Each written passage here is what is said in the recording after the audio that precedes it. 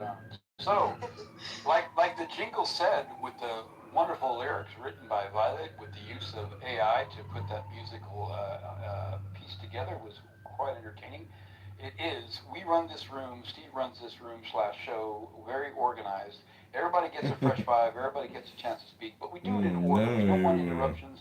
We do encourage conversations that are productive and meaningful and not suck like don't throw personal attacks and don't say silly stuff because when that silly stuff gets said, we're going to challenge that silly stuff. So we do have Nesset next for his fresh five or her fresh five, however they may be.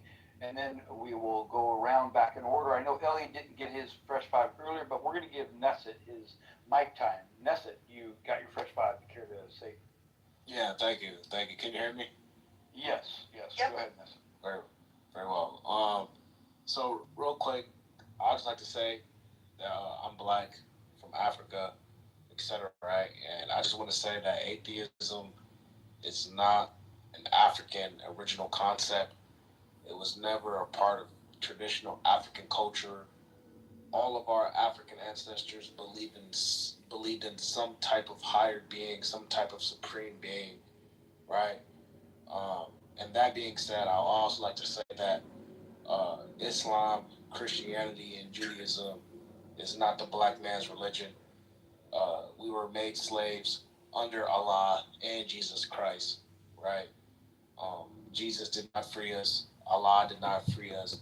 So any black person that is, a Muslim or Christian, you are lost. Brother or sister, you are extremely lost. And the world is fucked up today because people keep trying to force their religions upon other people, right? As black people, like bro, like we were by ourselves. All you other races, you guys came to us in the beginning. You guys came and fucked with us, right? You wanted to deal with us. You wanted to take what we had, right? And then now you're complaining that your societies are being fucked up because we're a part of it. But in the beginning, you guys came to us. We didn't ask for none of this shit. We didn't ask for none of this shit. Y'all could have just left us alone, right? But it already happened, right? But yeah, I'm a practitioner of African spirituality, right? In Africa, we have many African spiritual systems, right? And you will find your truth within these spiritual systems. You will not find your truth within the religion of the white man, or the religion of the Arab man, or the religion of the Chinese or Asian, or whatever type of other race, right? And um, religion is a cultural concept which is specific to each race of people on this planet Earth. That means that everybody on this earth, they have their own concept of what God is, right? And it's connected to them. So if you're a black person worshiping Allah or Jesus Christ or Buddha, Muhammad, right, or any of the Hindu deities, right, you are lost. You are extremely lost. And I will land on that. I also have a response. Okay. Thank you very much, Nesset. And thank you everybody for joining us here on Ask the Atheist with I'm not the Mod racist. Squad. I'm going to go for the black man. We're gonna go around again. JCC, I'll let you call out the order. Yeah, hang on, madam. So yeah, Alfonso. Very well said. Madam, Very you're well gonna, said. madam, if you interrupt again, you will be put down in the audience. So please, Alfonso has something to say. Alfonso, you can add on to what you were saying before and respond to what Nesson said as well. Great, Alfonso. Thank you. Appreciate it. Yeah, to finish my previous interaction, I was trying to steelman what creationism might mean in different traditions. A very common one in different traditions is that there was some entity, superior, creator, maybe roamed the earth or was independent of the earth and came up and created plants as they exist and humans and animals as they exist, and they never evolved. For others who are a little bit more in depth, they would say that God, like John Mallinckrodt says, he gave the spark and then didn't really do much. So he started the whole process of evolution and humans and all that. But as objective observers, we don't see that, right? We can't see as far back as, or have any evidence to see that there was an agent creating all this. Even though we see cars and watches, and we infer that a human created them, we cannot infer that the earth, the volcanoes, the sea, and other life forms emerged. We have no way of seeing that except for spiritual tradition. So I think we're at a loss if we believe that there was an agent. And so to the traditions of Africa, again, if you think that the African traditions are monolithic and they all believe in a higher power, the evidence shows that religion in all the world, and especially in Africa, because that's the cradle of civilization, started with animism, basically seeing agents in nature, and we started to believe that there were spirits acting, behind the scenes, and I think it's very poetic. It's beautiful human experience. But there's something that really worries and concerns me, right? There's thousands of Christians that are being murdered for being Christian. I'm an atheist, but I don't condone the murder of theists either, right? And so Africans, Muslims are murdering, killing Christians, non-Christians, just because they have different belief systems. And so that is concerning when you come up with the supremacy of one belief system. That's very problematic. Thank you, Alfonso. Well said. So, Can I respond to that? just 60 seconds. Go ahead, Nessa. What's your response? Yes, sir. Yeah, so the whole ordeal of Africans killing each other on the continent because of these religions, you gotta understand that as black people, as Africans, we are under a spell. Like, for example, I'm here as a black man, an African, speaking English to you all. English is not my indigenous language to my ancestors. It's not the language that we spoke. So, like, our subconscious mind and the way we see the world, it's so fucked up that when we see each other through the lenses of white people. Like, we're that fucked up that we see each other through white people's lenses. So when we're over here killing each other in the name of these religions, you understand that, like, it's so hard to, like, explain. It's just that we're just under a spell.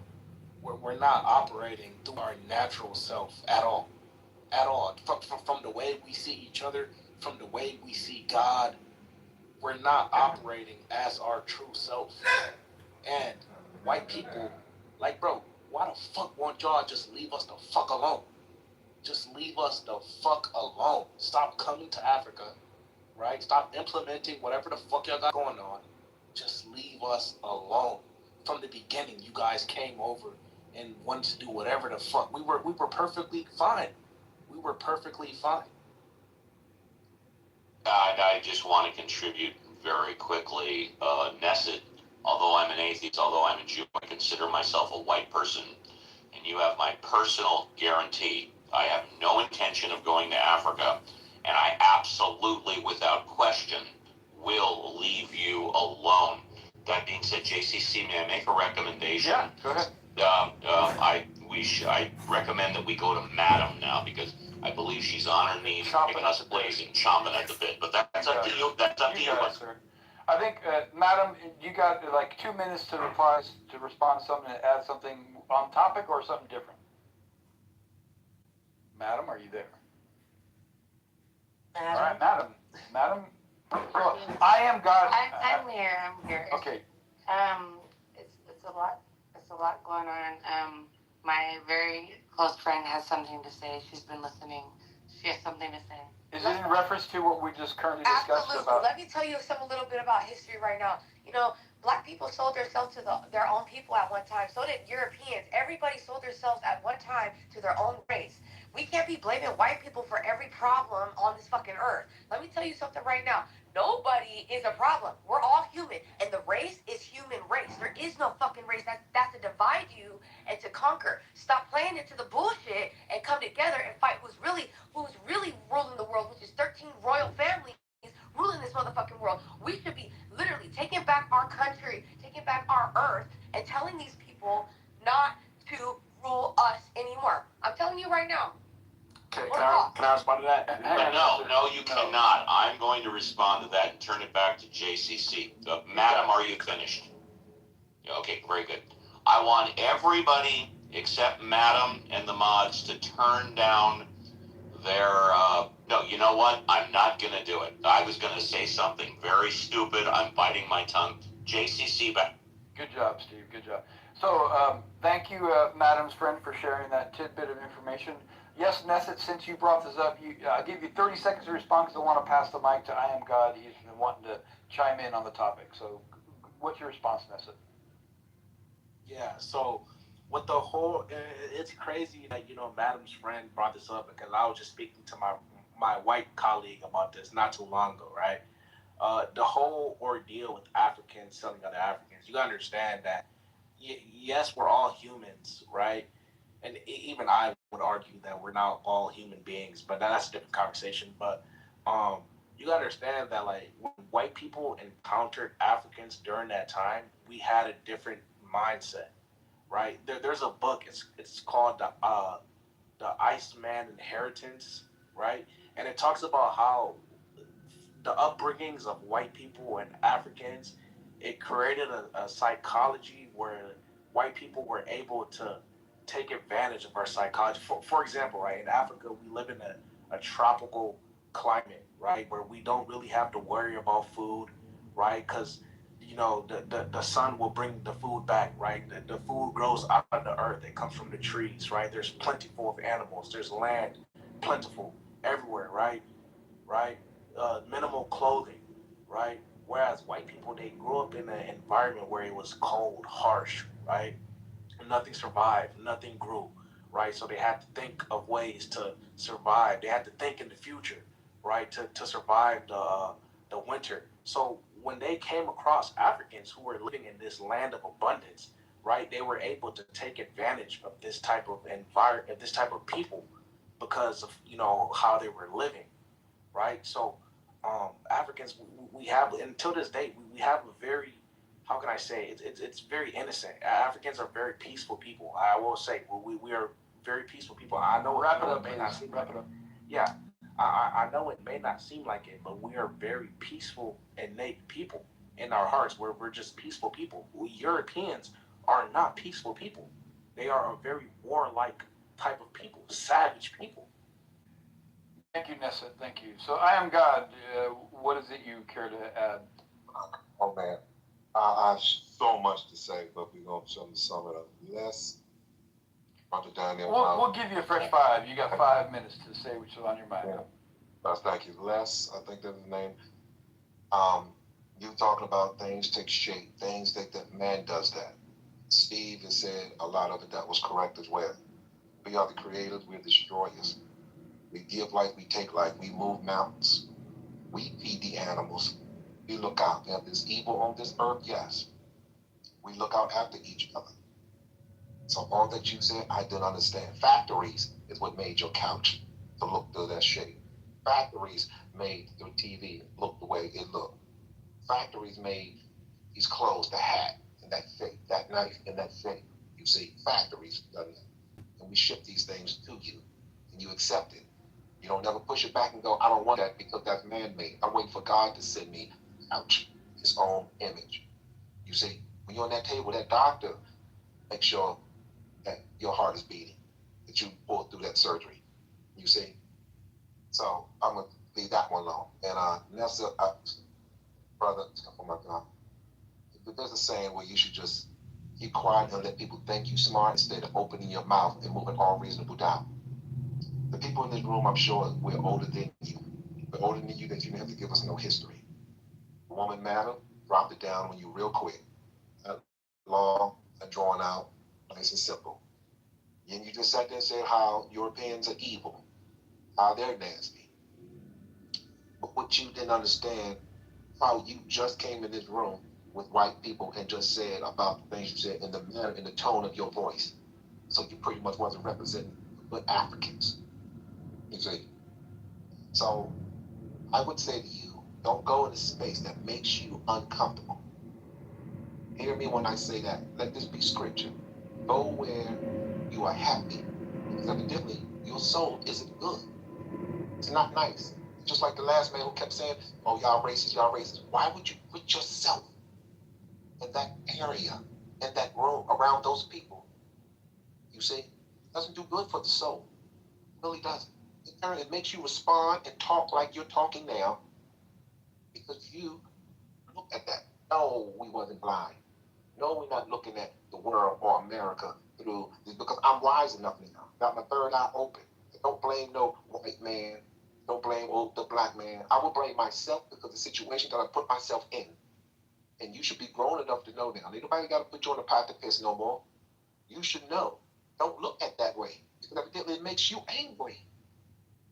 I'm just like Steve up there when he said, I don't care your race. I don't care your color. You're an asshole because you're an asshole. Now, am I prejudiced? Yes, because there's some things I don't like. And there's some people that I don't like. But you're too old, brother, to be coming here, probably come to America that you probably dislike, you don't like, but you come here. You take in our resources. You see? Then you probably go back to Africa. I don't know.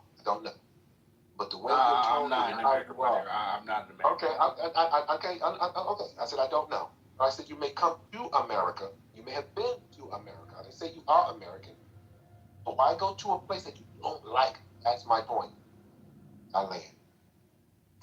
Thank you very much for that. May I comment? We'll come around. First, I'd just like to say, if Very well. anybody would like to come on up, Hang on, guys. Hang on, Nessa. If anyone else would like to come on up and add to the conversation or, talk about whatever's on your mind, you can come on up and get your fresh five too. I am now going to turn it back over to JCC to decide which direction we're going to take next. Excellent. Thank you, Violet. This is fun. I really enjoy this conversation. I want to, Elliot, we were chiming in when asking you to speak in hour number 2. It's now hour number 3. Elliot, you got a moment to talk. You can get your fresh five while we still got time for fresh fives, bro. What's on your mind, Elliot? Are you there? I'm just listening. I don't know. The conversation about the race is always cringe, but thanks for that. But of course, Elliot, you're so welcome. So Les, you want to respond? I'll give you a minute or so to respond. What was on your mind? Yeah, thank you. Everyone who spoke and addressed what I said didn't say anything that I felt substantial. Like your guy Steve up there, I spoke about order, and then he's talking about cancer. And where does cancer happen? Do you have sand and rocks getting cancer? Isn't cancer in cells? That's order. Cancer don't just go in and grab on the metal and. Okay, so let's dialogue back and forth. So actually, cancer is disorder, right? He was using that as an example in antithesis to the order that you're claiming, right? And I also gave you. Please do not interrupt. I also gave you a response to rebut your intelligent design argument. I don't know if that's what you knew you were doing. You're making a claim. Look at things that, look at the trees argument. Trees seem to be ordered, right? Therefore, there must be an intelligent designer behind these trees. There's nothing to conclude from that because we can see things that are ordered by intelligent beings like us, and then we can compare and contrast things that do not need a quote-unquote a designer. And that's why Steve brought up volcanoes, hurricanes, and tornadoes. Those are the opposite of order. And if you're claiming all things are from an intelligent designer, it doesn't follow because there's disorder in the same thing. So just because you see complexity does not mean it's intelligent design. I'm a pattern recognition seeker. Yeah, I was able to allow you to speak and you communicated clearly without interrupting you. Let me be able to speak. Okay? So when we talk about volcanoes, does volcano happen in the air? It happens in the earth. That's ordered. Okay? It happens in a specific location. You don't expect planes to be flying underground. So your idea of disorder is happening within a specific vicinity that accommodates for that activity to happen in that location. So it's still ordered. So whatever you say about volcano, tornadoes, they're not happening in random places. Beautiful. Do not interrupt. 10 seconds before he's like, let's dialogue.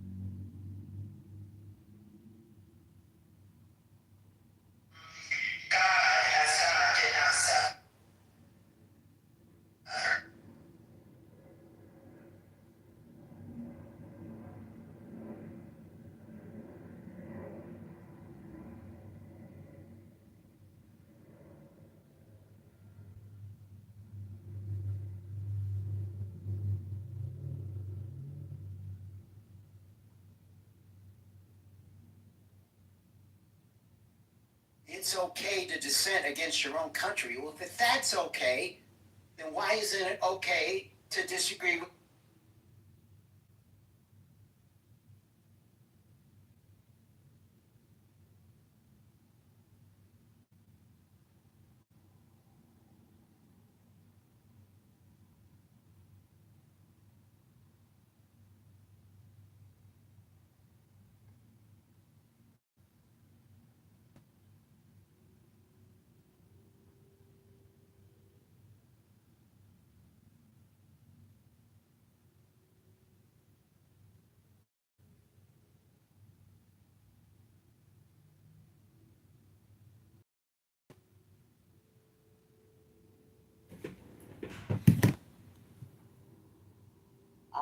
He was also United Nations staff at the United Nations College of Turin, Italy. He's part of the. You're gonna get a cheap flight experience. I don't think it really mattered. I think that he. So I was. Oh, I was gonna say real quick. So from my understanding, and I could be wrong, Spirit was intended to be like a.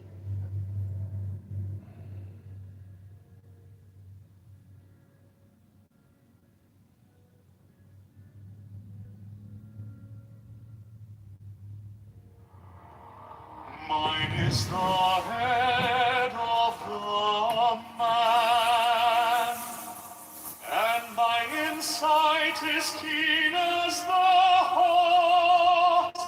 By my head I invoke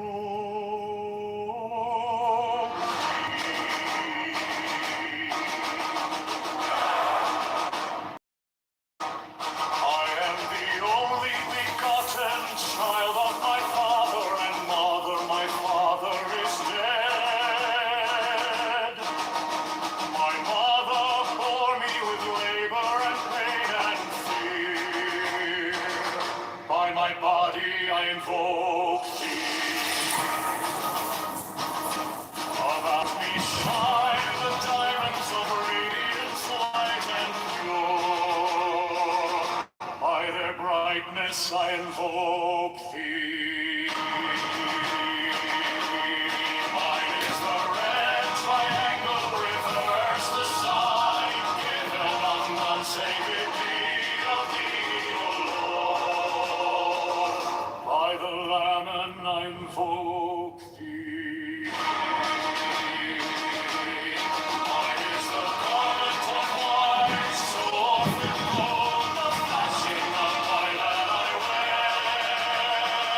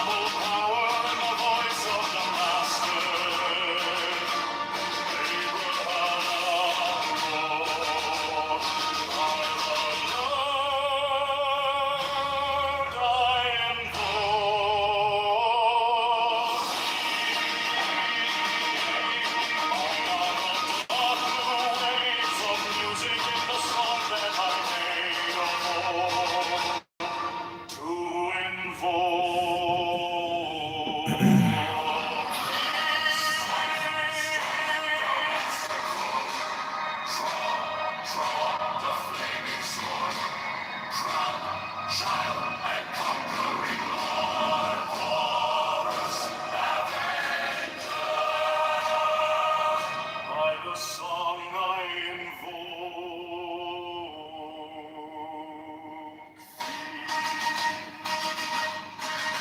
My hand is my sword of revenge. Let it strike every pity.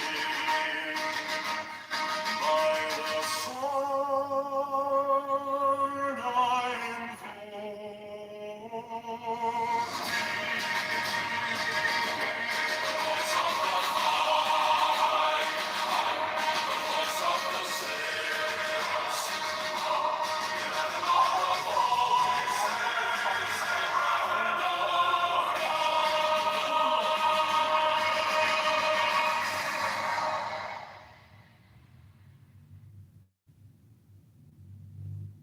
Mine is the head of the man, and my insight is keen as the hawk's. By my head I invoke thee. I am the only begotten child of my father and mother. My father is dead. My mother bore me with labor and pain and fear. By my body I invoke thee.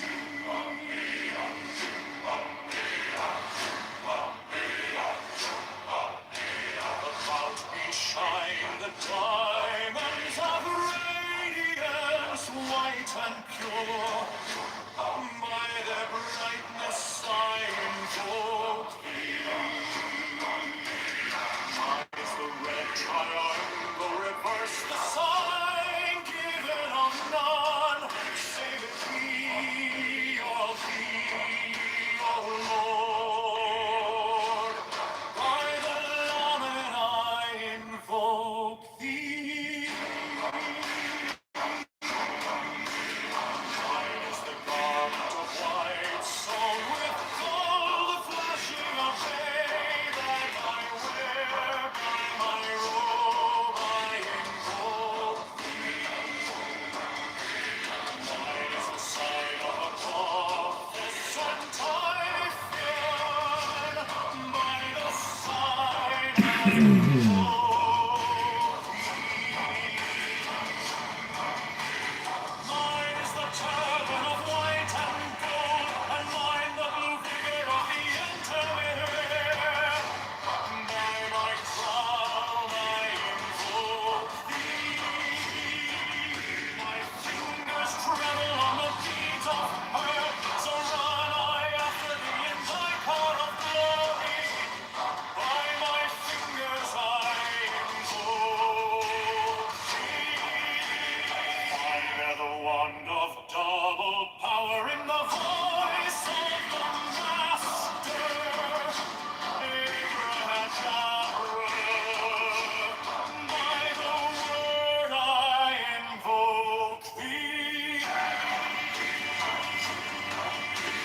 I know the dark blue waves of music in the song that I made of old to invoke thee.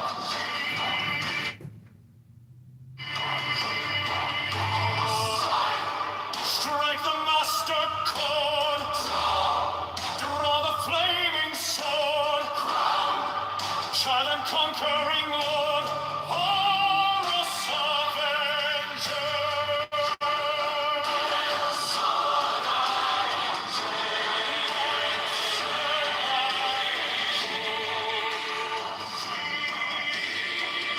In my hand is thy sword of revenge, let it strike at thy cheek.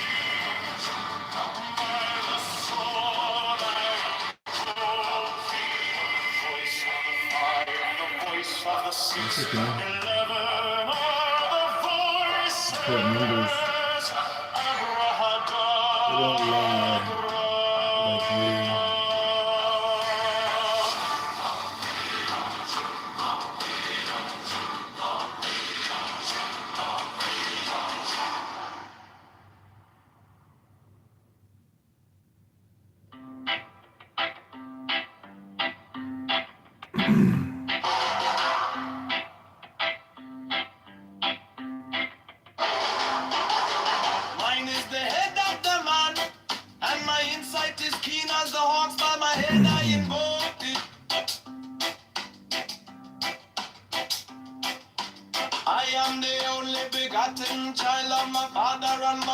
father is dead, my mother bore me with labor and pain and fear. By my body I invoke thee.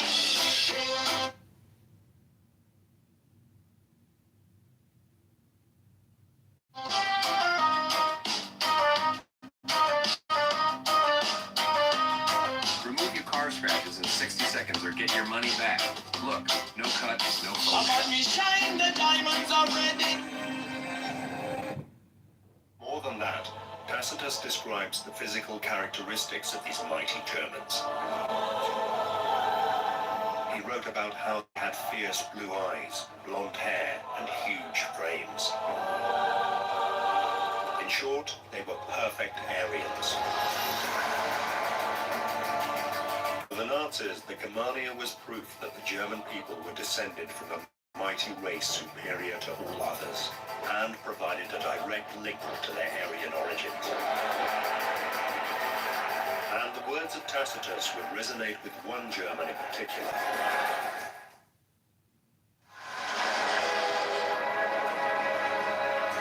To give up the Aeneas Codex. But the Count Aurelio Baldeschi Baliani was not used to being bossed around. Mussolini wanted to give it to Hitler as a present, but my father actually didn't like fascism. He didn't like Mussolini. The Count thought Mussolini was ridiculous, and he had no time for the pompous upstart's demands. So he refused to hand over the book. He didn't want to make Mussolini too happy. He didn't want to make Hitler happy. I mean, he didn't want to give it away. I was always proud of my father for everything. Just to say no and just to be very nonchalant about it. I think that demonstrates courage and intelligence. Another of his properties, his palazzo in the town of Jesi, only a few miles away. The Count's treasures had been smuggled out in agricultural carts, hidden from the Germans beneath piles of farm produce. There were many cars that were going at the time in the center of the town of Jesi, so lots of things were hidden under the wheat and under the grapes. Could it be that the Aeneas Codex was among the valuables?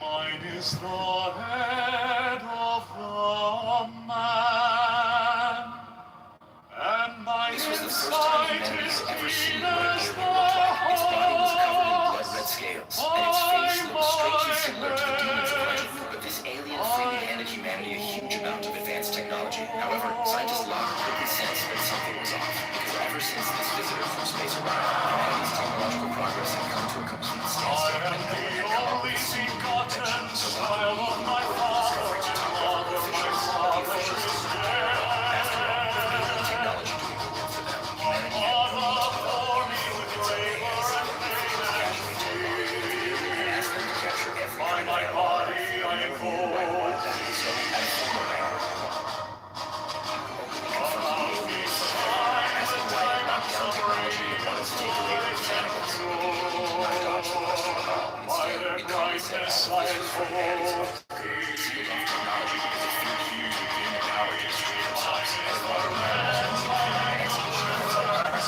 Those words meant a lot more than he said. Right after that, the aliens said how predator would optimize their baby's genes to make them replace her tongue against a round disc. At first, the woman wanted to refuse, but under the alien's overwhelming presence, she agreed. No light beams sprayed into the night sky.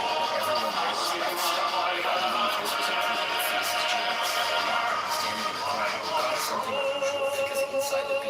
Prince could be seen thinking he can't even simmer down. Took it home to study. After digging deeper and maybe going out in a cold sweat, it turned out that the signals pointed directly to a set of spatial coordinates in his head. The so-called genetic localization was nothing but a con. What's more, every child born from a woman touched by that beam showed abnormal supernatural abilities. Some could move objects with their minds, and then some could enter other people's dreams to set messages. Even stranger, those children would gather at fixed times, and all at once they would perform hand gestures to a specific point in the sky, as if they were carrying out some silent ritual. One had no idea what was really happening, but he was certain that they were to hide it all, so he made up his mind to see them, maybe he thought, and uncover the truth about his experience with them. One was Edgar. He was in charge of transporting animals to the aliens, and Edgar found a way to smuggle them along. Seeing that campus was not much of only one of the ideas, and just like that, it was successfully set up cargo ship that was sealed inside a factory packed along with batches of animals. One he never the factory alien bugs, who actually found that the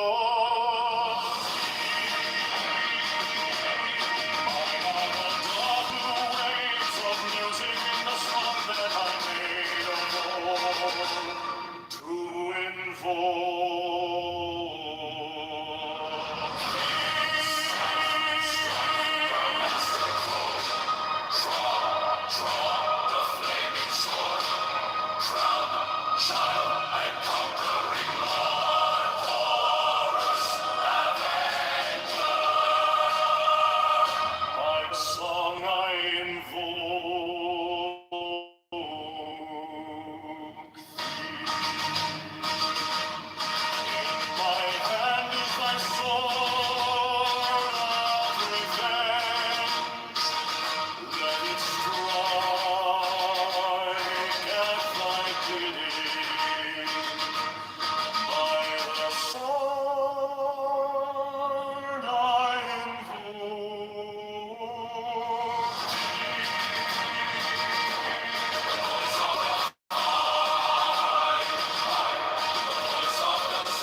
for him to bear was already unfolding inside of us. This was the first time he went through that.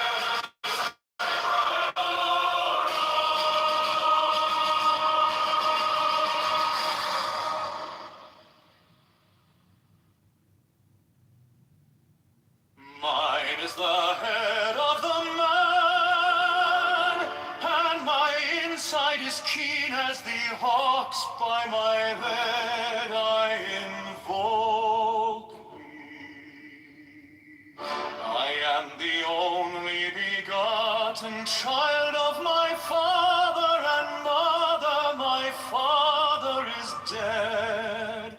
My mother bore me with labor and pain and fear. By my body I invoke thee.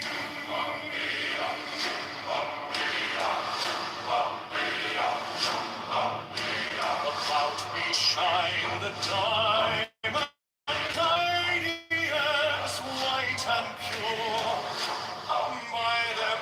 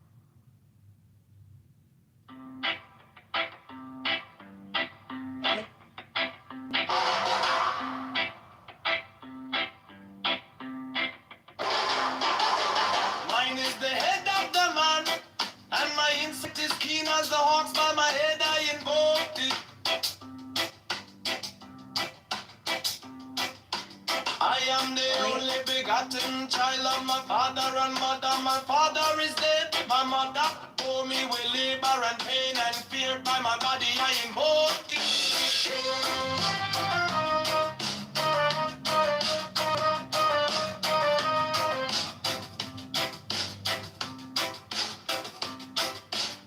About me shine the diamonds are radiant, white and pure. By their brightness I invoke thee. Mine is the red triangle reverse, the sign given of none. Save it be of thee, O Lord. Weird. By the Lamb and I invoke thee.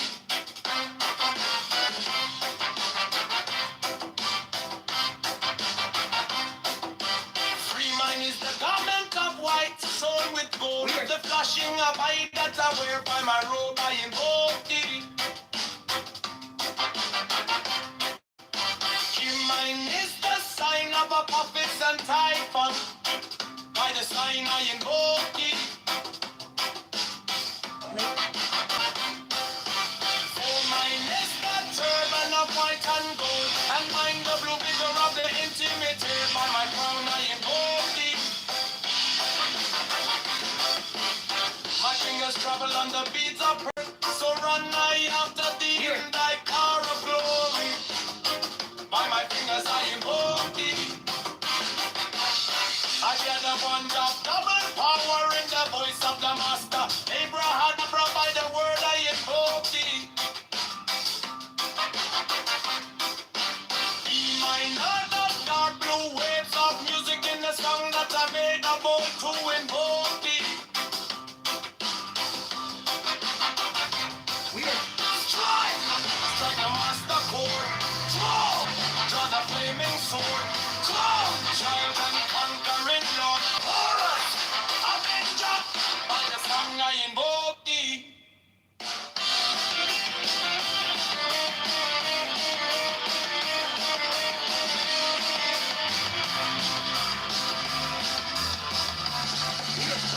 In my hand is my sword of revenge. Let it strike at my bidding. By the sword I invoke thee. The voice of the fight, the voice of the saints, delivered at the voices. Abraham of love.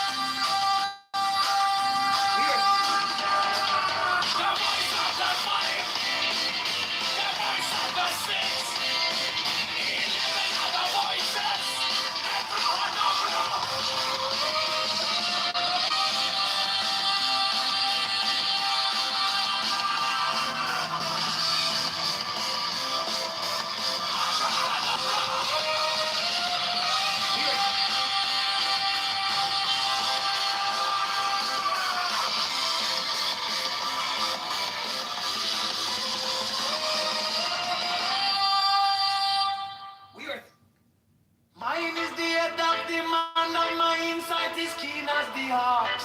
By my head I invoke thee. I am the only begotten child of my father and mother. My father is dead. My mother bore me with labor and pain and fear. By my body I invoke thee.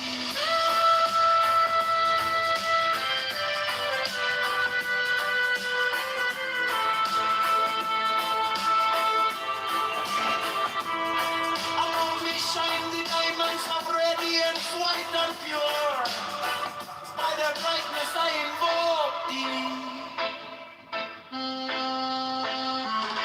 Mine is the red triangle reverse, the sign given of none. Save it be, oh beauty, oh Lord. By the Lamb and I invoke thee.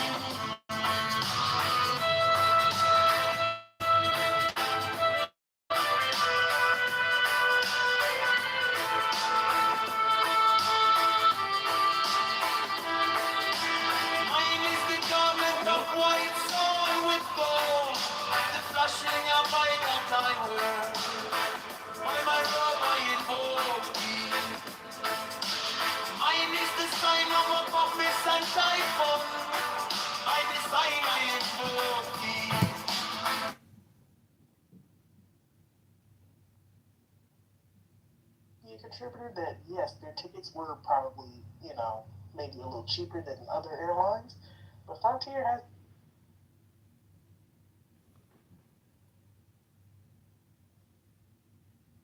The Mod Squad, we wish you and your families a great remainder of your weekend. We will be back next Saturday, 7 a.m. Pacific Standard Time, 10 a.m. Eastern Standard Time, and next Sunday, 7 a.m. Pacific Standard Time, 10 a.m. Eastern Standard Time. Take care, everybody. Goodbye. Be careful on the clubhouse streets. And JCC, why don't you say the standard last words for the show? Wish you all a happy trails until we meet again. Thank you, folks.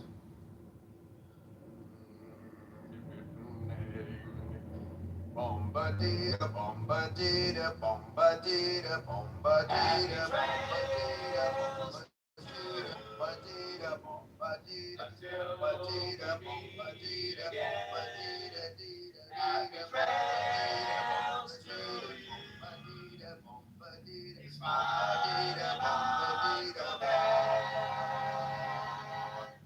who cares about the clouds when we're together?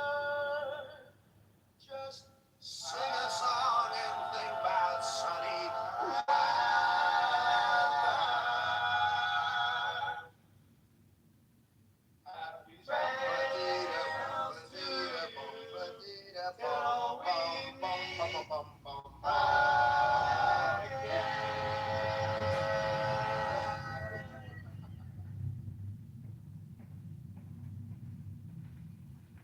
My grandma had she got a whole bunch of bamboo on her back, y'all. And my grandma got a whole bunch of bamboo.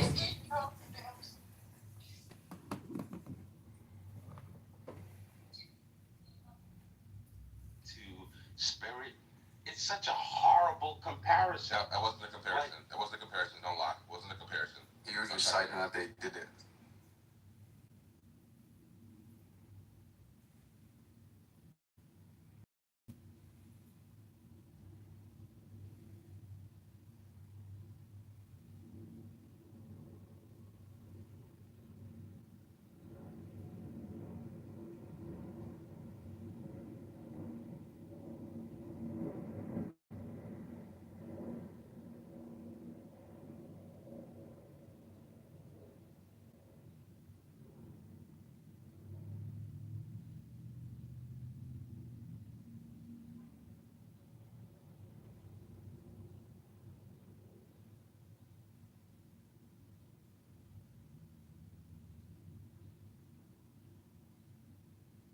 Choosing them in the first place, like this whole check bag. I'm sure that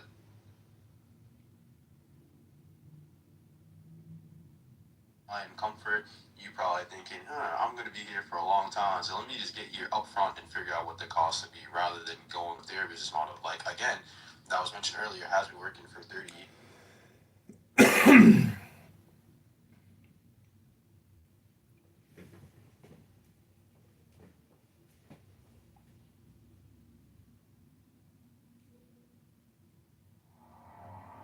Mine is the head of the man, and my insight is keen as the hawk's. By my head I invoke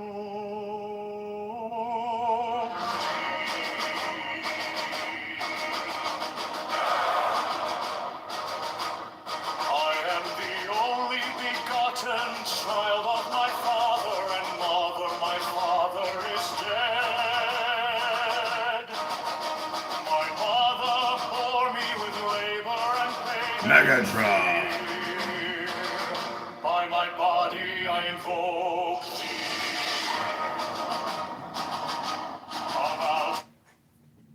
Welcome to the book club. Hello? So I'm going to read a book. Not many people these days take the time to do this. Most people are too busy talking. Nobody's actually learning. People claim they are learning, but I have yet to hear anyone learn anything. It's unbelievable. Nothing intelligent is being projected. It's all just stoic or Socratic method dialogue. And then they say, let's dialogue. And then they interrupt you immediately because it was a lie. They don't want a dialogue. They just.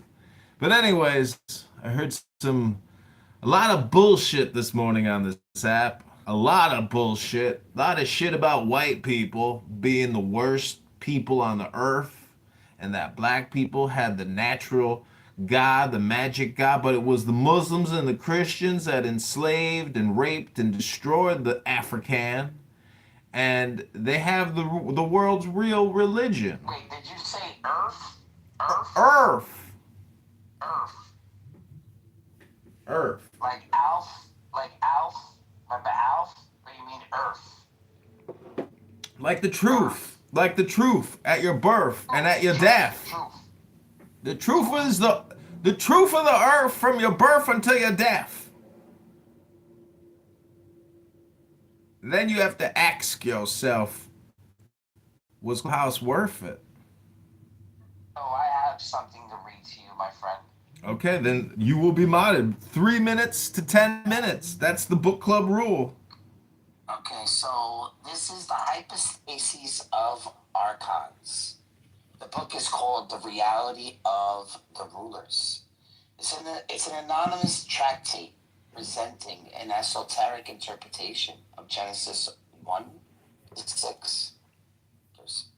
Partially in the form of a revelation discourse between an angel and a questioner, while the tractate illustrates a wide range of Hellenistic syncretism, whatever. The most evident components are Jewish, although it presents a form of the hypostases of archons, shows clearly in Christian features, thus it can be considered Christian work. Its theological perspectives is a various Gnostic as perhaps Nephian affirmation. It is generally assumed that the hypostases of archons, like all the other Nag Hammadi texts, is translated from Greek. The possibility of Coptic on the phrase "besides me" in Isaiah 46:9, and blind in this hypostasis, in this chapter, such as well as the description of animal-headed rulers, suggests that the performance may have been Egyptian. This document is tentatively dated in the 3rd century CE. It's obviously no later than the 4th century to which Nag Hammadi collection is dated. But the well-developed Gnostic treatment of material in this document, as well as the Midrashic handling of spiritual material, argue against the early date. Furthermore, the philosophical orientation of, I'm assuming, chapter 96, 11 through 14, has identified as atypical of the 3rd century Neoplatonism. The questions of date and providence are complicated. And the possibility that the work as it stands is a result of Christian editors having combined the narrative sources, interpreting parts of Genesis with a revelation discourse concerning with the Syriotology and eschatology, or teratology and eschatology, and placing them both with Christian. Hypostases of the archon is certainly the work of a Gnostic teacher instructing an audience while using previous material. He writes, from a position of authority, even in angelic revelation, where the characters in the discourse is obstinately speaking, however you say that. The audience is a Christian Gnostic community aware of the material of both testaments and accepting the authority of Paul. They are familiar with Jewish literary traditions, including the Apocrypha, or elliptic text. A tradition functioning from the apocalyptic, providing reassurance for the insecure community. It's operative here. The hypostasis of archons and thus an esoteric work written for the self-conscious community, which probably felt pressure from the Christian community that defined itself as orthodox and others as heretical. There are clearly some literary relationships between the hypostasis of archons and on the origin of the world, which follows this tractate in code second, both aim to draw a common source. Later, the latter mentions the book or books of Noria, which the Ephesians also refer to. Which Epiphanius also refers to. It says suggested that the hypostasis of archons is to be identified with that source, but without compelling evidence. There are a brief introduction quoting the great apostle Paul. The hypostasis of archons offer its methodological narratives. The main characters in the methodological drama which unfolds includes a blind ruler, Samuel, also called Daka, or Fool, and Yaldabaoth, who blasphemies against the divine, the spiritual woman who roses Adam and outwits its rulers, the snake. An introduction, instructor who counsels the men and women to eat the fruit forbidden by the rulers.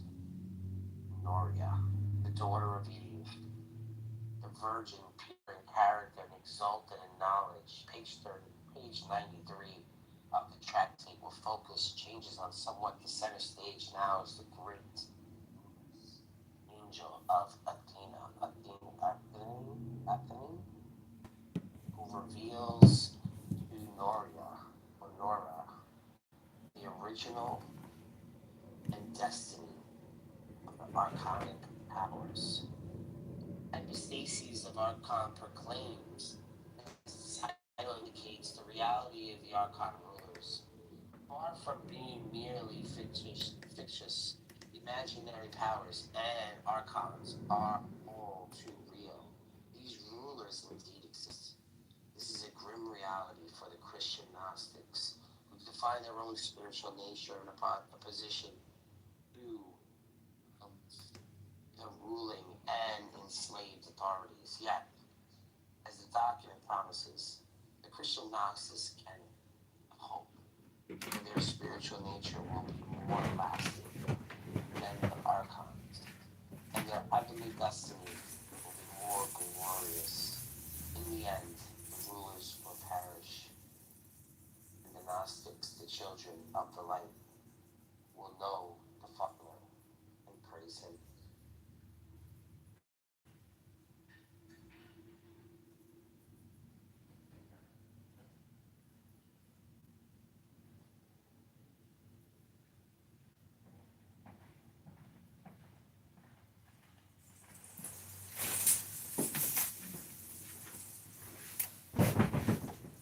Okay, that was like 3 to 10 minutes in the book club. Welcome to the book club, everybody. Invite your friends. This is not the Socratic dialogue. This is straight up information. This is gathering information, distributing information. This is called how you don't waste fucking time. This is called interesting. But the same conversation over and over and over again with the same people saying the same shit. What the fuck? The point is that? No fucking point. It's a waste of time. So that means people are doing this all the time. They're wasting all their time. But anyways, I'm going to read from a book. Then I hope you will read from a book. We read from 3 to 10 minutes in the book club. We don't talk about the books we read. We just read the books. That's the secret of my magic book club is we don't waste any time. We just distribute information. You pick it up and you run with it. That's it. That's it. That's the whole show. That's the whole game. No more wasted time. No more opinions. And that's it. I'm going to read a book now. Here we go.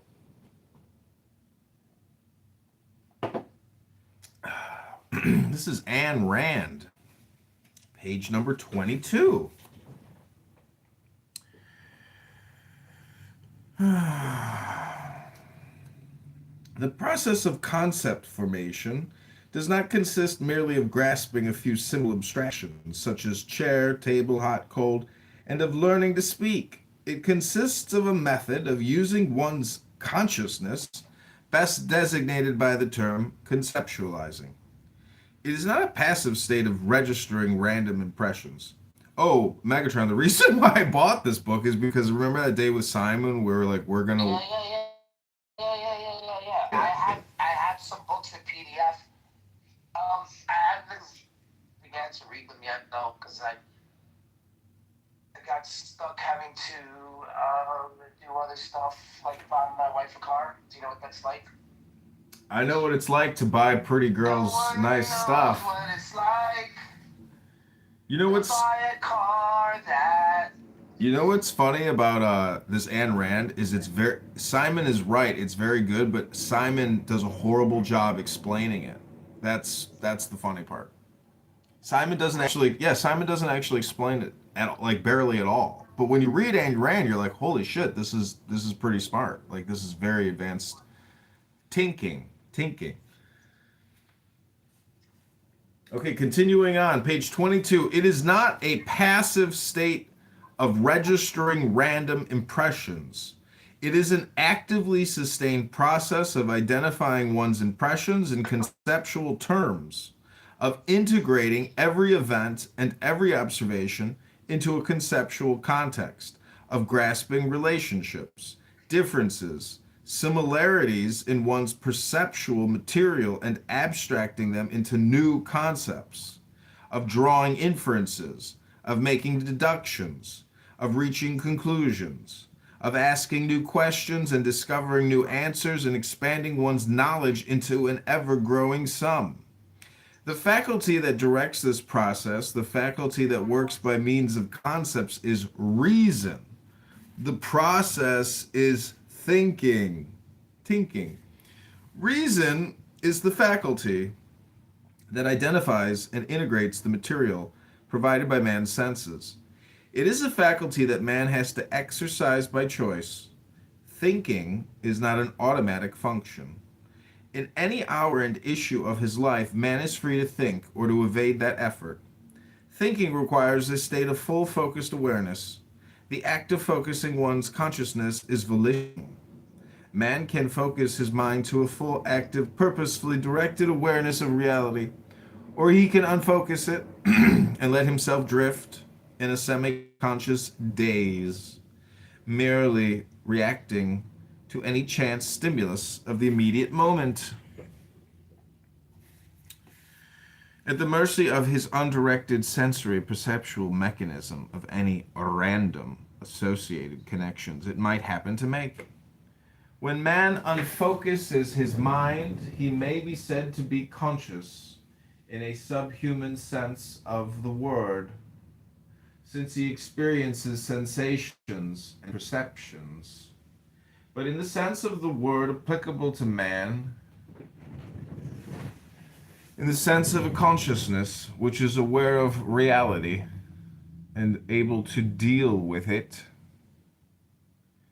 a consciousness able to direct the actions and provide for the survival of a human being, an unfocused mind is not conscious. Psychologically, the choice to think or not is the choice to focus or not. Existentially, The choice to the choice to focus or not is the choice to be conscious or not. Metaphysically, the choice to be conscious or not is the choice of life or death. Consciousness, for those living organisms which possess it, is the basic means of survival. For man, the basic means of survival is reason. Man cannot survive as animals do by the guidance of mere percepts. A sensation of hunger will tell him that he needs food, if he has learned to identify it as hunger. But it will not tell him how to obtain his food, and it will not tell him what food is good for him or poisonous. He cannot provide for his simplest physical needs without a process of thought. No percepts and no instincts will tell him how to light a fire, how to weave cloth, how to forge tools, how to make a wheel, how to make an airplane, how to perform an appendectomy, how to produce an electric light bulb, or an electric tube, or a cyclotron, or a box of matches. Yet his life depends on such knowledge, and only a volitional act of his consciousness, a process of thought, can provide it. But man's responsibility goes still further. A process of thought is not automatic or instinctive, nor involuntary, nor infallible. Man has to initiate it, to sustain it, and to bear responsibility for its results. He has to discover how to tell what is true or false and how to correct his own errors. He has to discover how to validate his concepts, his conclusions, his knowledge. He has to discover rules of thought, the laws of logic, to direct his thinking. Nature gives him no automatic guarantee of the efficacy of his mental effort. Nothing is given to man on earth except a potential and the material on which to actualize it. The potential is a superlative machine, his consciousness. But it is a machine without a spark plug, a machine of which his own will has to be the spark plug, the self-starter and the driver. He has to discover how to use it, and he has to keep it in constant action. The material is the whole of the universe, with no limit set to the knowledge he can acquire and to the enjoyment of life he can achieve. But everything he needs or desires has to be learned, discovered, and produced by him, by his own choice, by his own effort, by his own mind.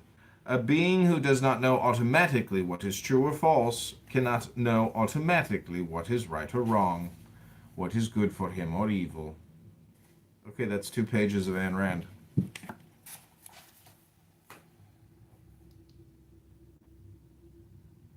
What a rant.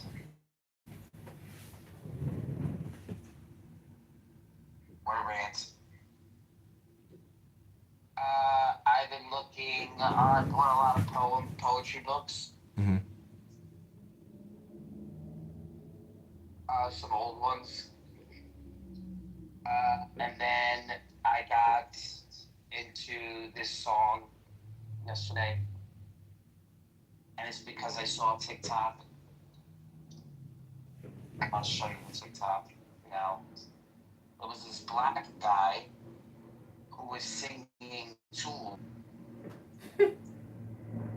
And he does it acoustically, and I've never heard a song like this ever in my entire life. And I'm gonna share the fucking TikTok with you because I just think it's very important. I saw him doing this, and it's such a song that you would never see. What's up, sister? It's a song that you would never see a black man with an acoustic guitar singing. So that in and of itself was like, shit, what song was he singing? And then when he sang it, he did it so good that it inspired me to learn the song yesterday. That's why I was singing it. Do you want to pin it or put it in the chat? Yeah, I'm gonna put it in the chat. I'm gonna put it in right now. And it's like a fucking. At first, it looks like a goofy video. Like I didn't want to ruin like the picture I had in my head about who this guy was. So I started scrolling, and there were like moments where I was like, "Oh, this guy's really goofy." I was like, "So I don't want to ruin the video by looking at all his other goofy shit." So I just kind of kept it. You know what happens is when you find if you create a successful video on YouTube, what the creator does is they just recreate that successful video over and over and over again. There's there's these two guys on YouTube that like sing this one stupid song. It's like, I need a new heart and my heart is broken, now I got you. And then they feature like a girl or some entertainer who sings the song. They do the audio enhancement.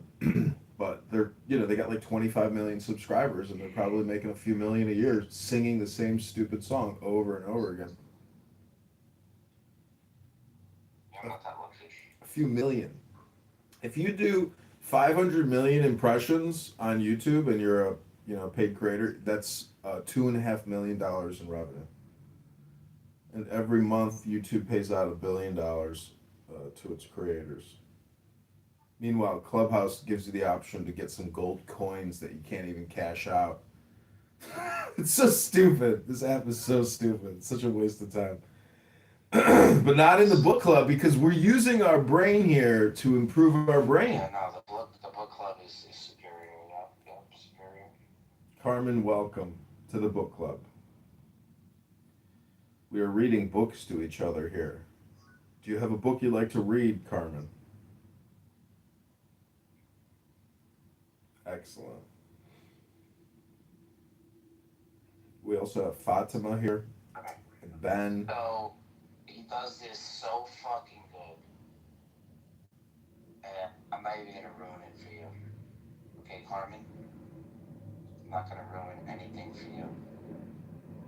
Look at Megatron's PTR. He's got the Sephiroth or the Tree of Life overlaid on Mother Mary.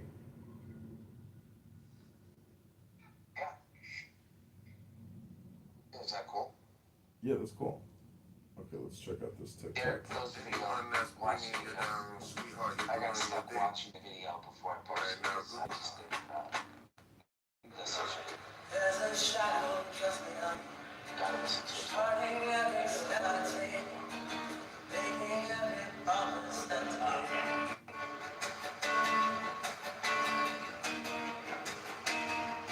Something about the past now, nothing making whatsoever. Something about the past now. We cannot be so right. Yeah, that guy's getting laid with that song.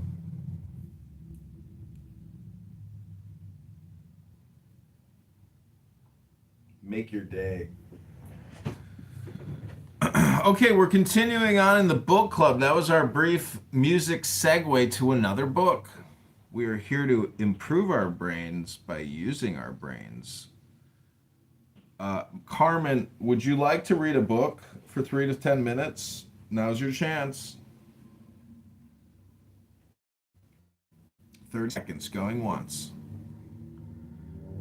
30 seconds going twice. 33 seconds going 3 times. No? Okay, Megatron, it's your turn in the queue to read a book.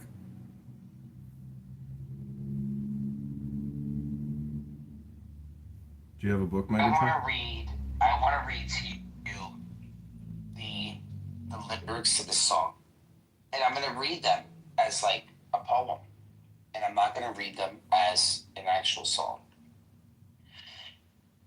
But I might have it playing in the background. So. Yeah. Remember my TV.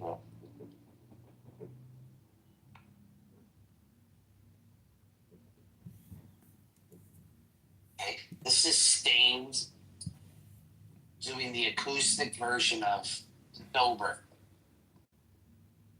The song originally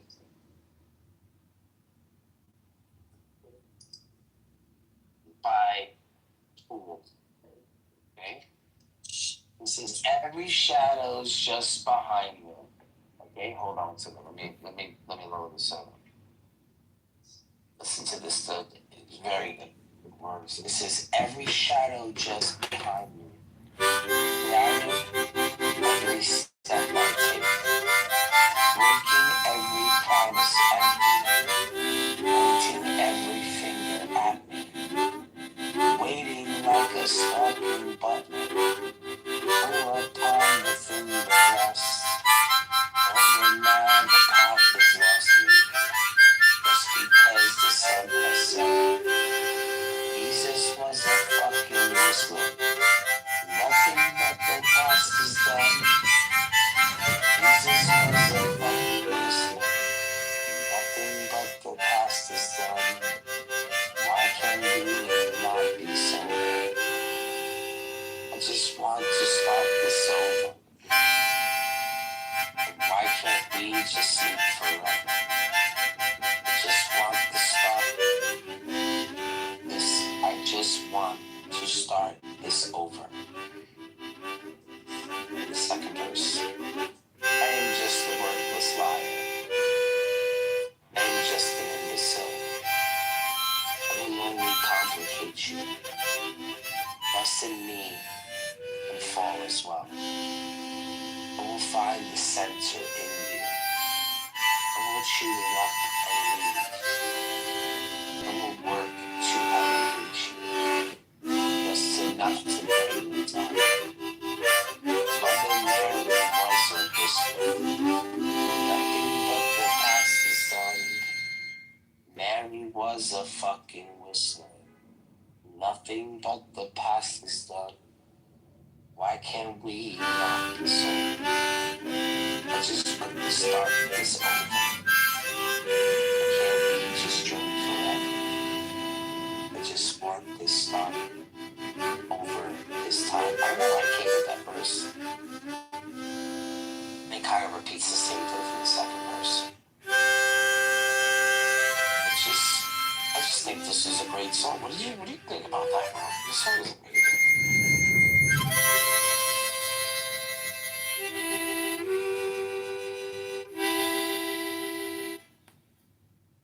Okay, thank you for that share, Almighty Megatron. Welcome back, everybody, to the Clown House Book Club, where we are fighting the brain rot minute to minute. We are using our brains to improve our brains by reading what's called books. Many people have forgotten about books because cell phones have taken over their minds. They are no longer actually alive. It's the cell phone controlling the body. But here in the book club, we are liberating our brains from cell phones using books. That's right, ladies and gentlemen. We are reading actual books. These long forgotten pieces of paper with wisdom and intelligence embedded on the sheets. Welcome back to the book club. Okay, we just had a from Almighty Megatron Prime, the leader of the Catholic, Christian, Jewish, Muslim debate room that has been going on for many years now, plaguing Barth's mind day to day as he works, drilling and hammering nails at construction sites without a partner. Unfortunately, he doesn't get a partner because he's on Clubhouse all day, and his manager is like, you know what? That guy's on Clubhouse all day. He doesn't deserve a partner. But here in the book club, he's got reading partners. That's right. We're reading books to each other because we care for one another. Instead of having pointless, useless conversations, we are sharing high valuable information. Okay, Carmen, do you have a book you'd like to read? Now's your second chance to participate. Carmen?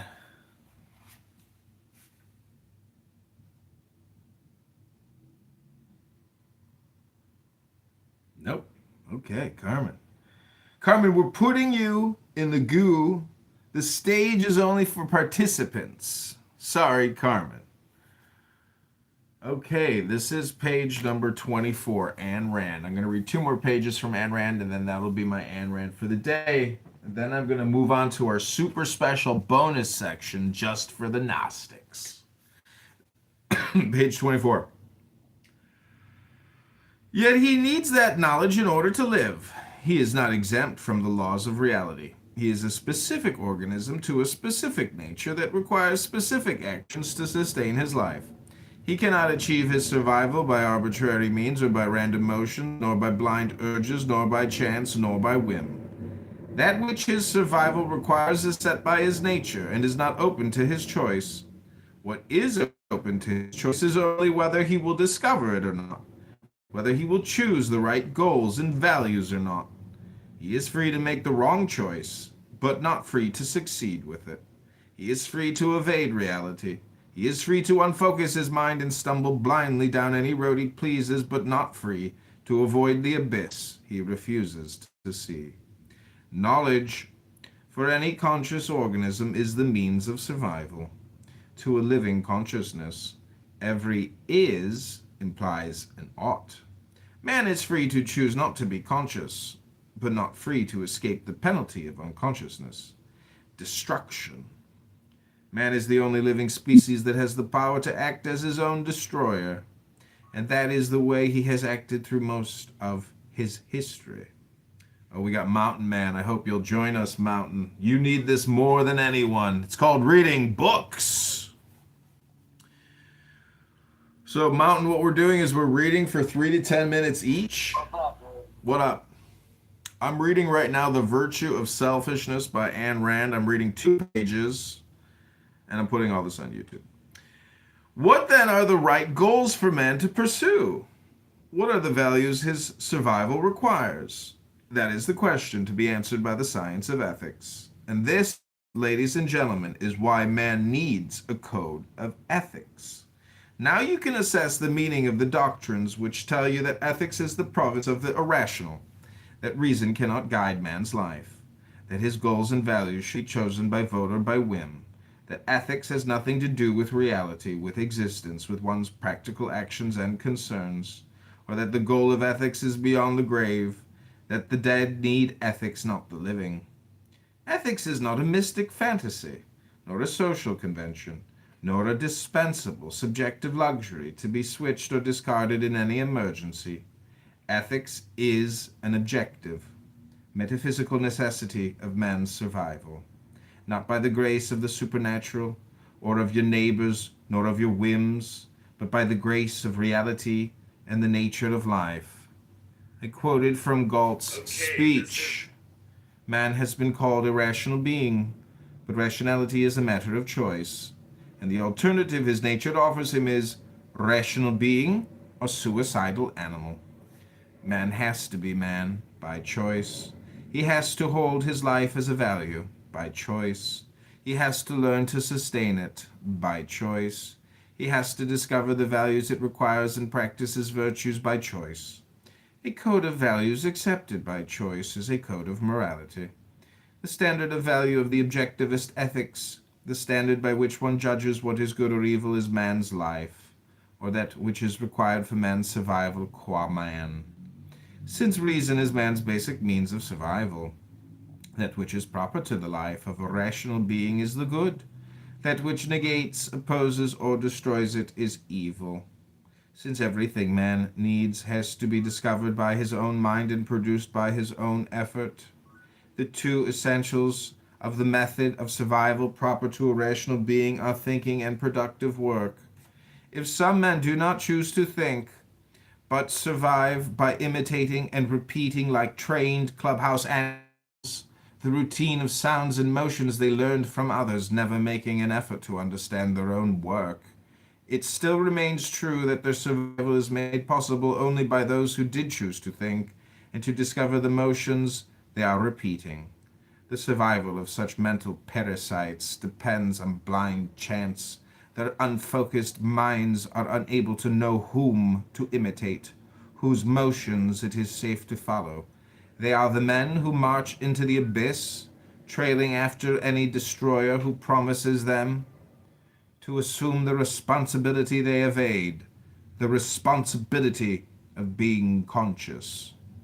If some men attempt to survive by means of brute force or fraud, by looting, robbing, cheating, or enslaving the men who produce, it still remains true that their survival is made possible only by their victims, only by the men who choose to think and to produce the goods which they, the looters, are seizing.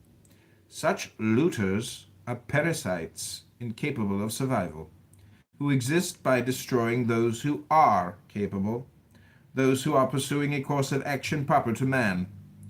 The men who attempt to survive, not by means of reason, but by means of force, are attempting to survive by the method of animals.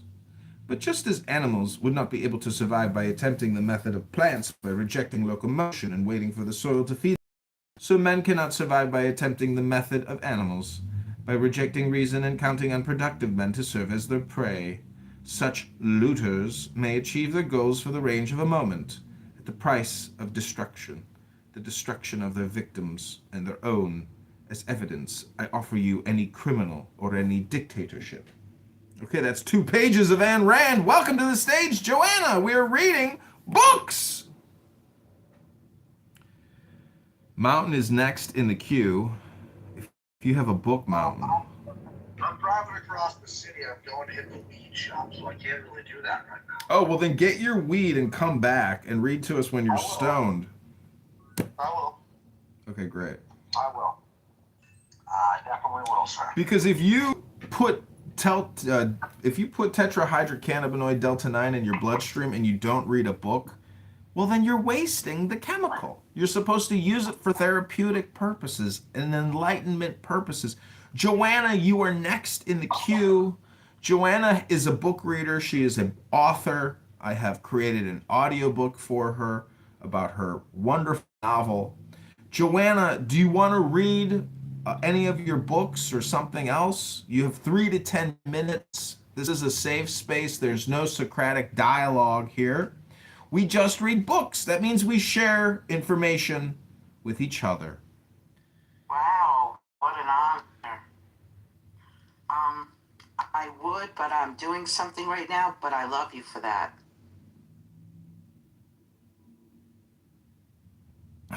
Okay, we have Abba and Alumi. We also have Joe B. We have Alumi here, who is a holder of the Logos. Alumi, you get 3 to 10 minutes to read whatever you want, and once you read, you do get a mob badge in this room. Only book readers. Anything I want. Anything you want, 3 to 10 minutes. Let me pull something off the shelf. And Abba, you get to go in the queue too, Abba. We try to limit conversations to 30 seconds and book reading 3 minutes to 10 minutes here in the Clown House Book Club. No problem. Let us read. I've always liked reading this text to the ignorant masses. It is by R.T. Mullins, The End of the Timeless God. This book has given me the metaphysical chops to engage and reach enlightenment. Anyways, let us begin. Theological confusion number 1. God is temporal, or timeless, or something in between. One major problem area in contemporary theology is a complete lack of conceptual clarity. With regard to divine eternality, it is important to get clear on what the debate between divine timelessness and divine temporality amounts to. Unfortunately, this is not always achieved. An alarming number of contemporary evangelical theologians continue to propagate the notion that God is timeless and temporal as he relates to creation and the unfolding of the plan of redemption.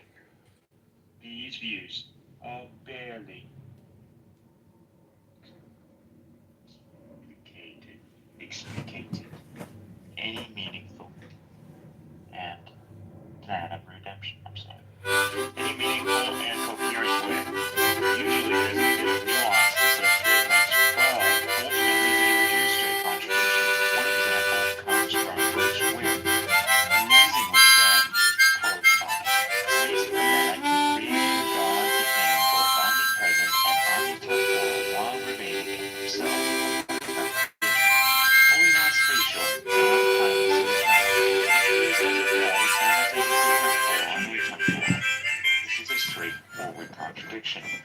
tries to avoid this contradiction by saying God is timeless qua himself, but temporal qua related to creation.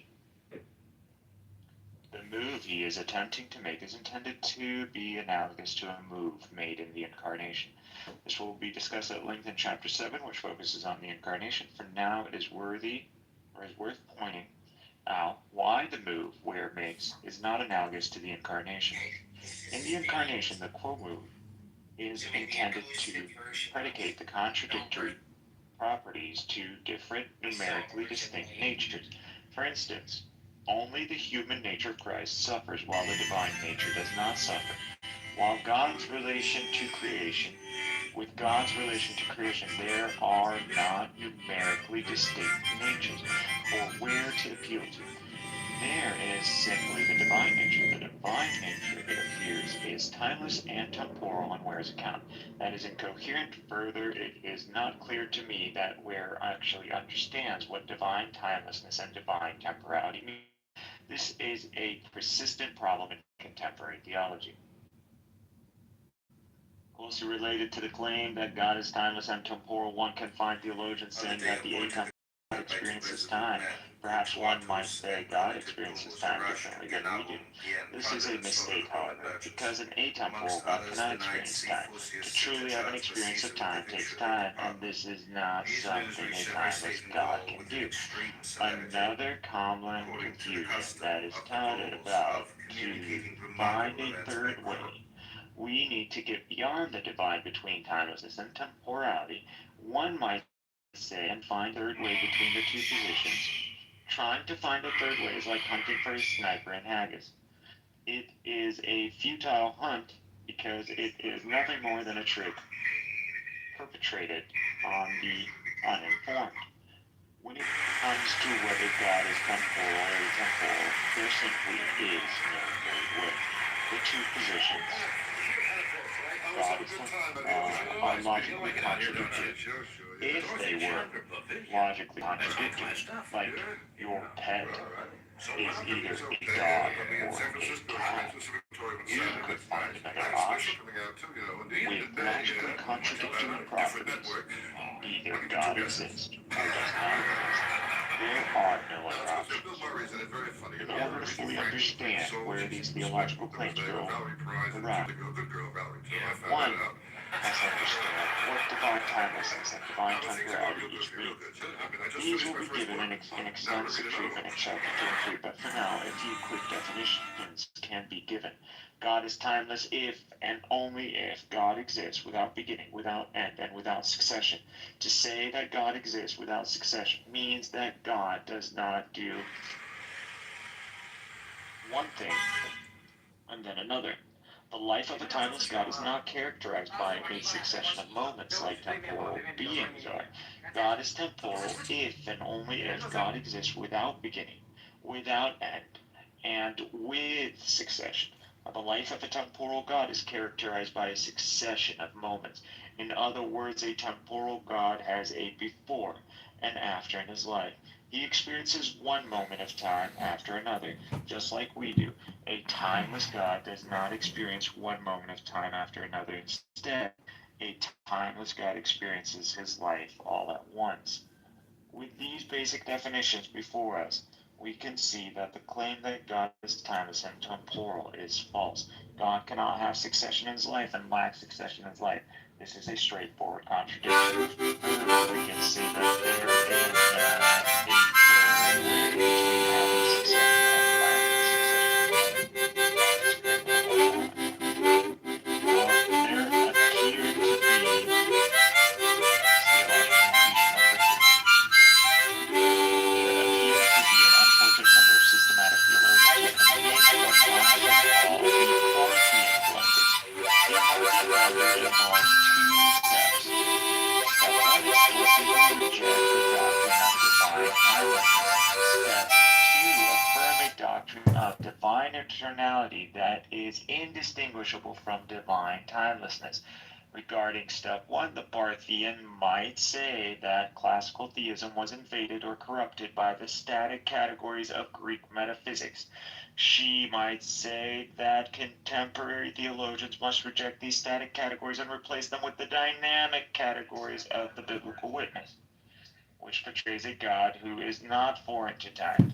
This might be persuasive reasoning for some theologians, but things go awry when Barthians go on to articulate the doctrine of divine eternality. In step 2, they replace the doctrine of divine timeless in the most unfortunate way. Consider Karl Barth's articulation of divine eternality. Barth affirms that God exists without beginning and without end and without succession. He is the definition of divine timelessness. If this were not enough of a blunder, Barth goes on to praise and affirm Boethius' definition of God's eternality.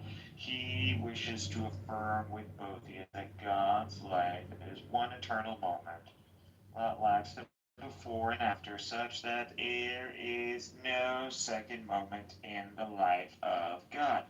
Boethius' definition of divine eternality is the classical statement of divine timelessness, and it is unfortunate that some systematic theologians wish to affirm this definition while trying to be divine temporalists. Barth seems to be unaware of the fact that he has just reasserted the doctrine of divine timelessness because he continually says that God is not foreign to time but exists in his own time. God's time, as Barth defines it, is without succession yet present to all of time. This is exactly what divine timelessness says. So Barth's doctrine of divine eternality is indistinguishable from divine timelessness. A more recent Barthian blunder comes from Kevin Ben Hooser.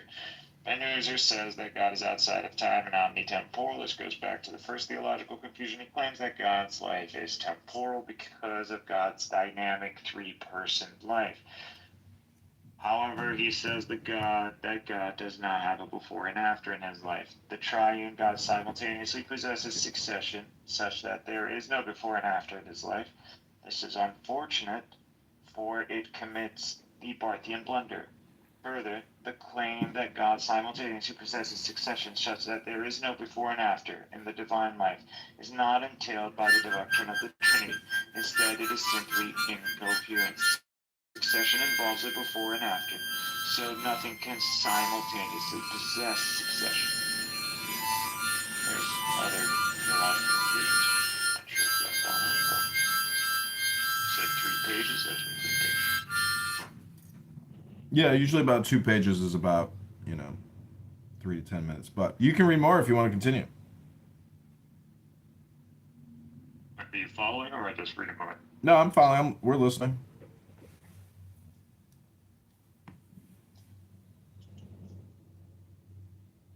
Oh, I read this a while back. Going through this again. There's some points that have changed in my opinion. Okay. Alright, theological confusion. Alright. Theological confusion number 3. Number 3, the Trinity entails a particular understanding of eternality. The discussion of Ben Hooser raised a popular and unfortunate widespread confusion worth mentioning. There are divine temporalists who claim that the doctrine of the Trinity entails the God is in time. Contrary to the claims of these theologians, nothing about God being triune entails that God is temporal. Various contemporary theologians have attempted to argue that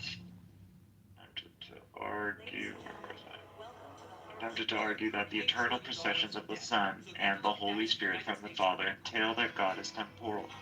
Sometimes the claim is that the intra-Trinitarian relations of the divine persons entail that God is temporal.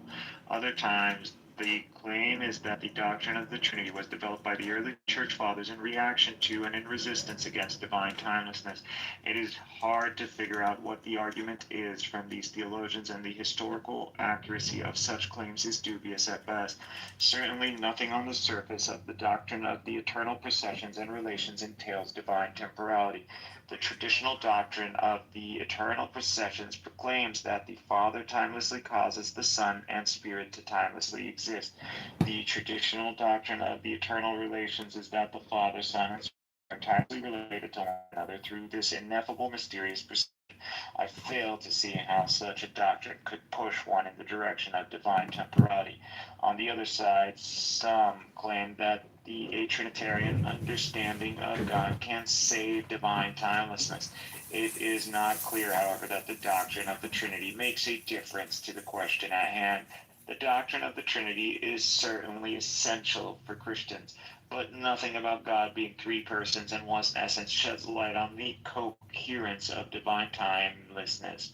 In fact, I am only aware of one forceful and clear argument in the literature that attempts to argue that only divine timelessness can accomplish or can accommodate the doctrine of the Trinity. Paul Helm has argued that divine temporality, in conjunction with the doctrine of the processions, entails Arianism. However, as I have argued elsewhere, the problem is not divine temporality. The problem is that the doctrine of the eternal processions entails Arianism. In most recent writings, Helm recognizes this as well. I suggest that theologians cease to make appeals to the doctrine of the Trinity to settle the dispute over God's eternal status. Instead, theologians should focus on God's relationship to the created universe. Theological confusion number 4. Placing God in the future. There is one final confusion that I wish to point out before moving forward with this book. Far too many discussions of God and time do not articulate what time is. This prevents us from fully understanding God's relationship to time. A clear understanding of time is necessary for such conversation. Fortunately, a growing number of theologians are beginning to see the importance of engaging in the philosophy of time. In particular, thinkers involved in the science-religion dialogue are aware of how the nature of time is for our thinking about the God-world relationship. Some of these theologians have offered coherent theories of time, but the results have been somewhat unfortunate. Some have articulated temporal understandings of God where God somehow exists in the non-existent future, drawing the world closer to himself. God causes things from the non-existent future. It is rather unfortunate to place God in a non-existent time, as Thomas Scartle, there's a double points on the A, points out. To place God in the non-existent future is to place God in a temporal location that is in principle out of reach. A God who exists in the future is not a God who is present with us. I am not even certain if a God who exists in the non-existent future in fact exists. This seems like an unintended form of atheism to locate God entirely in a non-existent time. To be clear, the intent behind such statements is well-meaning. The provenance of such thinking comes from Annenberg's account of prolepsis. Prolepsis is a doctrine of the inbreaking kingdom of God and the hope that arises from this. The idea is that in Christ we see the future here and now.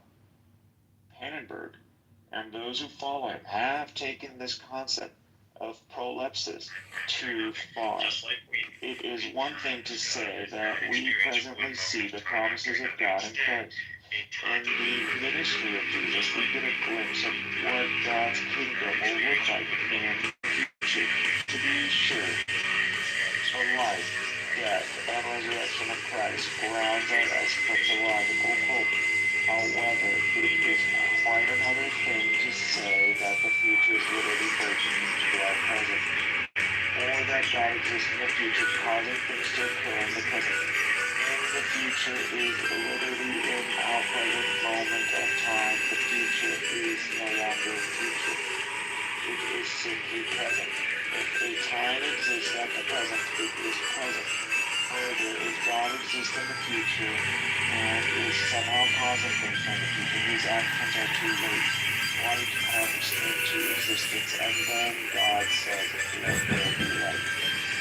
In light of all these theological confusions, I cannot help but be reminded of Pannenberg's call noted earlier. There is a need for a deep critical engagement with metaphysics and tradition of philosophical theology. If there is any hope of advancing our understanding of God's eternality and the nature of time, one must engage in metaphysics and come to a deep understanding of the classical Christian conception of God.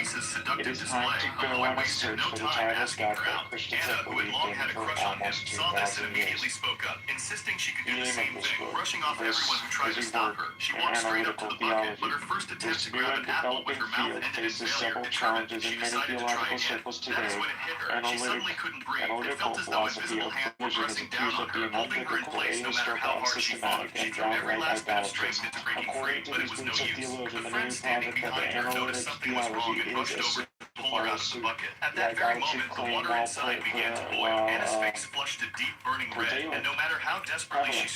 is an adhominem attack that does not deserve a response. So I shall not address it. With regard to the other charges, it is certainly true that some analytic philosophers of religion show little understanding of biblical studies, are quite uninformed in matters of historical theology, and often approach topics in an unsystematic and piecemeal way, which is rarely pointed out. However, is that the same is true of many other groups of theologians as well. Just think of certain Barthian theologians who proceed as if theology begins and ends with Karl Barth, or turn your attention to certain dogmatic scholars to think that nothing of great theological importance has transpired since the death of Thomas Aquinas because the angelic doctor has solved everything. But no, yet. These groups of theologians appear to be rather ahistorical. To make matters worse, biblical theologians often accuse systematic theologians of not reading their Bibles, while systematic theologians often accuse biblical theologians of being unsystematic. In kind, the analytic philosophers of religion can easily accuse theologians of not reading their philosophy of religion. In the midst of such infighting, what is the analytic theologian to do? Will analytic theology be unbiblical, ahistorical, and unsystematic? My hope is the answer will be no, but time will only tell. The task set before analytic theology is one of serious interdisciplinary work. As it seeks to draw upon the rich resources of contemporary analytic philosophies, it must also draw upon the resources of biblical studies, systematic theology, as well as offer a deep engagement with the Christian tradition. In an effort to do this sort of interdisciplinary work, the analytic theologian will never be able to make everyone happy. For instance, the average analytic philosopher will have little patience for the amount of time I spend engaging the tradition, while the patience for the amount of time I spend engaging the tradition, while the average theologian will claim that I have not engaged the tradition enough. Finding a happy balance that will please all sides may be a pipe dream, but it is still a dream that I wish to pursue. The project of analytic theology is still rather young, and much work needs to be done if it is to accomplish this interdisciplinary task. My goal is to continue this project by addressing a central issue of the Christian faith, the nature of God and the God-world relationship. My aim in this text is to assess the doctrine of God that has captured the Christian imagination for almost 2,000 years. I'm not interested in views of divine timelessness that merely exist in logical space. Instead, I'm interested in examining the vision of God that has been profoundly shaped through the development of Christian thought from the early apologists to the present time. The understanding of God that I have in mind is the doctrine of God that stands behind the early Christology and Trinitarian debates. This is the doctrine of God that is contained in and stands behind the ecumenical creeds, as well as in many confessions that span the denominational divide. It is an understanding of God as timeless that becomes the A part of the doctrinal deposit of the early church fathers and is taken up subsequent generations of Christian thinkers in their attempts to flesh out the whole scope of Christian theology. The doctrine of divine timelessness is not a solitary doctrine, and as such it cannot be examined in isolation from other Christian doctrines. The vision of the timeless God that has so enamored the church is one that is systematically connected to a particular set of divine attributes. These divine attributes are simplicity, immutability, and impassibility. As one shall see throughout the argument of the book, these divine attributes form a very tight package in Christian thinking. Any assessment of divine timelessness must involve an assessment of these attributes as well. These attributes are used to justify, defend, and articulate God's timeless eternality.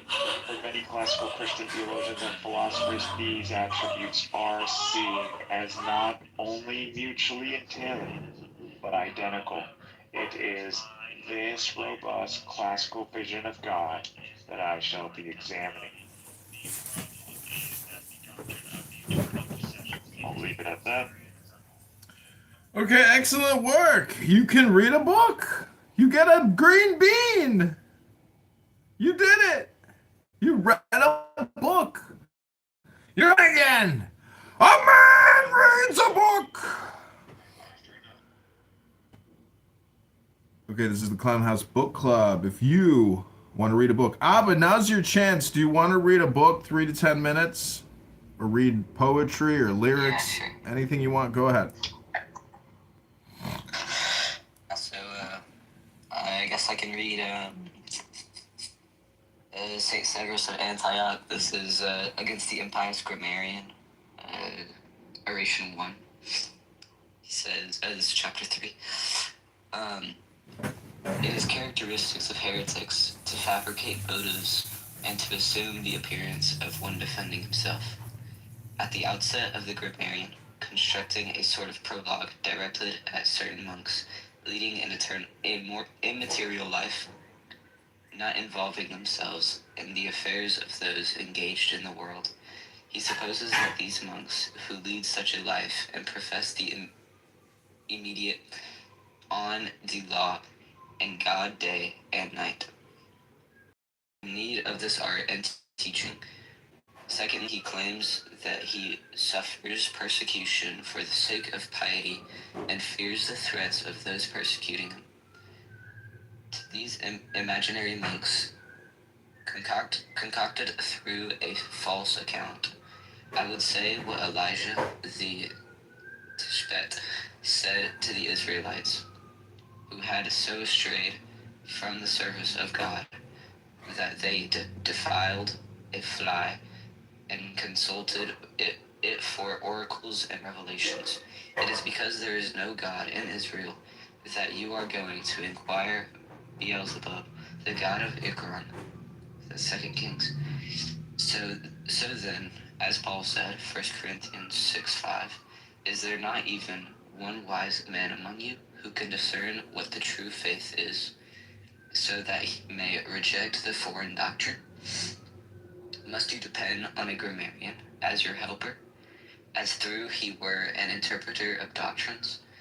As for his excuse, in which he claims he fears and trembles at threats and writes in fear, a claim he repeats poorly throughout the whole book, he relies on pity insults and is lifted up with the arrogance, boasting, and the boldness of blasphemy.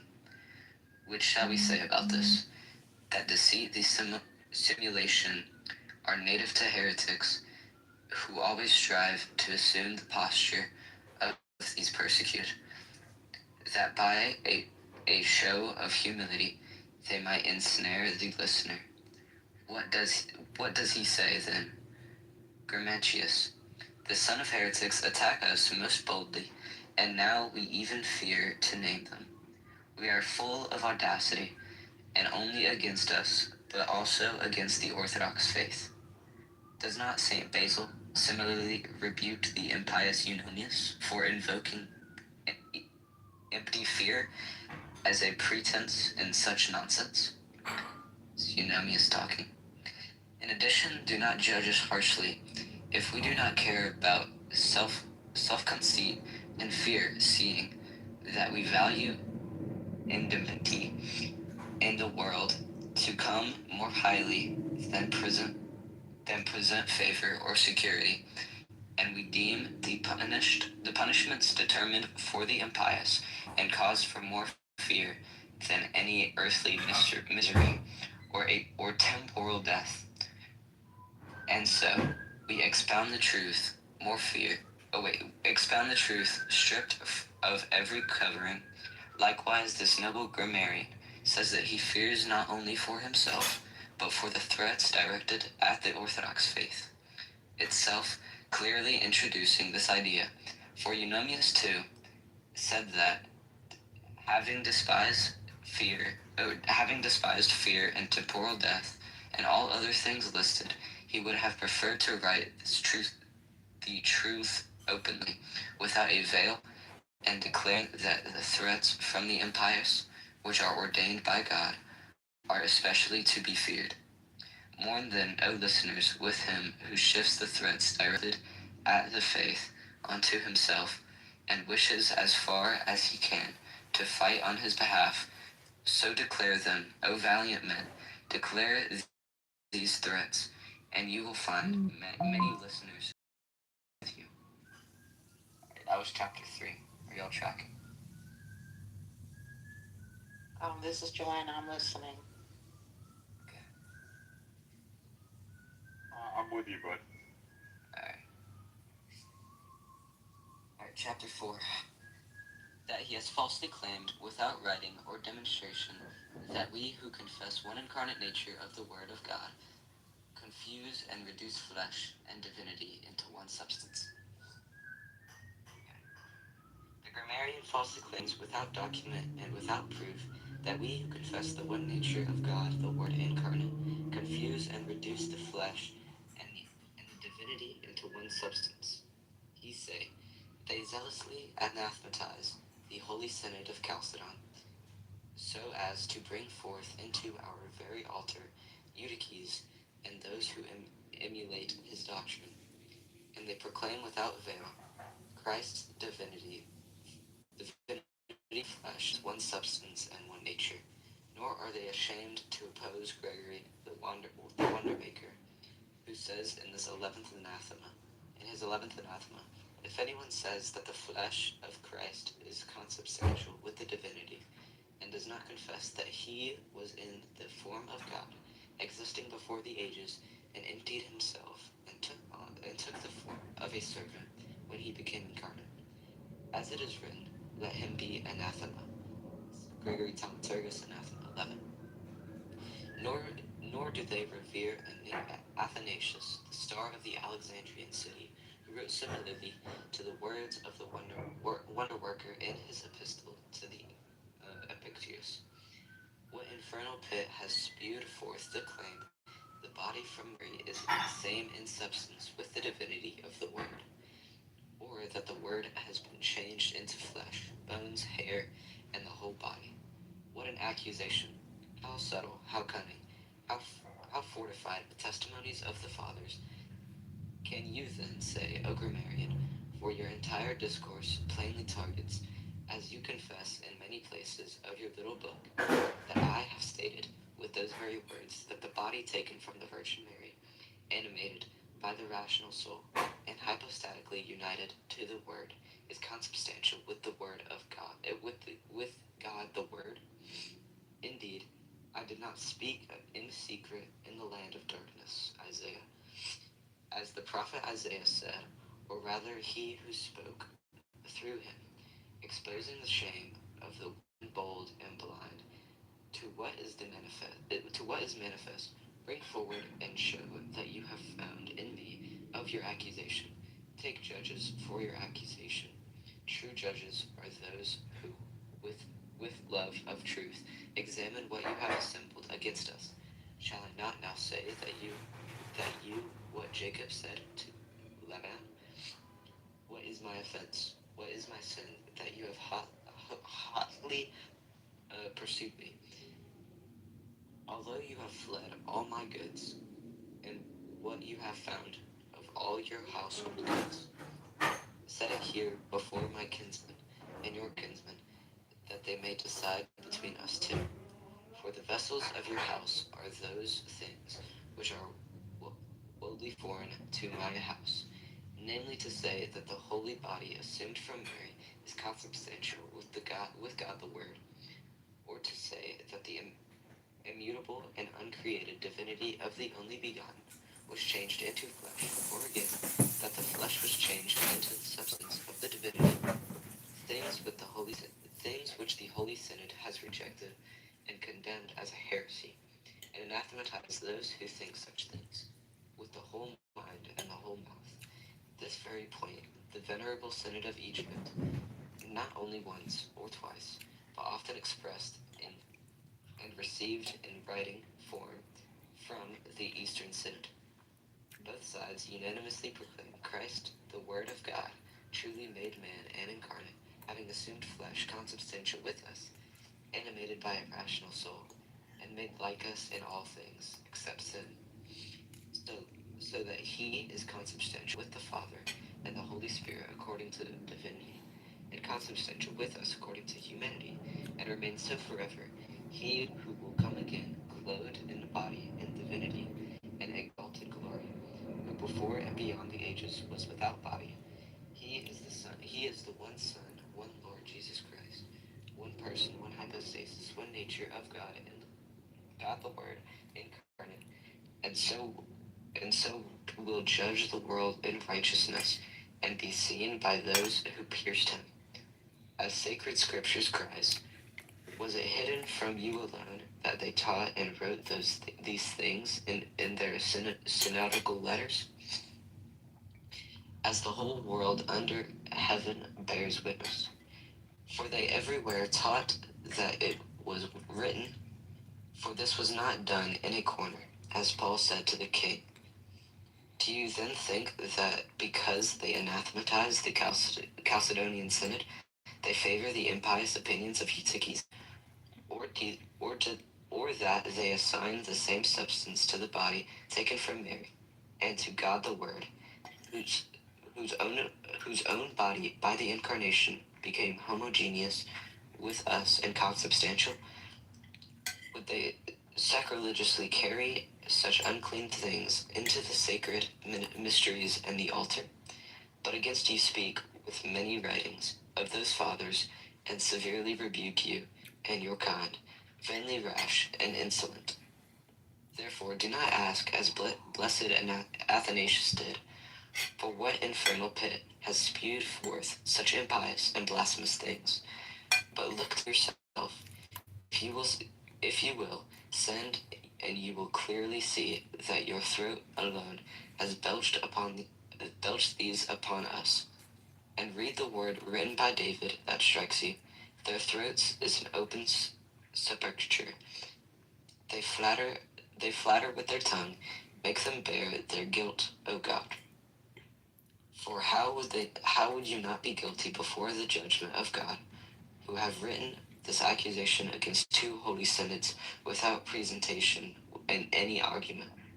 For you had nothing to say, but fled immediately, and having dropped the mask of the accuser, as your artful style tends, modestly again assume the persona of one fleeting.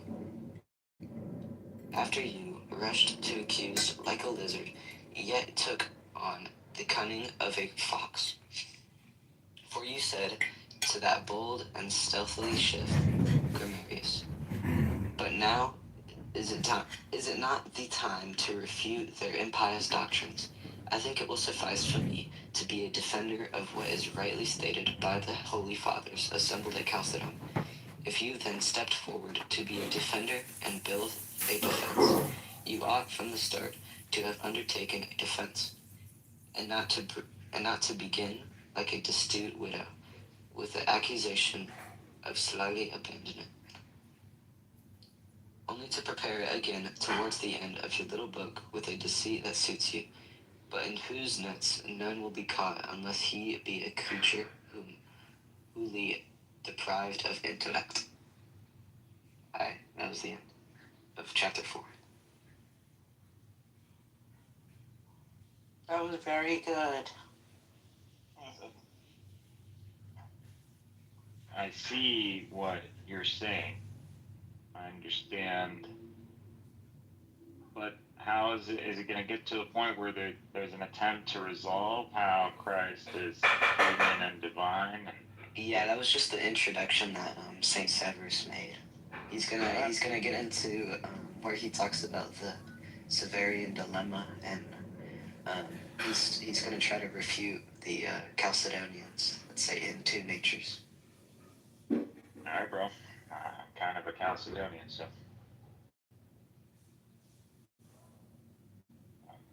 I want to hear this. Oh, you want me to read more? Yeah, if you're interested. Yeah. You told me about this last time, right? Oh, yeah, I did. You told me to read this. Yeah. I mean, I'm reading Oration 1 right now. I'm not reading Oration 2. If you can get to that part where you believe it resolves this, like, I'd love to hear that.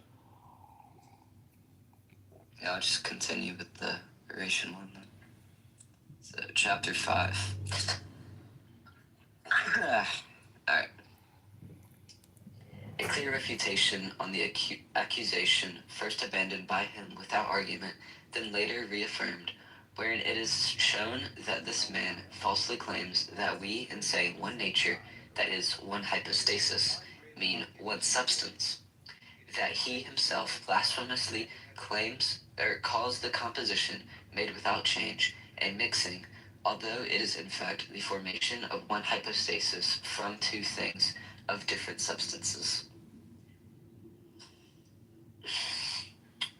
For from a small excerpt of what I once wrote to the original. No! What?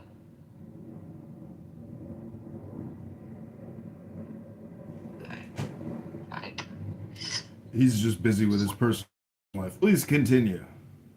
Alright, here you go. What I once wrote to Richard Nephalius. He thinks I am liable to the charge of confusing and mixing substances, but I will immediately transcribe that very little sentence which he violently tore out of the fuller context of the discourse, and I will set it apart so that whoever encounters it may know that even taken on its own, it stands far removed from the accusation. For when I was speaking about the constitution of man, I say, the two together, soul and body, is one nature. How then could someone held any thought of confusion admit that the two together is one nature? For if from confusion they had been turned into something simple and one, how would the two together appear in the one? For the two together is indicative of composition without confusion and singularity, that is, in one hypostasis, and not at all of something simple. Such indeed is the human being like us. One nature and hypostasis from soul and body. St. Cyril talking. For not only in the case of those which are simple by nature is the term one truly used, but also in respect to that which to what has been brought together according to a synthesis. As man is one being who is soul and body, for soul and body are different species and are not consubstantial to each other. But when united, they produce one physis of man, even though the considerations of the synthesis, the difference exists according to the nature of those which have been brought together into a unity. These are not the very words of St. Cyril, which you recite with your mouth, as if pretense to seem like ones who speaks rightly, while in your mind you do not hold them at all. For unless you have maliciously, maliciously, Malicious. yeah, that's the word. Thought that one in nature and hypostasis means the same as one in substance. You would not be unjustly slander those who make a true confession by transferring that composition without change to something simple that has arisen from confusion. Okay, that was chapter 5. This is chapter 6. He's going to get into Saint Cyril now. Oh, this chapter's like 5 pages long. Alright. Chapter 6.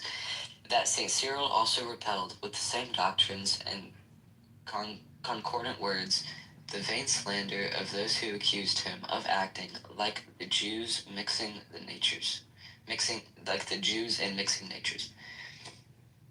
For just as the heretics then, so how you too are greatly concerned that the one nature proclaimed by the Orthodox be distorted into an equality of substance, as if to twist what is rightly stated.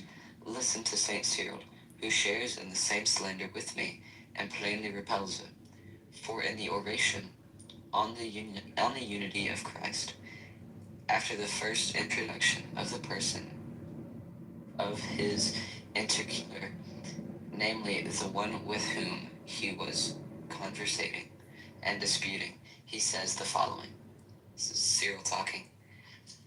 If that case, both natures must have been confused and they become one. But who would be so misguided and stupid as to think that the divine nature of the Word had changed into something which formerly was not, or that the flesh was changed by some kind of transformation into the nature of the Word himself? This is impossible. We say that there is one Son, and that he has one nature even when is considered as having assumed flesh, endowing with the rational soul. As I have already said, he had made the human element his own.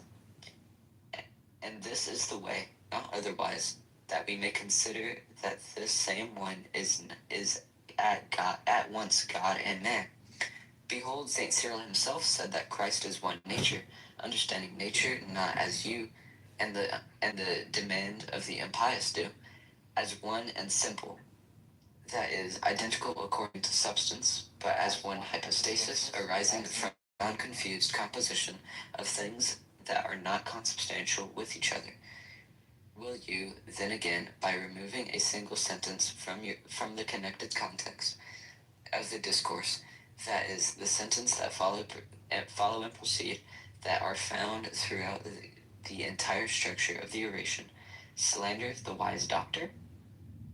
Will you acknowledge indeed that he said that we say the Son is one and that his nature is one, but then also twist even his very words against him and turn his authority into a point of accusation?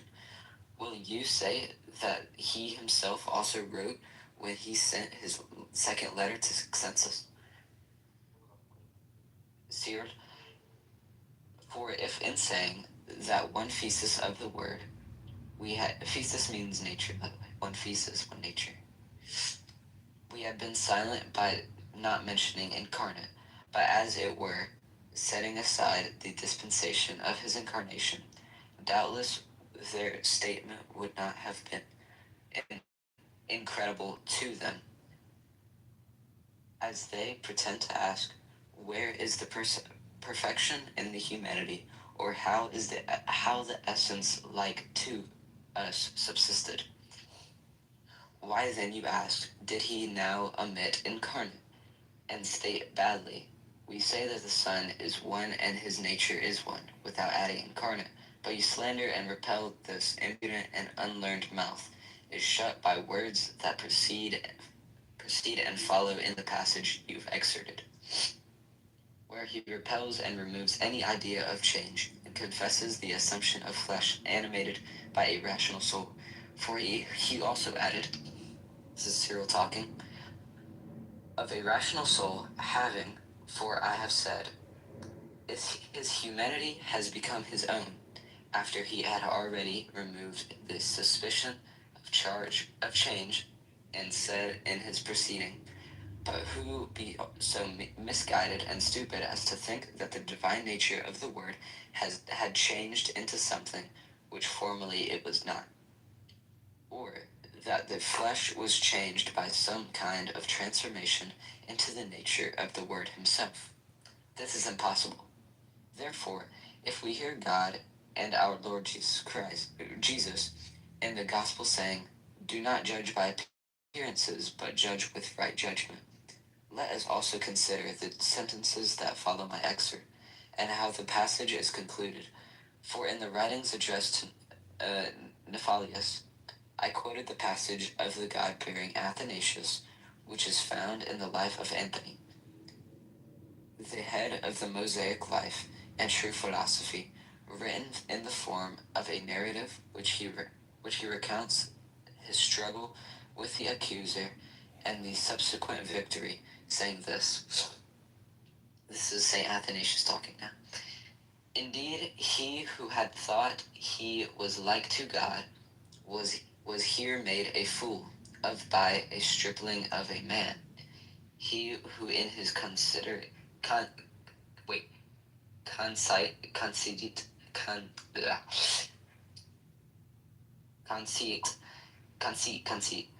disdained flesh and blood, was now routed by a man in the flesh. Verily the Lord worked with this man, he who for our sakes took on flesh and gave to his body victory over the devil. Afterwards I added these words of holy Athanasius.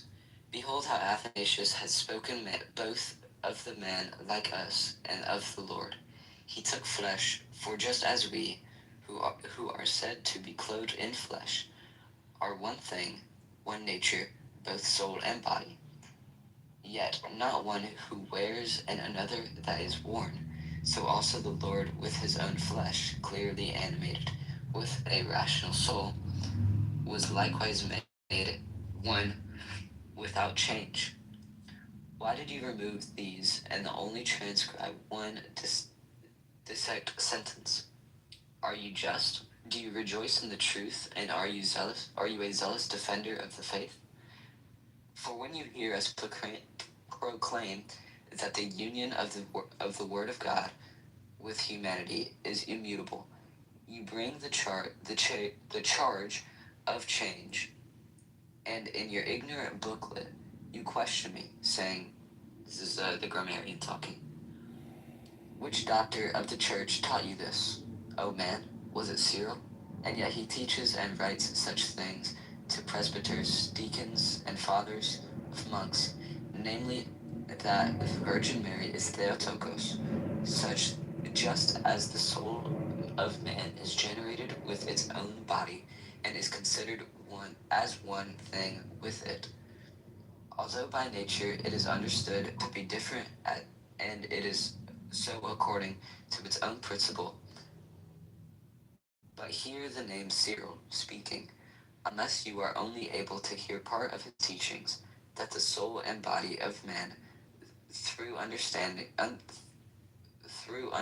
and indeed being different according to nature, result in one nature through their mutual composition and the natural union of the immutable concurrence. For he wrote in a letter to Valerian, to Cyril talking, the nature of man is admitted to be one to be hypostasis. Then say also to him, struck by the madness of ignorance and useless stinging me. Grammarian, so this is the grammarian talking here. If you say the soul of man is different according to nature from its own body, how can there be one nature and constitution of man? And are you not ashamed to assert that the soul and the body are the same? For this plainly what you also babbled at us.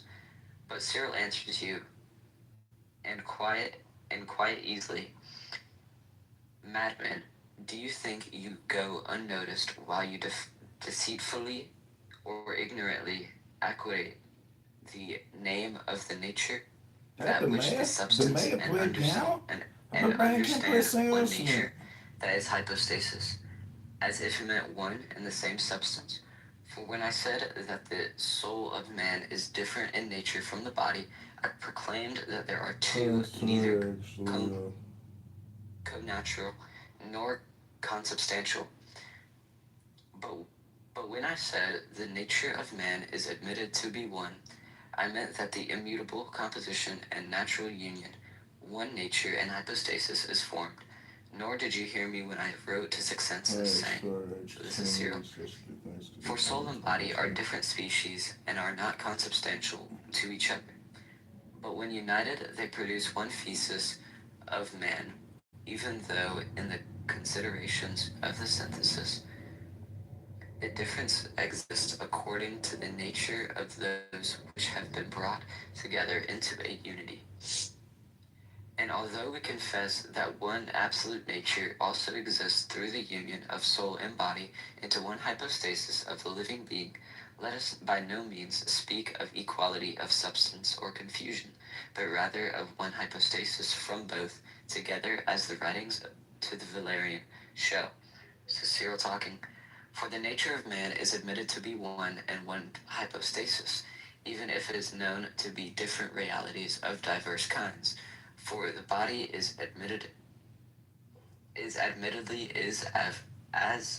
of a different nature relative to the soul, but it is the soul's own body and helps to complete the one hypostasis of the one man.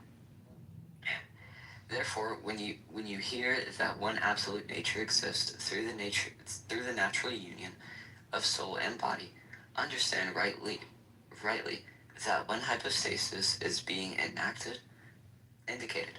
Listen to the wise doctor who said that the body is proper to the soul, and that it is together, and that together they perfect the one hypostasis of the one man, but do not, by twisting what is rightly said into perverse understanding, accuse us of saying one nature as if it meant one substance, as though things different in species are and not consubstantial, from which the union was formed, had been confused into an equality of substance. Nor should you shamelessly rebuke, behold, or boldly and ignorantly turning the argument against me and saying, this is the grammarian talking, are you not ashamed to say that we are indeed clothed in flesh, and yet to posit that the soul and body are the same substance? Hey, you, where you have hidden, you who are sought out by those who judge rightly, so that you may show from my very words the truth of your accusation. Explain where in my words I have said that the substance of the soul and the body is the same. Show that the meaning of what I said aligns with your accusation, so that the judges may rule in your favor. But you cannot do so unless, as usual, you lie, and once again you are proven to be lying. Alright, that's the end of chapter 6. I'm still not seeing the solution. Yeah, no, he's just using church fathers to prove his point, or to defend his point. Seems like he's negating the other side without substantiating his point. Well, the grammarian he's talking about here is accusing him of Eutychianism and other heresies. So he's trying to defend his point by saying what he says is orthodox, right? And Saint Cyril. Yeah, go for it. No, I gotta go now, though. I don't know. I was hoping to hear like his analytics on the matter. Like, how is he gonna? Humanity I understand the premise, like the humanity and the divinity, one nature without, mixing, without becoming a new nature. No demigod, no substance or transfiguration. Yeah. But still, it just sounds like you have two things and some sort of union. And Yeah, there is a union. together. There's a union into one. From Yeah, two. but one without mixing. Do you see? That's a unity. That's not No, yeah, we don't say that the natures mixed. We say that they mingled. Okay, like me mingling in a party. Like, okay. Yeah, I guess, bro. I don't know. I'm with you, man. Like, I understand. I honestly don't see this as an issue. Like, I don't see how this is a problem, other than like the Miaphysite side coming to, I don't want to say our side, but the Chalcedonian side, and yeah, we're working on a. Well, y'all hold to two natures. Huh. So the notion that Chalcedonian would hold to two natures. Yeah. And so that seems to be the crux of the issue, like, at least in my humble opinion, like, one nature, which is what you guys are saying, versus two natures, but when you describe your one nature, it sounds pretty much the same. I mean, it's not. You couldn't say that, I guess. Anyway, I don't see this as like an attempt to maintain like domain. What is that mean? Eastern churches just want to remain distinct from the West. I mean, they kind of they split from us. So I mean, they made the Council of Chalcedon by splitting. So. Okay, so in the book club, we try to limit conversations to 30 seconds because we just want information out there. We don't necessarily need to debate the information, comprehend it, integrate it, or do anything with it. We're just looking to share information. So you can read 3 to 10 minutes. Joanna, do you want to read today? Joanna, hello? No? Just passively listening? Okay, great. Sounds like a good idea. If people like have a specific topic and they can just read from a text or something, I think, yeah, no, that's a good idea.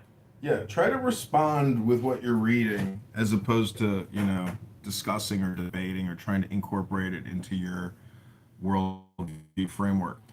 Okay, Illumi, do you want to read? Like reading too much, and there needs to be a digest kind of thing. Yeah, I mean, I don't know. This book club, I think specifically, at least for this meeting, should be all just about reading as opposed to having complex debates about what we're reading. And if we do, we should limit it to 30 seconds or 3 minutes, but not like have full-fledged conversations as we always do on this app. Yeah, let that book do the argument. Yeah, that would be nice. Okay, do you want to read for 3 minutes, Illumi? I'm good, man. You're good? You got read out? I definitely. Just don't. The book, I already read it. So, in that sense, I don't think people can necessarily follow along. It isn't, like I said, you need to understand time. Part of this, though, is also just like you're trying to modify your experience on the app by forcing you to read. It changes your experience here. It changes your day. No, I like the notion of a book club. Like, I like it if people are truly committed in that sense. Like, there's a book and you have a week to check it out. Like, I've been part of this. But it always, like, dies out at the end. Usually, like, you you start the year like in college, and usually you would join one and it dies out somewhere half the year, right before mid and finals. So people get distracted or busy. But it is a good way to like get more books under your. Yeah, I find the challenge of reading a book is the loneliness aspect, not the boringness aspect. That's the hard part about choosing to read, is it's very lonely to do it. So that this makes it a shared experience, which makes it less, boring or painful, because it's just like, so, it's just. Reading, to me, it's not boring. If it's a topic I'm really interested in. So it's like the books I get are stuff that I'm definitely looking into. So my thing, metaphysics, time, analytics, like this is my guy. Plus he comes on this app, so he shows up every now and then, and he allows for a stage. I just really like people like that who are really interested in what they do, and they write with a passion, and in a sense they're debating in their text. So this text is like very good in the sense that it highlights the key issues. And again, one of the main reasons I'm looking into the Trinity and Christologies is because of him. Okay, Lumi, do you want to explain to Draco the rules of the Clown House Book Club? Yeah, so apparently we read for, you want to read like 2 or 3 pages or for 3 to 10 minutes, and, maybe get some feedback, and we carry on.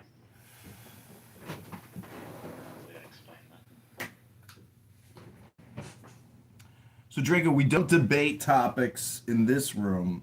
We just read for 3 to 10 minutes. Can you do it? Can you read a book, Draco? Or are you in your car headed to your next event for the day? I bet you're in your car. I will be in about 30 minutes. I like to use Clubhouse in the car, actually. That's when I actually like to talk, but when I'm at my home in my office, I would prefer to just like read books. But Dennis, do you want to read anything? Or Draco, do you want to read anything since you're at home? Yeah, I'm actually, thanks so much, but actually I'm about right now. I'm on the road, so I don't have any books with me. But Draco, you got anything you want to read? Not at the moment. Okay, the stage is only for book readers. Everyone else has to go to your home in the goo where non-book readers live. In the slime and in the slop of the goo. What's your favorite book right now? Right now, I'm reading Ayn Rand's The Virtue of Selfishness because somebody on this app calls themselves an objectivist, and he claims Ayn Rand is the greatest thing since, Twinkies. And so I wanted to read it to find out what this R word is talking about. And it turns out Ayn Rand is a genius, but the R word that recommended the book is an R word, and he didn't really explain what the book is about. It's all about ethics. Yeah, Simon, the R word. The atheist who figured out he was an atheist at 5 years old.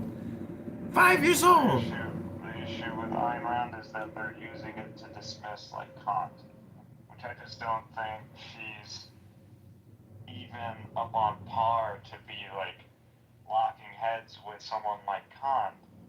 And I just find these people desperate for like a savior, and I just don't understand what about Kant that people want dismissed other than grounding things into some sort of framework. So See, this is the problem with Clown House, is you're doing what I don't want in this room, which is debate or discussion primarily. I just want information from books to get out. That's the whole point of this room. I know it's arbitrary, but book, if you send me the text or a PDF, I'm down to get down on Ayn Rand with you. Just okay. Because I do have a bone to pick with Simon. Exactly. I am noticing that this name is becoming proliferant on this time. I call him the Whisperer. Yeah, I want to I want to take him out. Yeah, well, the thing is, if you read this book,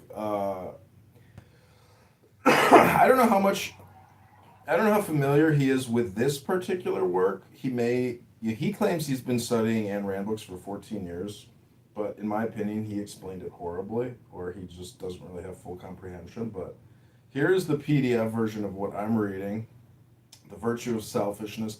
I think it's probably an important book as opposed to her novels because this is about her philosophy, and she refers to her novels in this book, where she says, for a fuller understanding, read Atlas Shrugged.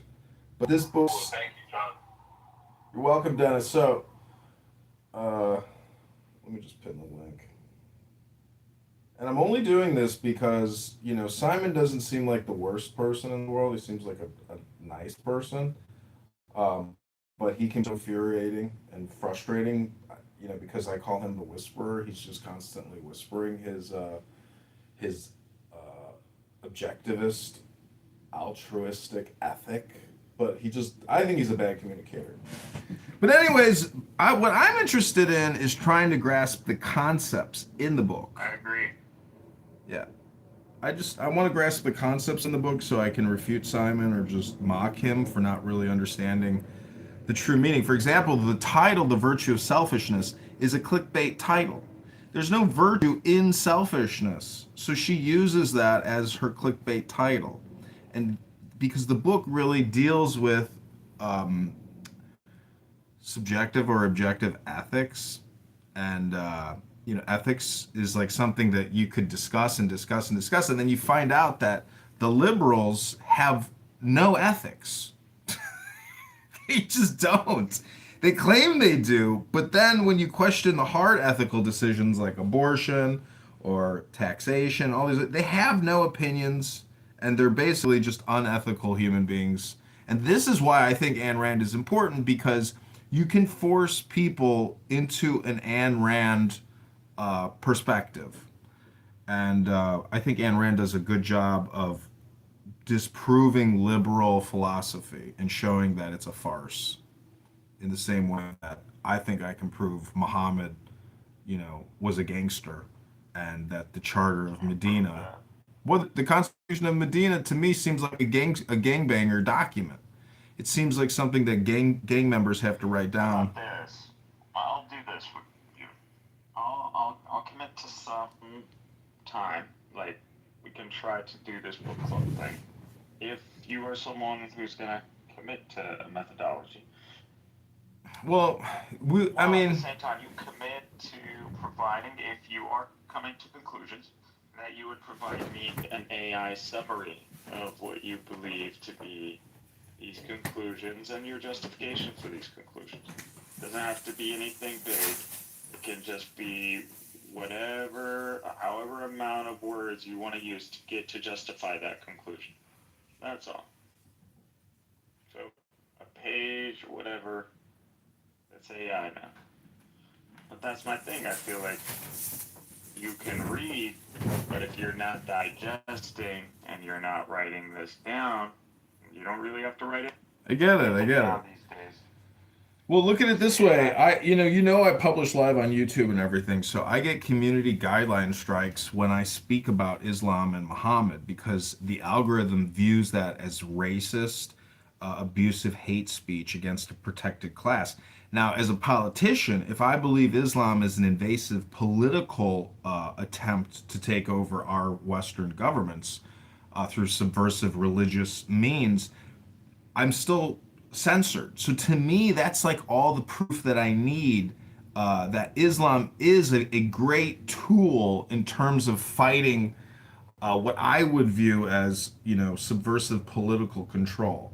Anyways, I'm just saying that Google, YouTube, in my opinion, is so woke, and it's fully automated. It's not, bro. It is. I literally put a video on YouTube, and my shit, not only did it get banned, but my Apple ID account got waxed. So every time I try, if I'm gonna make, it is that serious, bro. They put me on. Well, what did you post? Dangerous organizations, like advocates See? for like criminal dangerous organizations. Yeah. Are you sure? Your Apple ID got flagged? Yeah, I literally had to go and I made a new email and everything. Was it a DS lockout? Like what's been going on? I'm not sure. I'm actually investigating that. So I've logged out of all the Google accounts and like kind of just like been one by one kind of reintroducing. But I feel like if I try to open a channel on any email, like it's gonna know. Like they have a way of figuring it out. Yeah, they can tell. Kind of really tripping me the fuck out because I'm trying to. Because I'm cybersecurity. I'm like, how the fuck do you know my info? How are you recognizing? Dude, you have a huge pattern that you've created on the internet. Like it's hard. Anyways. I understand the trackers. I know how to keep all that separate, but I think I figured it out. It's the passkeys. So you gotta be careful of passkeys. There is somehow Google and whatever package you have all your passkeys in, they fucking know. Even though Apple has it all encrypted, but there's somehow they know based on the pattern. I mean, I'm using it. I've got like the VPNs up, but yeah, I'm still thinking I'm processing this. But Okay, well, let's just take a pause from the cybersecurity discussion. Let's focus back on. No, I'm talking about you. I'm talking about you. Let's focus back on the book club, which means we read books. Channel. I understand. Just pause for a second. You have time, bro. And I have ideas. And we all have points. We don't necessarily see eye to eye. But I believe that is where content can, that's where I don't think we will ever be rewarded in any way, shape, or form by Google Well, YouTube. hey, listen, man, if you're gonna be a defeatist about this already, then I'm not. You're not gonna accomplish anything. I'm trying to tell you what I think would save us time. Rome wasn't built in a day. Kale, all I'm saying is that reading books is more valuable than our conversations. That's my opinion. I understand, but if you have a channel, if we have a channel where we can pour in our understandings, and it can show a diversity. So in the sense where you're coming out where, oh, like I'm being perceived as Islamophobic, or I'm being perceived as someone who's advocating for terrorism, or this guy's being perceived. Well, I'm not. That's you. That's a you problem. What I'm telling you is that, in my opinion, basically, I'm just an audiobook publisher, and that's how I think I can make my life better, psychologically, intellectually, but also maybe financially. But then also, you don't want any social media legacy. I'm just trying to improve my life by using technology. When I'm dead, I'm gone. Who cares? I mean, nobody's gonna look up my shit or think about me. I'm gonna try to I'd be make gone. another YouTube channel, and if it gets locked out, then I'm gonna probably go to one of you guys. Well, there's, you can buy a Motorola burner phone for $40, activate it for 1 month at $15, and boom, you got a totally clean I'm internet really presence. worried it might be the payment info. That's what I'm worried because when No, you get the there's YouTube just membership. no. They can't. You can even modify your name a little bit, and trust me, that's not what it is. It's just your device. You just need a new device. It's like you're getting cookie tracked, and like it knows, because when you block people, it says, do you want to block them from future accounts as well? Because they can basically, pin the accounts. I deleted the Google ID. I understand what you're saying. Yeah, I'm just saying, don't overthink it. Because I've gone through 100 accounts. I've been blocked and banned and kicked a gazillion times. But they can't keep up with me, because I can get new devices for $45 with, totally immune. But I've had, how many Clubhouse accounts I've had? You probably have had as many as me. 30. I've probably had 30 Clubhouse accounts, because losers on this app just don't like the fire that I bring. So they report. And it's not like I'm making death threats. It's not like I'm saying anything, I'm just mocking people. Not even like totally cruelly. I'm just like trying to like tease people a little bit. But this is the book club where we want to focus our minds, our very existence on reading what we hope will be very beneficial.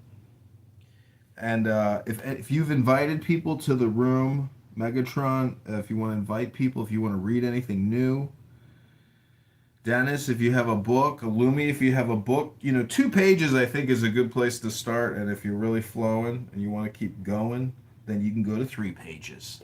And if you get through 3 and you think you can go to 4, then go to 4. And if you can get up to 10 pages, Rabboni Shalom, 10 not 11, 10 not 9, maybe you're reading something Kabbalistic. No, I mean, we'll be listening to you, and this is all being live streamed on YouTube right now, so, it's being put out there. And I talked to my attorney a couple of weeks ago, and she says, so what are you doing? And she Googled me, and she's like, wait, you're just reading books on the internet? I said, yeah. She says, okay.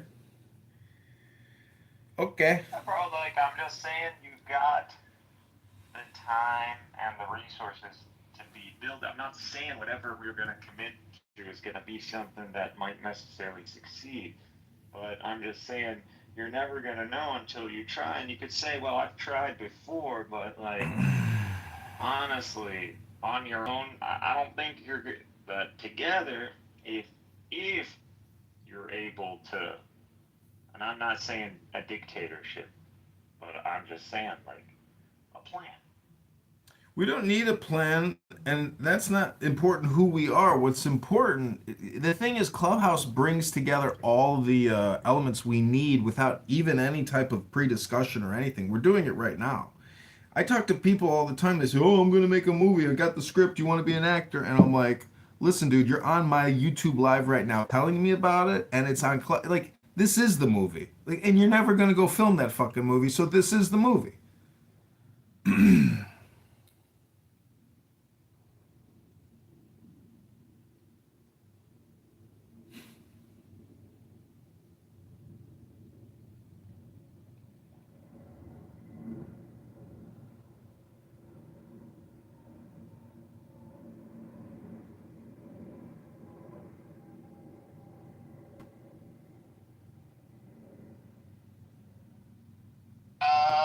What do we got?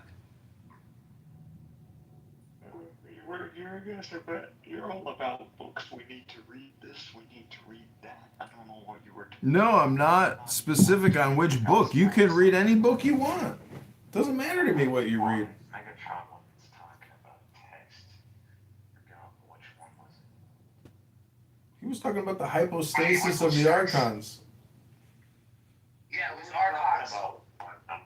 What is it? It's about the archons, the rulers of the archons, or it's in something more Christian Orthodox, like Gnostic.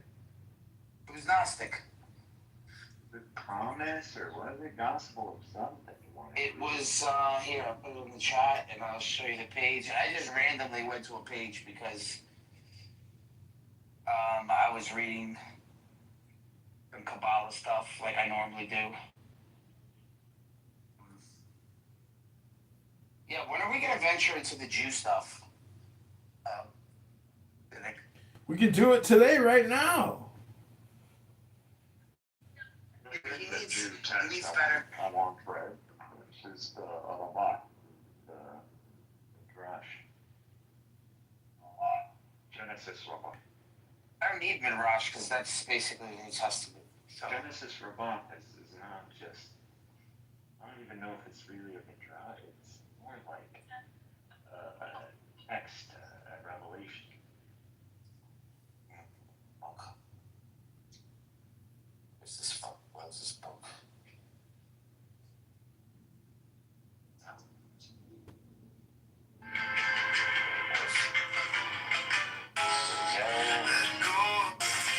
There we go. Archimedes. Let's do some layups though, because I never seen you do a layup. Never seen you once do a layup. No, don't see you do layups. That you just shot that. You just ran and shot the ball. That's not a layup. A layup is with one hand and you lift your opposite foot up. Good job.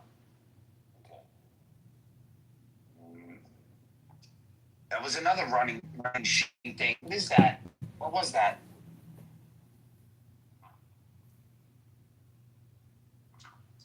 He's in it again. Hold on, I didn't focus on this. You need to. Okay, he's busy working on layups. Dennis, the stage is for book readers. If you want to read a book or Illumi, otherwise, I'm going to read a book. And I hope you enjoy my book submission. I hope it enlightens your day and you say, oh my gosh, that would be smart. But I'm going to get out of Ayn Rand. We're finishing up on page 26 on Ayn Rand. The next book I will be reading from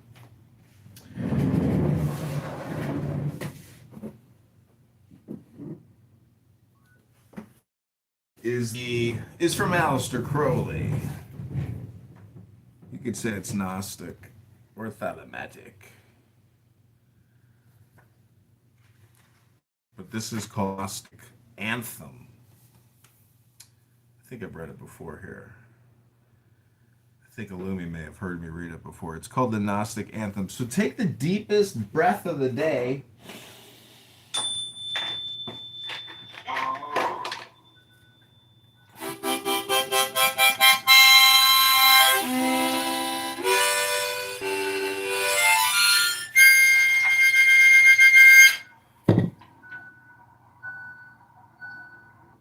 Okay, this is the Gnostic Anthem. Thou who art I beyond all I am, who has no nature and no name, who art when all but thou are gone, thou center and secret of the sun, thou hidden spring of all things known and unknown, thou aloof, alone, thou the true fire within the reed, brooding and breeding, source and seed of life, love, liberty, and light, thou beyond speech and beyond sight, thee I invoke, abiding one, the center and secret of the sun, and that most holy mystery of which the vehicle am I, appear most awful and most mild, as it is lawful in thy child. For of the Father and the Son, the Holy Spirit is the norm. Male, female, quintessential, one. Man being veiled in woman form, glory and worship in the highest. Thou dove, mankind that defiest, being that race most royally run, to spring sunshine through winter storm. Glory and worship to thee, sap of the world ash, wonder tree. Glory to thee from gilded tomb. Glory to thee, waiting womb. Glory to thee from earth unplowed. Glory to thee from virgin vowed. Glory to thee, true unity of the eternal Trinity. Glory to thee, thou sire and dam and self of I am that I am, Love is the law, love under will.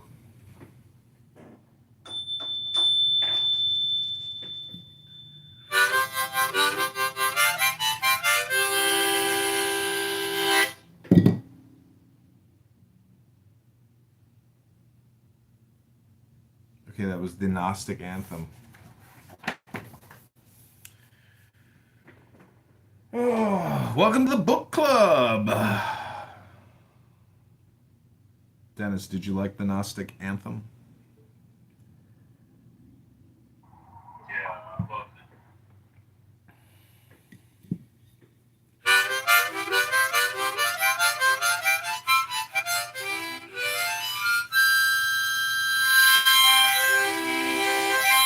Joanna! Yes. Welcome, Angel Joanna. I was just looking at some really cool photos of Studio 54. Yeah. Oh my Wasn't it beautiful? gosh, what a scene. What a just like a pulsation of joy. Yes, a pulsation of free-for-all joy. Do whatever you want. Just thinking about it gives you the chilly willies. You want me to read part of one of my books? Yeah, please do so. This is from The Raven and the Rabbit. It's about Indians. The tribes get together each year and they do elaborate dances. So, a huge drum sat on the north side of the fire. As the moon climbed from behind the ridge, 5 men from the Kiowa tribe began to beat the drum simultaneously. As the beats grew louder, women came forth for the grand entrance. Their performance was in honor of those who crossed over into the world of the Hashi-Naken. Their dresses fell to their ankle, red and yellow glistened against the flames. Leggings of white wool were tucked into their knee-high boots. The beads clanked together as they danced. Each woman carried a pouch of deer skin and bells. The Corona tribe was well noted for their striking costumes. They danced around the fire in synchronicity to the beats of the drum. Shadows of the outline traced the grounds as they passed by. With smooth and memorizing movements, they continued to dance until the moon reached higher into the sky. Then the sound of the drum quieted lower and lower as the dancers retreated. The heartbeats of the drum continued to play softly as beautiful woman approached the fire. She, the wife of Suwaki, began to sing. Both joy and grief she poured forth in honor of those lost. With her impressive tone, she could be heard from above the stars. Her voice seemed the entire world could be healed. After she sang the song, her daughters joined her.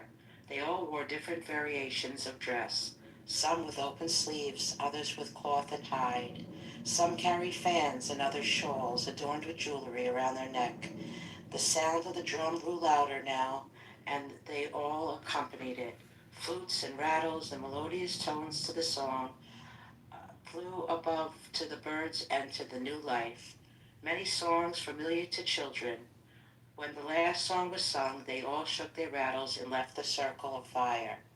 Then the men from the 3 tribes came out one by one to perform the animal dance. They wore tremendous headpieces, some of eagle, bear, and hawk, and crow. Masks were painted to adapt to the animal's representation, and Hachihi served tribute to the raven. Ayani and Amala made his costume to wear, and he was proud. Matu resembled the hawk in his marvelous headdress. One who wore a dark, heavy fur of the grizzly, and another bore wings that spread out from his shoulders to the 3 signs of the feathers that reigned over the raven. They bounced from one foot onto the other effortlessly, turning to the left and the right. And with amazing balance, they spun and as around the fire in curious precision, chanting in unison to the spirit guides. Their shouts reached larger than life throughout and lives. Thank you.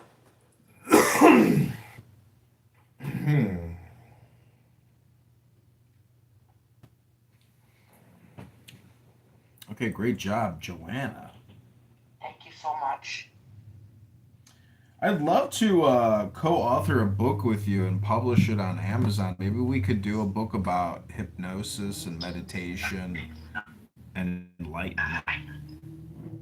That would be very exciting. We could use AI to write it, and then we could like put our little opinions after at the end of like the AI. Okay. I have to mute up for a minute. Okay, Jeff, Ben, if you have a book you want to read, if you want to invite people to the room to get them to read, I've been inviting El Normo, the guardian angel, the Holy Spirit, but he's not coming to the room. It's possible because he can't find the room, or he's too lazy to search for it, or he's busy with his life. But moving on, we are going to read just a little more. Hopefully we can get other speakers to come in to fill the gaps. But I'm going to read one more thing from this little Aleister Crowley pamphlet.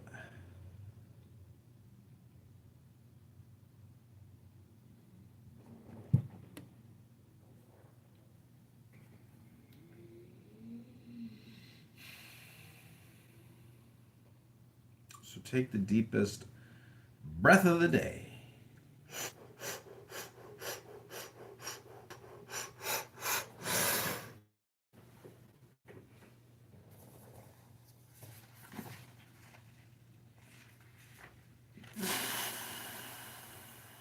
Yeah.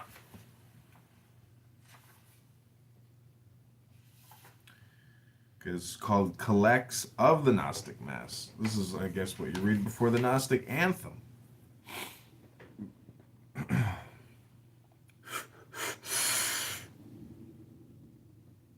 Lord, visible and sensible, of whom this earth is but a frozen spark, turning about thee with annual and diurnal motion, source of light, source of life, let thy perpetual radiance hearten us to continual labor and enjoyment, so that as we are constant partakers of thy bounty, we may, in our particular orbit, give out light and life, sustenance and joy to them that revolve about us with diminution of substance or effulgence forever. Lord secret and most holy, source of light, source of life, source of love, source of liberty, be thou ever constant and mighty within us, force of energy, fire of motion, with diligence let us ever labor with thee, that we may remain in thine abundant joy. Lady of night, that turning ever about us art now visible and now invisible in thy season, be thou favorable to hunters and lovers, and to all men that toil upon the earth, and to all mariners upon the sea. Lord of life and joy, that art the might of man, that art the essence of every true God, that is upon the surface of the earth, continuing knowledge from generation to generation, thou adored of us upon heaths and in the woods, on mountains and in caves, openly in the marketplaces, and secretly in the chambers of our houses,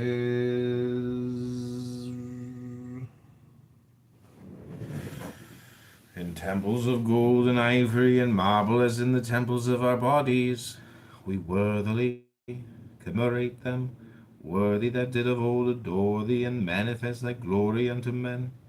O sons of the lion and the snake, with all thy saints, we worthily commemorate them, worthy that we were and are to come. Lord, visible and sensible of.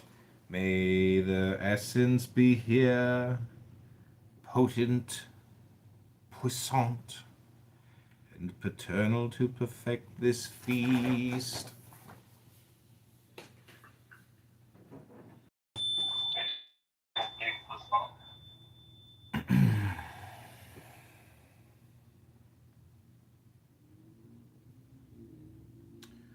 Okay, I'm going to play a little song here that I created on Suno. It's called Magic.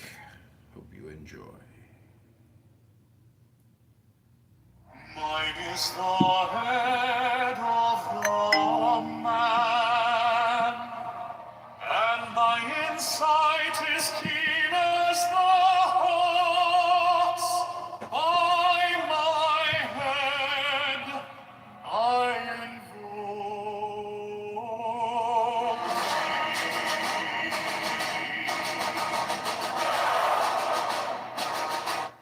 I am the only begotten child of my father and mother. My father is dead.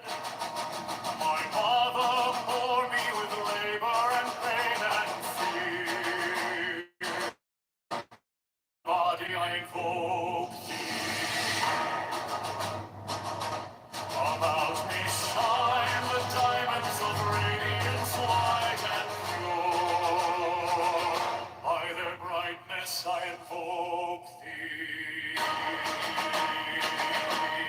Mine is the red triangle, reverse the sign. Give him none save it be of thee, O Lord.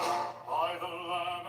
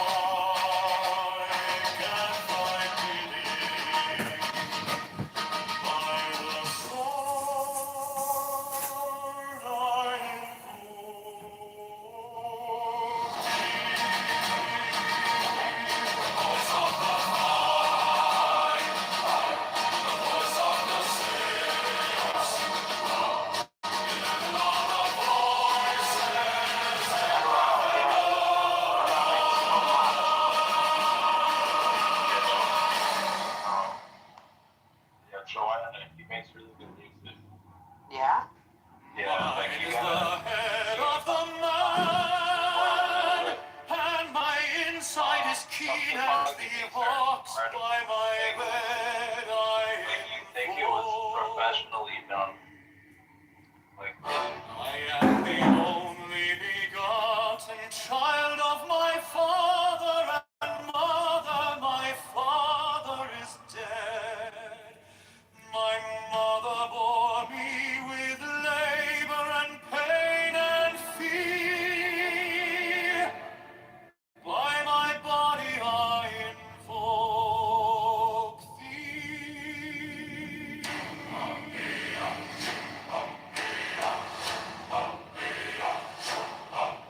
About me shine the diamonds of radiance, white and pure. Is that his voice? By their brightness I invoke thee.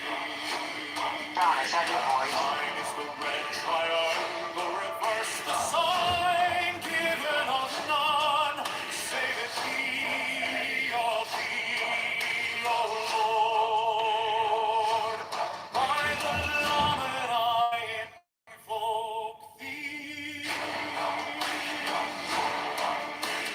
Mine is the garment of white, sewn with gold, the flashing of day that I wear. By my robe I invoke thee.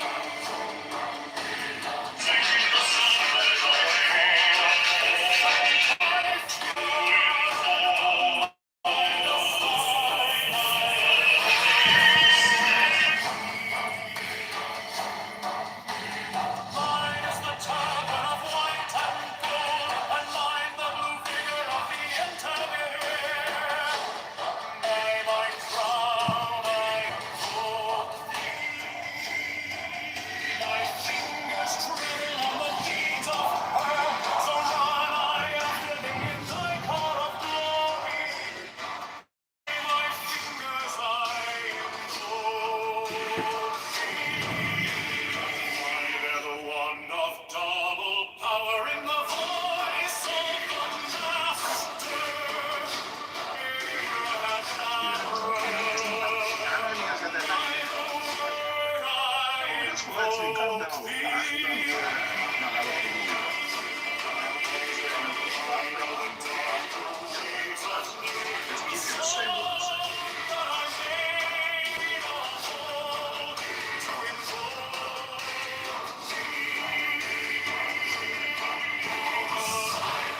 Strike the master chord, draw the flaming sword, show the conquering word, Horus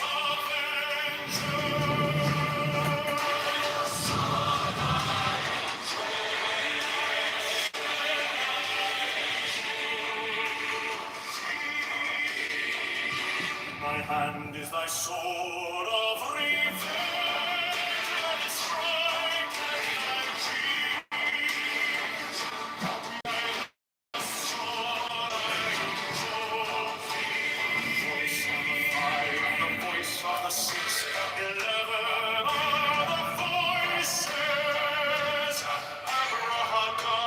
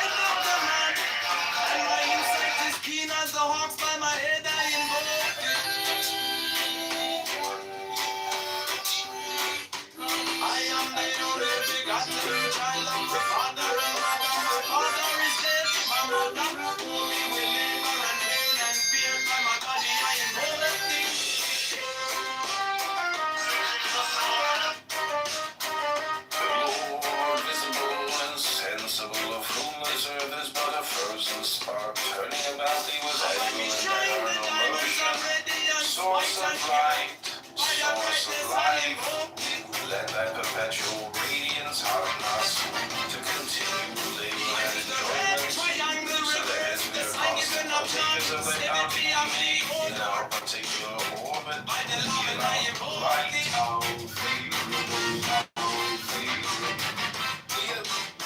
Out there. Free mind is the garment of white, soul with gold. The flashing of iron and the word of my room. I invoke thee. Free mind is the sign of a puppet and typhon. By the sign I invoke thee.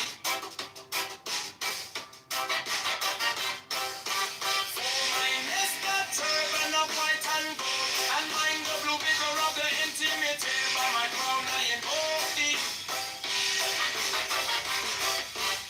My fingers travel on the beads of pearl, so run I after thee in thy car of glory. By my fingers I invoke thee. I hear the bond of double power in the voice of the master. Abrahadabra, by the word I invoke thee. Be mine are the dark blue waves of music in the song that I made of old to invoke thee. Strike! Strike the master chord.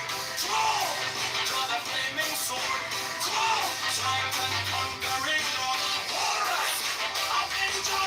By the song I invoke thee.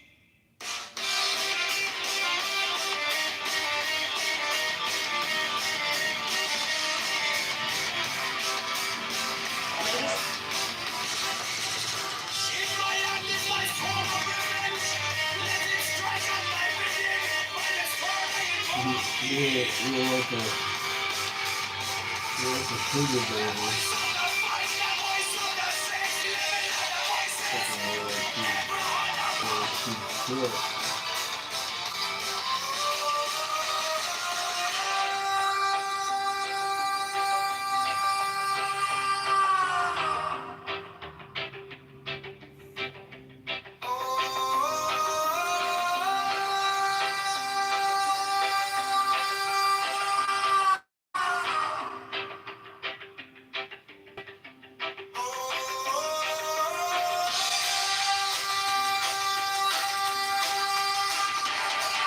You're like a sugar baby.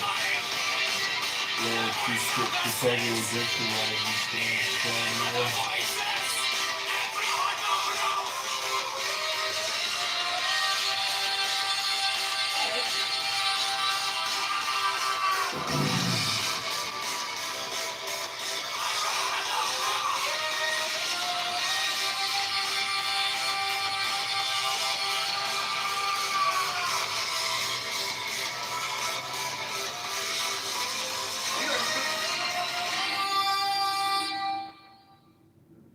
Mine is the adaptive man and my insight is keen as the ox. By my head I invoke thee. I am the only begotten child of my father and mother. My father is dead. My mother bore me with labor and pain and fear. By my body I invoke thee.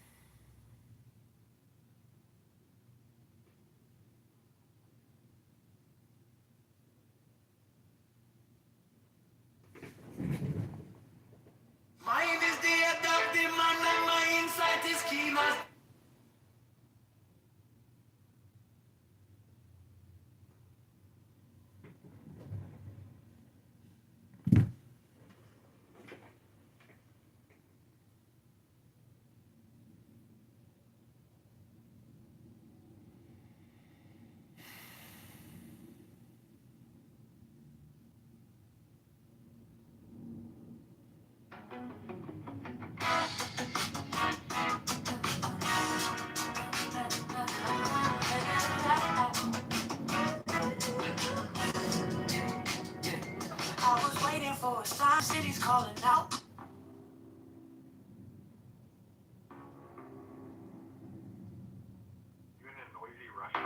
Give me the sign of the open eye,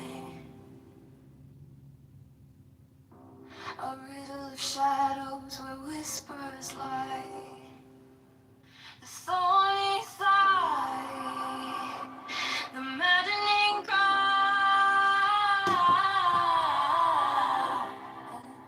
You pen, you pen.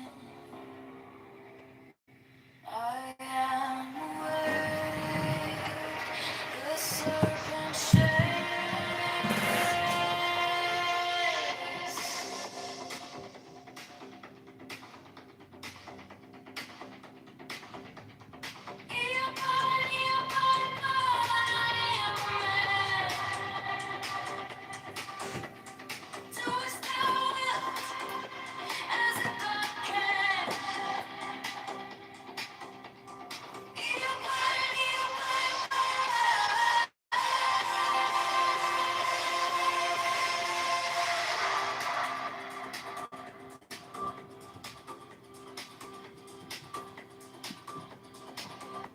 The eagle strikes with his jagged claw.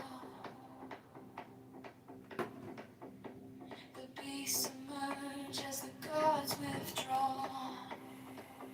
A storm of silence, a broken love. Not a care for the stunned looks of men behind her, grabbing an apple from the bucket with her mouth. Captivated by Lisa's seductive display, a boy with...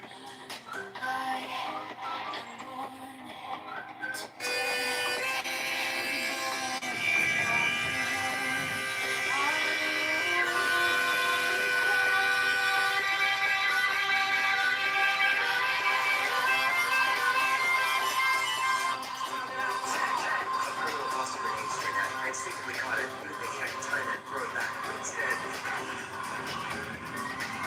The next morning, I was fully restored like nothing had happened. But the moment I stepped outside my apartment, I got slammed out of my several windows. No matter how many times I died, every morning, I wake up right on time, stuck like the exact same day all over. I put on the same booster as always, walked past the shoe store, and glanced at the sneakers I could never afford, then headed to the coffee shop for a black coffee, no sugar. After that, the boy would make it. Show my schedule, fire on the shots into the air. The security guards smoothly unbuckle their belts, lower their weapons, hit the floor, and casually check me about what to come back. We're all used to it by now, because none of us are real. We're NPCs inside this game. We exist for one reason, to help players complete their missions. The ones with sunglasses are the real players. They can do whatever they want. Anyone without sunglasses is just an NPC.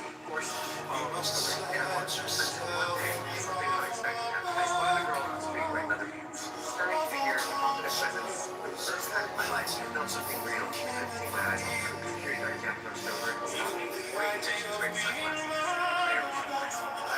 For the first time ever, my security dropped, and she extended her just to make sure to let me know. And the result? One way, and the same the next day, I responded to my usual. But when I walked into the coffee shop again, a strange thought fell across my mind. I wanted to try coffee with sugar in a single sentence. Completely blazed out. Outside me, customers behind me, everyone's dead. Take outside me.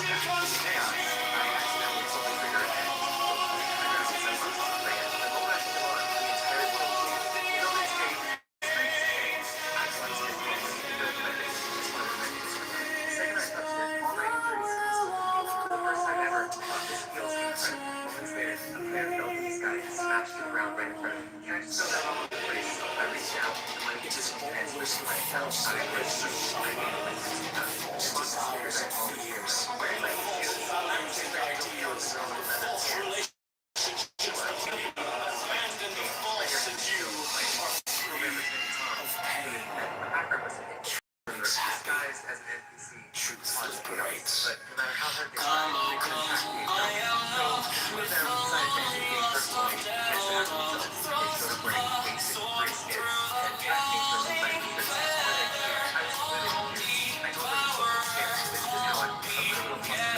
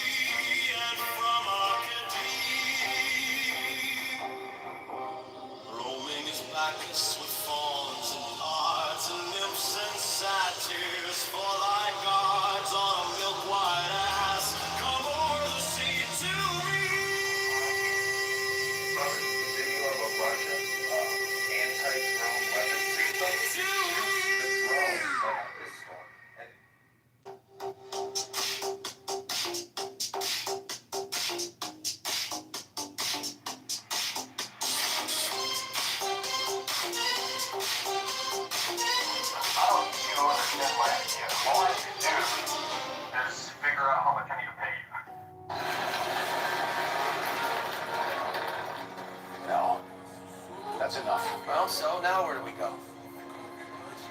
Anywhere but there. This time we're not taking the bait. Power signature emanating from that cable.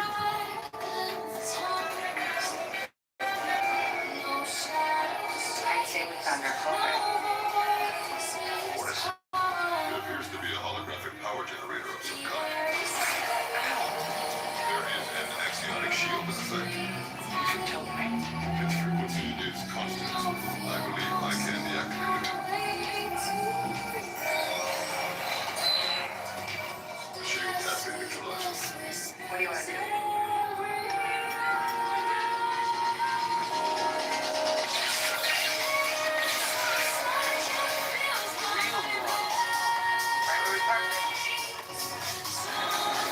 Why did King Edward VII invite every one of his mistresses to his own coronation? He known too, the world watched as the new king did the unthinkable. He reserved a high-profile section in Westminster Abbey, specifically for his ex-girlfriends. The court jokingly nicknamed it the Queen's News Box. It was filled with the most famous women of the era, including Alice Peckham, great-grandmother of current Queen Camilla. Edward made this bold move to prove he was finally the sovereign, and he was done hiding from the strict morality of his mother's reign. Poor Queen Alexandra had been humiliated, but she chose a different path. She walked into the Abbey dripping in so many diamonds and pearls that she looked like a literal goddess. Why did King Edward... You think your child...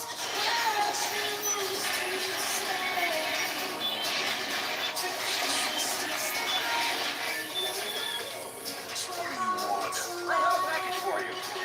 Sounds good.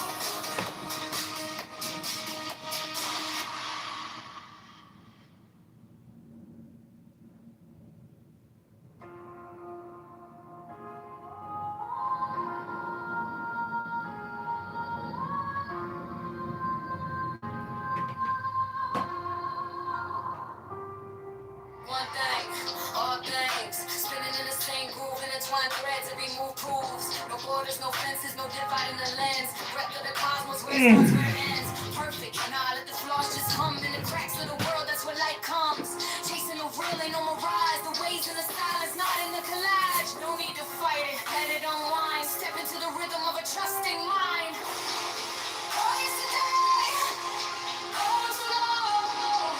Oh, today, the way you speak, but it shows the way. No beginning, no finish, no lines to erase. Just trust, just flow, let it fall into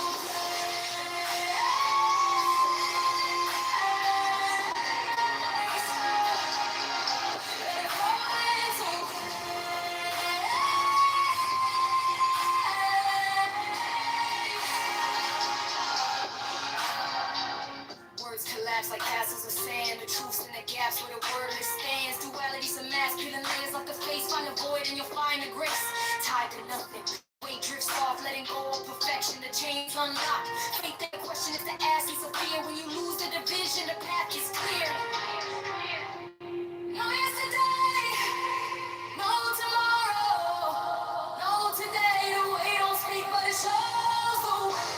No beginning, no finish, no line to erase. Just trust, just flow, let it fall into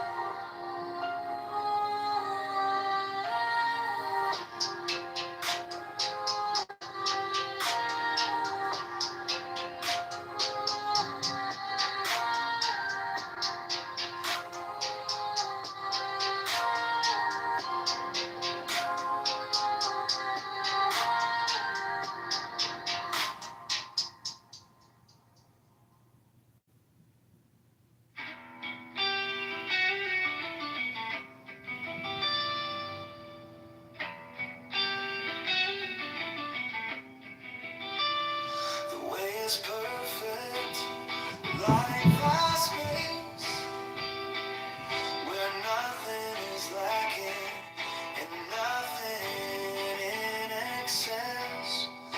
Indeed, it is due to our choosing to accept or reject that we do not see the true nature of things.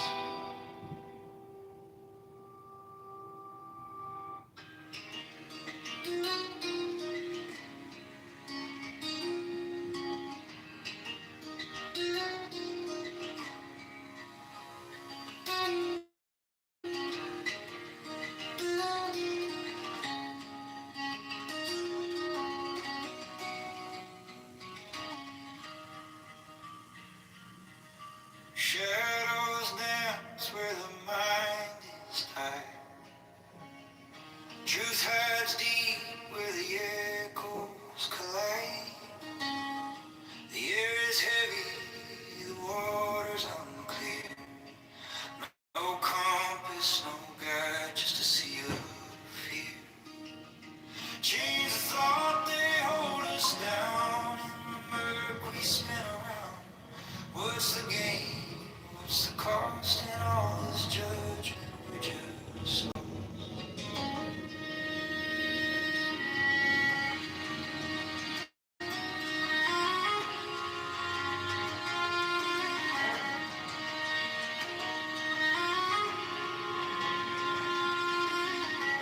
lines are drawn in the sand so thin. We chase the ends, but they fold back in. The weight we carry, it bends the spine. But who's to say what's yours or mine? What's the point of walls we build? They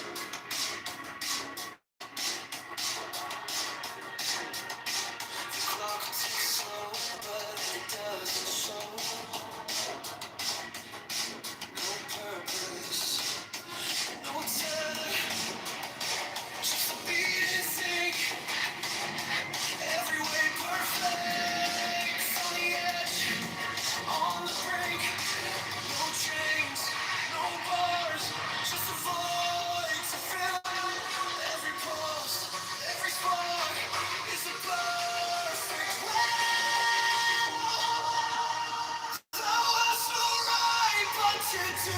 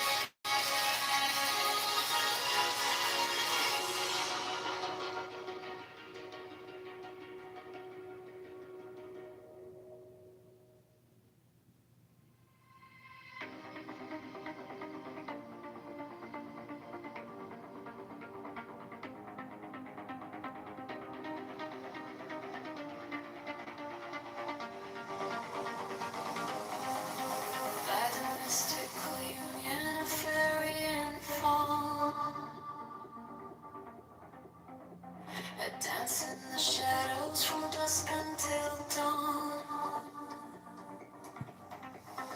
Unspoken whispers, they drift through the trees. Unbroken vow, carried soft on the breeze. I'll find a Valkyrie, through the flames and the embers, spells and stars. Shadows unseen in the spring's tender full of swag and brilliance, power I know.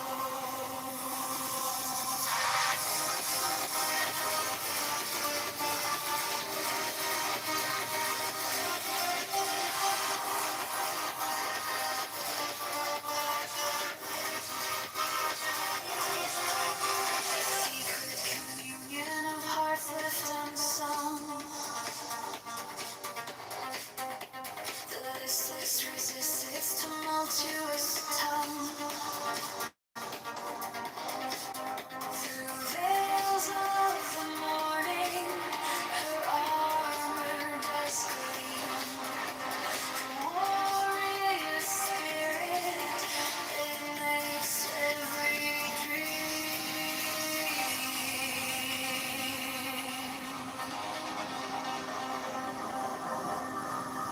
No godhead could charm her, no throne could command, but manhood awakened, she took up her stand. In resistance, her fire does burn, a goddess of spring, with the world left to turn. Oh, fiery Valkyrie, I invoke, through the flames and the embers, the spell is spoke.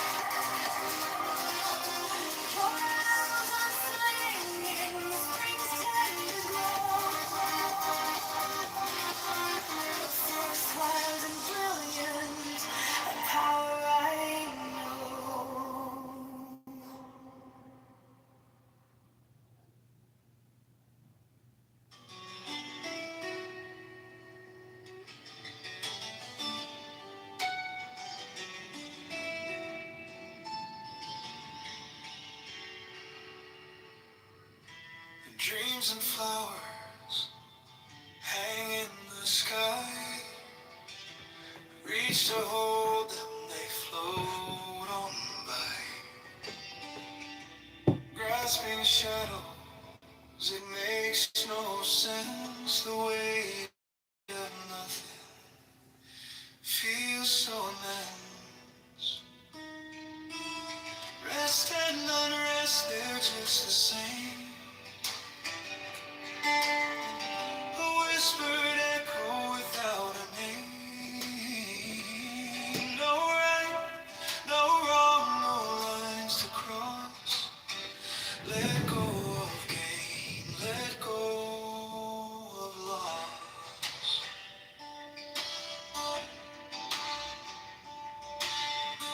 A mirror ripples with every glance. Truth and fiction caught in a dance. The mind it builds a fragile wall, but every duality is bound to fall. It's foolish to chase the air. There's nothing solid there. Rest and unrest, they're just the same. A whispered echo without a name. No right, no wrong, no lines to cross. Let go of gain, let go of loss. The world's a dream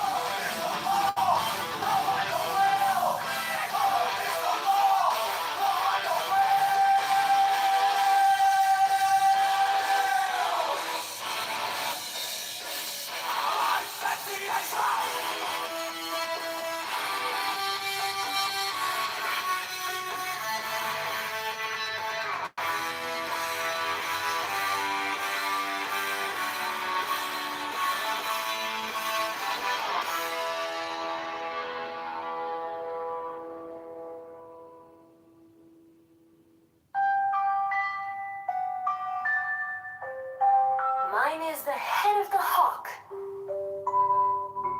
Abrahadabra. And ends. 6. I bear the rose and cross of life and light. Abrahadabra. Giving the sign at each Abrahadabra. Remaining in the sign. The invocation concludes. Therefore I say unto thee, come thou forth and dwell in me, so that every spirit, whether of the firmament, or of the ether, or of the earth, or under the earth, on dry land or in the water, or whirling air, or of rushing fire, and every spell and scourge of God the Vast One, might be thee. Abrahadabra. The adoration. Impromptu. Close by banishing.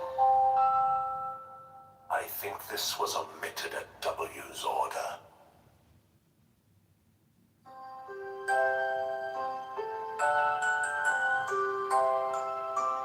Mine is the head of the hawk, Abrahadabra.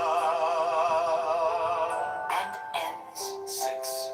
I bear the rose and cross of life and light, Abrahadabra. Giving the sign at each.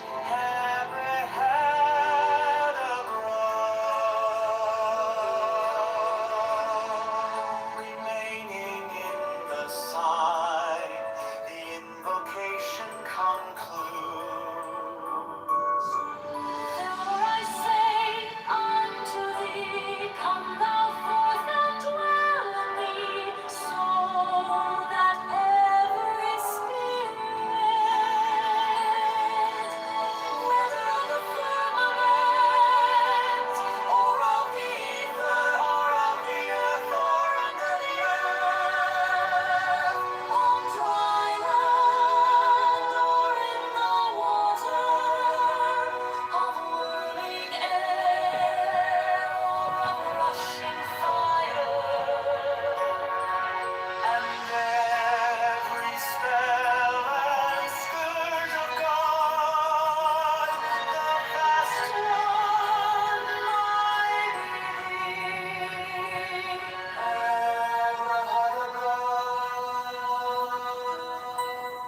The adoration, impromptu, close by banishing. I think this was omitted at W's order.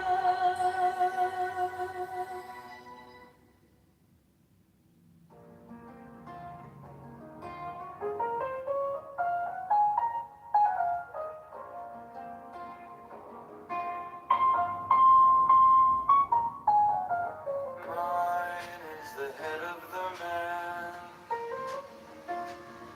and my inside is keen as the hawk. By my head I invoke thee.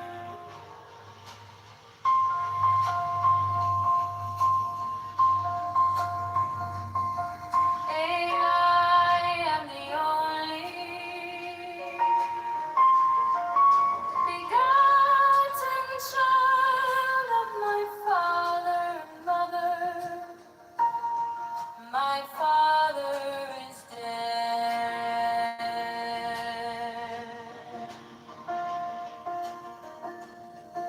My mother bore me with labor and pain and fear. By my body I invoke thee.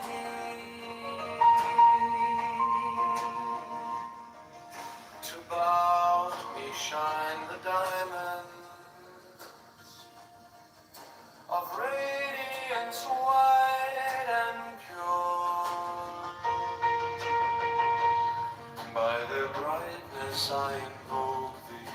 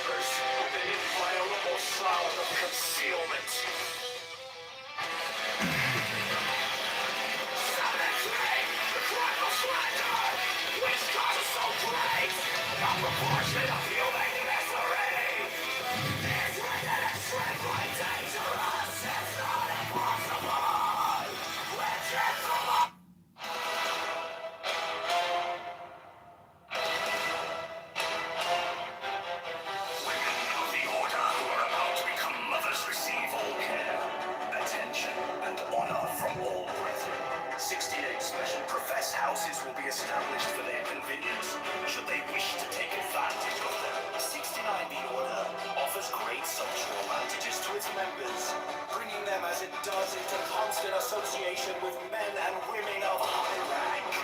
17.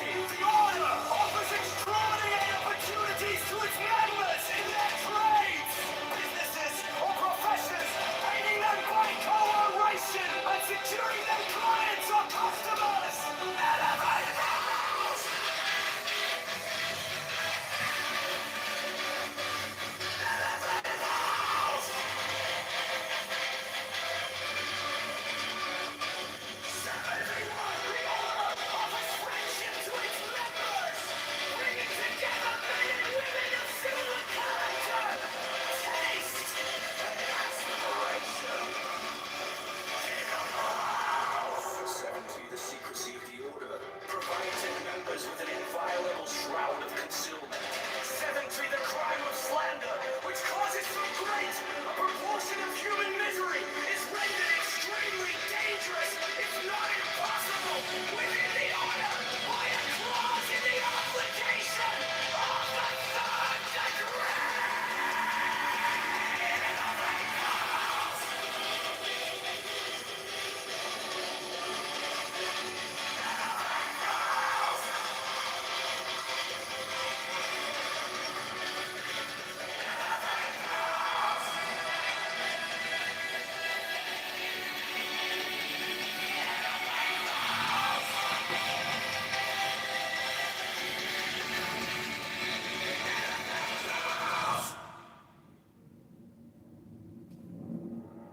Women of the order, who are about to become mothers, receive all care, attention, and honor from all brethren. 68 special professed houses will be established for their convenience, should they wish to take advantage of them. 69. The order offers great social advantages to its members, bringing them, as it does, into constant association with men and women of high rank. 70. The order offers extraordinary opportunities to its members in their trades, businesses, or professions, aiding them by cooperation and securing their clients or customers. 71. The order offers friendship to its members, bringing together men and women of similar character, taste, and aspiration. 72. The secrecy of the order provides its members with an inviolable shroud of concealment. 73. The crime of slander, which causes so great a proportion of human misery, is rendered extremely dangerous, if not impossible, within the order by a clause in the obligation of the third degree.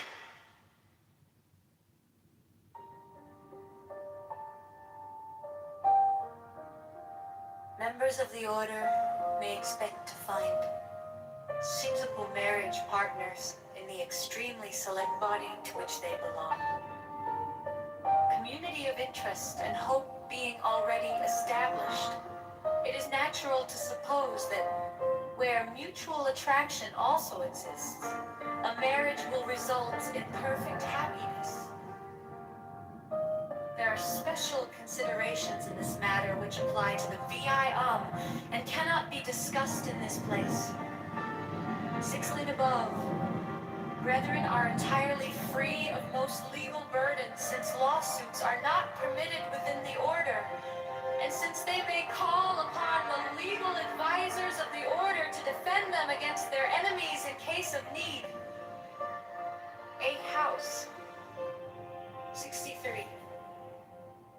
All brethren are entitled after death to the proper disposal of their remains according to the rights of the order and their grade in it. If the brother so desire, the entire amount of the fees and subscriptions which he has paid during his life will be handed over by the order to his heirs and legatees. The order thus affords an absolute system of insurance in addition to its other benefits. Mend house. 65. The order teaches the only perfect and satisfactory system of philosophy, religion, and science, leading its members step by step to knowledge and power, hardly even by the profane. 66.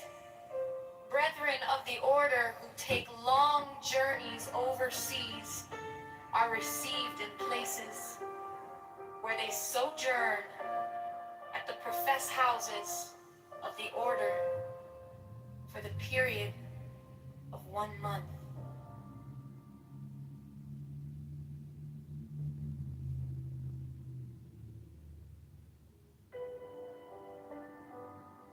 Members of the order may expect to find suitable wages, partners in the extremely select body to which they belong. Community of interest and hope being already established, it is natural to suppose that where mutual attraction also exists, a marriage will result in perfect happiness. There are special considerations in this matter which apply to the VIR and cannot be discussed in this place. 6 feet above, brethren are entirely free of most legal burdens, since lawsuits are not permitted within the order, and since they may call upon the legal advisors of the order to defend them against their enemies in case of need.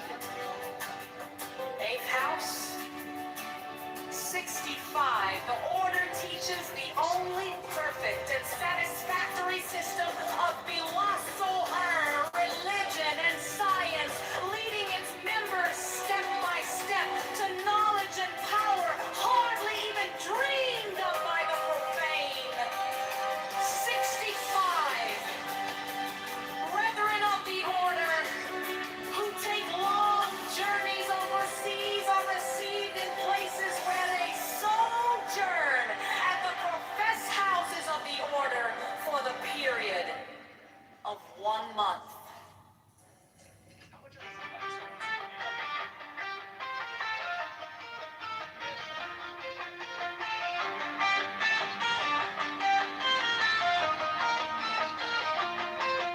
All brethren may expect the warmest cooperation in their pleasures and amusements from other members of the order. The perfect freedom and security afforded by the law allows the characters of all brethren to expand to the very limits of their nature, and the great joy and gladness with which they are constantly overflowing make them the best of companions. They shall rejoice, are chosen, whose sorrow is none of us. Beauty is strength, leaping laughter and delicious languor, force and fire, honor of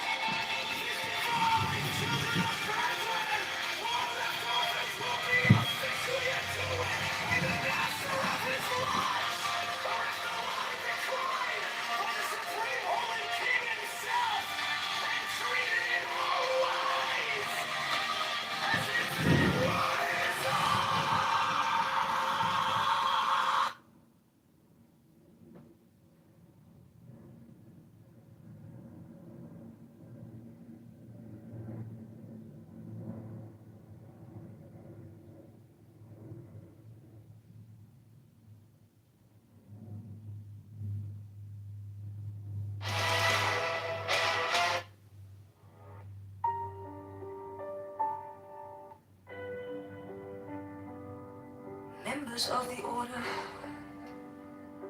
may expect to find suitable wages, partners in the extremely select body to which they belong. Community of interest and hope being already established, it is natural to suppose that where mutual attraction also exists, a marriage will result in perfect happiness.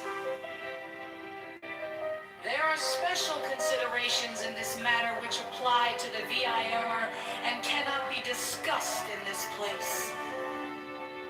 6 feet above, brethren are entirely free of most legal burdens, since lawsuits are not permitted within the order, and since they may call upon the legal advisors of the order to defend them against their enemies in case of need.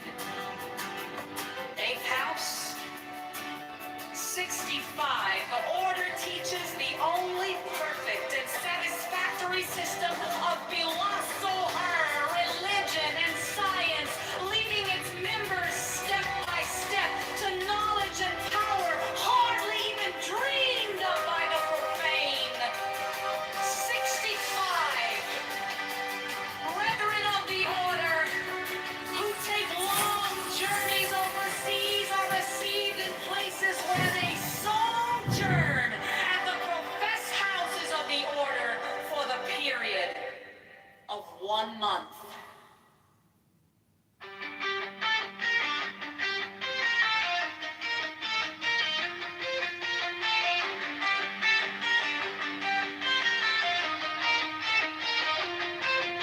All brethren may expect the warmest cooperation in their pleasures and amusements from other members of the order. The perfect freedom and security afforded by the law allows the characters of all brethren to expand to the very limits of their nature, and the great joy and gladness with which they are constantly overflowing make them the best of companions. They shall rejoice, are chosen, whose sorrow is none of us.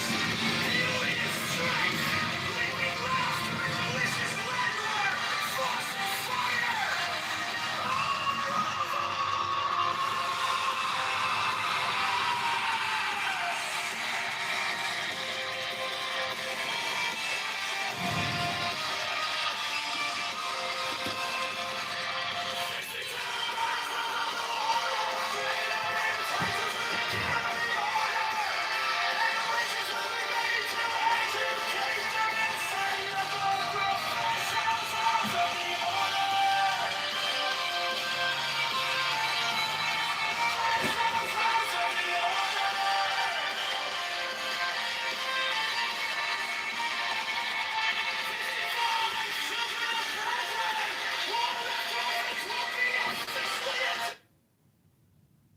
Paper with wisdom and intelligence embedded on the sheets.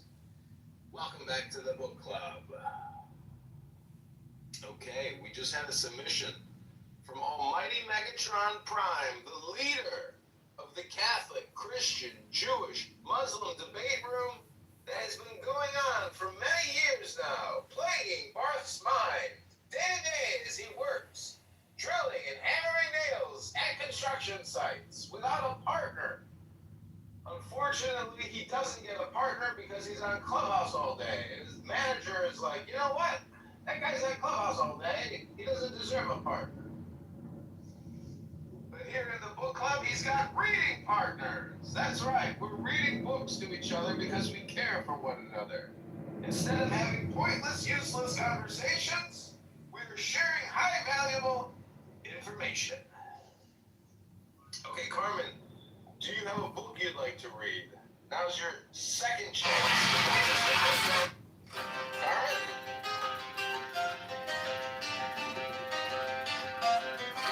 All brethren may expect the warmest cooperation in their pleasures and amusements from other members of the order. The perfect freedom and security afforded by the law allows the characters of all brethren to expand to the very limits of their nature, and the great joy and gladness with which they are constantly overflowing make them the best of companions. They shall rejoice are chosen, whose sorrow is not of us. Beauty and strength, leaping laughter and delicious languor, force and fire are of us.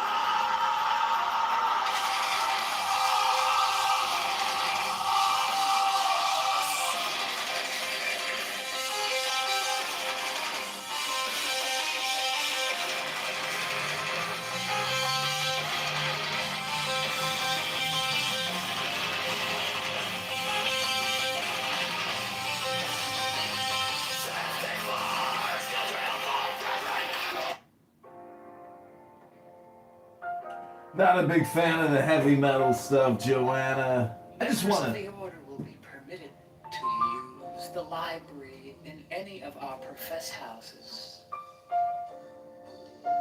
47 circulating libraries will presently be established. 48 brethren who may be traveling have a right to the hospitality of the master of the lodge of the district for a period of 3 days.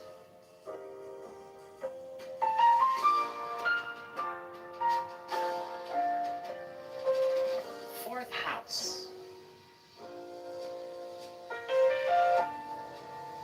49 brethren of all grades may be invited to sojourn in the profess houses of the order by Grand Lodge, and such invitation may confidently be expected as the reward of merit.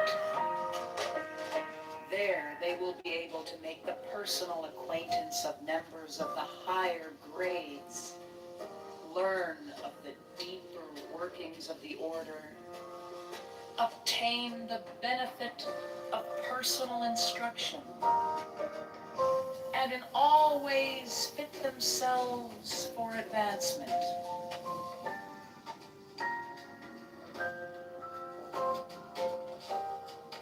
Brethren of advanced years and known merit who desire to follow the religious life may be asked to reside permanently in such houses.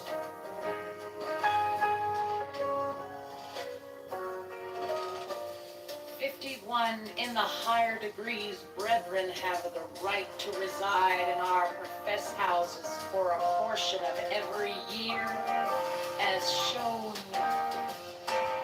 2 weeks, this fit 2 months, GT 1 month, SGC 3 months, PRS 6 weeks, fit 6 months.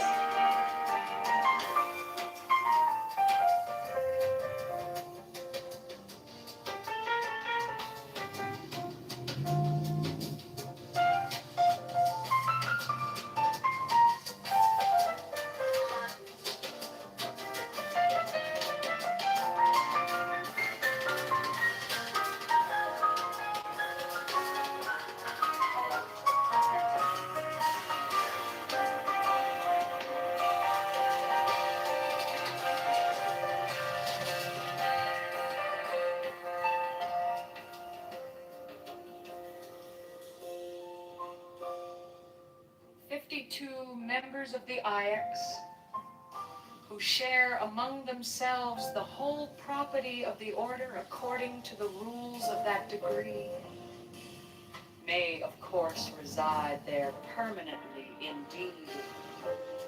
The house of every brother of this grade is ipso facto a professed house of the order.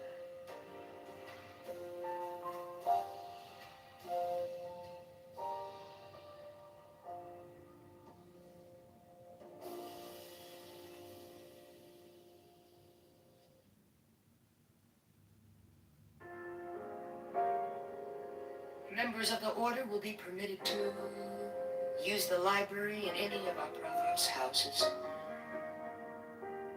47 circulating libraries will presently be established. 48 brethren who may be traveling have a right to the hospitality of the master of the lodge of the district for a period of 3 days.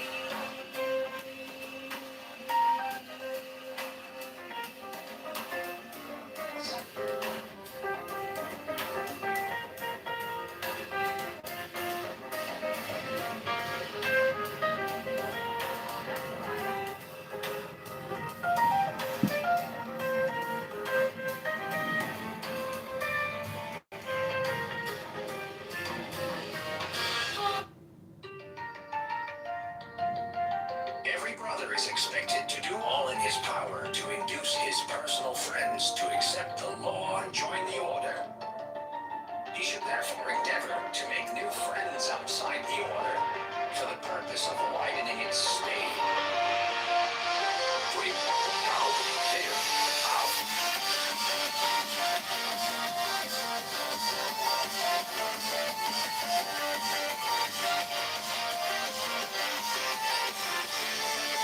Fortunately, the brethren are bound to secrecy only with regard to the nature of the rituals of our order, and to our words, signs, and to the general principles of the order may be fully explained, so far as they are understood below the shrub. As it is written, the ordeals I write not. The rituals shall be half known and half concealed. The law is for all. It is to be observed that punctual performance of these duties, so that the report thereof is noised abroad, and the fame of it cometh even unto the throne of the supreme and holy King himself, will weigh heavily in the scale when it comes to be a question of the high advancement of a brother. In the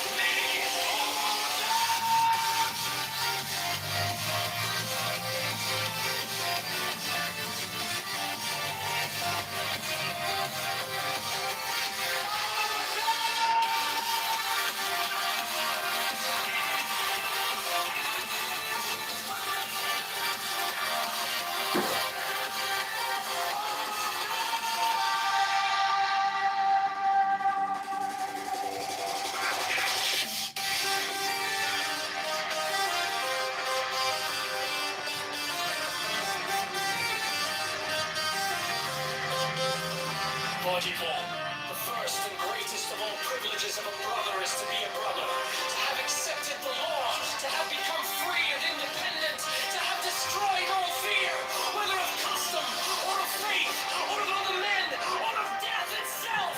In other papers, the joy and glory of those who have accepted the book of the law as the sole rule of life is largely, though never fully explained, and we will not here recapitulate the same.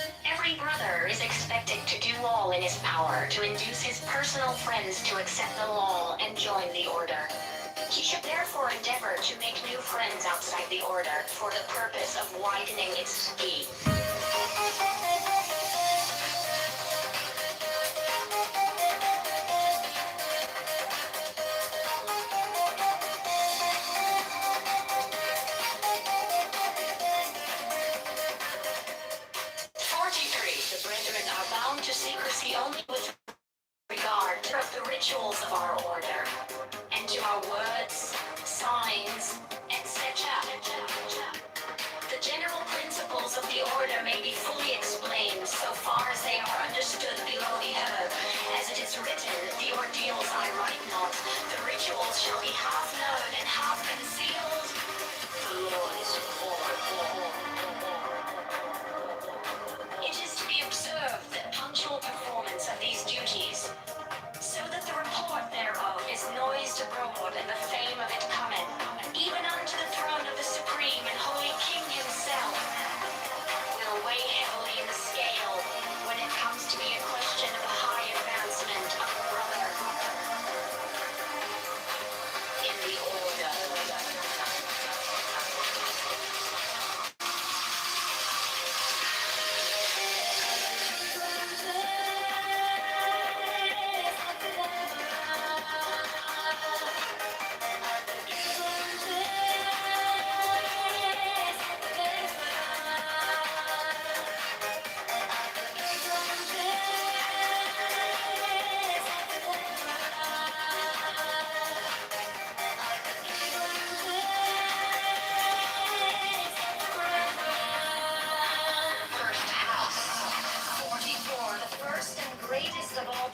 privileges of a brother is to be a brother. To have accepted the law, to have become free and independent, to have destroyed all fear, whether of custom, or of faith, or of other men, or of death itself. In other papers, the joy and glory of those who are accepted. The book of the law as the sole rule of life is largely, though never fully explained. And we will not here recapitulate the same.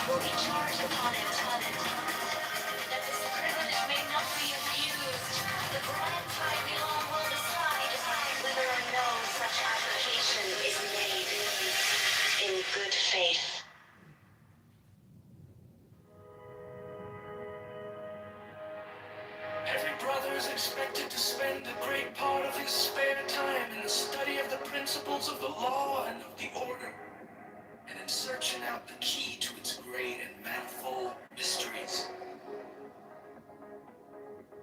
36, he should also do all in his power to spread the law, especially taking long journeys, when possible, to remote places, there to sow the seed of the law.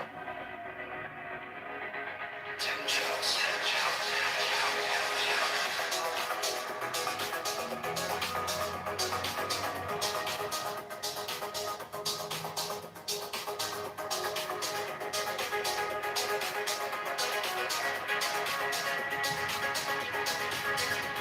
37, all pregnant women are especially sacred to members of the order, and no effort should be spared to bring them to acceptance of the law of freedom, so that the unborn may benefit by that impression.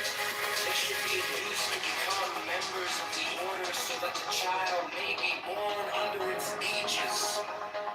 38, the mother that is to be have asserted her will to be so in contempt and defiance of the taboos of the slave gods. She is to be regarded as a special suitable to our order, and the master of the lodge in her district shall offer to become, as it were, godfather to the child, who shall be trained specially. If the mother so wishes, as a servant of the order, in one of its profess houses. 39 special profess houses for the care of women of the order, or those whose husbands or lovers are members of the order, will be instituted, so that the frontal duty of womankind may be carried out in all comfort and honor. 40. Every brother is expected to use all his influence with persons in a superior station of life, so-called, to induce them to join the order royal personages, ministers of state, high officials in the diplomatic, naval, military, and civil services are particularly to be sought after. For it is intended ultimately that the temporal power of the state be brought into the law and led into freedom and prosperity by the application of its principles.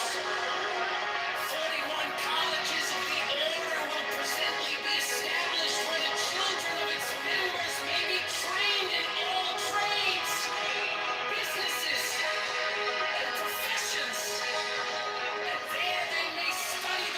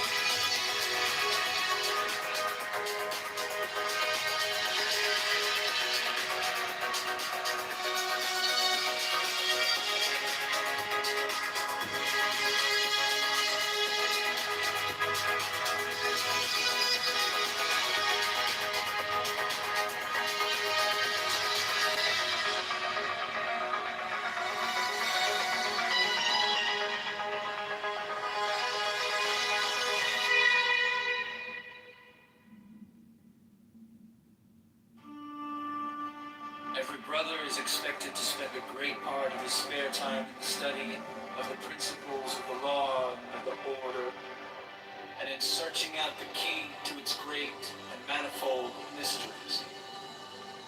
36, he should also do all in his power to spread the law, especially taking long journeys, when possible, to remote places, there to sow the seed of the law. 10 house. 37, all pregnant women are especially sacred to members of the order, and no effort should be spared to bring them into acceptance of the law of freedom,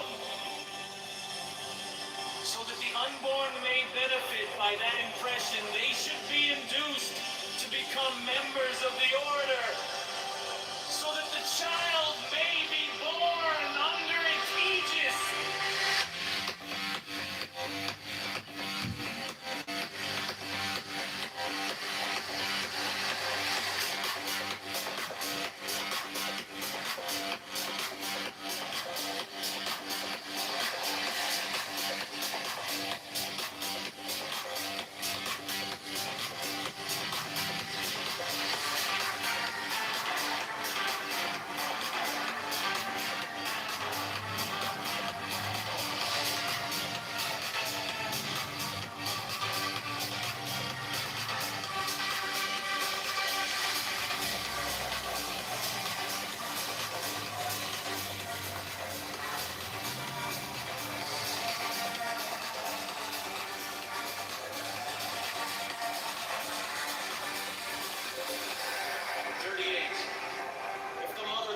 Have asserted her will to be so in contempt and defiance of the tablets of the slave gods, she is to be regarded as especially senator to our order, and the master of the lodge in her district shall offer to become, as it were, godfather to the child,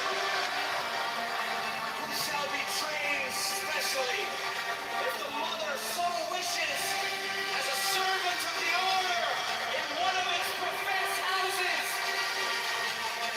39 special professed houses for the care of women of the order, or those whose husbands or lovers are members of the order.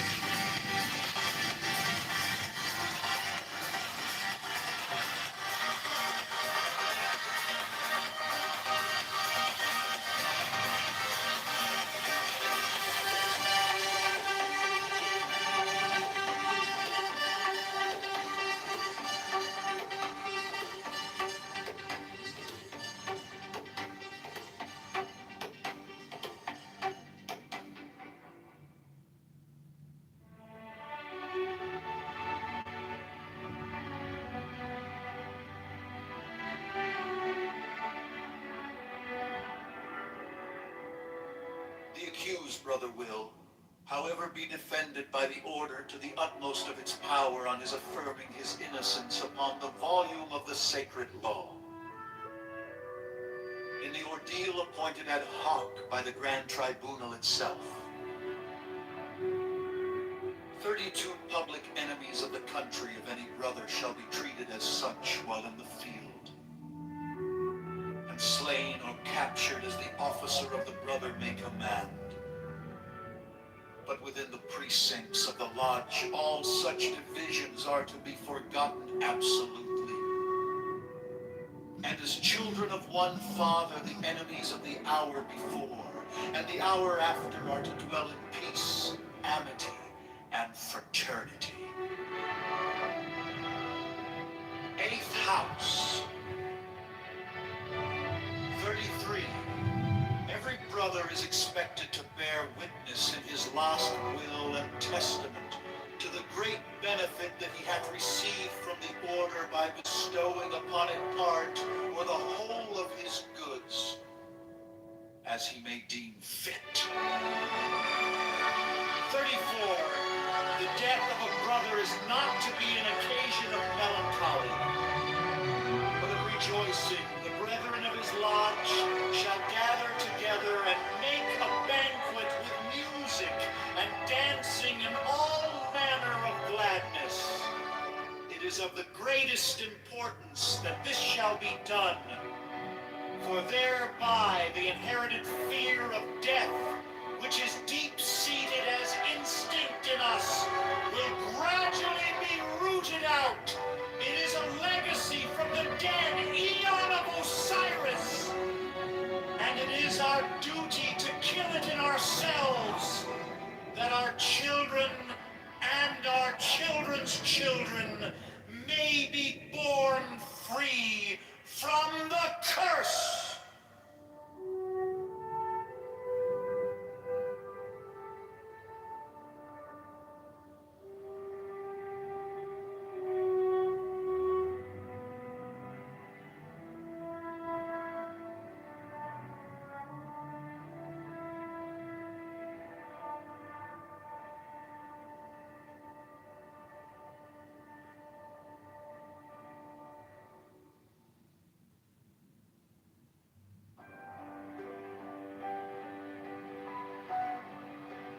The accused, Brother Will, however, be defended by the order to the utmost of its power on his affirming his innocence upon the volume of the sacred law. In the ordeal appointed ad hoc by the Grand Tribunal itself, 32 public enemies of the country of any brother shall be treated as such, while in the field, and slain or captured, as the officer of the brother may command. But within the precincts of the lodge, all such divisions are to be forgotten absolutely.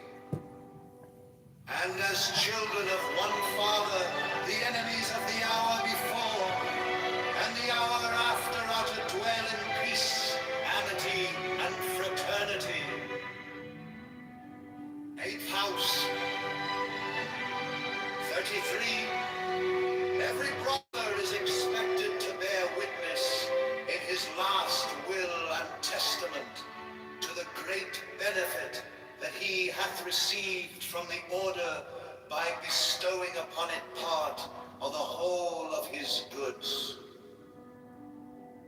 as he may deem fit. 34. The death of a brother is not to be an occasion of melancholy, but of rejoicing.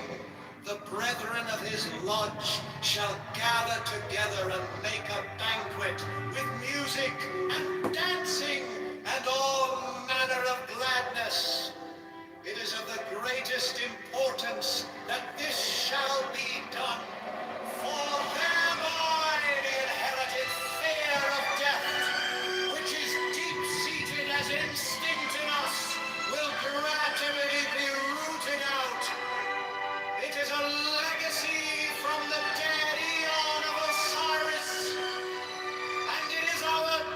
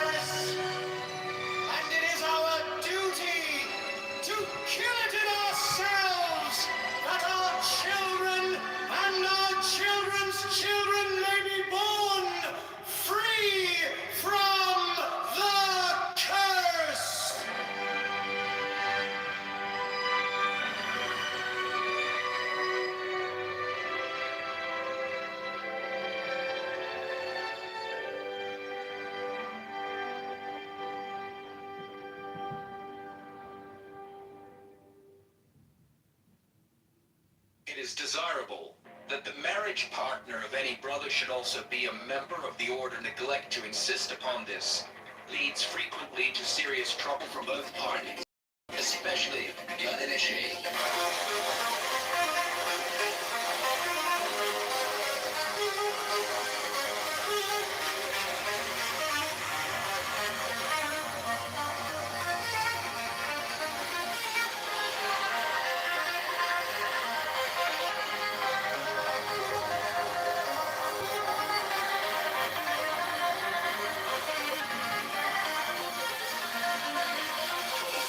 Lawsuits between members of the order are absolutely forbidden, on pain of immediate expulsion and loss of all privileges. Even of those accumulated by past good conduct referred to in the second part of this inscription.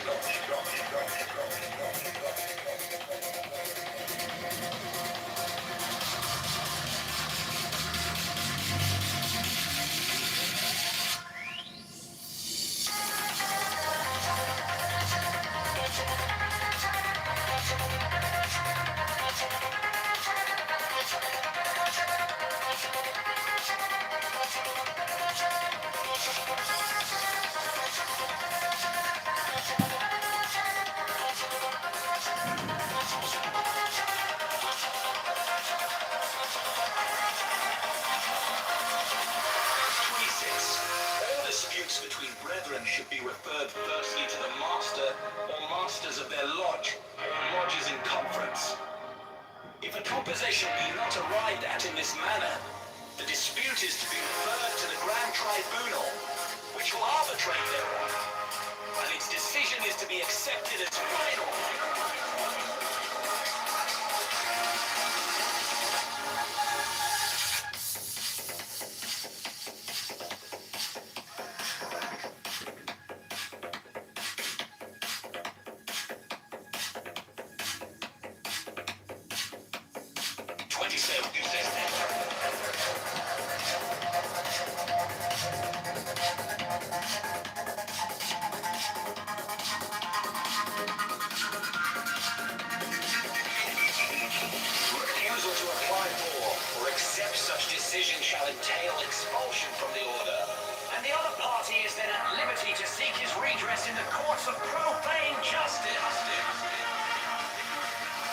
28 members of the order are to regard those without its pale as possessing no rights of any kind, since they have not accepted the law, and are therefore, as it were, troglodytes, survivals of a past civilization, and to be treated accordingly. Kindness should be shown towards them, as towards any other henceforth, and every effort should be made to bring them into freedom.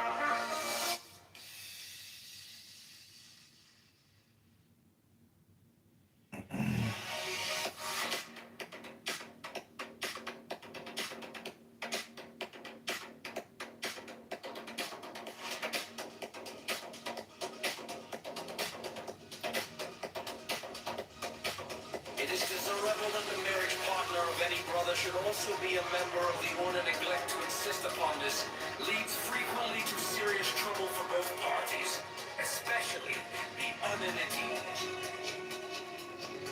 25 lawsuits between members of the order are absolutely forbidden, on pain of immediate expulsion and loss of all privileges, even of those accumulated by past good conduct referred to in the second part of this instruction.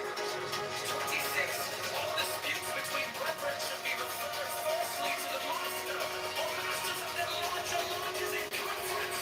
If a conversation be not occurring in this manner, the dispute is to be referred to the grand tribunal, which will arbitrate thereon, and its decision is to be accepted as final.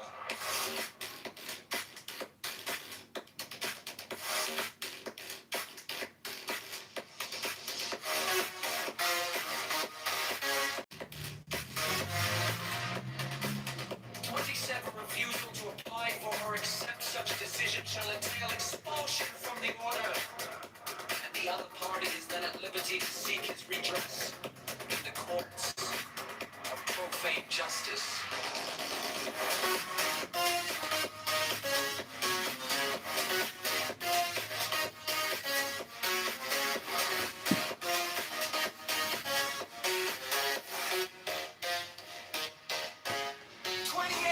Members of the order are to regard those without its pale as possessing no rights of any kind. They have not accepted the law, and are therefore, as it were, troglodytes, survivals of a past civilization. And to be treated accordingly, kindness should be shown towards them, as towards any other animal. And every effort should be made to bring them into freedom. Injury done by any person without the order to any person within it may be brought before the grand tribunal, which will, if it deem right and fit, use all its power to redress or to avenge it.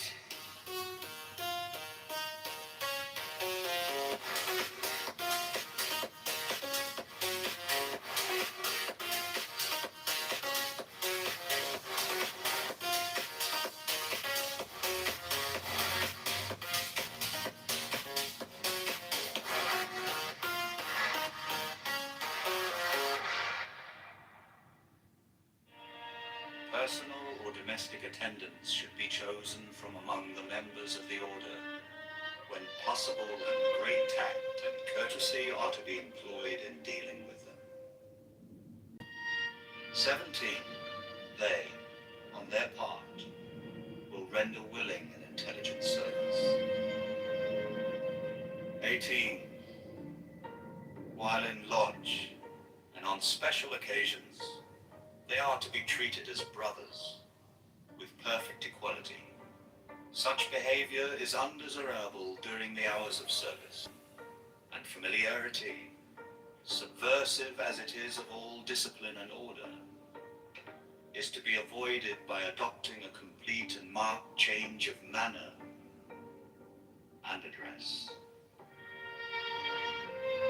19.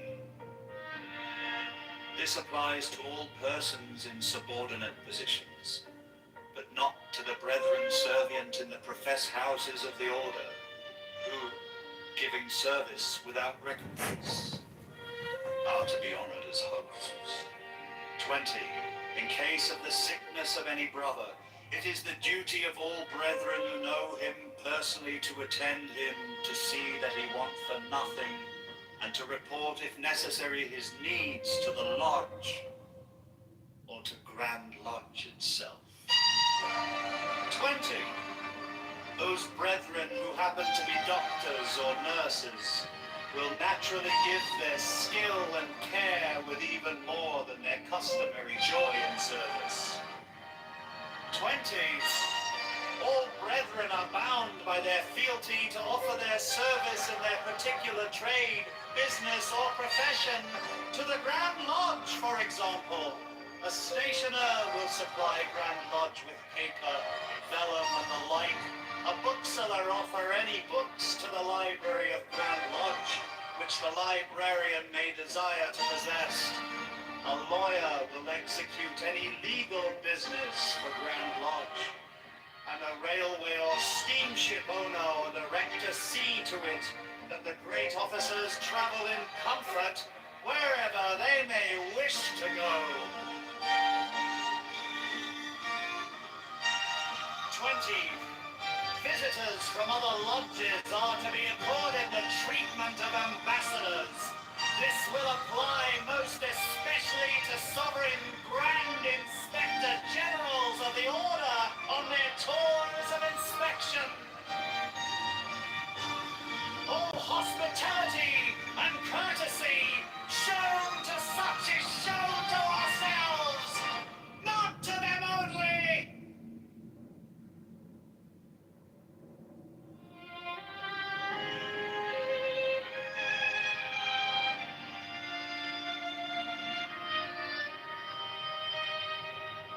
Personal or domestic attendants should be chosen from among the members of the Order.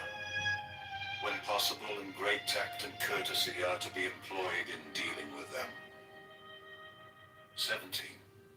They, on their part, will render willing and intelligent service. 18. While in lodge, and on special occasions, they are to be treated as brothers with perfect equality. Such behavior is undesirable during the hours of service and familiarity. Subversive as it is of all discipline and order, is to be avoided by adopting a complete and marked change of manner and address. 19. This applies to all persons in subordinate positions, but not to the brethren servient in the professed houses of the Order, who, giving service without recompense, are to be honored as hosts. 20.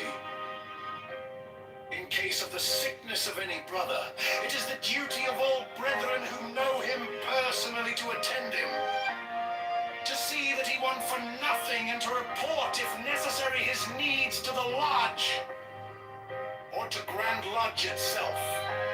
20. Those brethren who happen to be doctors or nurses will naturally give their skill and care with even more than their customary joy in service. 22. All brethren are bound by their fealty to offer their service in their particular trade, business, or profession to the Grand Lodge. For example, a stationer will supply Grand Lodge with paper, vellum, and the like. A bookseller offer any books to the library of Grand Lodge which the librarian may desire to possess. A lawyer will execute any legal business for Grand Lodge, and a railway or steamship owner or direct a see to it that the great officers travel in comfort wherever they may wish to go. 20. Visitors from other lodges are to be accorded the treatment of ambassadors. This will apply most especially to sovereign Grand Inspector Generals of the Order and their tours of inspection. All hospitality and courtesy shown to such is shown to ourselves, not to them only.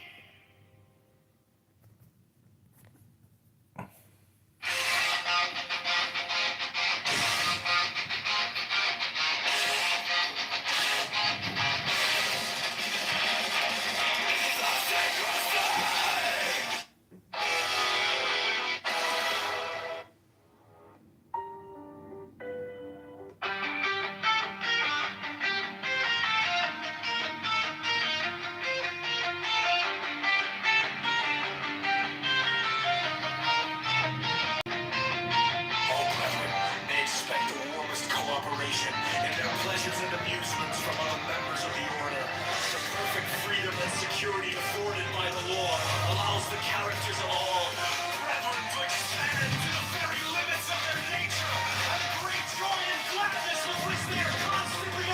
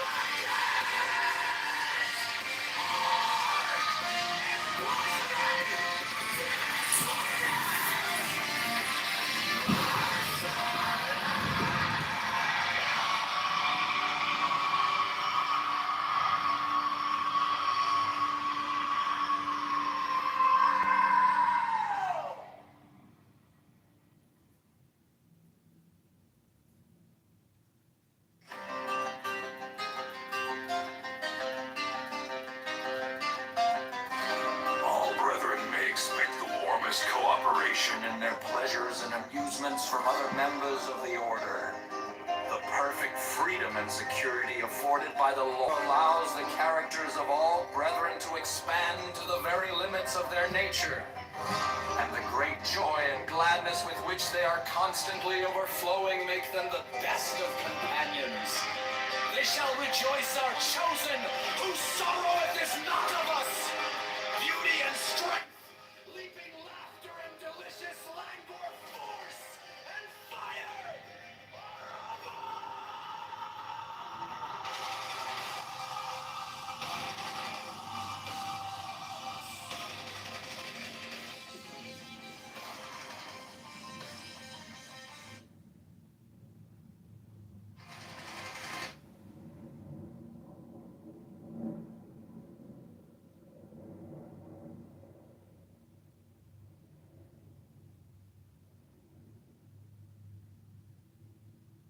It is desirable that the marriage partner of any brother should also be a member of the order. Neglect to insist upon this.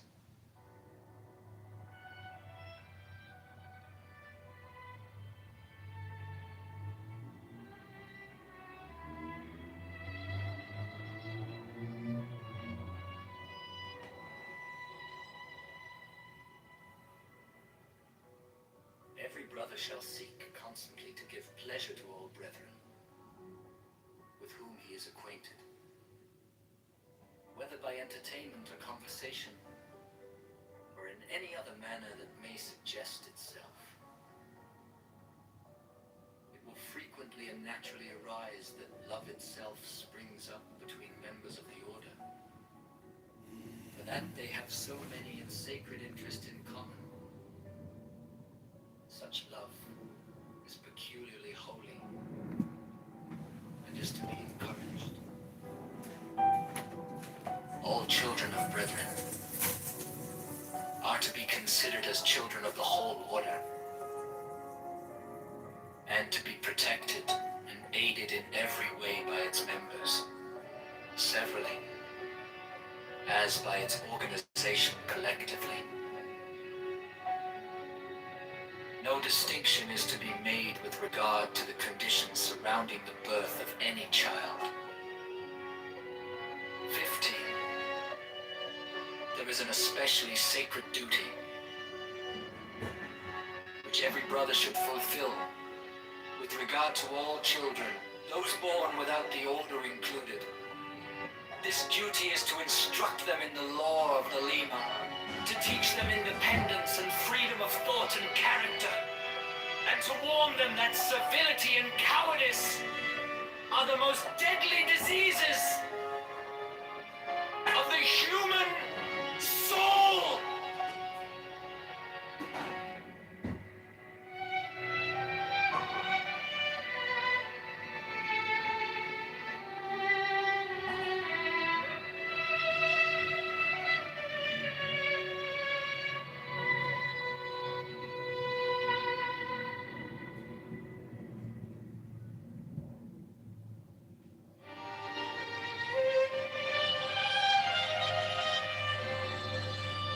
Every brother shall seek constantly to give pleasure to all brethren with whom he is acquainted, whether by entertainment or conversation, or in any other manner that may suggest itself. It will frequently and naturally arise that love itself springs up between members of the order, for that they have so many and sacred interests in common. Such love is peculiarly holy and is to be encouraged. All children of brethren are to be considered as children of the whole order, and to be protected and aided in every way by its members severally, as by its organization collectively. No distinction is to be made with regard to the conditions surrounding the birth of any child. 15. There is an especially sacred duty which every brother should fulfill with regard to all children, those born without the order included. This duty is to instruct them in the law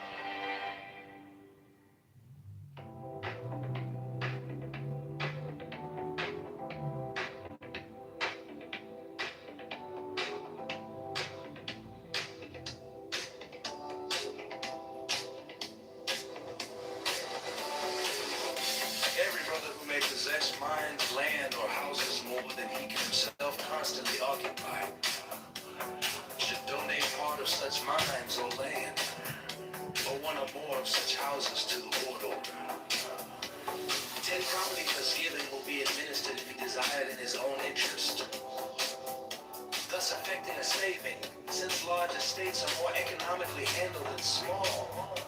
But the order will use such properties may happen to lie idle for the moment in such ways as it may seem good. Lending an unlit house, for example, to some brother who is in need, or allowing an unused hall to be occupied by a lodge.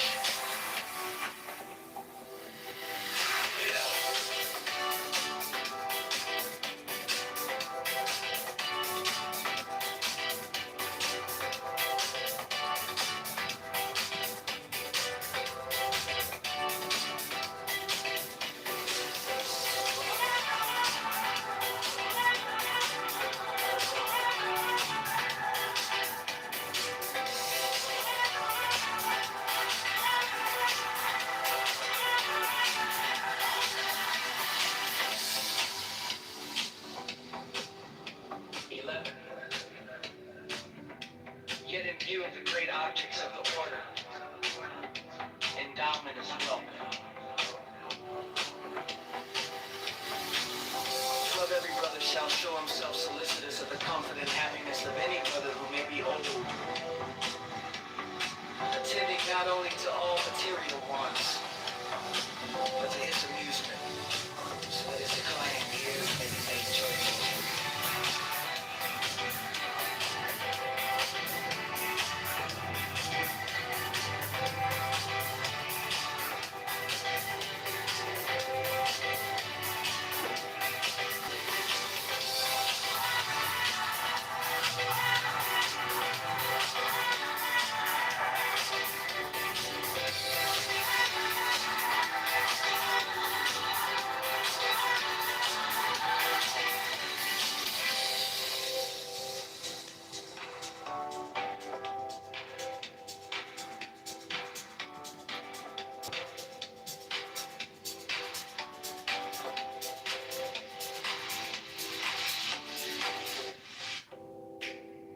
Every brother who may possess mines, land, or houses more than he can himself constantly occupy should donate part of such mines or land, or one or more of such houses to the order.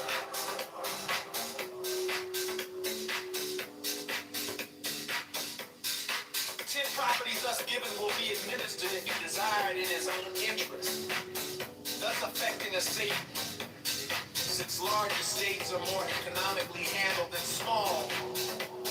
But the order will use such property as may happen to lie idle for the moment in such ways as it may seem good.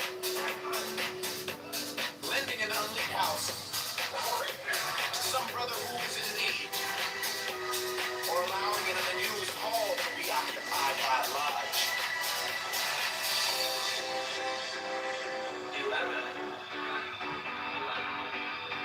Yet in view of the great objects of the order, endowment is welcome.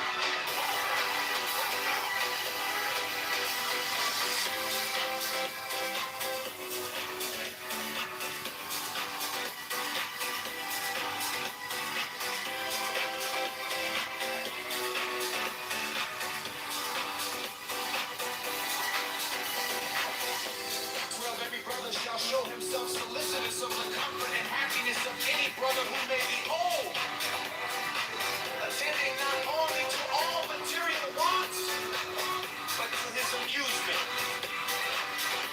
so that his declining years may be made joyful.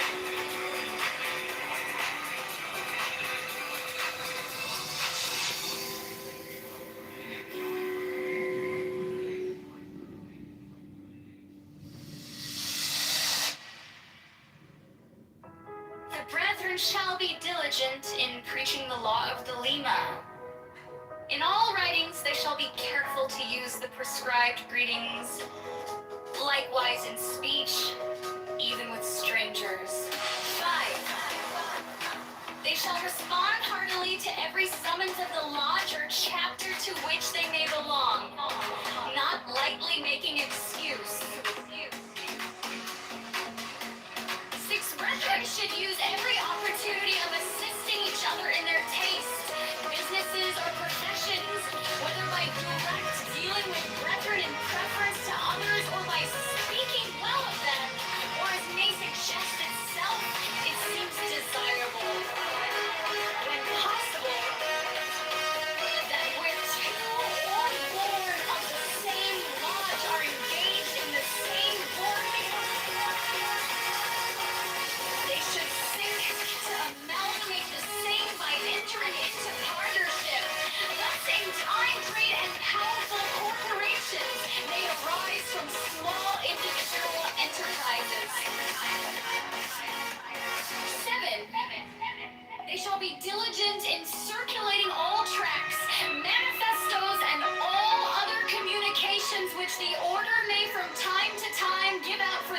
destruction or emancipation of the profane.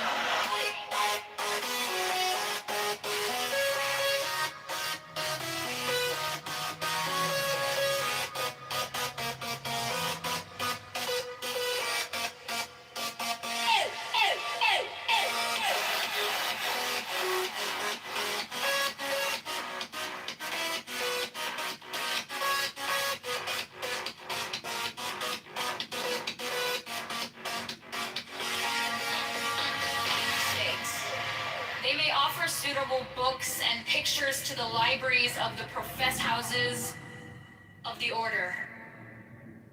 The brethren shall be diligent in preaching the lore of the Lima. In all writings they shall be careful to use the prescribed greetings, likewise in speech, even with strangers. For they shall respond heartily to every summons of the lodge or chapter to which they may belong. Not lightly making excuse, six brethren should use every opportunity of assisting each other in their taste, businesses or professions, whether by direct dealing with brethren in preference to others, or by speaking well of them, or as may suggest itself. It seems desirable, when possible, that where two or more brethren of the same lodge are engaged in the same work, they should seek to amalgamate the same by entering into partnership. Thus in time, great and powerful corporations may arise from small individual enterprises.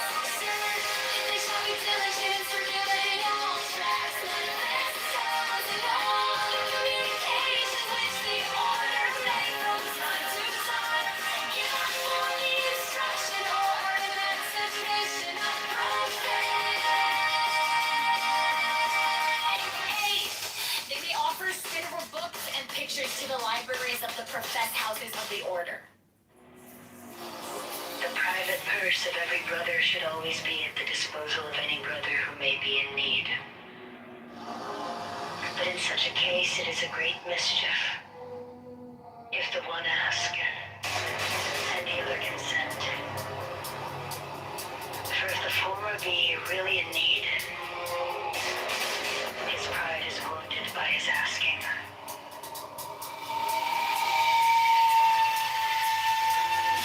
And if not, the door is open to beggars and impostors and all manner of other rangs and rogues such as are no true brethren. The brother who is possessed of this world's prince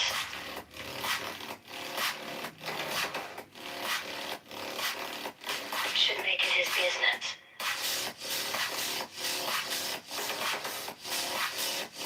to watch the necessity of all those brethren with whom he may be personally acquainted, anticipating their wants in so wise and kindly and delicate a manner that it shall appear as if it were the payment of a debt. And what help is given shall be given with discretion, so that the relief may be permanent rather than temporary.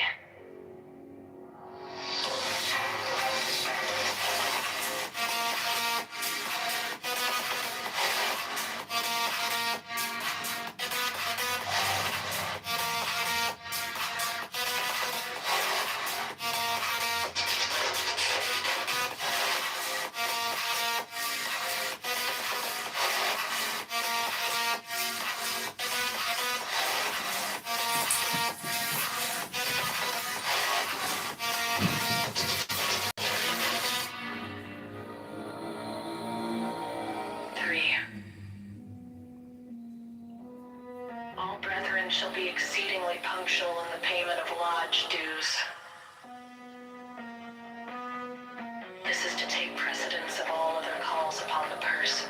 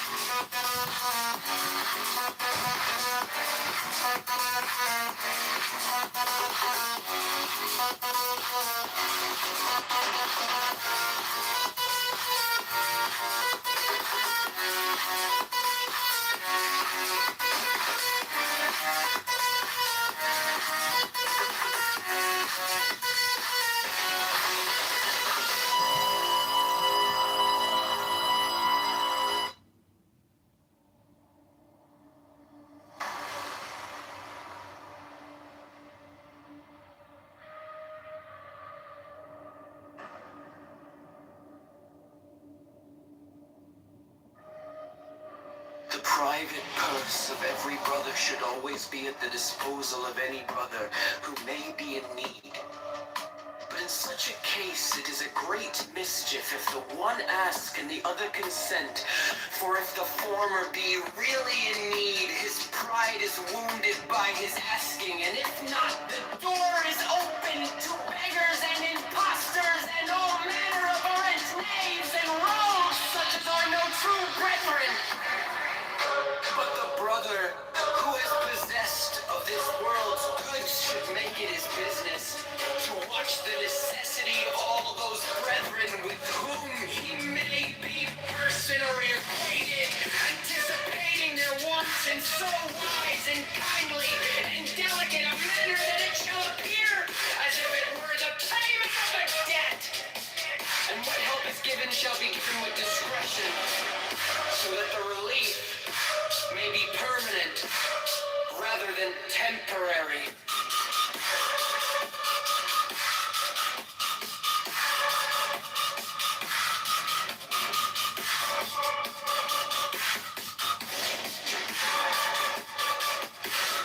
Three, all brethren shall be exceedingly punctual in the payment of lodge dues.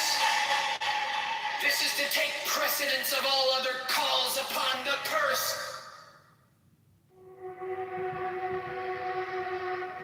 Do what thou wilt shall be the whole of the law. It has been represented to us that some persons who are worthy to join the OTO consider the fees and subscriptions rather high. This is due to your failure to explain properly the great advantages offered by the order. We desire you, therefore, presently to note and to cause to be circulated throughout the order and among those of the profane who may seem worthy to join it, these matters following concerning the duties and the privileges of members of the earlier degrees of the OTO of the Posterior Affairs, and for convenience we shall classify these as material forever in the heaven, but also by numbered clauses for the sake of such as understand not the so-called science of the stars. Thus, therefore, concerning the duties of the brethren, yet with our order every duty is also a privilege, so that it is impossible wholly to separate them.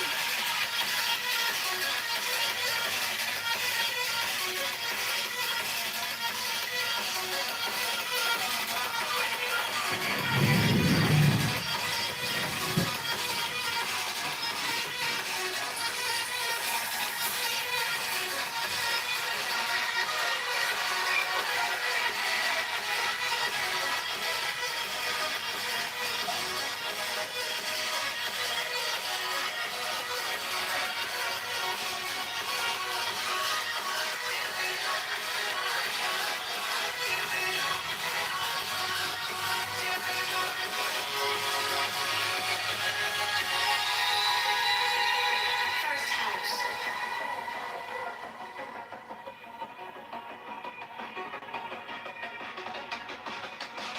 One. There is no law beyond. Do what thou wilt. Yet it is rare for brethren to study daily in the volume of the sacred law. Liber legis, for therein is much counsel concerning this. How best may carry out this will.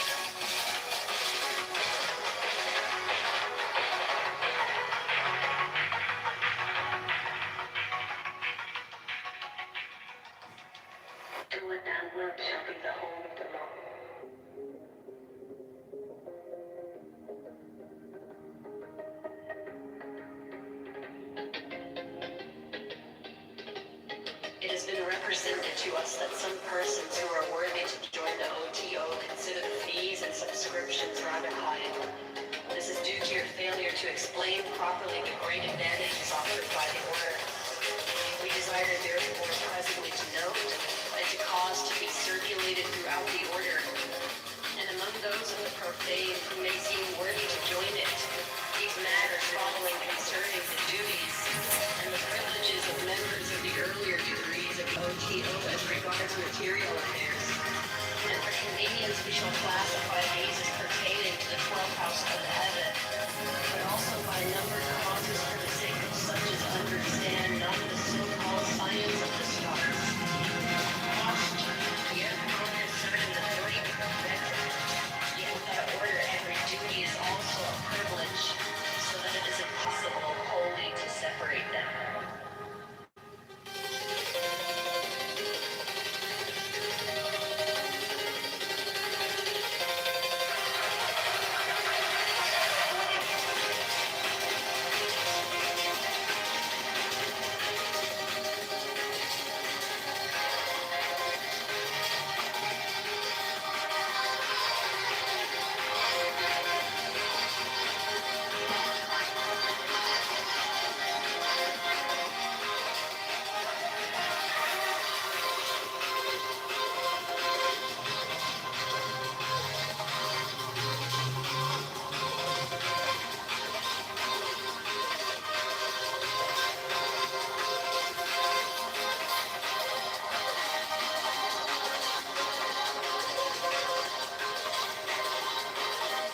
First house.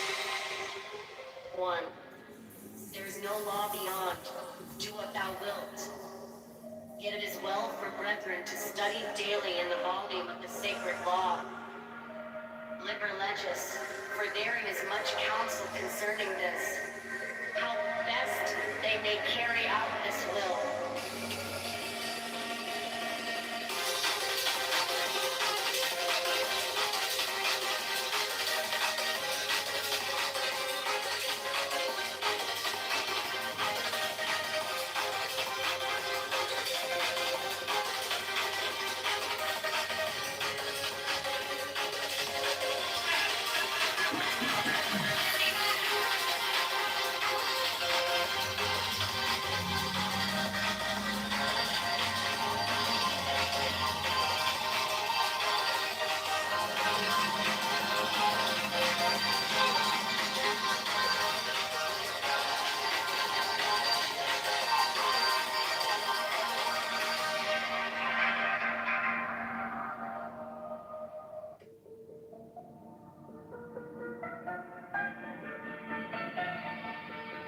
The wizard showed me a large green god with many arms, sitting in a doorway.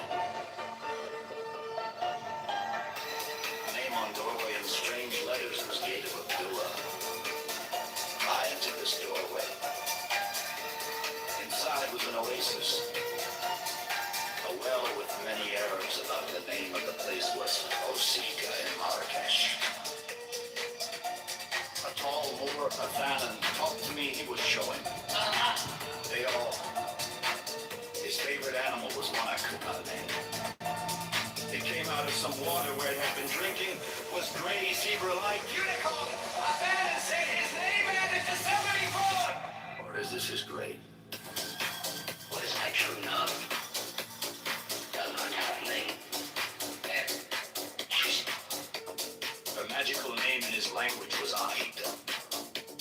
Like I said, 2 pound plus.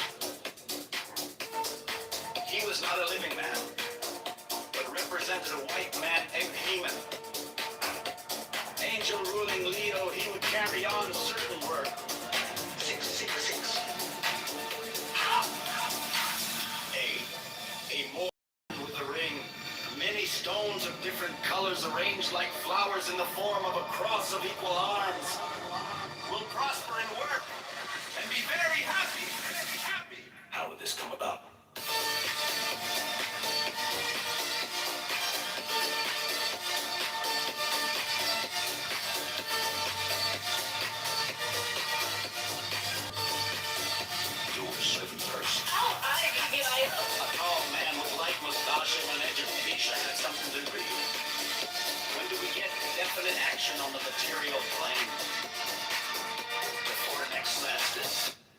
one have to take action or sit tight? Both. This certain one must use his brains to plan things. Tell me if BC Annie Besant will live long in her present body? Yes. Is a political campaign among existing occult societies with a view to unification under 666 a good plan? Yes. Should he approach X? If my White Lotus appears? Yes. Should he approach another person? No. Should he approach? Yes. Is there anyone else to approach? Some woman. Alma. Mind thought. She was stout, large breasts 40, married, no children, dark chestnut hair, pretty skin, fairly good looking, possibly a singer or musician, smiling rich, moderately well-educated American. Her name was Elsie Gray Park. Could this be a shot at EGP for Agent Guy? Wizard says Woodstock adds to 84. How should the act to find LCD? No answer. Wizard now looks like an enormous god. Sphinx head, stalwart, bearded Assyrian god type Adamant is his god name. Abdomen 463. The middle pillar in almond rod equals servant of the dragon, or of Mithras of Babel's iron ring of Thoth. He is sceptered with a kind of battle axe and a knob carrying the your hand. He stood against a great dark mountain behind which the sun was rising. The light and effect was one of the most beautiful pictures I ever saw. Where is LCG? P. In an hotel or private house on 5th Avenue, 666 knew some friend of hers. Is she a friend of AD? Yes. When may he expect from the firm of this first splitting on September? What year? 1918. This was doubtful. What nationality is the man referred to in that verse? Austrian. Where does he live now? By a well of concrete and trees around it in USA. What business is he in? A pleasure.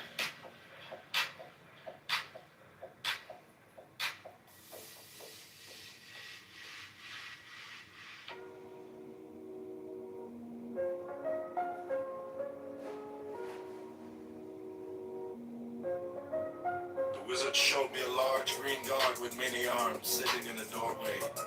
Name on doorway in strange letters was Gate of Abdullah. I entered this doorway. Inside was an oasis. A well with many Arabs about the name of the place was Osaka in Marrakesh. A tall Moor, Lathanan, talked to me. He was showing his what? They were his favorite animals, one I could not name. It came out of some water where it had been drinking was gray zebra-like unicorn. Found him, said his name added to 74. Or is this his grave? What is my true number? A hydrogen tree. Very interesting. Her magical name in his language was Alita. 417 out of Noah's Ark. Anna Dream plus 1, Daddy the Link. 417 plus 1 is 48. The 1 is amongst the fathers. He was not a living man, but represented a white man named Heyman. 417. Angel ruling Leo. He would carry on certain works. 666. How? Hey, a Moor's hand with a ring, many stones of different colors, arranged like flowers in the form of a cross of equal arms. 666 will prosper and work and be very happy. How would this come about? Hey, through a certain person. O-I-D-B-I-O. A tall man with light mustache. An angel. That has something to do with it. When do we get definite action on the material plane? Before next solstice. Is it have to take action or sit tight? This certain one must use his brains to plan things. Tell me if BC Annie Besant will live long in her present body. Yes. is a political campaign among existing occult societies with a view to unification under 666 a good plan. Yes. Should T approach X? I'm going to disappears. Yes. Should T approach another person? No. Should he approach X? Is there anyone else to approach? Some woman, all of my mind. She was stout, large breasts, 40, married, no children. children, dark chestnut hair, pretty skin, fairly good looking, possibly a singer or musician. Smiling, rich, moderately well-educated American. Her name was Elsie Gray Parker. Could this be a shot at EGP for Ed Japan? Wizard says Woodstock passed to 84. How should he activate LCG? No answer. Wizard now looks like an enormous god. Sphinx hat, stalwart, bearded Assyrian god type. Aftermath is his god name. Optimal is cold 6'3". The middle pillar and almond rod, equal servant of the dragon, or a Mithra, syrup the tables, i.e. of thought. He is scabbard with a kind of battle axe and a non-carry in the other hand. He stood against the great dark mountain behind which the sun was rising. The light and effect was one of the most beautiful pictures I ever saw. Where's LCG? Yeah, in a hotel or private house on Fifth Ave or near 666 knew some friend of hers. Is she a friend of Angie too? Yes. When may he expect fulfillment of Gilbridge's ceremony? Where's Willie Boy? September What year? 1910. This was doubtful. What nationality is the man referred to in that verse? Austrian. Where does he live now? By a well of concrete trees around it in USA. Basket. What business is he in? Man of leisure.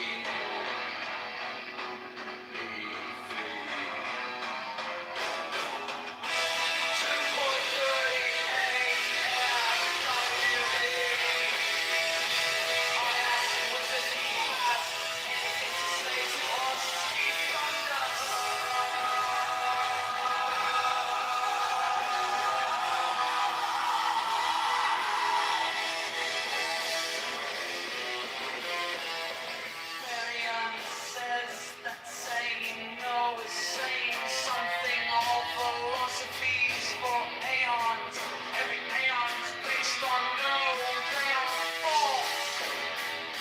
The most important on all scales is that with the index 6 is our number being set to 9.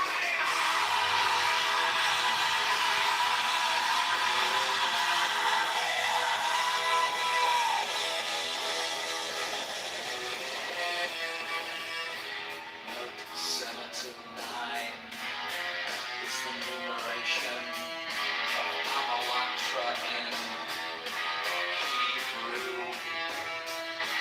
This is natural vanity. Let us, however, consider this scale. It consists of 0, 1, 64, 7 to 9, 4, overnight 6, 156, 36, 4, 6, 6, 5, 6.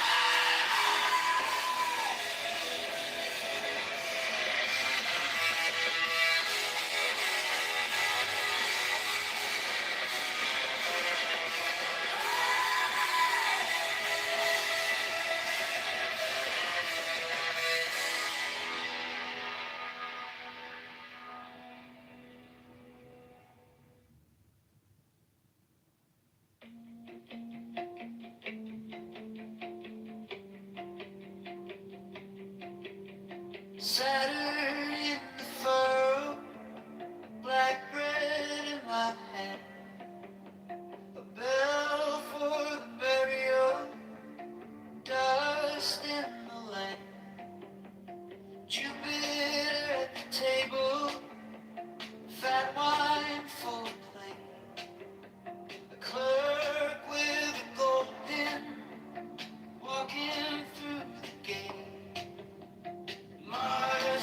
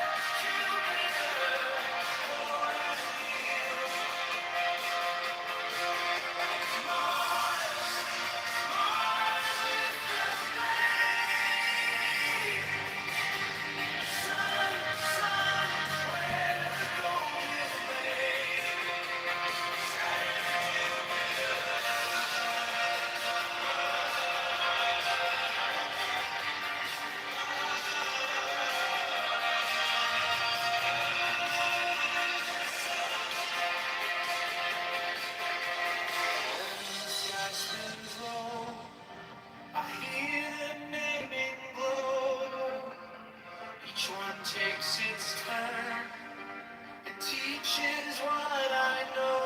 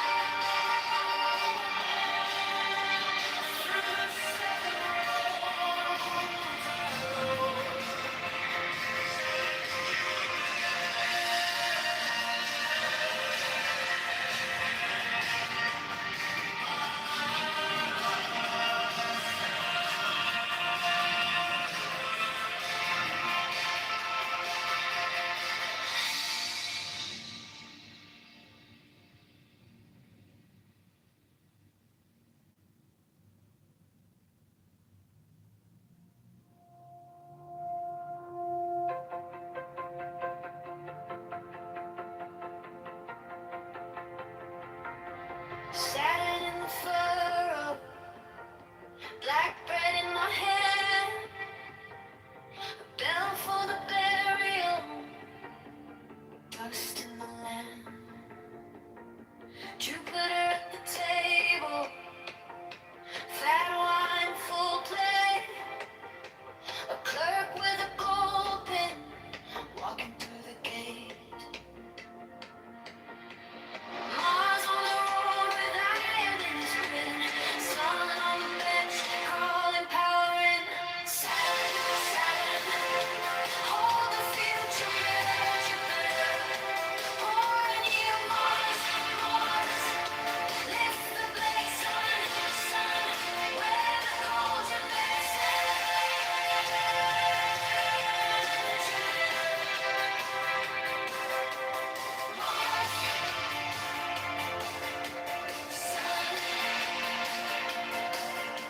Venus in the doorway, perfume on her sleeve, a song in the parlor, making hearts believe.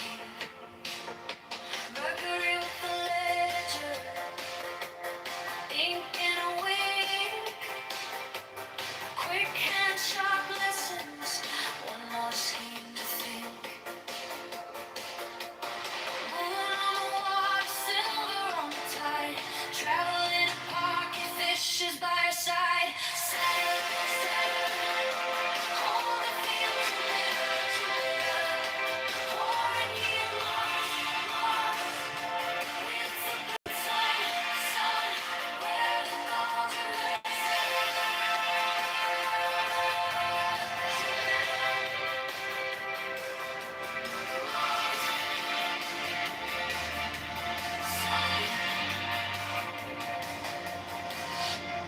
when the sky spins low, I hear the name glow. Each one takes its turn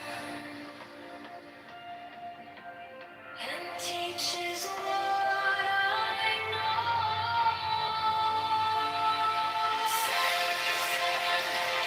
Hold the future, Jupiter, pouring you Mars, Mars, lift the blaze, sun, sun, let the golden lady is, comes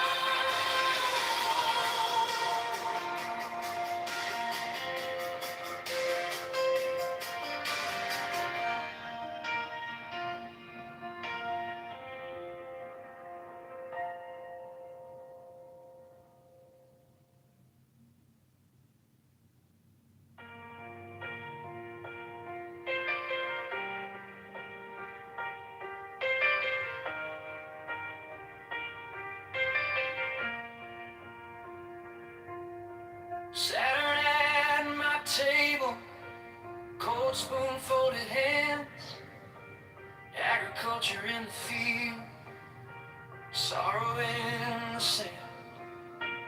Death walks quiet circles around the barn door line. Old boots by the doorway, and the rain on the vine. And Jupiter comes laughing with a cup in every hand. Good fortune in the doorway, feasting in the land. Church bells on the hillside, I can hear them call.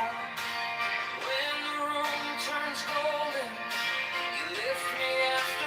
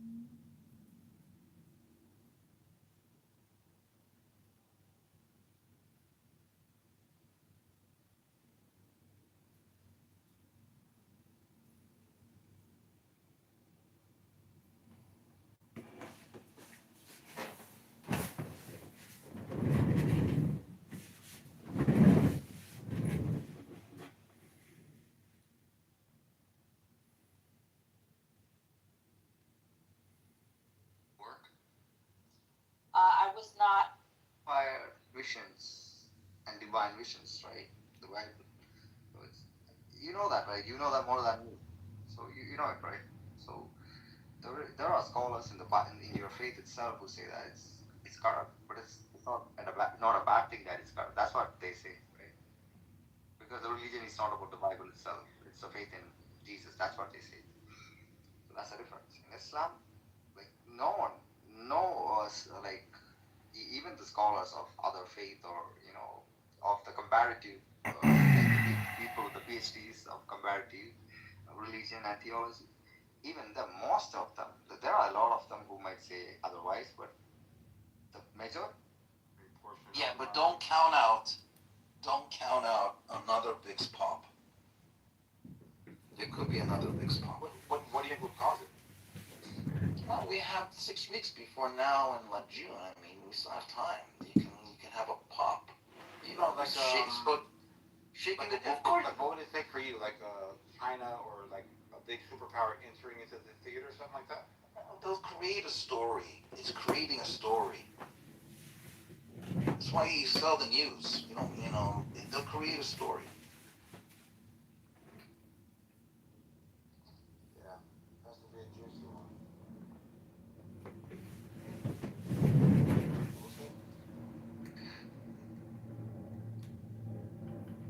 In other words, you gotta hedge.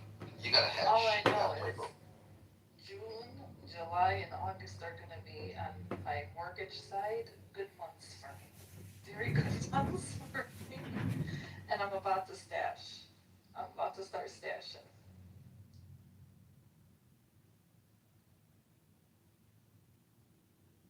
Well, that's the thing. When everybody starts saying, I gotta start stashing, you can hear in the room. That's when you know the pros are gonna take some money off the table before you guys do. 100%, but you gotta think about it. So right now, with there being more lenient, people who wouldn't be able to borrow are going to be able to borrow now with FHA loans. You're gonna have people just like right? We did this and then it crashed. So then the crash will reverse because people are gonna be buying homes that technically can't afford them. So let's see for me, that's good. I'm going to be able to close more loans now, especially if they qualify for FHA loans. I'm going to be able to close more loans. I'm going to have more commissions. What are you doing closing loans? I thought you were in academia. You're too intelligent for this kind of stuff. Yeah, so I have multiple streams of income because I am intelligent. So there was a time let me just go get my mortgage license. My uncle owns a brokerage, so I do loans on the side. It's good money. I mean, there should be this large influx of people entering into that market with this new guy coming in, right? Jerome Powell's replacement. And then because the FHA now has changed some of the guidelines in the FICO scores, and are going to be able to get FHA loans for homes. But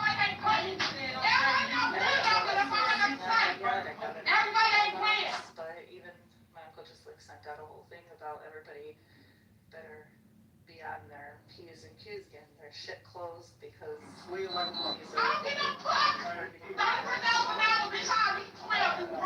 going to be calling some clients that didn't qualify before. Yeah, isn't it you're able to stash? Isn't that contingent on people leaving money in circulation? People being able to access more money. For example, the interest rate dropping, obviously this is going to pick up your business. Yeah, and I'm going to make money. So then I'm going to stash my cash. There you go. Because now I have the recruiting firm that in the GCC. I have this. I have my regular 9 to 5. So my ass has just been working the past couple of years. It's working the stash of money. So. Well, wait, the GCC's doing better now? Or do it just come? No, it's been shitting, man. Because a lot of my projects have stopped there for the past 6 months. Hey, 45th Ward. We are at 26th in California again today for the detention hearing. Yeah, there will be a rotation to real estate in the next it's coming 2, 3, yeah, it's coming. If you don't have had multiple For streams of Alfonso, income. Like, I learned my lesson the hard way. You have to have multiple Yes, you streams do. of income. Yes. You cannot rely on one Yes. thing. And I'm just sitting around and I'm like, shit, I can pass this mortgage test in like 2.5 seconds, and I did on my first time. I got like an 85.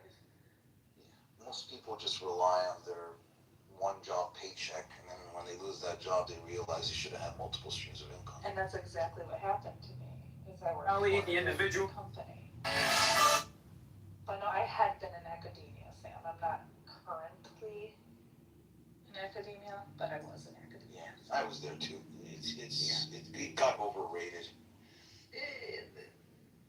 So like when I lived in the UAE, I taught, and then I also taught at the University of Sharjah. So I taught some business classes. Yeah, it's nice. It's nice when you're intelligent to be in that environment. But you know how it is, the politics, and they don't pay well. It's just a lot of stuff behind that. Yeah, they don't pay very well, but it's nice. It's a nice stream of income. Like if it's not your main stream of income, like right now, I could easily go teach at a community college. You know, like that's not a problem. Like, Well, good for you. Extra cash.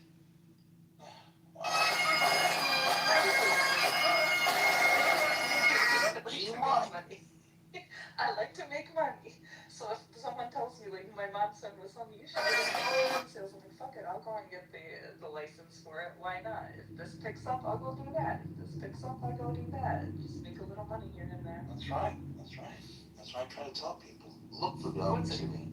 What's it take you? Like literally, from the time I started studying for my mortgage license to the time I got my mortgage license was 1 month. Yeah, but that's because you're intelligent.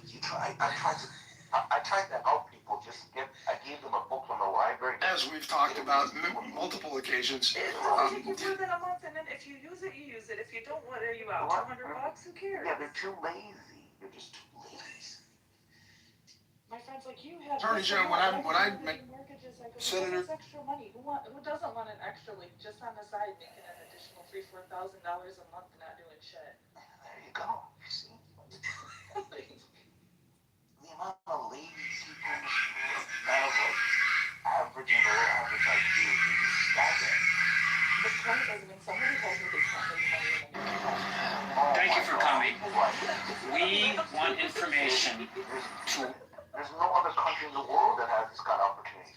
Bro, do you guys see like just the GoFundMe thing, just the influencer thing just shows you how easy it is for people it's to get so easy to make money in America. Like, people don't understand the Kira Coles is it. She's been missing since 2018.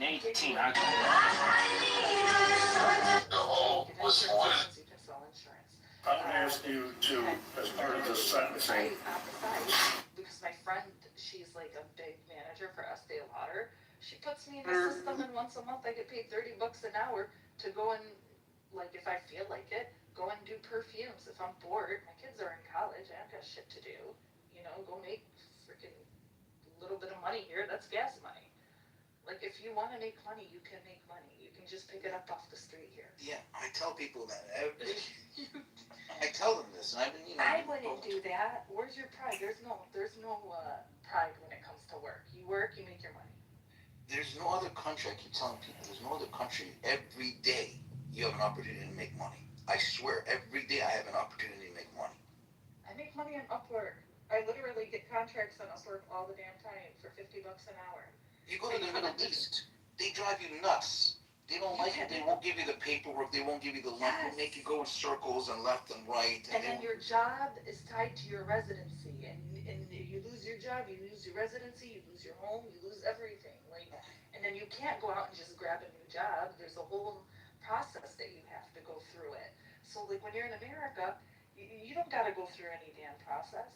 Like you can walk out on the street. There's things you can download an app for Uber, and you can start Ubering. There's so much ways that you can make money. Are they easy? No, but what else are you doing? Sitting around scratching your ass isn't gonna get you nothing. What's unemployment? $350 a week? You can live on that? And in America, you can go online and fill out all the LLC forms, the S-corp forms. But to go do that in the Middle East, oh my gosh. No, yeah, right. It took they me can drive 5 you years. nuts. Yeah, 5 years. Wow. That's It took me 5 years persistence.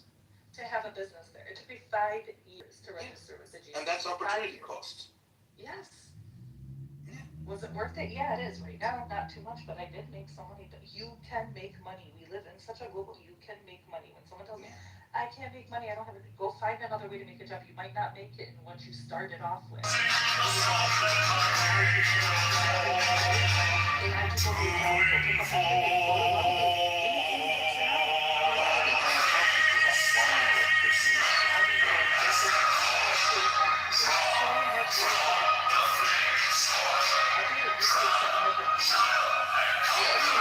Yeah, you gotta push. I tried to hire these guys. Ladies and gentlemen. Sort of, help them out, give them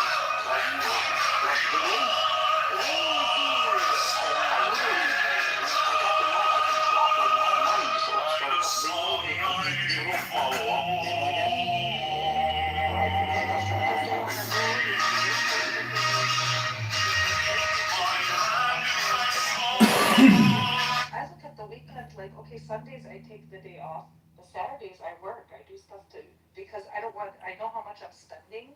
Conservative Republican. Everybody, quick update. I hope that you paid attention to the hearing yesterday with Pete. They have expenses. They have college. Unfortunately, I'm upper middle class. We don't get shit. You are the My kids don't get disaster. financial aid. Right, So right. I'm not getting any assistance from the government, so I'm hustling. And I remember I worked 90 days in a row without a day off. Yeah, last year I worked a full 363 days. 363 days. No day off.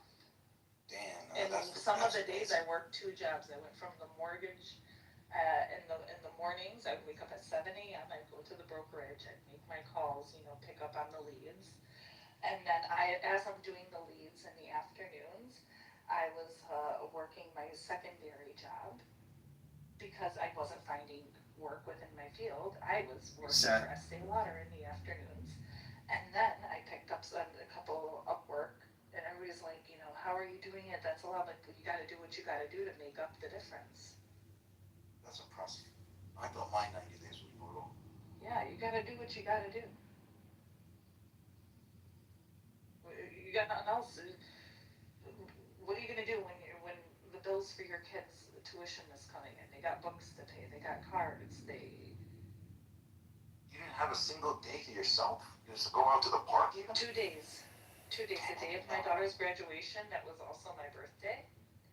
And the other day was Christmas. We are $38 trillion in debt. So you have to look at that as the United States credit card. Except we only make $5 trillion in income a year. That's what we all... What is it? That is a joke. Why? I like money. If God forbid anything happens with him, I got money. That's how we were able to put a huge down payment. That's why we were able to do stuff, is because I have money. Yeah, that's why I stress to people. It's the money. It's not about the materialistic things you can get. It's the security, and more importantly, eventually, the freedom. The freedom I'm eventually going to have. Like right now, I do have a lot of free time that I could just do nothing and still make money. But I don't want to, because I look at it as I can just be sitting here watching or talking. Like while I'm talking to you guys, I'm doing an Upwork contract for a company out in Wisconsin. They're paying me $45 an hour. I'm talking to you guys, I'm doing work. That's what I'm talking about. Nice job. Yeah, it's that freedom. Getting to that freedom. Because to me, time is money. It's like, there's going to be a time that I'm not going to have this energy to work. That's right. I'm not going to be young. I'm not going to have energy to work. I'm going to regret the time that I had the energy and I wasted it. Yeah, and these people that they're so they dedicate themselves to these companies and then they get laid off in their 50s. And now what are they going to do? Well, I mean, if you're going to work for a company, you got to get equity. It's the way to do it. You know what I'm saying? You got to get equity in the company. Just taking a salary is... Not all companies give you equity.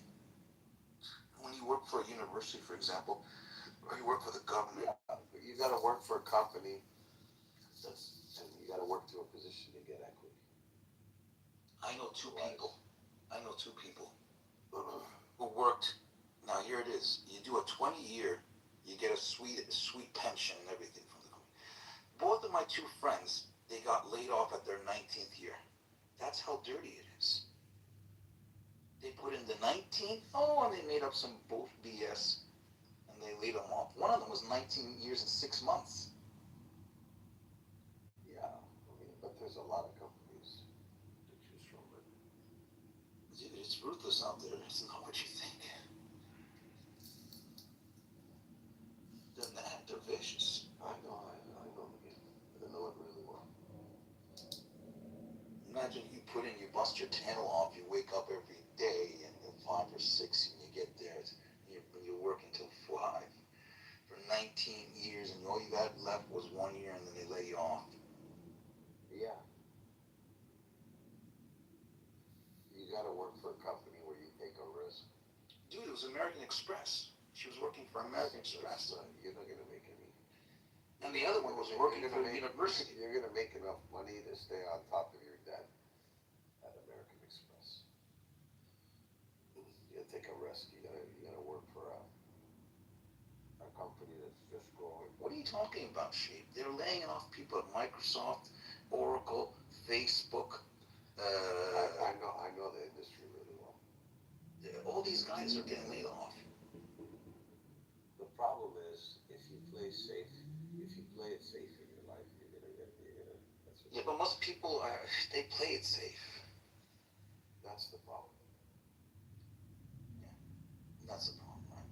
When you have an average IQ person, they're gonna play it safe. If you're gonna play it safe, that's what you gotta be prepared for. Or they don't know that. Or you gotta hustle. There's no such thing as loyalty in the corporate world. It's just a number. You're on the P&L. You're in the cost line. There you go. You got it. So the young people listening, EBITDA's not looking good. Someone's got to show up to an earnings call with a beat. That beat's gonna happen, whether you have your job or not.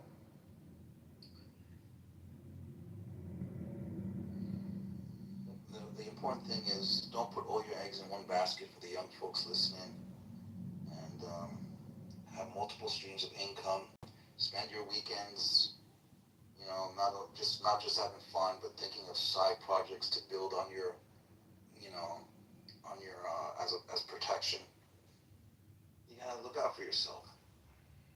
My thing would be everything you said, and don't fucking buy stupid shit.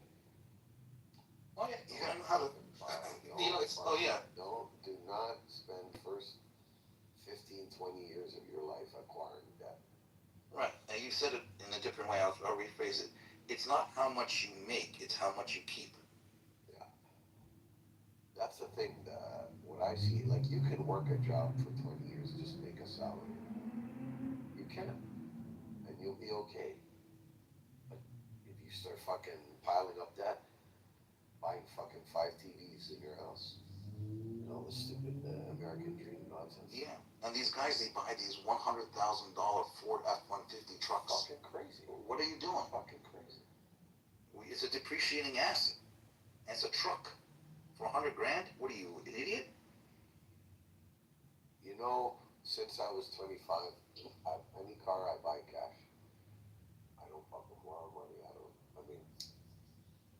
Thank God I had the means, but even when I didn't have money, if I didn't have the cash, I ain't fucking buying it. Yeah. The only way to do it now is to fucking live at home.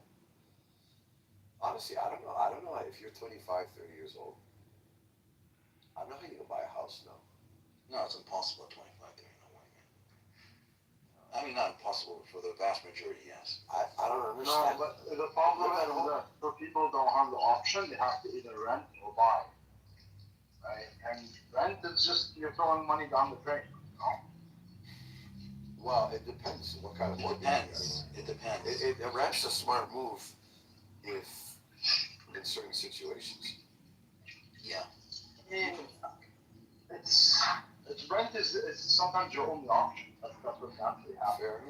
No, it can sometimes be smarter to rent. If, for example, real estate prices are very high, it's better to rent.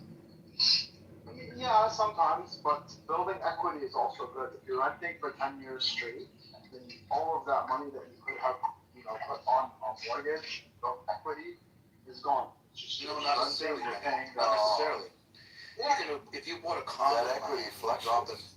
if you dropped a No, I know. I'm saying if you rent, if you have a mortgage, you actually do build equity. But if you have a rent, if you rent, you're not building any equity. Not necessarily. But here's the point we're trying to make: is if you bought a condo, hold on, Sheikh, let me finish it.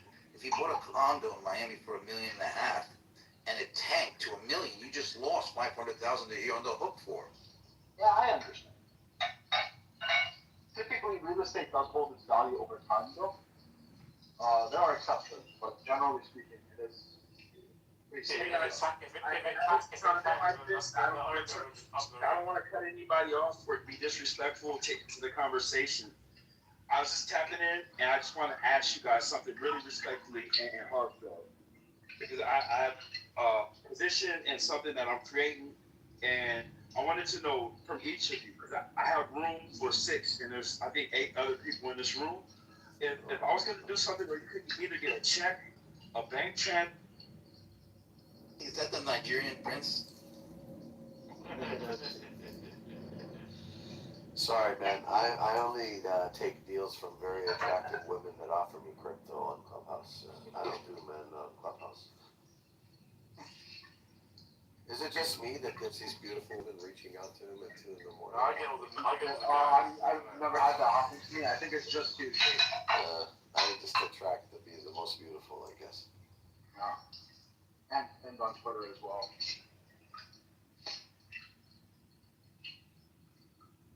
Look at this story. Let me just give you an example. Like this, Jennifer, am I audible? Okay, like J-Lo, listen to this story. J-Lo and Ben Affleck bought a house for $68 million. They slashed it $8 million to $60.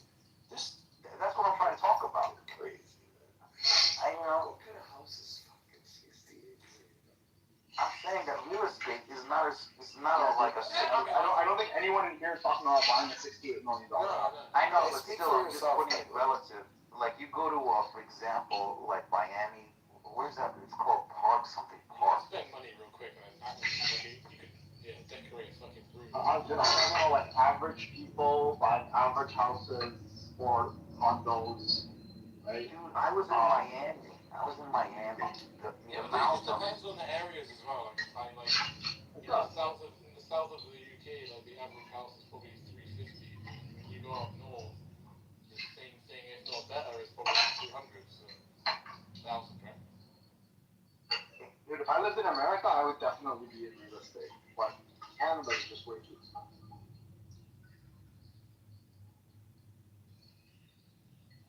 This right here, Miami.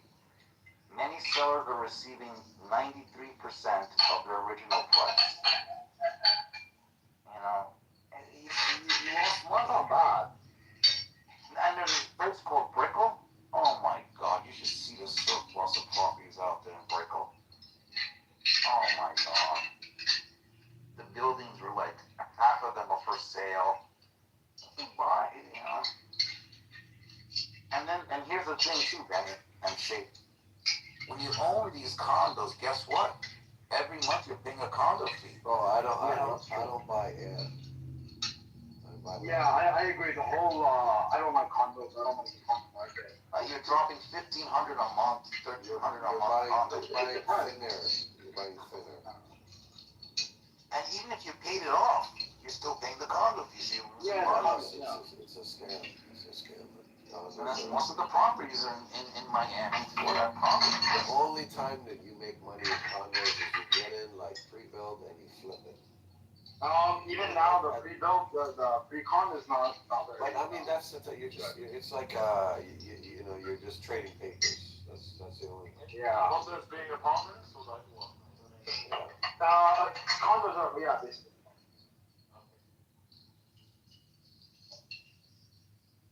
Yeah, I prefer housing, like actual housing, freehold housing. Yeah, good luck with that. Yeah, and then housing, okay, Ben, you have issues with housing. Now you gotta replace the roof. You gotta replace the air. Do you know who else? Ideally, you would flip it and then sell it. Okay, do you guys want to know who else lives in Miami? Take a guess. Netanyahu's son? Apart from Trump, there we go, Shay. Bezos. See how I know how you think? I mean, that retard. I'm in your head, bro. Is using Israeli tax money. That retard is using Israeli tax money. You know, the people that live in Saturday are like, I use about 10 grand a month or 8 grand a month for security. He's renting up a $4,000, apartment or whatever. And that's where, Sarah Netanyahu, she always goes to Miami to meet up with her son. And if she wants to run away from Netanyahu as well, because due to cost, she will run away. You're beefing on him, Art. What did you say? You're making fun of him. Who am I making fun of? I'm not making fun of anybody. I'm beefing. What, you care about Bibi? No, I mean, you have to throw the prostate thing in there. That's what happened. Yeah, I didn't get the whole prostate thing. I don't get it. Yeah, so Sam, last time, he broke the prostate. So Sarah Netanyahu, she was wanted to be a witness because she was sort of like messing with the witnesses. It was court cases. So she started coming after her, and then she ran away to Miami to get away from the case. And that's when Trump met up with her, and they were buddy. They were lovey-dovey, like sitting next to each other, touching each other's hand. There's pictures all around the fucking social media. Noise cancellation, bro. Fuck. Oh, sorry. What was that? So they were into lovey-dovey shit or whatever, and then she gets infected with COVID. Nowadays, we don't have no COVID. Who's got COVID? Nobody got COVID nowadays. He gets infected with COVID. So there's something that happened with Trump, and then Trump Epstein files. Wait, so you're saying Trump gave her COVID? Yeah, and there's an article. Like through a sexually transmitted manner, or what? There we go. Read between the lines, Oh. And Epstein was interviewed a long time ago. A small publishing company picked it up. I'll put the link in the chat for you guys. She was sleeping with his best friend's wife, and Netanyahu was his best friend. Yeah, but Sarah is not that pretty. I did come across this conspiracy theory recently, which is actually quite interesting. So I have the article if you want it. Yeah, no, that's okay. No, but the whole thing about COVID being released was actually an Epstein thing. So apparently there was some indication that he had kind of I forget what it's called, like a plan for when you die to wreak havoc. And so basically if you look at when he died and when COVID started shortly after he died. So basically COVID was released as his kind of plan B for when he died. Infect the world.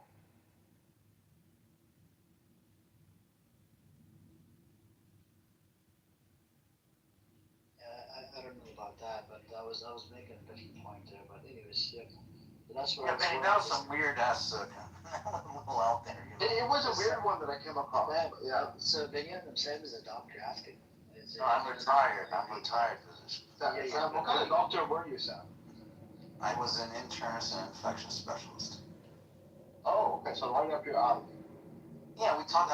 Back in my day in 2008, we had discussions about between 2020 and 2025. We were discussing how there could be a viral outbreak at the Chinese marketplace storyline. I was surprised they panned out exactly on time. Oh wow, you were actually having discussions about that? Yeah, in 2008, yes, when I was an infectious disease fellow. Yes. Who were you having these discussions? With our fellow infectious disease doctors. What, in China or Belgium? No, in the United States. And these are in formal meetings or just? We were at the university because we were discussing, because in infectious diseases you have, for example, there was the influenza pandemic in 1919, and then before that we had bubonic plague. So you kind of historically, you kind of do have outbreaks of infectious diseases historically. Do you follow what Bill Gates said? We're due something like this, we're due a big virus, global virus. He said that. Yeah, he did say that. That's correct. Yes, you picked up on that one. Yes, you did. You guys knew that it was going to happen? No, we didn't know. We make models. So you predicted that it would happen. Yes, I was surprised it exactly happened between 2020 and 25. And exactly at the same place, we said. And but that's not to say, that's not, now listen carefully, not to say it was a natural pandemic. And that's not to say it was a natural occurrence, but an accidental natural occurrence. That's not to say. So you don't think it was a natural occurrence? It was. Yeah, you know what? I'm in a position now. I'm retired. I'm not gonna say it was not a natural occurrence. How about that? Yeah, no, I agree with that. I think it was likely released. Either accidentally. I don't know if it was accidental. That's still kind of up. You think it was accidental or? No, I don't think it was accidental. I can say that now, but back during when the pandemic was on, and I couldn't say these things on Clubhouse at the time. Why? Who's stopping you? Because I have a medical license at the time, and I didn't want to you can get your medical license in jeopardy. That's true. So you were keeping information from the public? No, I was not keeping information, Benny, because when you make a statement like that, when you have a medical license, the board will come. What evidence do you have to support it? Then you're on the hook. What evidence do you have, Sam? How do you come to this conclusion? Well, I'm retired now. I can have a theory. Sure, go on, tell me. No, that's it. That's enough for now.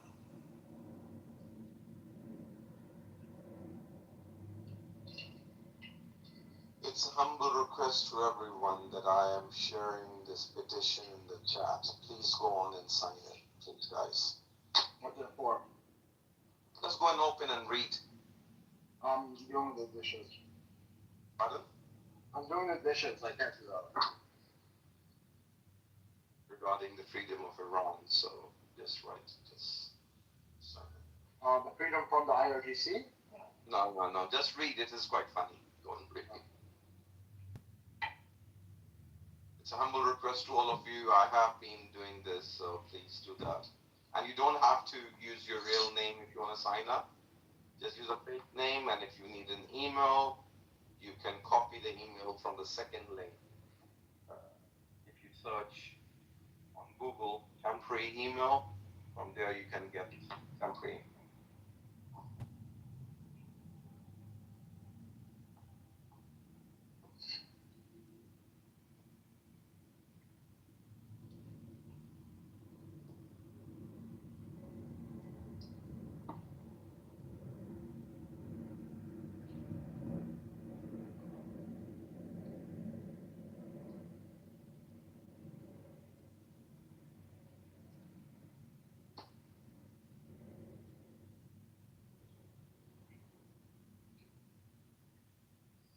You gotta stop advertising your shit in my room, respectfully. Did you even open and read that? I'm not gonna read it. Yesterday, start reading it put me to sleep. Okay. So, yeah. I've shortened it now. You should open up your room, right, and put a title. Raza Pahlavi scumbags come here and read the petition. Okay. And they will probably clip your account.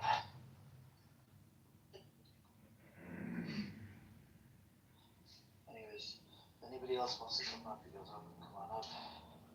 What is that house named after you? Who made that house? There's a house named Amir's house? Yeah, a house on that was a Jewish infiltration. No, that was a Palestinian infiltration and a Jewish infiltration too. Sorry, I got a. Oh, really? What was it? Prince and Bibi? It was Jack, Palestinian. Oh, Jack? Yeah, that fucking retard. You remember? That's Oh, shit, Jack was involved in that? Yeah, Jack, and created the house, and then Bibi came around and opened the same house. John Kitover came around and did the same shit. Wait, but they were different houses, right? Yeah, but they're Amir house with my name on it. Okay, yeah.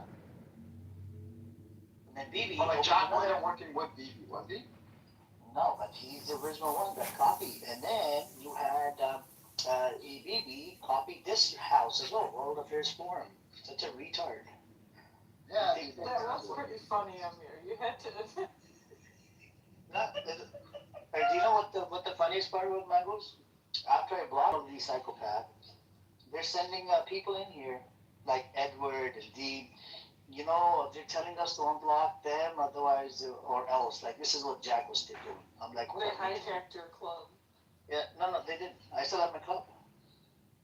They just hijacked the name. Because under my Amir house, nobody else can open a room. It's for my followers. Just like me and Sam were saying, if they spent that much time making fucking money, Amir's getting paid per hour by Clubhouse. Yeah, Amir makes good money on Clubhouse. Yeah. I don't make money. He's making Amir does his work, and he sits on Clubhouse. Yeah, I'm gonna check your profile yesterday. Like sitting on. Paul was tipping you yesterday. Have you checked your profile? We're getting tips. Yeah, some people that tip me. What is it? 5 coins is like 5 cents, bro. What are you talking about? Tipping? I got tipped today in a room because I told the story of how my grandfather worked for Spirit Airlines and how they fucked him out of his shares after he died and his wife didn't get him. Wow. So they gave you 5 cents, 10 cents, 25 cents? I got 5 cents for that story, man. Wow. Listen, I can drop in some political knowledge up in this, but you guys must be paying me. I don't do the. But they disagree with you. The Lebanese, they disagree with you. They're like, I don't no, care if they disagree. Rio is like, well, and then Shape is like, no, we want to keep separate. We want the Lebanese identity. I was listening for a bit. Nationalism comes out. But this is the thing is that this is like a micro, like micropathy or whatever of like just what the Lebanese society is like. Here's a little sample. Oh wait, Mangus, I want to ask you a question because I hear this brought up sometimes. I heard some guy ask you, are you North Lebanon or South Lebanon? What does that mean, North Lebanon or South Lebanon? What's that all about? Because people are like, they're very, because they predominantly think, like, when I tell people where I'm from in Lebanon, and if they're not well versed in, like, how, like, basically, it's so, mixed where I'm from, like, they automatically think I'm Druze, or they automatically think I'm Christian, because I tell them I'm from Shmid, which is northern Lebanon. And northern Lebanon isn't just northern Lebanon, there are different areas. There's Shmid, there's Trablos, there's, what else is that place called, that crazy ass place, that borders Syria? No, where there's a lot of Christians there. God? Is that where it's at? Like, we're those Kurdish that we deported to Germany and so they can cause their problems. Some of them. Oh man, you never heard of like the Lebanese Kurdish crew that's like ransacking Germany now with their mafias? We have them. I've never heard of Lebanese Kurdish to start with. Yeah, because we kicked their asses out and they went to Germany. They're crazy. Okay. Yeah. Were they? Where were they? Alba? Where? Let me look at the map real quick. For some reason, I'm thinking Ankara. Patron? No, not Patron. It's let me look at the Lebanese map real quick. Because I have a Christian friend that's from there.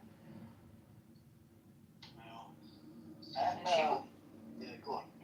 Yeah, the only time I heard about them was like I saw this Vice thing about these. I kept hearing about like these Lebanese mafia that are in Germany, and then I'm like, what the fuck are we talking about? Like, we don't got people like that. And then, so when they dived in, they were Lebanese Kurd. Lebanese Kurds? Yeah, they're not in Lebanon anymore. I never heard of Lebanese Kurds. No, they're. What's it? It's like right. It's good. Yeah. 1 second, I got a phone call. Let me get back to you guys. Yeah, well. Anyways, what's up with you, Taco? What you been up to? Much, man. I just check in periodically when Samoa leaves. You don't like back Samoa? there. I brain forgave him. cells of that guy. I forgave him, because I wanted to give him a second chance. Trump announced his plan to escort ships stuck in Strait of Hormuz. Wow. There you go. Now let's see what the oil prices are doing right now.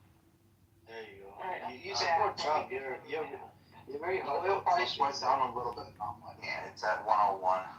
No, not Ankara. Ankara is in Turkey. Akkad. It's like, it's literally right by. What? Akkad, it's like right up north. It borders Syria. It's like that region that borders like Syria, like Kubayat and stuff like that. That's where they're originally. But they, let me find. How do you spell the Akkad? Aakkar. Okay, are you guys there? Yeah. You see, when he makes an announcement like that. Oh. That's a government, like it's a province. Yeah. Okay, yeah. Just north of Tripoli. Yeah.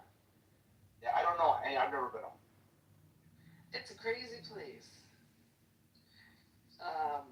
I went to Tibet, you know that? The hell did you go there for? So one of my trips to Lebanon, I was like helping Syrian refugees. Yeah. And there was a lot of Syrian refugees that ended up in Tibet because it's the Sunni part of like the whole, Trablus. I mean, Trablus is Sunni, but like it's the poorer part of, where the Sunnis are. It's like, Okay, they're called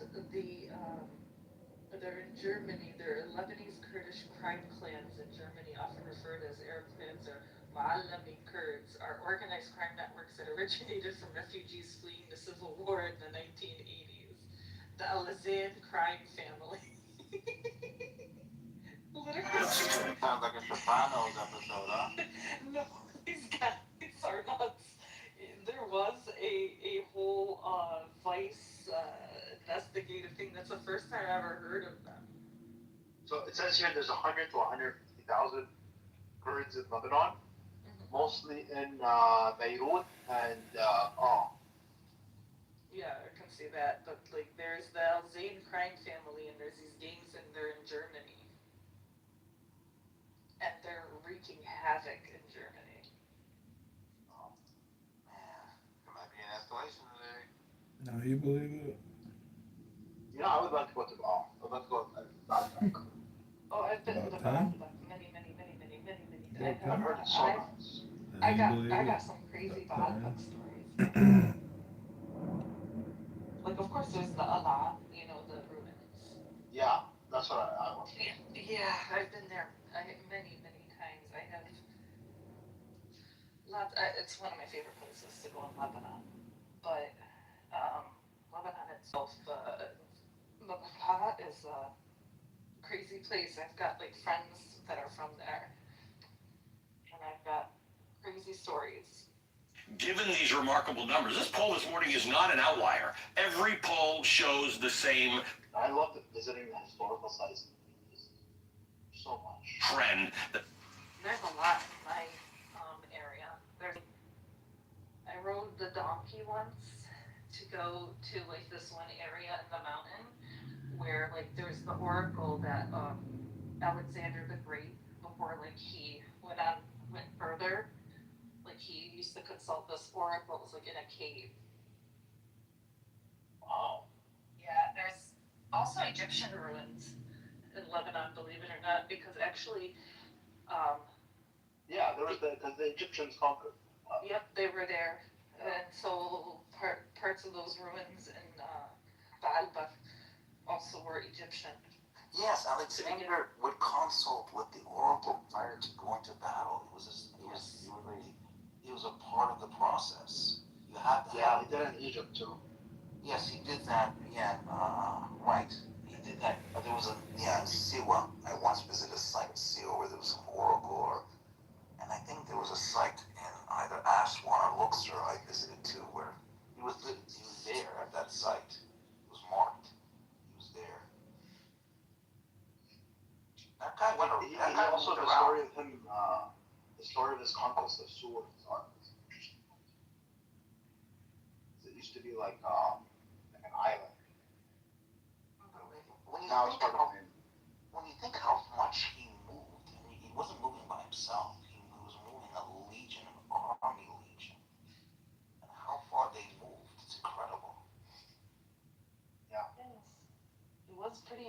Yeah, right. He was very young when he died, Yeah, in okay. his 30s. Yeah, He died in his 30s, I believe. Yeah.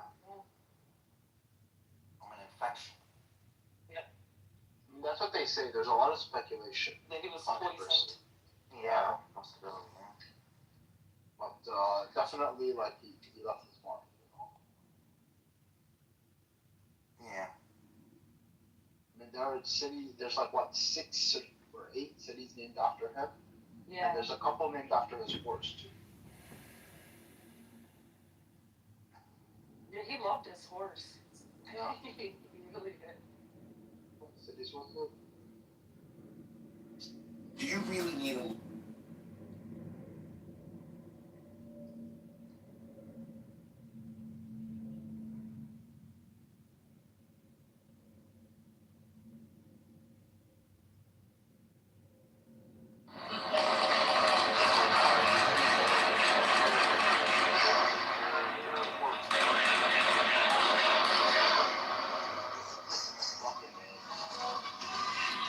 Just got back to school now. Don't listen to these stories. Watch the market. What did he say? I heard this year.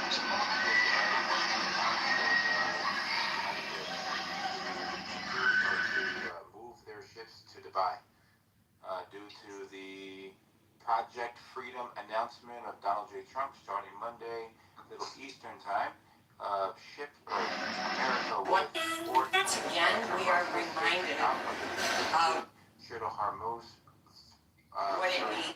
Humanitarian reasons for countries that are affected that are not involved in the conflict. There are inhumane conditions for people that are on these ships, and these people need help, and America, as a sign of good faith, should allow these commercial ships to go unimpeded. That's the statement. Humanitarian. You all can't take that seriously. These are just side stories. I'm looking right now at the market. Oil down 68 cents. You would think with this, this kind of news, it would really move oil either up and down. Look at gold. Gold is down $16. With this kind of stuff, you would think gold would move. Nothing. It's just. I mean, it's not moving much. Right. It's basically, so I'm trying to tell you, this story is just it's a nothing story. I'm more surprised that oil didn't move very much. It actually went up a little bit the day that the UAE announced their intention to leave OPEC. Yeah, because the speculation is on the influx in global supply, and then you're looking at how much America. So wouldn't oil go down as a result of that? Well, the value, right? But then the announcements of these hostilities, especially with this guy that doesn't know how to control himself, they'll say something where they have to counter that, in a way. So then they try to counter it with more supply because of Venezuela. If you're looking at the exports right now, America right now. No, that's nothing to do with Venezuela. I'm saying the day that the UAE. Wait, it went up. It went up. That's correct. The oil went up. That's correct. How? Yeah, so there's countering narratives as far as factoring the speculation component here. So they say, hey, Venezuela, United Arab Emirates would be oil go down. But then this person says things like, yeah, we just have a friendly blockade sitting over here, and da-da-da-da-da. Then they're like, all right. No, but the blockade was already happening. Nothing changed as a result of that blockade.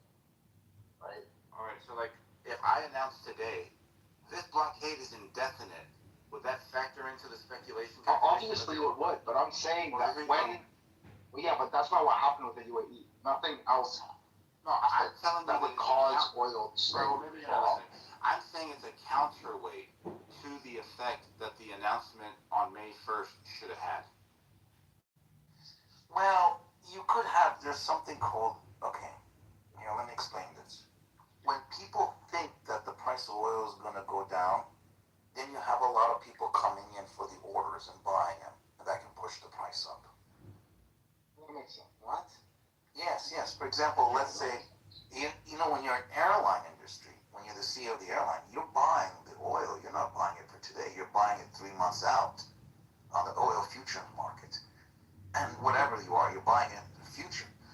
So if you're hearing, there's going to go down, Oh, because, the whole UAE story, blah, blah, blah. Because if you thought about it carefully, if one thinks about it carefully, what is their percentage on the overall global oil market? It's not huge. So when they thought it was going to go down, so they all rush in to buy, which then pushes up the price. Yeah, I don't. If somebody says, hey, we're increasing the supply, and people say we're increasing the demand, these things would kind of equalize where people are able to take advantage of the depreciation, right? Not necessarily. Like when Trump said, you guys remember this about 3 weeks ago, Trump said this, and then 10% drop. Then Iran says this, then 10% rise, right? And these things are like 10 minutes from each other, right?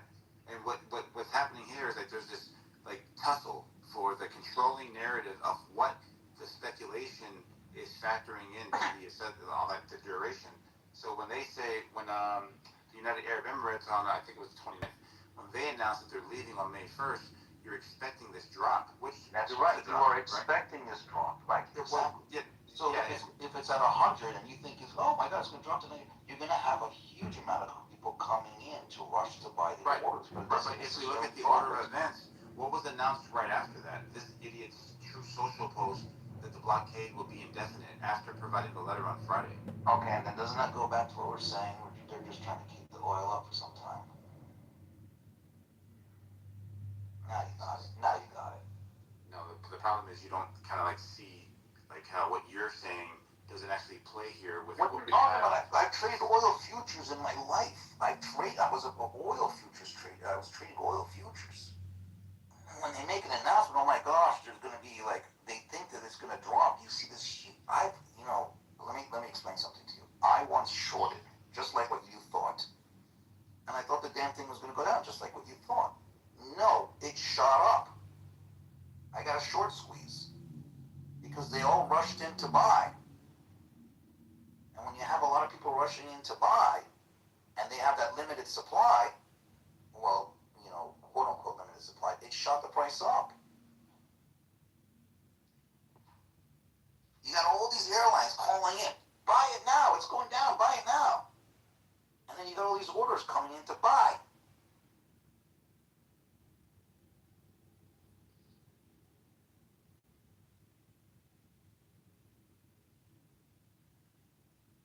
Hello? Where'd everybody go? No, I agree with you, Sam. It makes sense. You guys, it's like what happens is, my dad used to say, it's like all these elephants rush to this one door. And that's what happens.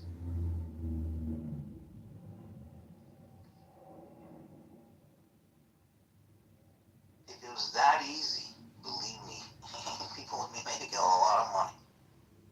Yeah.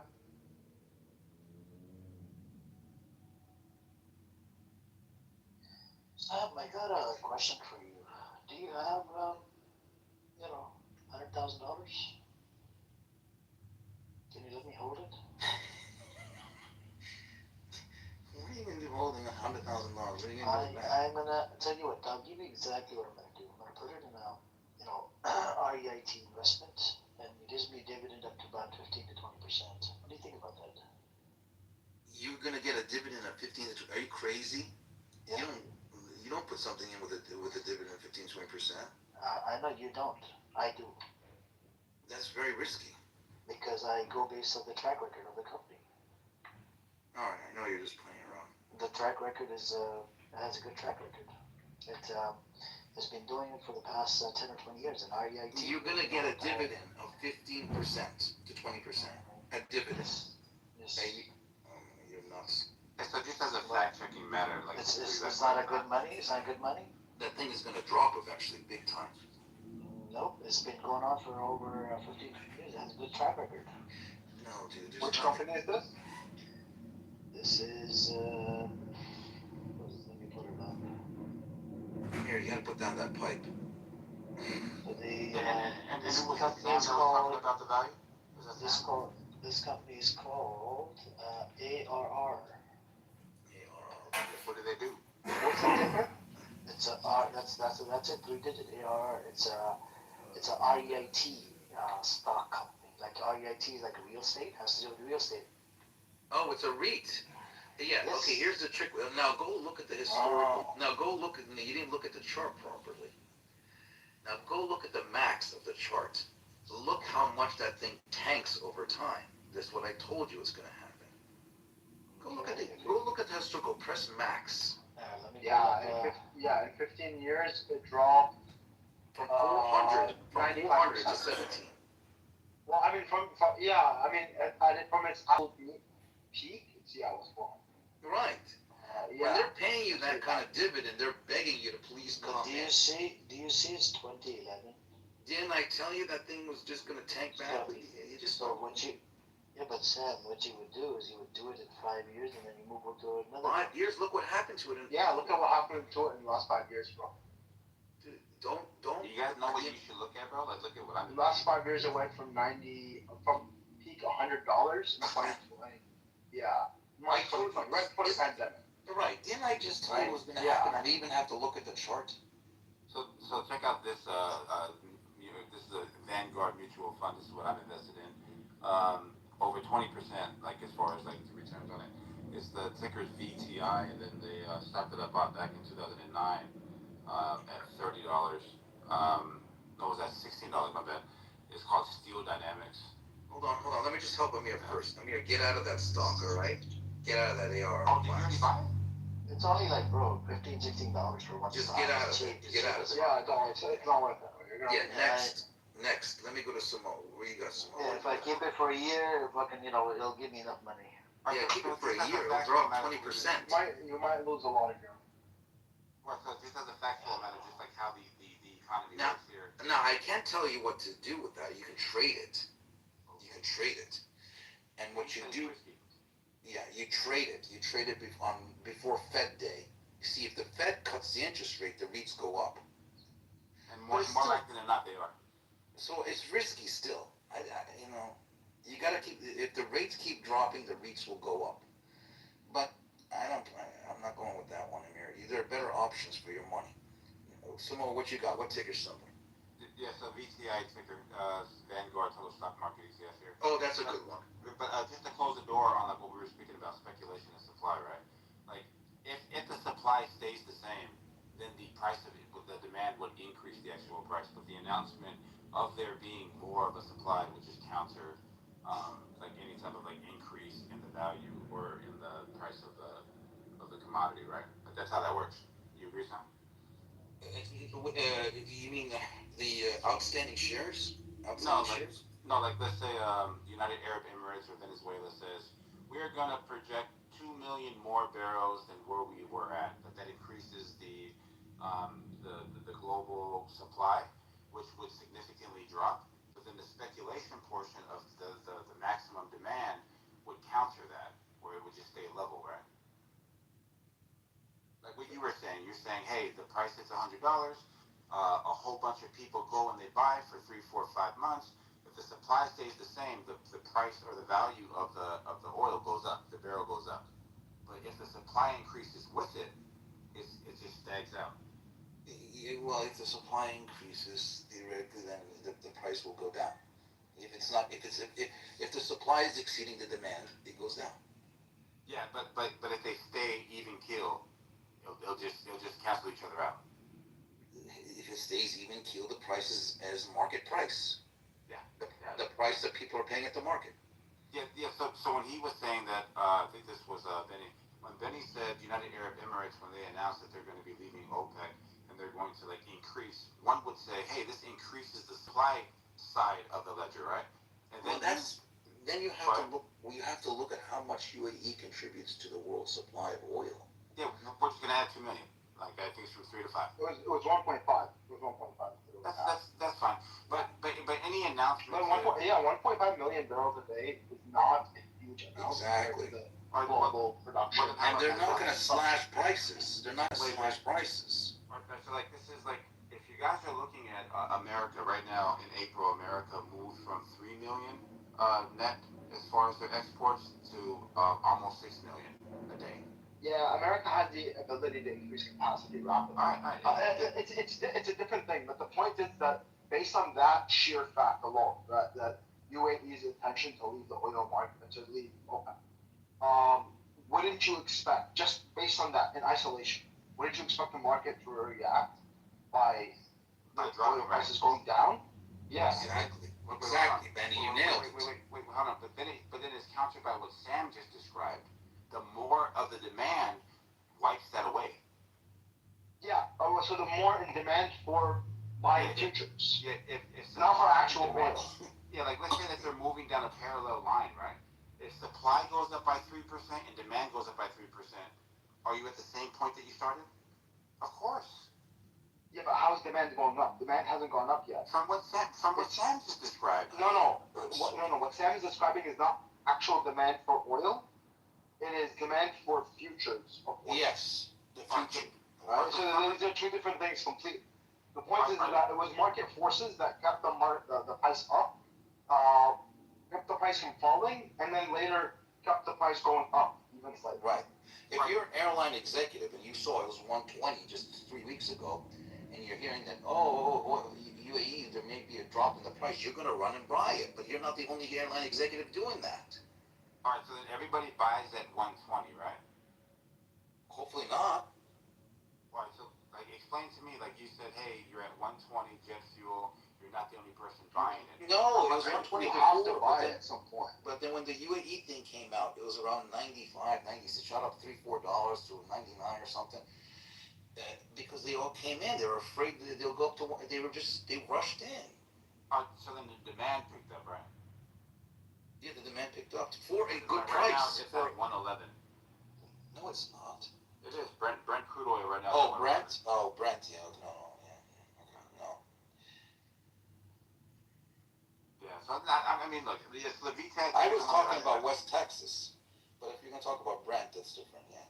Yeah, so I was kind of so the ones that I'm invested in was Steel Dynamics back in 2011. I got it at $15. Pivoted to the STD or STL, and this thing went all the way up to $190. Like at the most was $250. Like If you want to know a little trick where it's going to average out eventually, is you take the low. The low was at 60. You take 60, and you take the high one. What's the high on the Brent? 115? No, I think it was like 119, I think. Okay, so this is what you do. You take 60 plus what? 119, so it's really a 120. Yeah. Divide that by 2, so 90. 90 to 95 is where it could level out eventually. 90, 95. Yeah. And that's, if you look back at the chart, go back, that's exactly where it hit. 90, 95. Go look at that Brent crude. Go look at it. Exactly what I told you. 90 to 95. Then they bought it. Did you see the HERZs? It has a dividend of 50%. Can you believe it? If you see 50% dividend, run away. Run away. Okay? Just run. Run. Don't even look at it.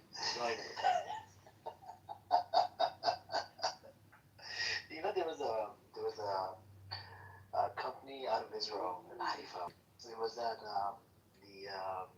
the shipping company, right? And it started offering I forgot the 3-letter code for it.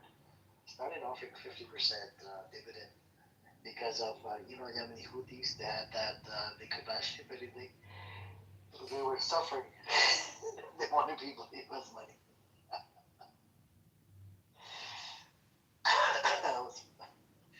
Well, yeah. Yeah, you can get lucky. You can get lucky and buy some really good companies at great dividend yields.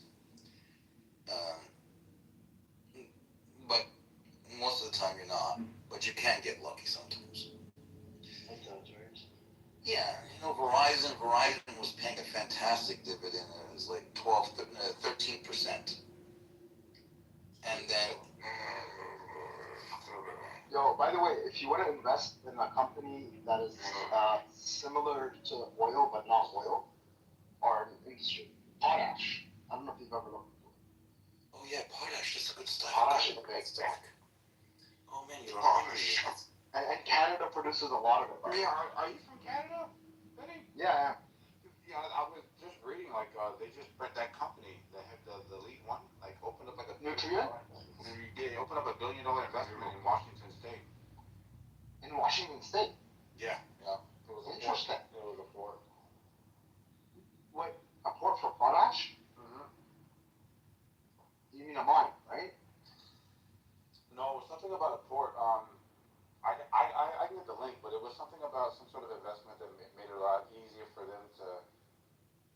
to move the potash there.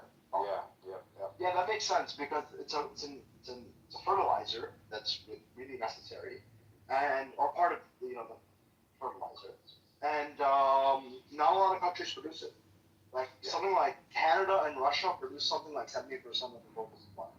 And then Belarus is also big on that stuff. So like Russian allied countries. In the West, America is like the biggest source of potash.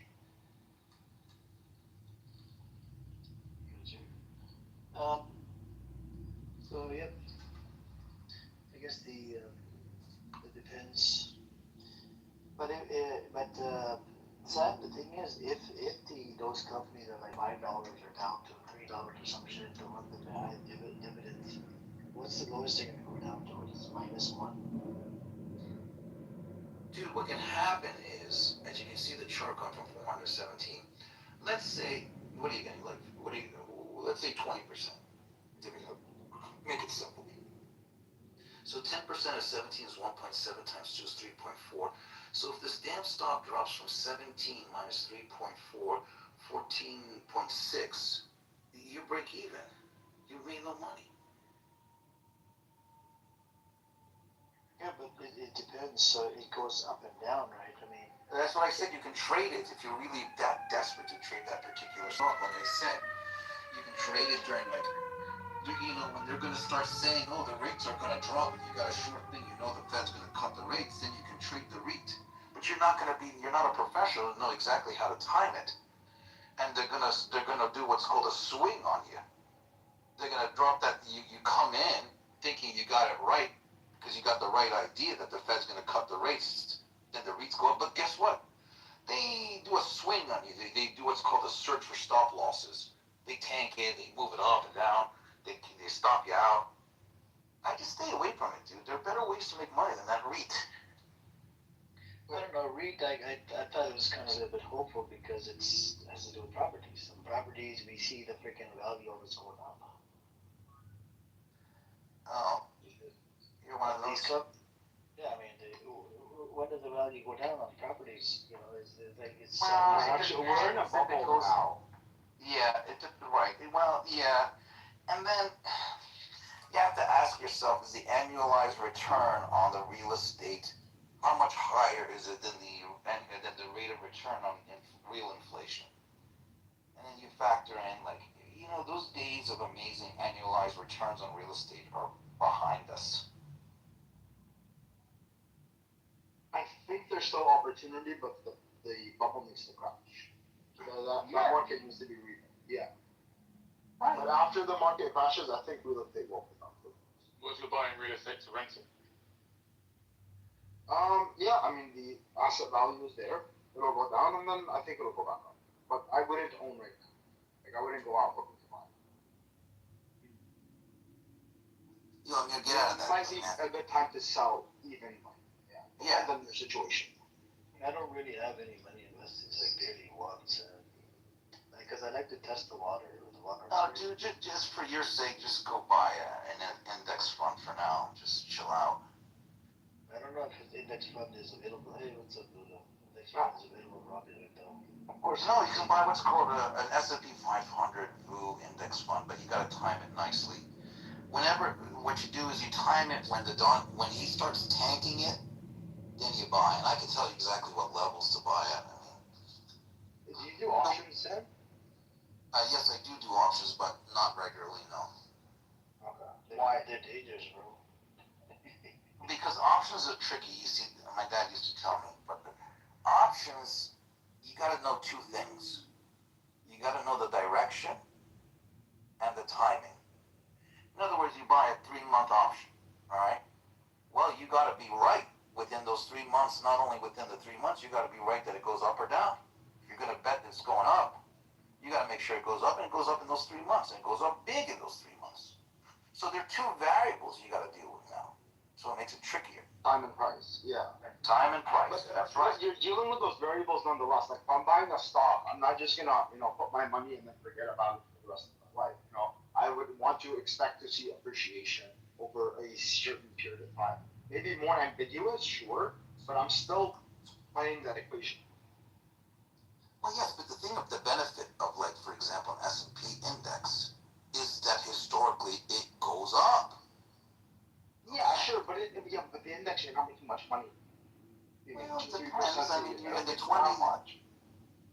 were making 15% a year. One time it was 20% a year. Sometimes, but on average, it's like what, 3-4? No, the average return on the S&P historically, I believe, is 10 or 12. Here, let's look at average S&P. I believe it's a double digit. Really? Yeah. Yeah, let's say 10 years. There it is, 12. The S&P over 10 years delivered 12 to 15% over the last 10 years. Now, that's really good, man. Yeah, so 30 years, 10%. 10 to 3. Yeah. Now the question is, yeah. Yeah, inflation adjusted, you're making 6 to 7. Maybe 10. You still beat the bond. Yeah, sure, you're beating the bond, but that's not exciting. No, exciting is, now you want a little bit of risky stuff, all right. I mean, you need to, honestly, and nowadays, you have to take risks. I don't see, this whole S&P play. It says 0.99 dividend, right? So 0.99 dividend would mean what, 12% or 0.99 dividend is 1%. Yeah, 1%. So 1 times 12 would be 12% for the whole year, right? No, it's per year, annualized dividends. What the fuck? 98, so how much would I make on $100? $101? No, but you're just talking about it's just the dividend. You also have growth. We just said annualized return of 10 to 12, average annualized return over 10 years. The value of the stock is going to go up plus. Yeah, you have the appreciation, and then you have the guaranteed dividend. So, for example, let's say it makes 10% appreciation for the year, plus you get that 1% additional on the dividend, you made 11%. Okay. But the index, does it have a good track record of always going up, or does it crash as well? No, it crashes as well. But the index. It'll average out over time. It'll average out. S&P. Yeah, what you want to do is you want to grab the S&P on the big dips, because not only do you get it on a bargain price, the dividend goes up because the yield goes up because you're buying it at a lower price. Yep. So it says so. It's the code is SPDR, right? S&P 500. Spider, yes. Yeah. Right now it's at $720. Yeah, you buy 1 share, 2 shares. Don't worry about it. It's just, you don't have to, the price is not the issue. Yes, but the annualized return is going to be, for example, if it's $70, right? It's 700, like you said, correct? Mm-hmm. And if it goes up 10%, it will now be 770. Yep. So your 1 share at 700, your 1 share will now be worth 770 if it goes up 10%. So does it have like a good track record? It's always going up, or it has? Yes, look at it. 30 years. Right. Let's look at the. 30 year, you're making 10% a year. Before inflation, after inflation, you're making 7%. The S&P 500 is a bet on America, man. It is, yeah. It's an index fund. It's the top 500 companies. It's called the Standard & Poor's top 500 companies of the United States of America on the stock exchange. Yeah, listen, you'll make money, but again, over the course of time and not that much. I wouldn't put a lot of money in S&P because I'm not retiring off that shit, bro. Yeah, you should diversify and have some percentage of your portfolio in the S&P 500. I'm not saying all in on the S&P, but you should have a percentage of the portfolio in the S&P 500. I had an economics professor. I'll never forget this guy. He's an economics professor, man. And I asked him, dude, just tell me, what's your portfolio? What do you invested in? You know what the guy had? What? He had 50-50. He had the S&P 500 index, and then he had some other index. I was like, that's it? You mean to tell me you got a PhD in economics and you're doing this? He goes, and that's it? He goes, yeah. I was like, man, isn't that something? I mean, I guess he's just like an economics professor, but he doesn't even care about. I don't know. Well, I invested pretty large amount in S&P as you guys were talking. You guys want to take a guess? It's a pretty large amount. It's a very large amount. I don't know. Okay, take a guess. Take a guess. What are you talking about? In the S&P, I just invested some money there. You bought right now? Yeah. That's just to try it out. How much money do you think I invested? $1,000. $10, bro. Want to try it out? $10? Dude, what? You're gonna make 16 after 30 years. I know. I just want to test it out, and then when I have some money. Test it out. This is not a. What's up? I want to give it a shot. 10 year, 20 year, 30 year. Anyways, I'm gonna invest more money later down the road. Once the market opens up, market's closed right now. Well, that's it. I think. Do you make more money on the on the options, Sam? No, listen. Options, you can make a lot of money. You can lose a lot of money. Yeah, I did. I lost $100 on it. You can be in options. I mean, seriously, man.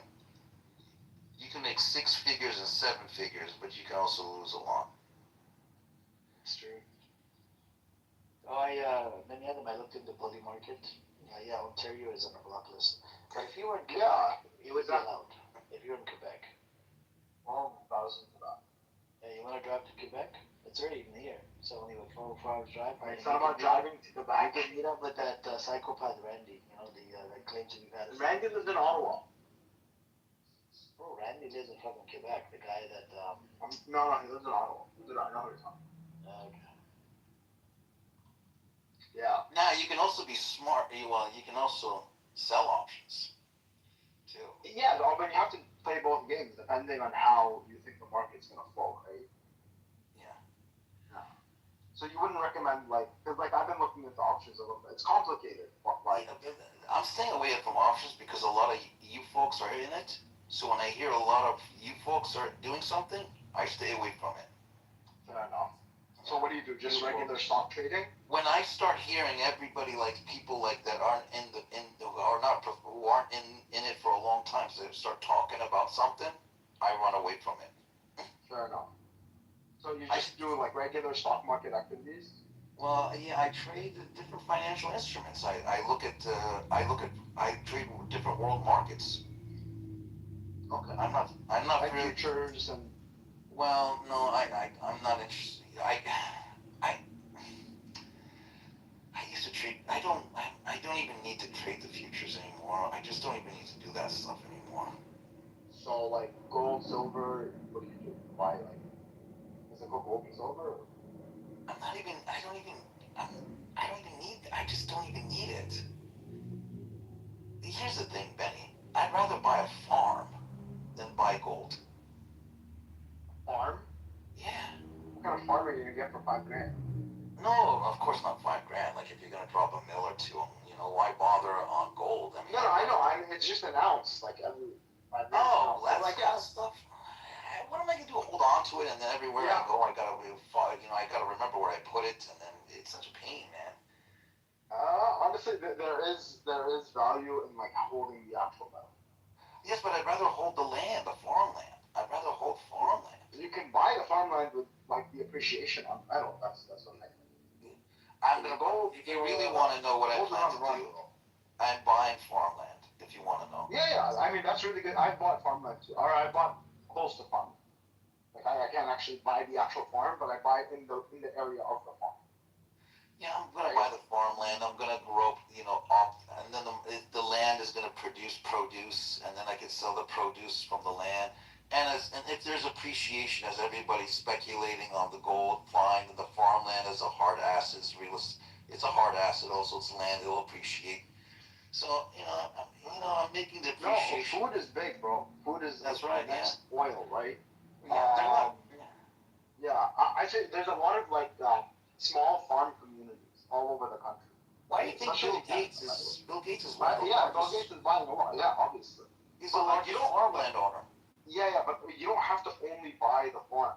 So if you go to these small rural communities, there are residential lots that are vacant, right, underdeveloped or undeveloped, sorry, that you can buy for like 10, 15K, and those have massive potentials when food industries pick up. Well, okay, yes and no. You got to make sure there's a water supply in that land. Oh yeah, there's water supply. Okay. Especially like in my case, because I'm talking about Canada, the north is like fully open, and there's like great potential not just for mining resources, but also just increasing our farm production over time. The Northern Ontario is a great. I know some big heavy hitters who got into the farm.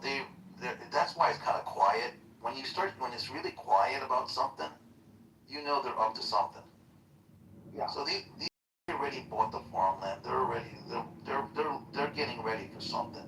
They're either getting ready for the new AI technology that's going to come in, that's going to make farm produce on scale. Have you seen the technology that came out now? The Chinese, they created these things that these, I don't know, called large trucks. They go on the farmland, they zap out the pesticides by photo detection. Not the pesticides, the weeds. I'm sorry, the weeds. Yeah, so you don't have to use pesticides anymore. So now the quality of the food is better. And not only that, you've reduced the cost of using the pesticides. So win-win.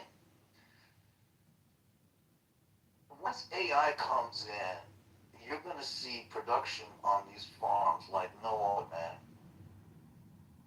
That's true. AI can be very helpful.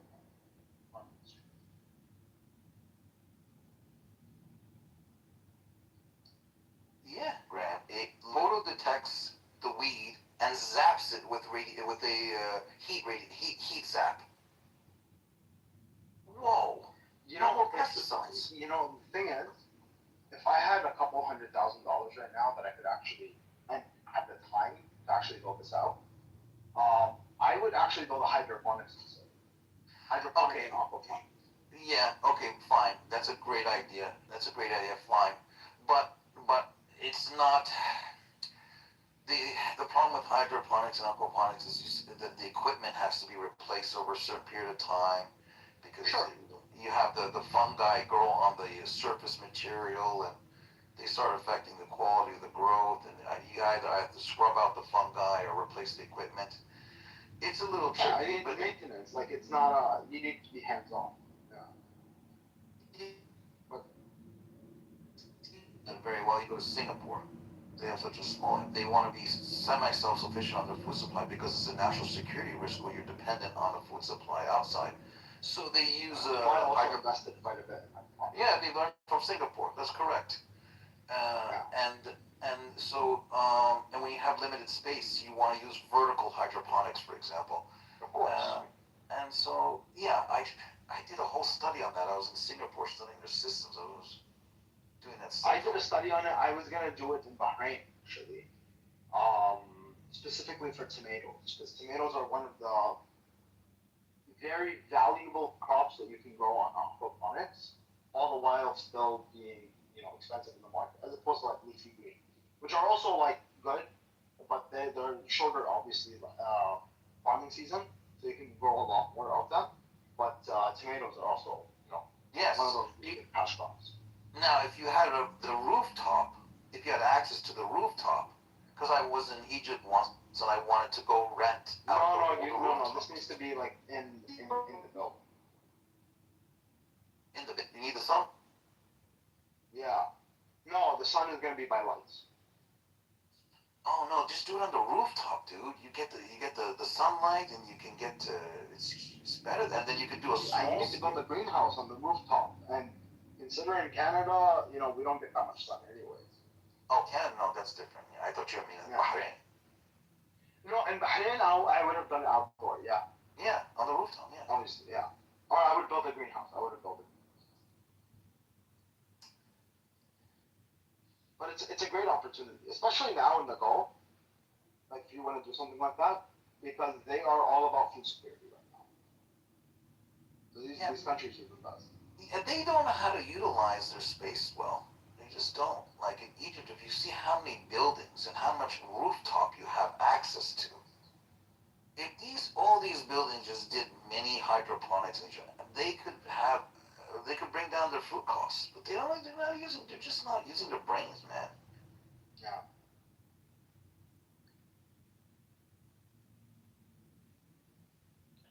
Sam, do you do predictions? Predictions? Can you predict what's going to happen tomorrow? Everything has. Yes, I mean, well, that's what the market is. The market is based on hope, the prediction of hope. But of course, it's about actual, like, in Strait of Hormuz or other stuff you could predict if it's. Oh, that poly market? No, I don't deal with that. Not poly. The legal one is the one that's allowed in America. It's a Kashi. Just don't bother with that stuff. Don't bother with that. No, I'm not very. I'm asking you. I don't bet, bro. No. When I was younger, I did that silly stuff. Don't waste your time on that silly stuff, man. But you can bet on whether the Strait of Hormuz is going to open or not. You see what I'm saying? I mean, that's a tricky bet. I wouldn't take that bet anyway. No, but it gives you the year. Like, okay, how do you figure that out? Okay. I'll read it out to you guys.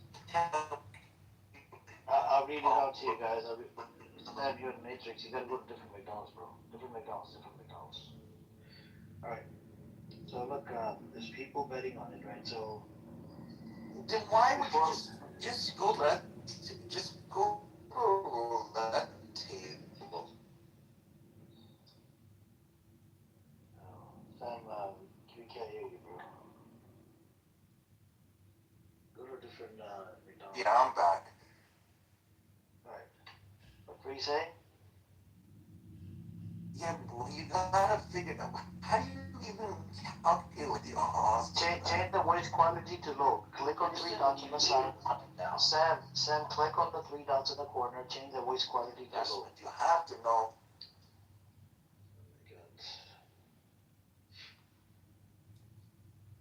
Are you able to change it? Change the voice quality. Because, Hi? Alright, go. Here, just listen, man. Just don't do it, please. Alright? No, I don't. I'm asking you because you could predict on this shit, right? Whether the Strait of Hormuz or other political shit would open up, and it gives you years. 2026. There's a thing for October 2026, and then there's a thing for February 2027. You think it's gonna get normalized before 2027? And if you bet $100, you can make $18, $20. And if you do it before October, you can make about $60, $65 on $100 investment, right? If it happens. If it doesn't happen, you lose $100. What I'm saying to you, because stock market, just like you're playing the stock market and shit, right, and options, that's the same shit, right? No, it would be similar to options, but not stocks. Because the stocks you're buying after. You're not buying anything. You're just placing a bet. But are these assets guaranteed if the company files bankruptcy? No, there's no guarantee on the assets, but they are assets nonetheless. In this case, you're like literally just buying a bet. Like it's really no different from like just go to the roulette table. Or like right. or the racetracks or anything like that. Yeah, go to Baccarat. You have 50-50 chance. And that's how options work, right? Like with options, you can lose all your money. Yeah, you can definitely lose your money. Yeah, it's an option. It's a contract to buy. So before October 2023. Or sell. The payout is 1.46 times, a 63% chance, and I think if somebody was to bet on that any other, you probably make money. Well, as I said, I'm not allowed to because of the jurisdiction I live in. But it's Kashi, not Polymarket. No, that's not allowed in Ontario. Kashi, you tried it? Amir, it's gambling. There's no fee. These things are not allowed. No, to me, it's not. It's haram. There's some small because many of them is Christian. Oh no, I'm not saying haram or no haram. I'm saying if you don't do goofy stuff like that, man. I know, but I'm asking Benny Adam if he wants to do it. Go bet if you're that itching. Go bet on a baseball game. Go bet on a football game. Oh yeah, you can bet on a baseball game on this app as well. But the thing is, I watch politics more than I watch baseball, so that's what I was saying. He's into politics, and I like politics as well. But Benny Adam is Christian. I think it's halal for you, right? Oh my gosh, I mean, it's not explicitly haram. There we go. But like, listen, I wouldn't bet like my house, right? Like You're just putting $100 in there. If you Yeah, I would put a couple $1,000. Well, not $100. Not a couple $100 is okay. Just you play with the market. No, I would put I would put a couple $1,000 in the market just to like play with, you know. Make $200 investment here, $500 here. Bro, $65 if you win, Benyada. $65. Yeah, dude. I can't do it. So I don't know why. That's 65% profit right there, bro. Yeah, dude. Okay, I can't do it. I don't know why you're asking me about this. No, I know. I'm just letting you know. I know this already, dude. I've looked into this years ago. Yeah. Anyways. Yeah, Sam, I'm not gonna mess around with that. Listen to your advice. Okay. Yeah, thank you. I'm looking out for you, man. Yeah, no money, man. I don't have money. Unless you wanna give me money, then I'll have some money. But until then, no money, no honey. I don't even. Amir probably has like $1 million stashed away. I wish I did, man. Wish I did. I think you do. Nah, I got a lot of debt that I have to pay. Astaghfirullah. You took interest loans? Thanks to COVID, man. Yeah, I took it from the government. Lost a lot of money. Isn't that completely and utterly haram? It is. We have the haram police in the room right now.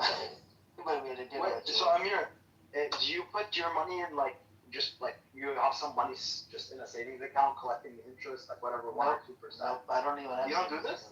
No. Well, you know you're losing, like your money is losing value over the years. So like you put $100,000, like you're losing $3,000. I know. Like this is what do you do, man? I don't have savings account. Even on the stock thing, I barely invest any money. I don't test the waters.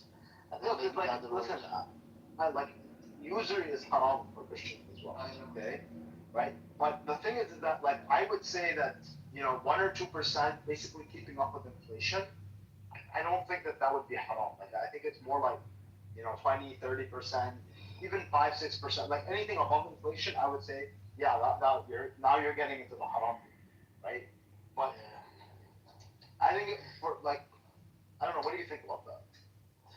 I don't know. Look, it depends how you, like you remember Moha? He used to justify the alcohol. Yeah, that's not the same thing. I'm saying that like back then they didn't really understand inflation as well as we do today, right? That money like loses its value over time.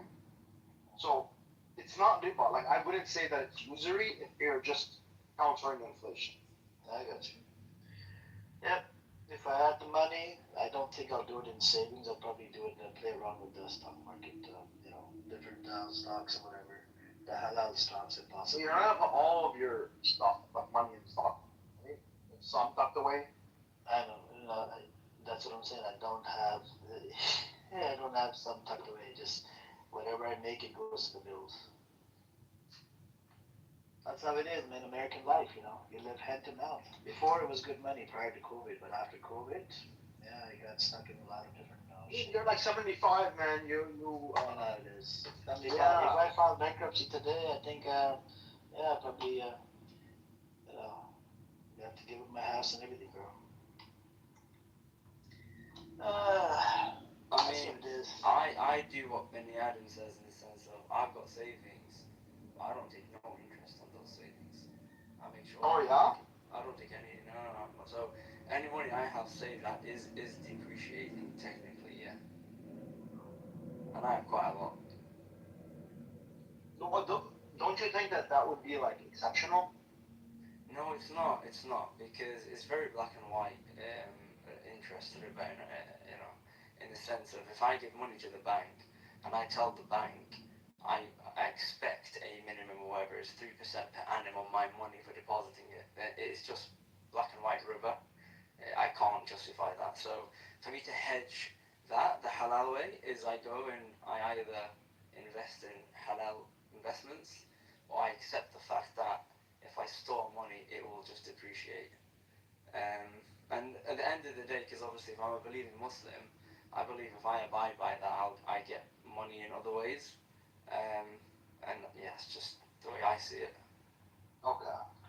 Yeah, a lot of Muslims don't do it. Yeah, some Muslims don't. I mean, I think there's this opinion amongst the scholar, right? When you buy a house, and if you don't have a choice or whatever case may be, there's a there's a ruling on this. I don't know. They passed some sort of a ruling on this. I've read that. That if you don't have a choice and you want to move in, your family is suffering, this and that, and rental market is fucking full of suffering, right?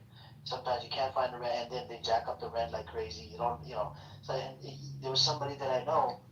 You know they jacked up their rent by $300 because of it happened in Inglewood, a fucking shitty garbage ghetto area, a ghetto fucking city. It happened because of the Ramsey Stadium. $300. He's like, bro, how the fuck am I gonna come to it? So this is why a lot of people they can't afford it. You know, in California they live hand to mouth. You know, a lot of them.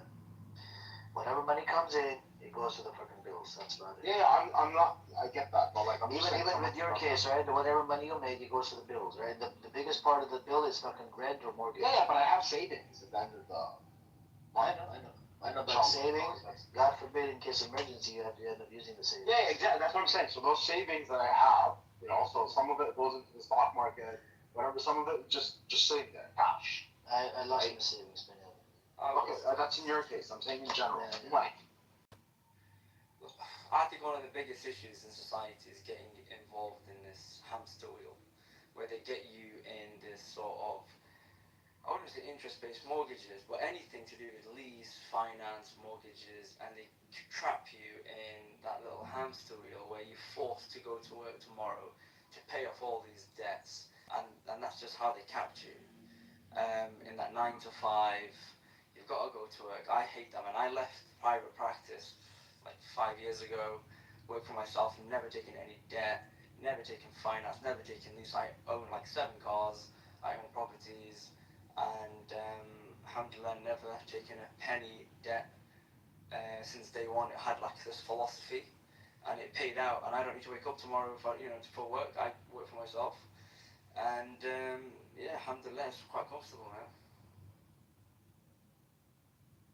Not to rub it in, but just to say that I speak to my friends about this all the time. What I can't understand is why you have 7 cars. Because I don't live in one place, man. I travel between Libya, UK, and some other places, and I have this horrible habit of wherever I go, I end up buying stuff. Like I said, I don't rent. Right, but if you have that, if you're moving around a lot, it's much wiser to go using an Uber when you're there. No, I like having a nice car. I don't get it. It's a depreciating asset. It is a depreciating asset. You got to make a lot of money to afford it. I think we can get it. Electric scooter, fold it, and then just put it in your backpack, luggage, take it with you. No, what it is I buy good value cars. I don't go buy a brand new car that depreciates loads. I know, but save the environment, and you feel good, and you can travel on a fucking scooter. You're a depreciating asset. You're paying car insurance. It's just sitting there. Then you I don't know when I leave, I cancel the insurance. No, but maybe you don't need the insurance, son.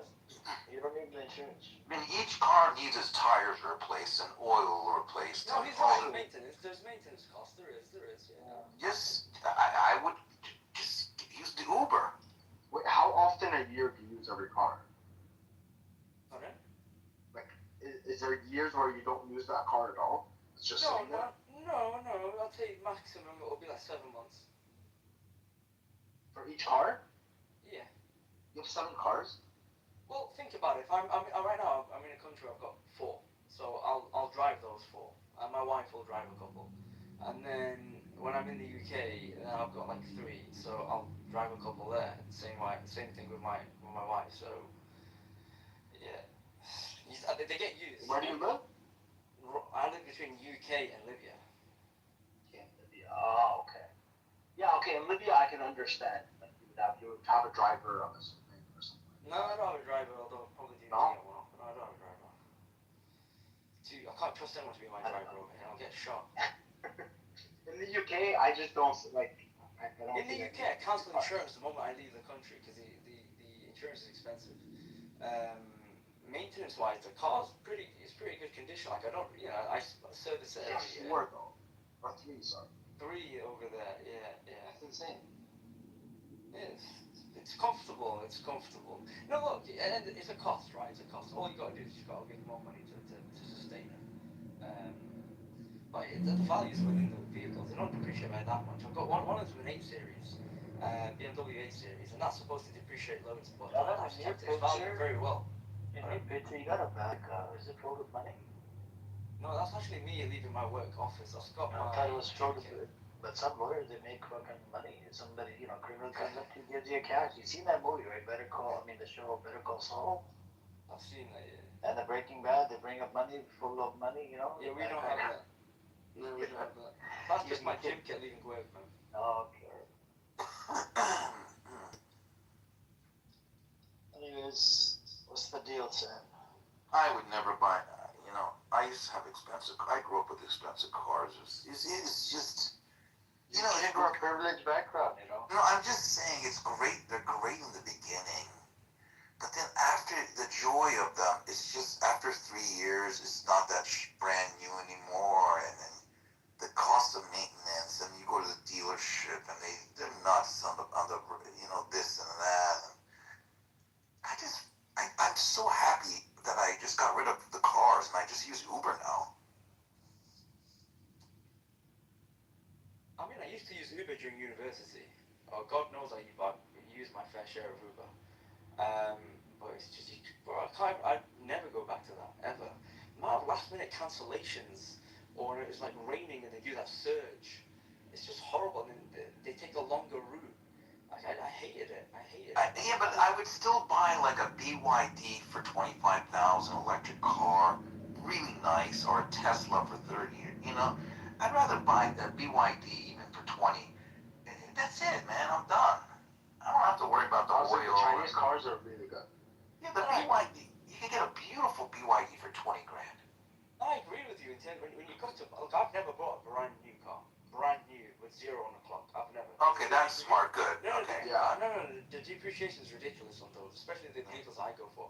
I think the sweet spot is 3 years old, and try and get obviously one owner, 3 years old, and I usually get it mileage like 10,000 miles, 15,000 miles on the clock. Okay, now okay, good job. There we go. With 10,000. I'm not an idiot. I do my DD when I buy. No, but that's good. That's good. Okay, good. Because when you buy a car, as soon as you drive it off the lot, you just depreciate thousands of dollars. Yeah, I wouldn't do that. No. About 10 to 15. This is why you just lease a car. Multi-million in the bank. Just lease a car and dump it. For $100 a month, $200 a month, just dump it. Right, Sam? You enjoy it for the first 2 years. They give you about 10,000 miles. You buy the cheapest car, $100, $200 a month, and after you're done with it, just dump it. I've always said to myself, I just need something to get me from point A to point B. That's it. What do you drive? You drive one of those Toyota thingies? No, I don't have a car anymore. I got rid of my cars. You got electric scooter? You scooter? No, I use Uber. Wow. Why don't you just get an electric scooter? No, I'm too old to be riding. You don't need insurance. Do you know how fast it travels? It goes at 40 to 50 miles. On the electric scooter, I can fall and break my knee. No, those things are those things are fun to drive. They come with the seat. All right, I'll consider it if I'm hanging out. And you don't need to register with the DMV, right? And it's electric, right? It gives you up to 60 to 80 miles per charge. I used to have one until it got fucked up. The battery stopped. I bought the cheapest one, about a $200 one, $300. I used to, drop off cars here and there, right, to my mechanic, and I would come back on the scooter. I'd have to fucking buy Uber. Uber was like $20, $25 to come back. It got expensive after COVID. Oh yeah, no, yeah, Uber no, I use Uber. Yeah. When I'm in the foreign countries, it's much cheaper. Yeah. Do you know an Uber in Egypt? I can get an Uber in Egypt like an hour commute. Let me see. Oh, for $5. $5. Cheaper. I go to Mexico, it's like $5. I can get around in taxi. Bro, you need to go to another McDonald's. I said, go to another Starbucks and McDonald's, bro. Taxis in Libya is so cheap. The reason being is petrol in Libya is cheaper. Right. Cheaper than water. No, the second cheapest country in the world for petrol. So I think Venezuela is the only one cheaper than Libya. So in terms of value, I think it's probably in American cent, maybe 2 cents per liter. So I can fill up I've got a V8, one of my tanks for 100 liters. In England, that easily would cost me £160. In Libya, it cost me equivalent of £1. £1 for a full tank. That's insane. So, yeah, it's pretty good. It's pretty good. £1 for 100 liters? Yeah, because right now the exchange rate is £1 to 10 Libyan dinars. And that gets me it gets me. So it's 10 Libyan dinars to fill up 100 liters. Essentially, yeah. And you don't have to get out of the car here, man. In England, you've got to get out of the car. Yeah. Sit in the car. Holy shit, that's insane. You know, I just googled it. The Chinese cars not allowed in America due to Right. They don't allow BYDs because security reasons. Because they would just demolish. They would demolish Tesla. It says due to national security concerns regarding because steam tariffs exceeding 100% on electric vehicles, EVs, and stringent safety and environmental regulations. You know, they want China out of America. When I was in South America, I was using Uber, and I got into this car, and it was really nice on the inside. I was like, whoa, this is a luxury car. I asked the guy, what is this car? He goes, it's a BYD. I was like, what is this? Because we didn't have them in the US because they would demolish Tesla. The cars are very nice on the inside. They even charge faster than the Tesla. They even have a longer range than the Tesla, and they have a lower price point. Of course, that would make Elon and the United States very nervous if he came to the U.S. Car market.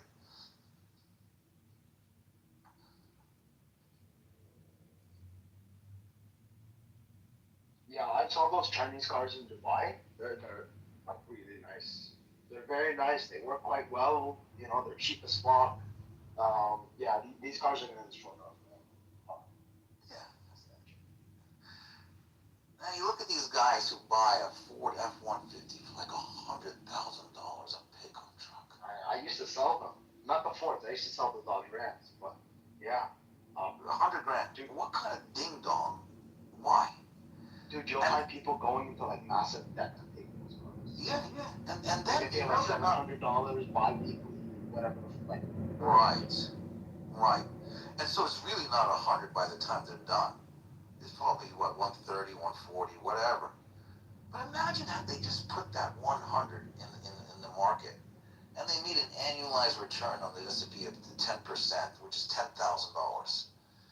I mean, that's much better. Well, they probably didn't have 100K. That's the thing. These guys buy cars with like $5,000 down. Sometimes no down payment at all. I've sold them. People are fucking stupid when it comes to buying cars and stuff. They are so stupid. And then by the time they pay it off, it's not 100, Benny. It's more than that. Oh yeah. And it's a depreciating asset. Yeah. So I mean, like, just use the money. I'd rather use the money in Uber. Well, no, there is value to having a car. For them, yeah, for their buying business. a car, right? Yeah. Not only that, just regular people as well. Like, I like having a car. Don't get me wrong. I'm just not gonna splurge and like spend a lot of money on it. I went through that phase, and no, it was not good. I just never saw a need to drop 100. That's crazy money, dropping 100. To be honest, I had a really nice car. I always buy used cars. That's the thing. You gotta be smart in the car market. Buy a used car, and preferably from a company that's very popular, so you can offload it, please. Right. Like Honda, for example, has a great resale value. It holds the value. Honda, Toyota, Nissan, like Japanese cars hold their value quite well, and certain American cars do as well. And then older German cars also do. Like German cars, yeah, they'll. I mean, in Europe it's probably different, but in North America, German cars will depreciate a lot at first, but then after a while, like it just doesn't really matter. So like if you want to buy a German car, 5-year plus, it's not a bad. Now, I mean, I didn't take it. Sometimes I make stupid decisions, and I bought a risky car this time around. But generally, I try to go something safe. Yeah. But yo, I had this Infinity.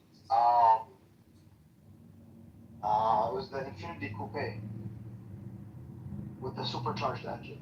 I think it was called Q50. Dude, this car was fucking beautiful. 400 horsepower, 2-door, just fucking nice. Yeah. Okay. I know what you're talking about. Yeah.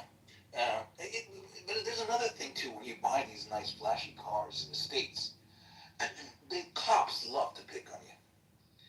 So then you get these tickets from the cops, and then you get this aggravation from the cops, and you gotta go to court. It's just a nightmare, man.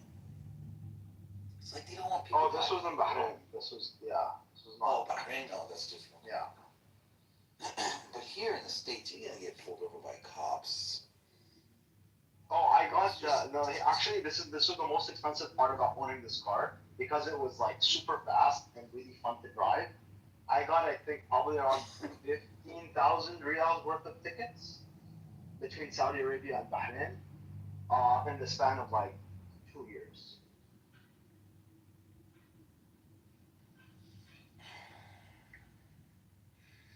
How much? It's about around $4,000. Are you serious?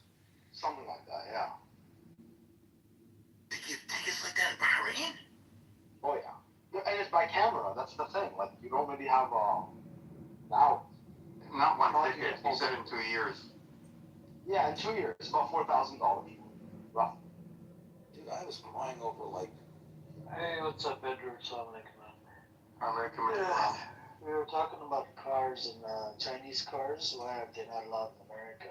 And I saw it's like you're scared of the cameras, those cars to collect data on the American cameras. Well, they'll crush the economy. They'll crush the American car economy. Yeah, but the tariffs are very high. Thanks to this pedophile Trump. He keeps the tariffs high, and so that they won't be undercutting American cars. But American cars really are still shit. I don't understand. They have no comprehension of supply chain or anything like good manufacturing practices. Anything. It's crazy. Toyota's doing a good job. Toyota's like number one for. Toyota, Honda. But the thing is, Honda interior accessories are shit. Honda slipped. It used to be in the 90s and 2000s really good, but I noticed 2010s it's it's still good, but it's under Toyota. Toyota's in the States is number one. Resale value number one. Honda's more expensive than Toyota. No. Yeah. I can't imagine that. I mean, Toyota's like there's so much money. So much. Herbert, are you Shia yet? Huh? Are you Shia yet? Why would I do Shia, bro? I don't know.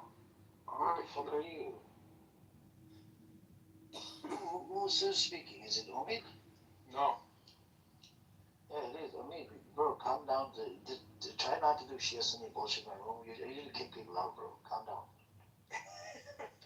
It doesn't matter if it's, and then, you're coming from Jewish background, look, no offense to you.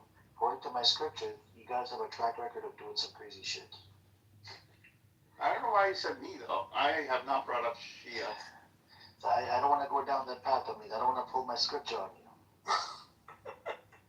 I'm not pulling scriptures. I'm just pulling. I pulled it on Black Rabbi, killing multiple prophets, spreading corruption. Yeah, that's what you did. You're spreading corruption in my room. In my room. We need to coexist. Okay, Admiral General Aladdin.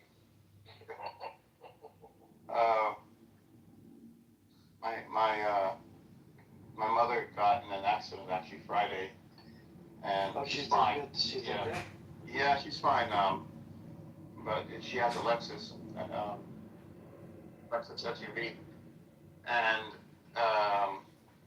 it was a 2018, and she got hit on the side, the passenger side. Both the airbags on the doors on the passenger side deployed. Basically, we're arguing now the car with the insurance company, either fixing it or they want to total the car because of the airbag deployment. I'm like, oh shoot, right? Yeah.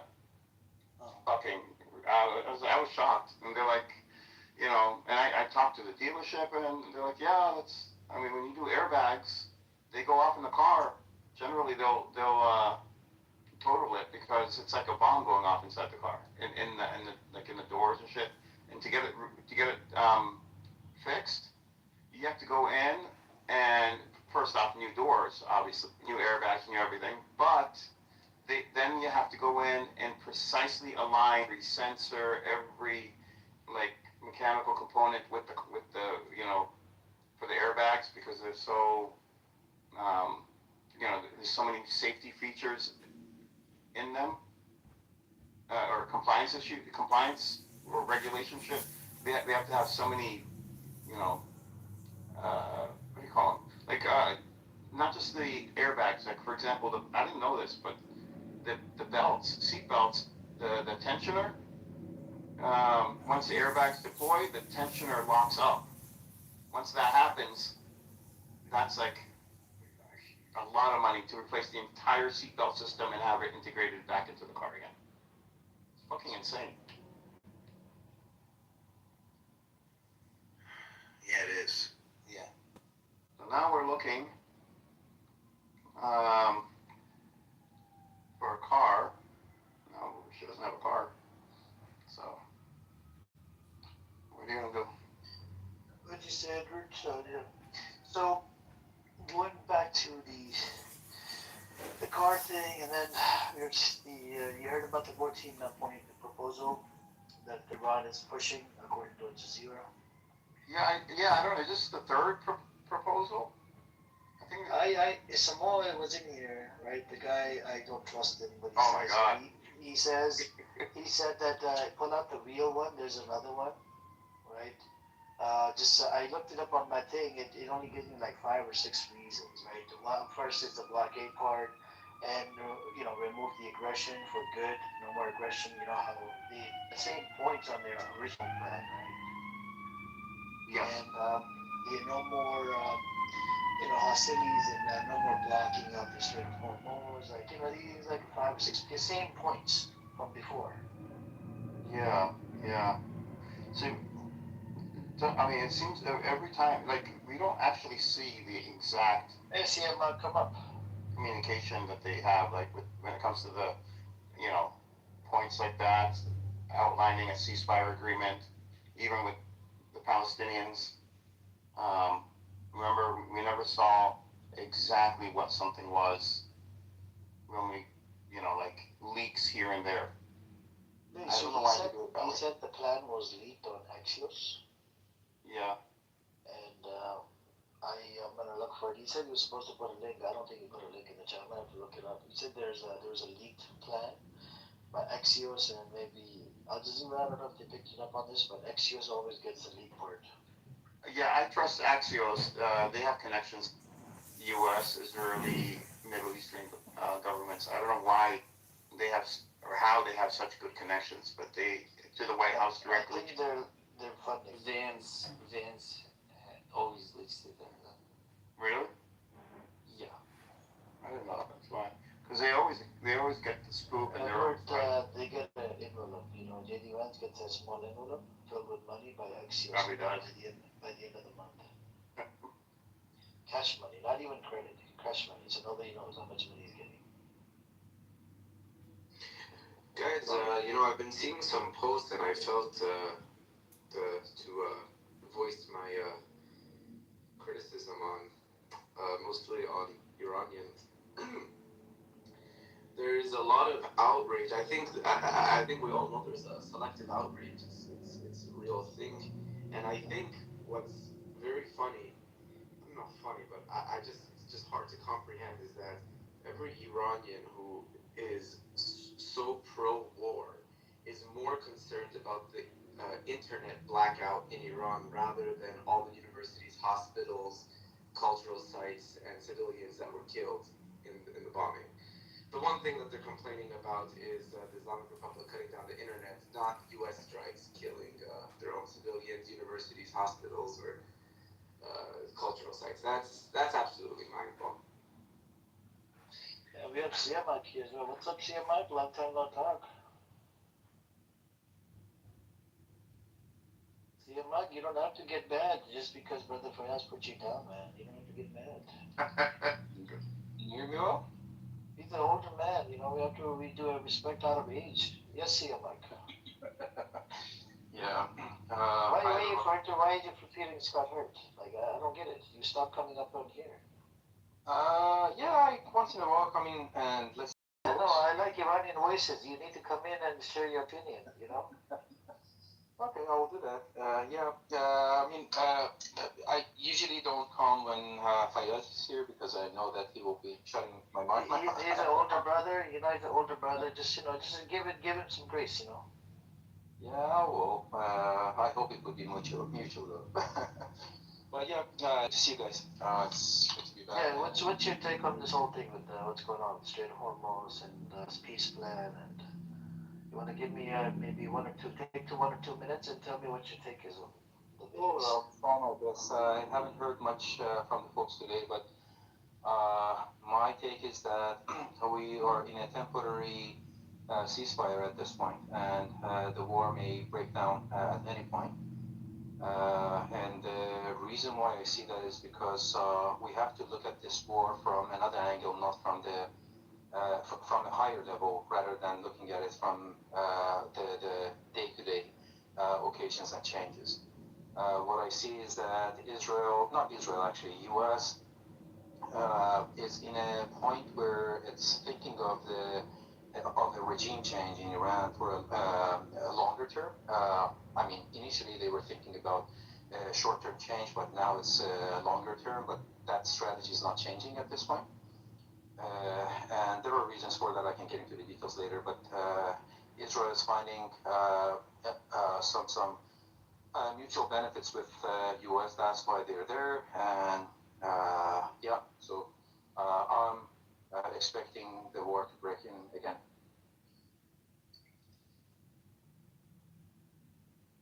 If I can respond to that, it's possible, I think,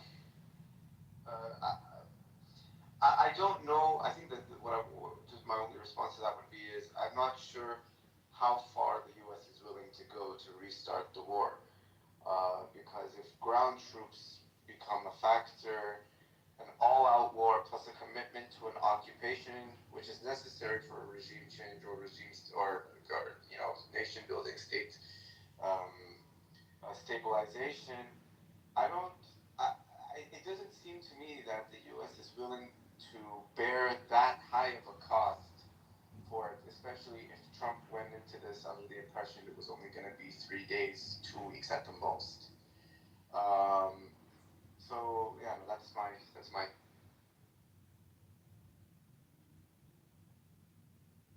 Yeah. I was listening to podcasts actually today and actually yesterday, and I was listening to it for the second time today. It was about a book named Why War. And it's about the perspective is why wars start. When it looks at it, it doesn't go with the cost of the war as the reason why a war might start.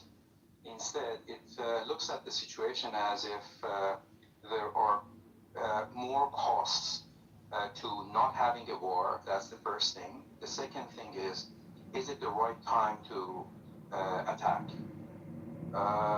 It was having a lot of perspectives. I don't want to get into all of the details, but one of the reasons why one country might start a war, security. The other one is the timing, how weak the other opponent is. I think Iran is in a very weak situation right now, both on the leadership and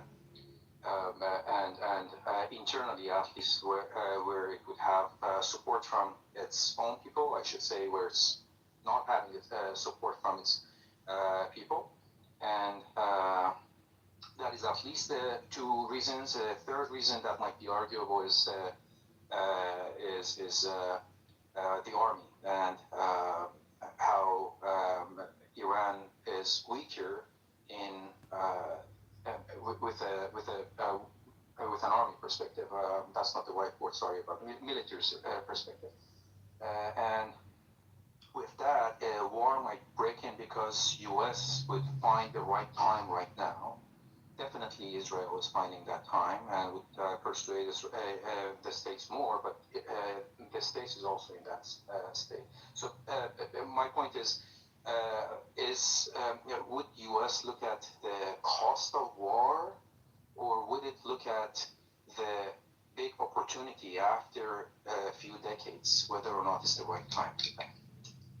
Well, I think part of the perspective the U.S. had, or especially Israel had, after October 7th, Israel clearly used this as an opportunity to decimate through not just Hamas, but also the Patriot attacking Hezbollah, and then, the collapse of Syria. From the perspective of the Israelis, this was a weakening of Iran's regional posture.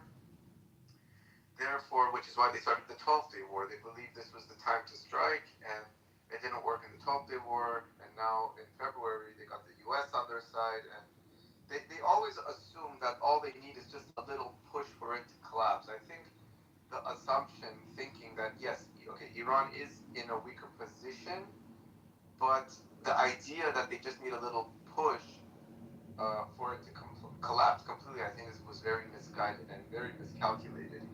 And I think we're seeing that right now.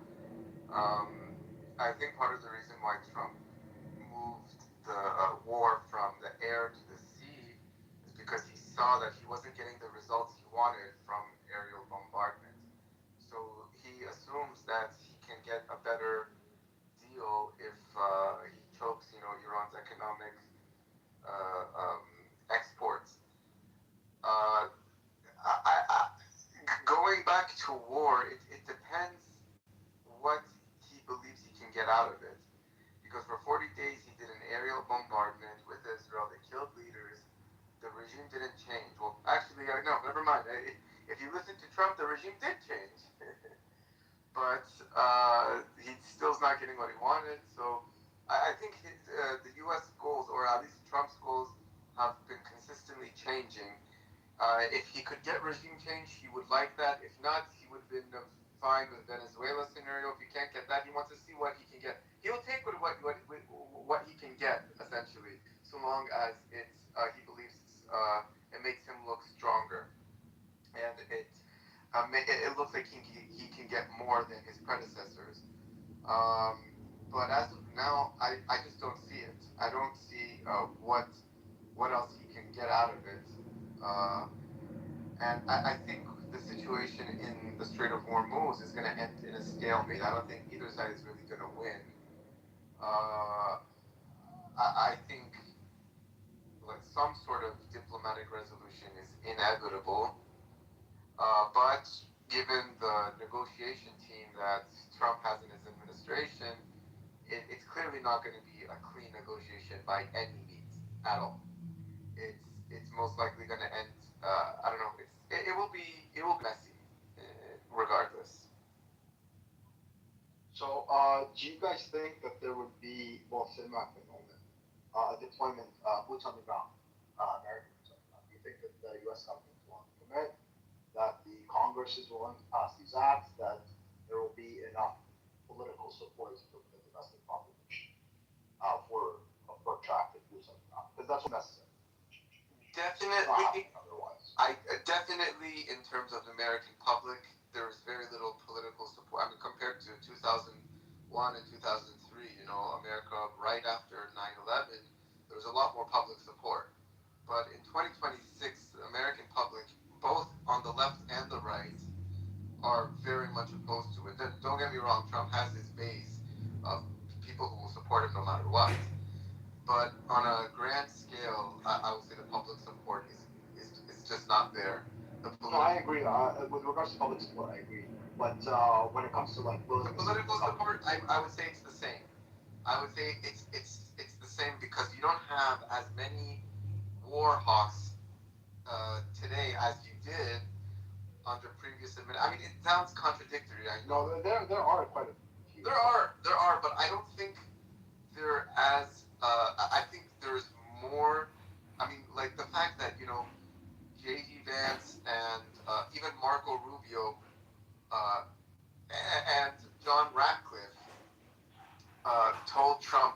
regime change was not going to be possible without a full-scale invasion, and many were wary about that at the beginning. I think the political support, some of it does exist, but it's not that as strong as it used to be 10, 20 years ago.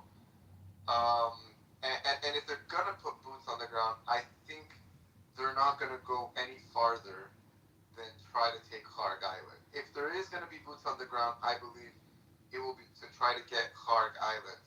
But no, that's not really boots on. What I'm saying is like a an actual invasion of mainland Iran, I think, is highly unlikely, because one of the things that triggered the ceasefire right now, like it just followed a whole firefight between Iran and the U.S. where the U.S. lost 3 aircrafts and was just barely able to rescue 2 pilots that fell into Iran. I mean, I think that was a very high stakes situation for the U.S. It was unexpected.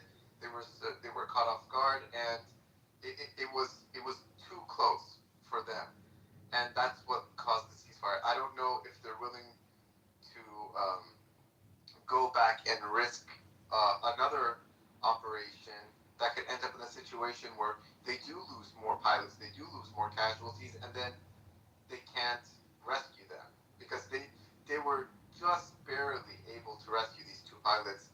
And I think if they lost not just casualties but pilots to Iran, it would be a national embarrassment, which is something Trump really wants to avoid.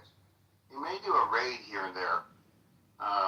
Maybe. You know, that's the furthest I would see boots on the ground going. And the troops that they have there now are optimized for hit and run operations. Yeah. I think. What is CMAC thing?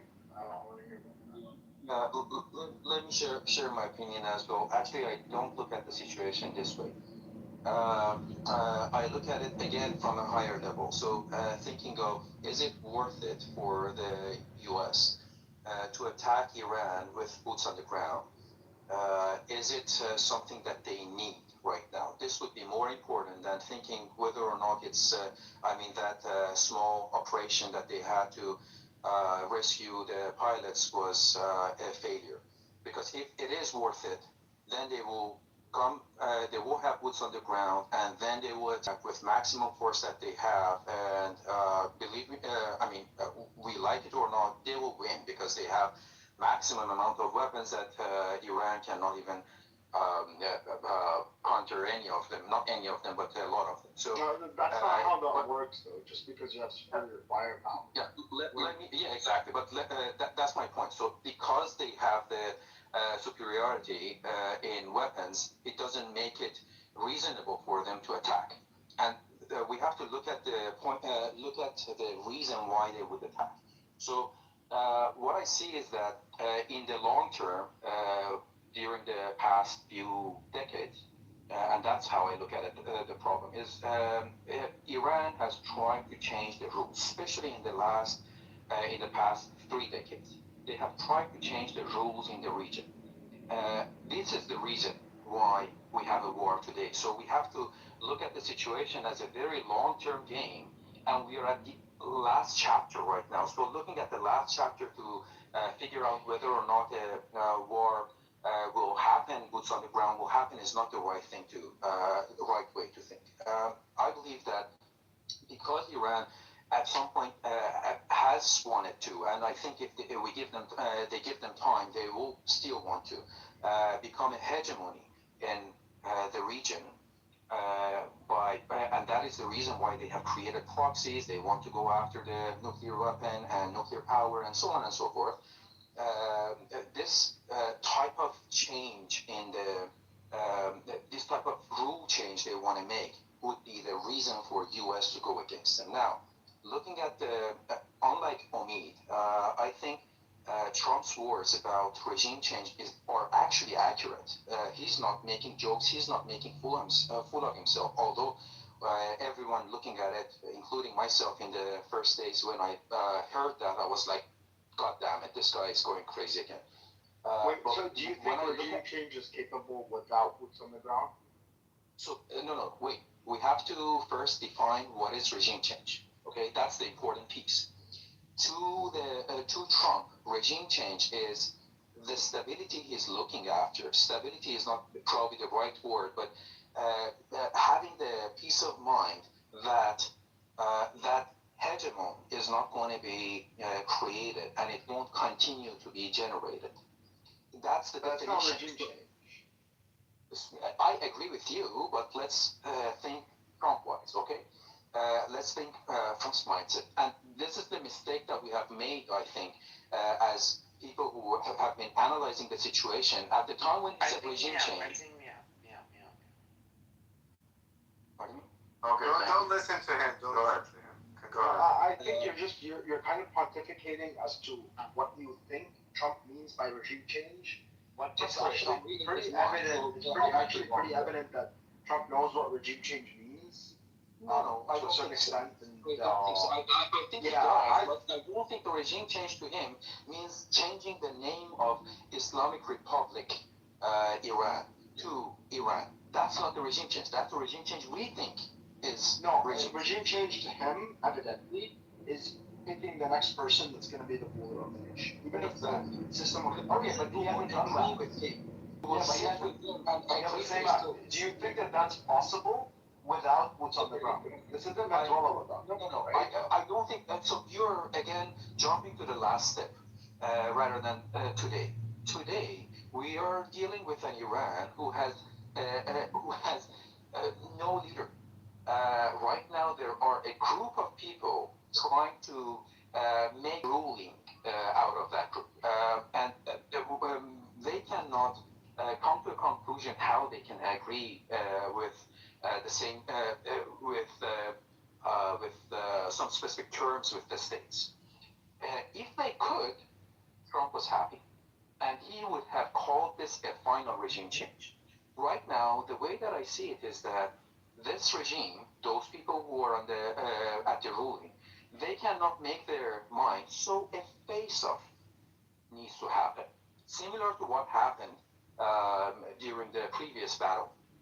I call it battle intentionally. I can call it operations as well. I'm not calling it a war, and I have reasons for that. But I would say that during that operation, they had a face-off. Khomeini was killed, Larijani was killed. Actually, that was a face-off by Israel, I think, not by the states. But anyways, some faces are gone. Now, the faces who are in power, they have to make their mind. Since they haven't been able to, there will be another face-off. So boots on the ground is not what Trump would need. I'm not saying if would change the regime. I would say it's not what he needs. When he says a regime change again soon, I'm expecting him to say that, is another face-off. But that's not going to work for Iran. I think we can agree on that, right? I don't think Trump would think about Iran. I don't think Trump would think about Iran. Trump is thinking about U.S. Trump is. I'm saying with regards to regime change, that's not gonna this. What you're describing as the Venezuela model is not going to work in Iran. In Iran, you need more of a Taliban, an Afghanistan model. And that didn't work out at the end of the years. It's not compared to Afghanistan, but you're compared with Saddam, right? Even with Saddam, same thing. When they came in, they took out Saddam. Then you had a resurgence of all of the terrorists, right? And the Shia leadership that was in charge of Iraq was actually just loyal to Iran. So yeah, you made a power vacuum. That power vacuum was filled by forces that were not friendly to you. You're gonna have the same thing happen in Iran if you really do that. If you really dismantle the government. But that's not evidently what's happening. Evidently, what's happening on the ground in Iran is you have basically the IRGC is in control. It's effectively a military dictatorship under the guise of Islamic Republic with a supreme leader and all. It's a fairly stable structure. And I'm not a supporter of IRGC at all, but I'm just looking at this objectively and saying that if they want to accomplish this mission of even a Venezuela-style regime change, which I don't think that's necessarily what they want, the Haas specifically. No, you're gonna need boots on the ground. And Yeah. I don't understand still why you think the Venezuela model would not work with the mindset that Trump has. I get it that it won't be a regime change as in the mindset that IRGC has. That's why it won't work. Can you explain?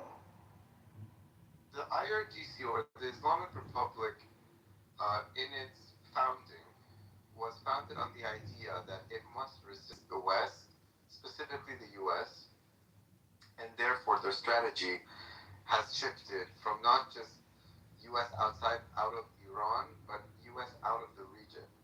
The whole purpose behind proxy warfare has been, first of all, Iran has been under sanctions for 47 years, so Iran hasn't been able to keep up its conventional military capabilities. So proxy warfare was one that was much cheaper, and still, it kept Iran. It deterred war from Iran for the past 20 years up until now, up until October 7th.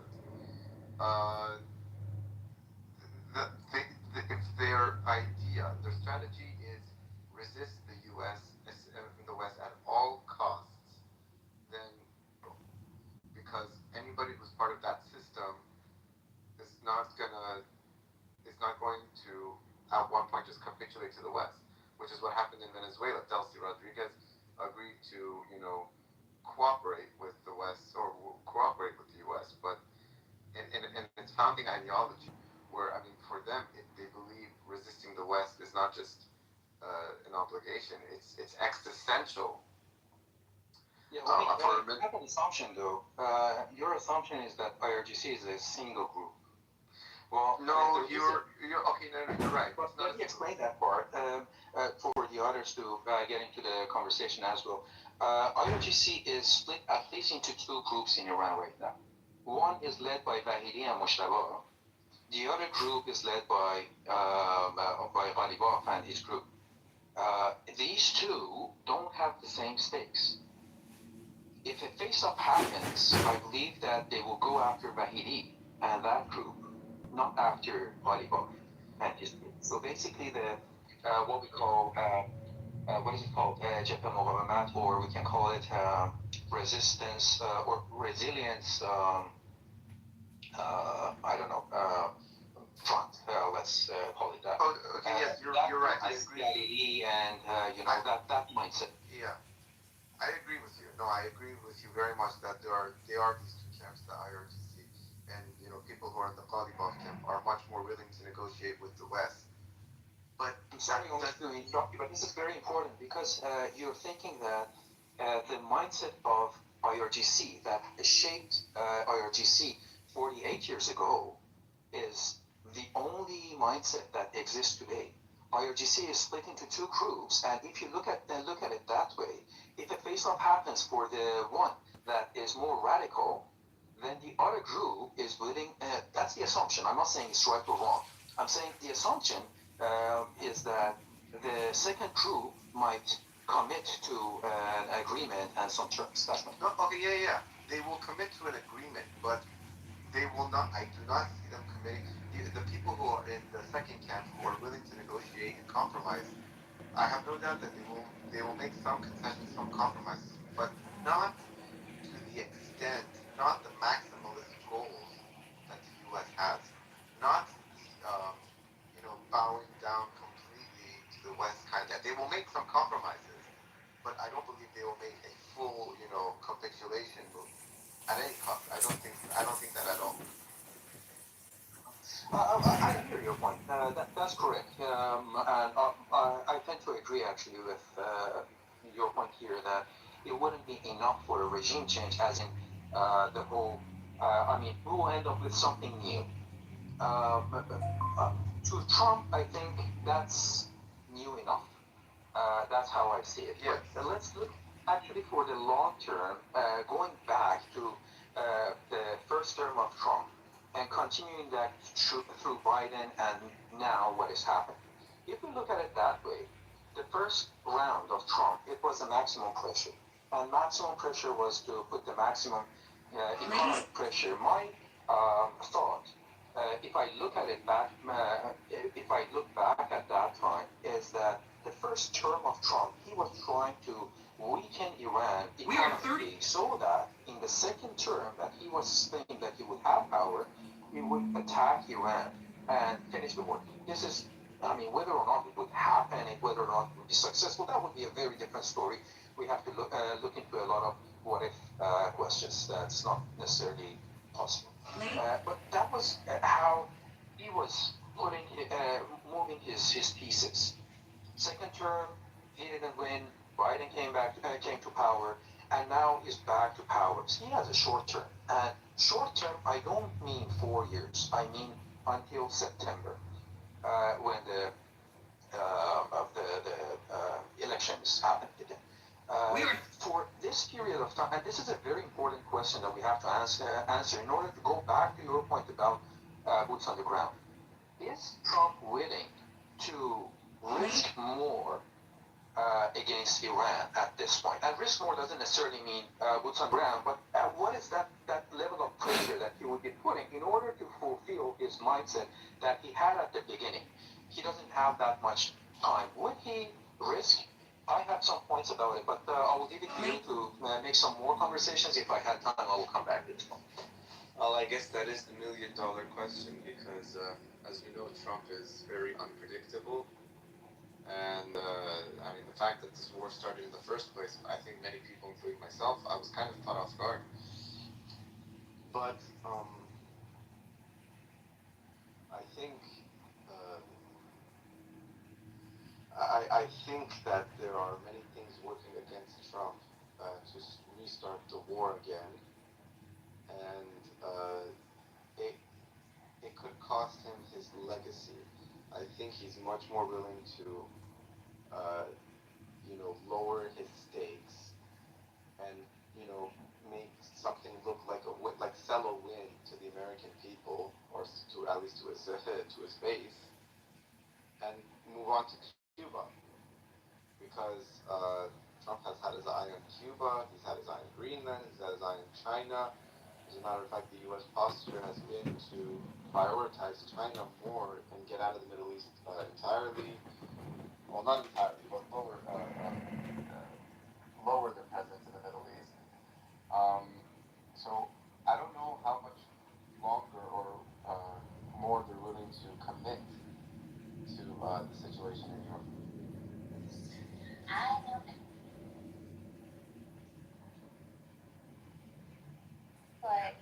Like, I just really am like on my toes all the time. Like, that is such a good healthy instinct, though, Sarah. yeah, totally. Because you walk into a space and you're like, okay, how is my child going to die here? But like in the back of your mind, not like, do you know what I mean? I don't know. I don't think that. No, you don't think it, but like you suddenly realize it.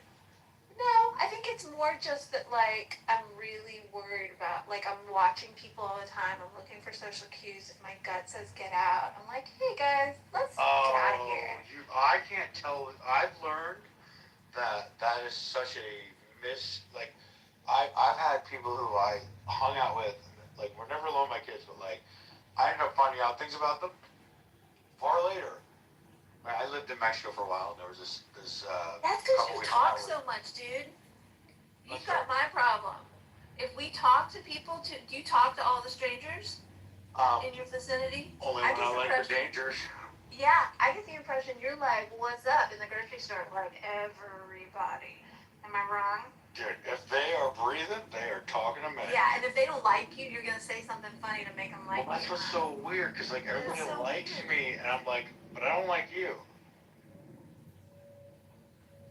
I don't really, anyway. To yourself. Yeah, no, seriously, but, like, I've noticed, I've learned that I can't trust that you can't clock every danger with people.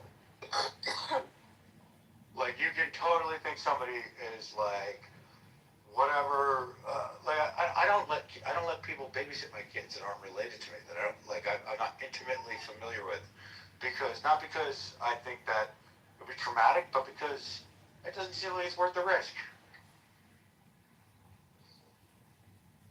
Do you have any friends that are like family? Are you saying, am I friends with my family members? No, know, do you have friends that you're so close with that are like family? Oh, sure. And I'm very close to my family, too. Oh, yeah, no, that works, too. Like, I have, that's totally interchangeable. It's not a blood thing. I've known you so long that I know that you're fucked up, but, like, I'm comfortable with how you're fucked up. Because everybody be fucked up. It's more, it's more like I know your flaws, I know your strengths, and you don't endanger my kids because I've seen you change over time, kind of thing. Does that make sense? Is there? I'm pretty much. Yeah. Sorry, I'm not answering. No, it's okay. I don't often leave my kids with anybody, but like my dad or one of my brothers.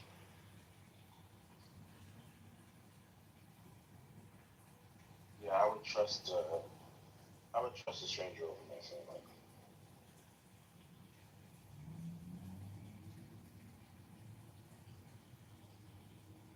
I would trust, like, other parents think I'm great with kids. I'm like, no, I'm great with my kids. But parents, oh, like, you seem like you're great with kids. I'm like, I don't think I want to leave my kids with you because you're a terrible autistic character. Like, if their kids are drowning and my kids are drowning, I'd let their kids drown just to double make sure that my kids were not. What? I got priorities, my guy. Like, I like kids, but, like, only the ones that are mine.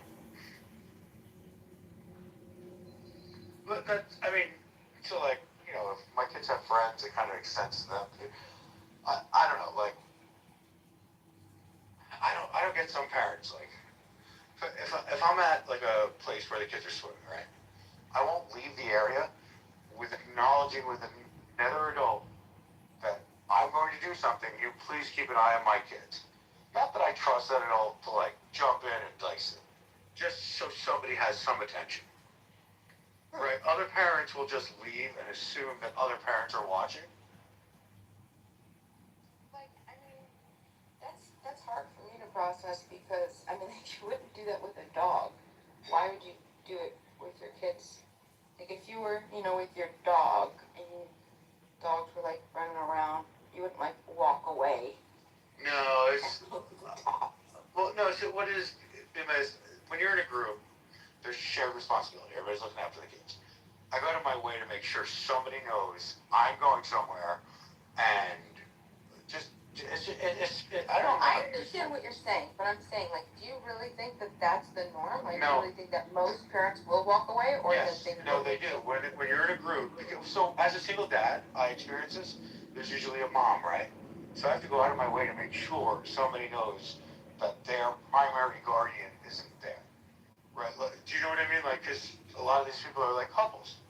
So there's like dual guardians. So I go out of my way for it. But like people will walk away when neither of the parents are there. What'd you do with all this stuff?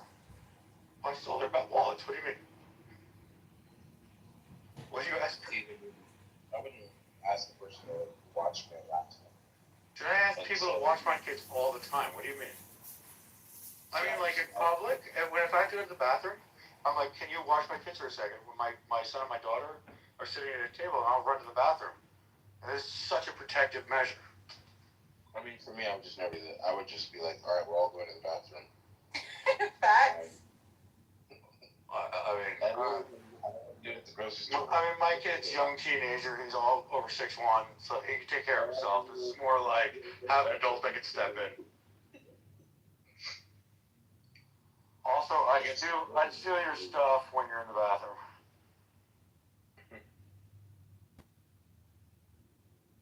I'm on a different Hey, do you guys want to hear how dirty I am? Well, Bima, Not sexually, Austin. Not sexually. all right. I mean, I'm just gonna say no. I'm just gonna say no then. Oh my. Oh, I'm sorry. I just derailed that. Please continue. You have a dust cloud in your hair? No, I do. I have like one of those carpets that's like, by my, cause I have a wood floor, and then it's like, so it's like one of those those carpets that you throw over the wood floor just to like sort of protect it. You know what I mean? Yeah. And it's like really, really thin. So it's not like a fluffy one. It's like the real, real thin. And anyway, I just came my begonias and I got dirt all over. And I was sitting here and I was just like, I got dirt all. I said, I don't even. Usually I'll like scoop it up like with my vacuum and my napkins. Like I have like these microfiber because I want to get like deep inside of the. But I'm really onto the point where I'm literally using a broom. I'm using a broom to do the first sweep because I got so much dirt on this carpet right now. Yeah, I am sweeping the dirt on my carpet into a pile and then I'll let you.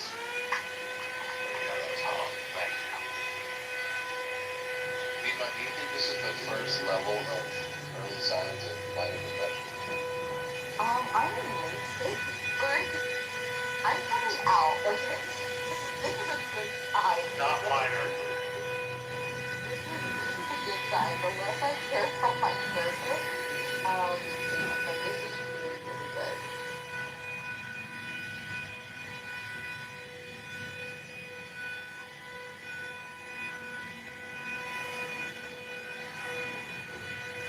I have to give myself that I know that, but yeah, this is the first time that I did this, and I thought, holy you're right. But yeah, it's definitely a stage.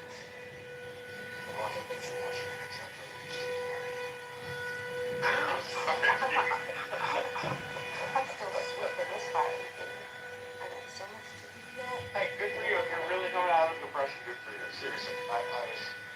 You know, people say that this is the thing. Like, I have a problem with, are you depressed? I get sad a lot throughout the day because of the same thing. But ultimately, I'm happy because I'm happy to be alive. And I'm just happy that when I feel sad, I feel sad. And nobody stress so much as that. Do I have this bad stuff? Like, what does it do? What does it do to be depressed?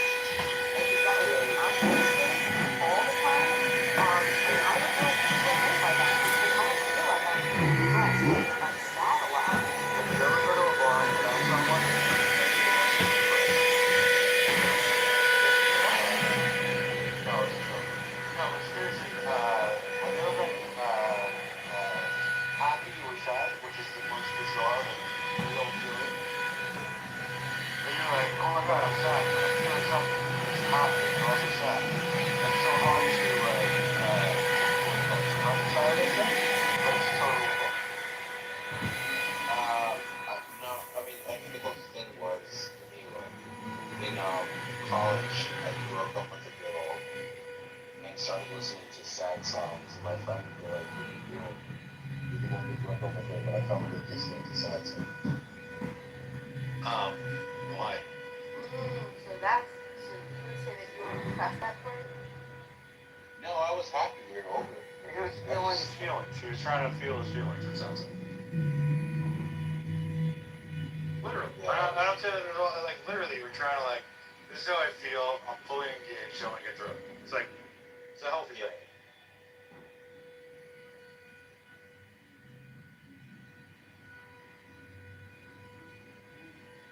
Like, you can really feel happy that you're sad because you're feeling something, like, which is so incongruent. You know what I mean? But it actually, you can really feel it. It's a bizarre concept. Sorry, I'm jumping an idea on everything. I apologize.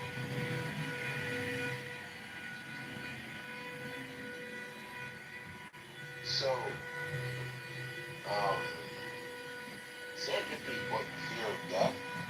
Hey, no one addressed that. It's just Like, do you feel like you're gonna die soon? no, serendipity answered to what's your biggest fear? She put death. So I'm gonna speak for her, but that may not be as maybe a risk to that.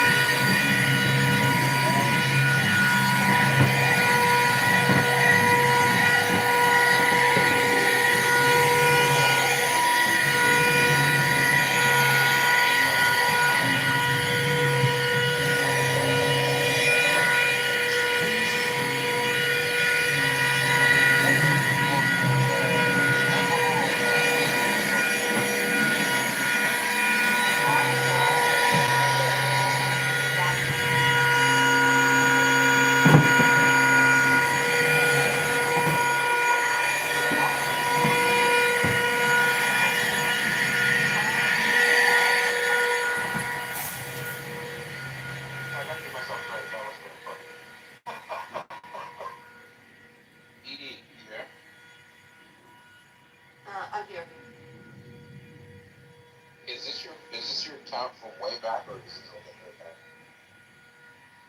Is this my account from way back? So you remember when we had the, I don't know what group that was, the fighting racism thing with racism? Oh yeah, this is the same account I've had, yeah. Okay. Do you ever see any people from those days? Yeah, I was there. I was fighting on the other side. Some months ago, Usama was back online, but that was months ago. Sometimes I'll see,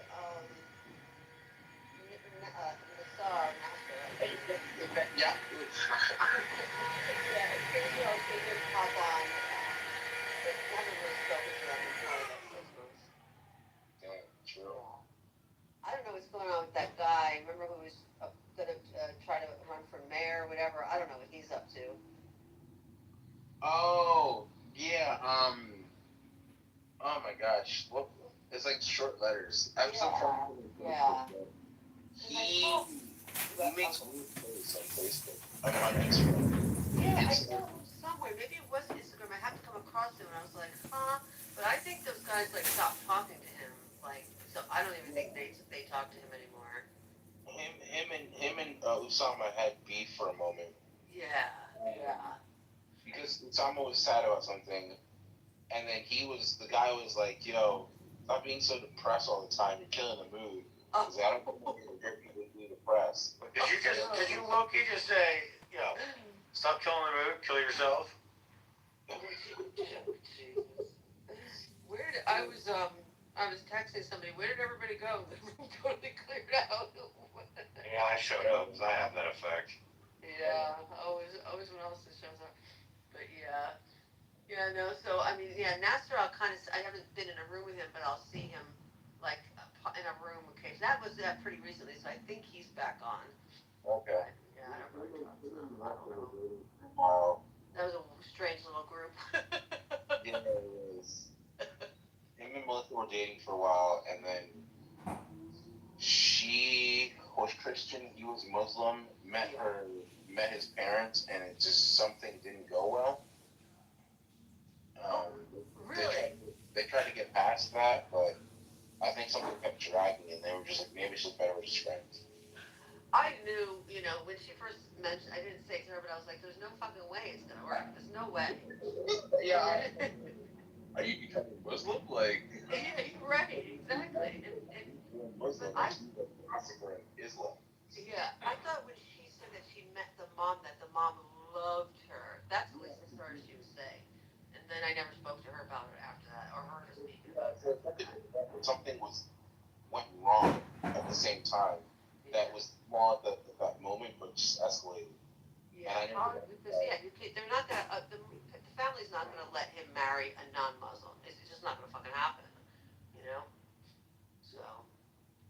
So I don't know. It's like you let one little drama seep in, and then it just creates so many little fractures. Mm-hmm. Yeah.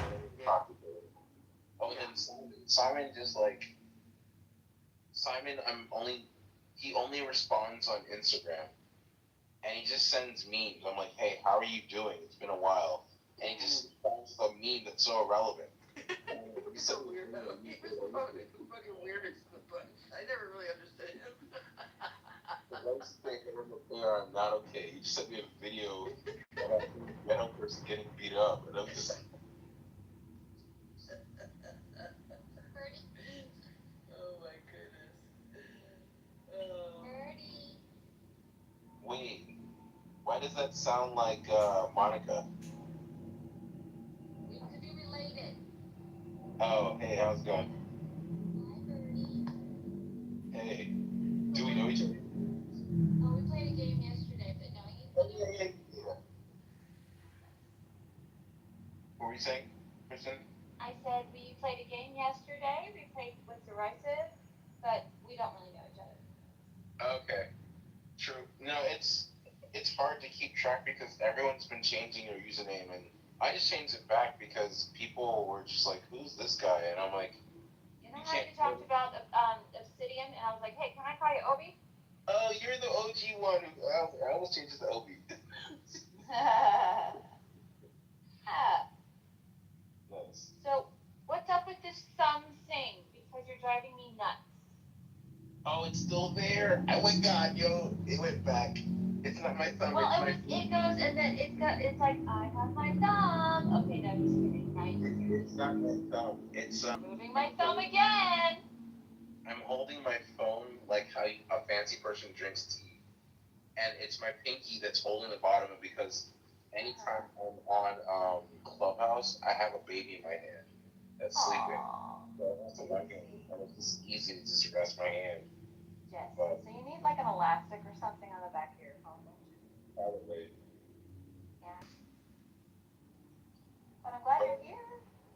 Thanks. I also have a burner phone because my phone got water damage on it, and it was $400 to fix it. Oh my God. I went to Walmart and got a $30 phone that looked just like my expensive phone. So I was like, it does everything the same. I'll get to the other thing eventually.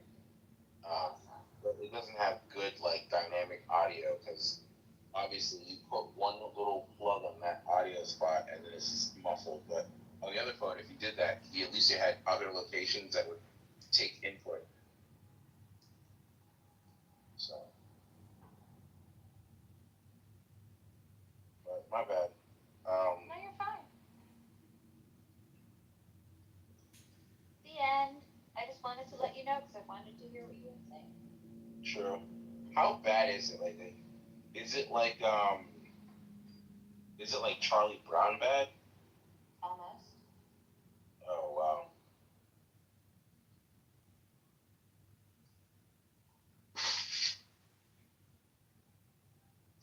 Edie, is this the same house that Fury was in, or is this like a new house after whatever happened?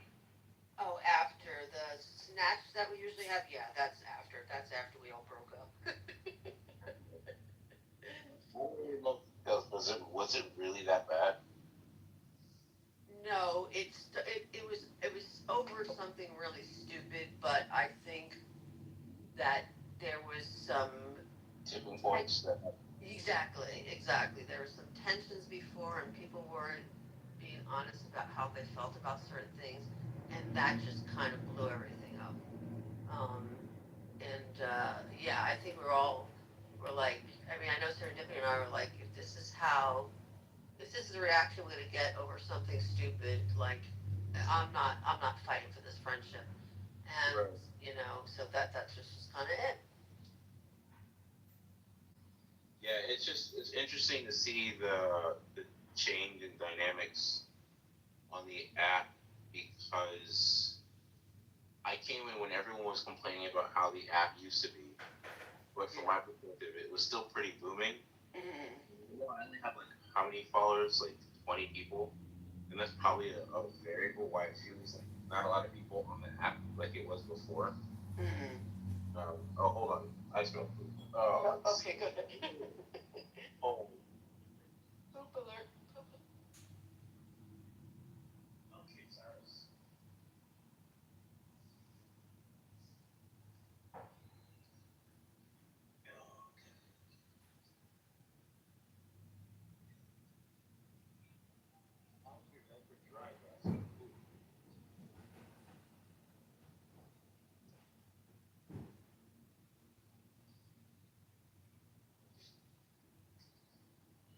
Oh, because you did poop. No!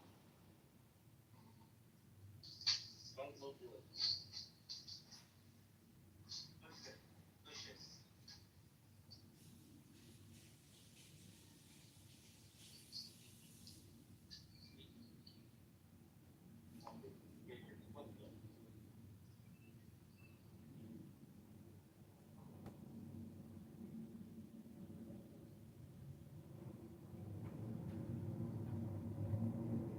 Wait, am I still muted or am I unmuted? Oh, you're unmuted. Can you mute me? Yes.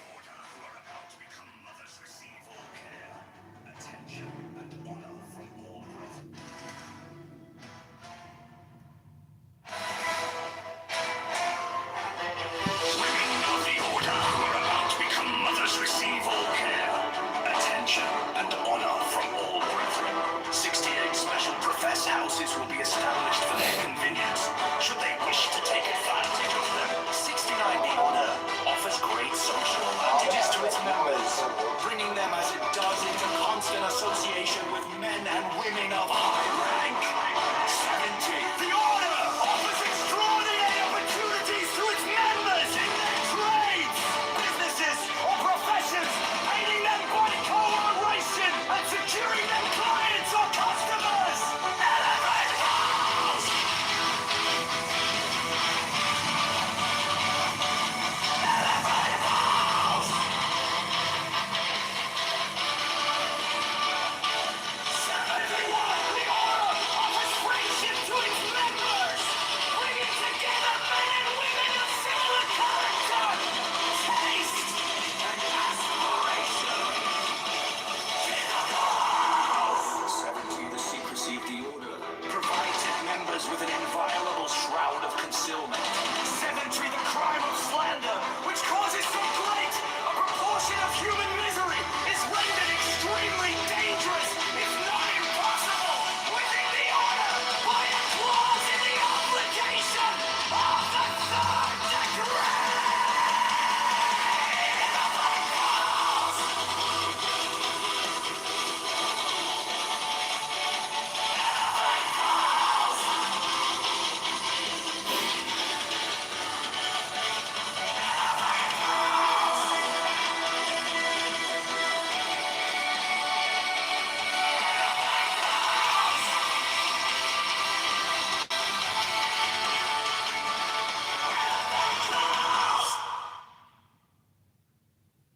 Chicago Mayor Brandon Johnson is a fraud.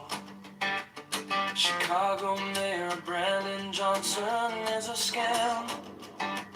Chicago Mayor Brandon Johnson is the tax. Should have read the trigger baby.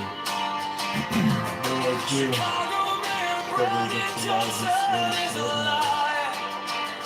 Chicago Mayor Brandon Johnson is a criminal.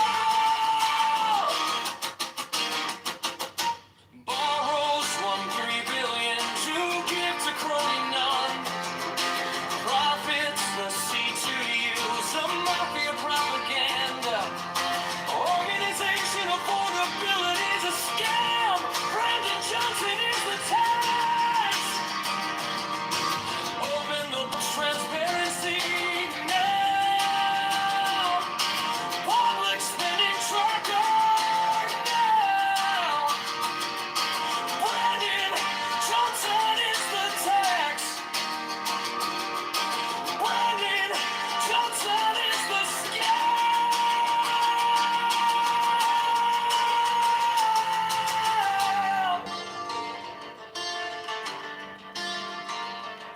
Reparations for black slaves is a scam. It's a black tax, socialism, taxologist, all taxation is theft. Affordability is a scam.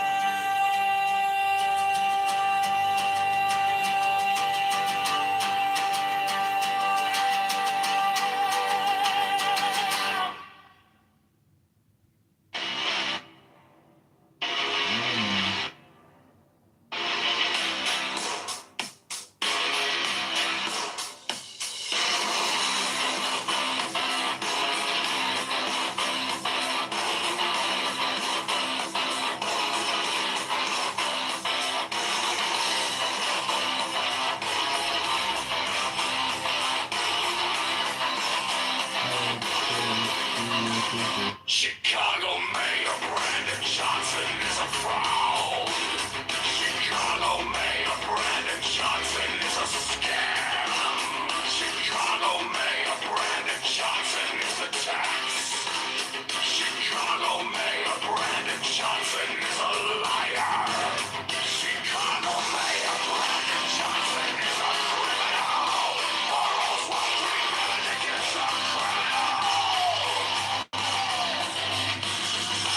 CTU is a mafia propaganda organization. You're growing up for that he is a scam.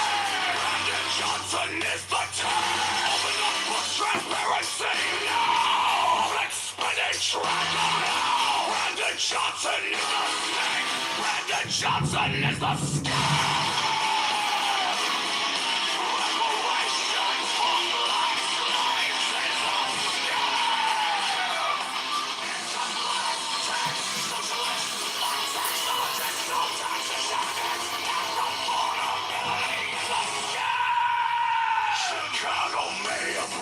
Johnson is a fraud.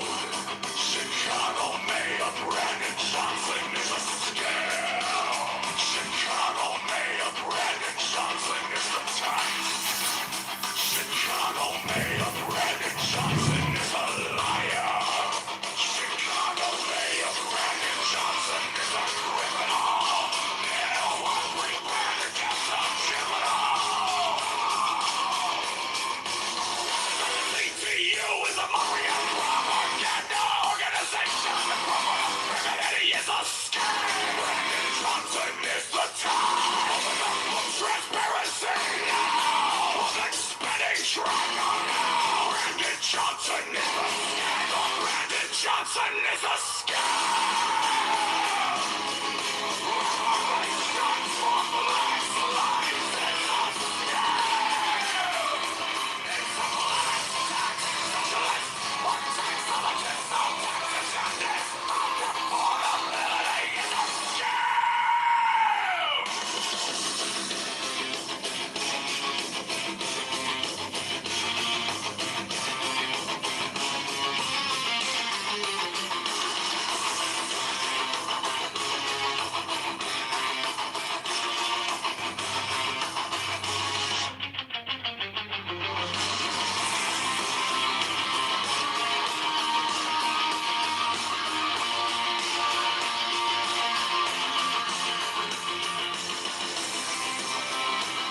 Brandon Johnson is a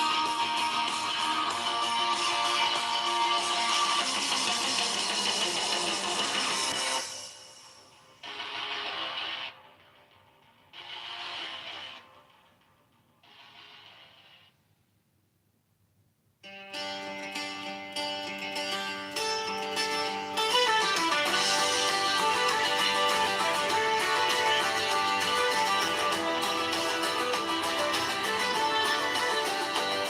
Chicago Mayor Brandon Johnson is a fraud. Chicago Mayor Brandon Johnson is a scam. Chicago Mayor Brandon Johnson is the tax. Chicago Mayor Brandon Johnson is a liar.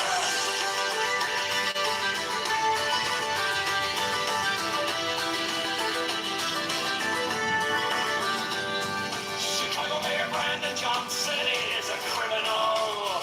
Borrows $1.3 billion to give to Cronynon. Profits the CTU is a mafia propaganda. Organization affordability is a scam.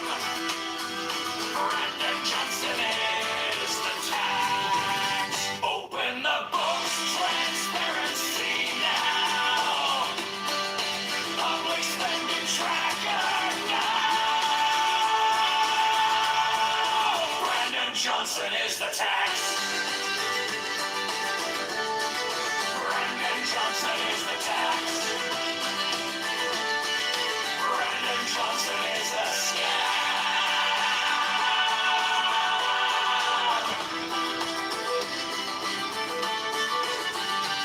Reparations for black slaves is a scam. It's the black tax socialists are taxologists. All taxation is theft. Affordability is a scam. Abortion Greyhound buses are murder for profit. Open the books, transparency now. Public spending tracker now. Brandon Johnson is the tax. Brandon Johnson is the tax. Brandon Johnson is the scam.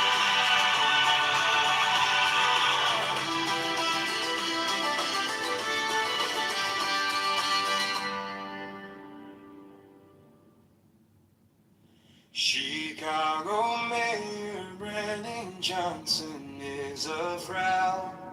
Chicago Mayor Brandon Johnson is a scam.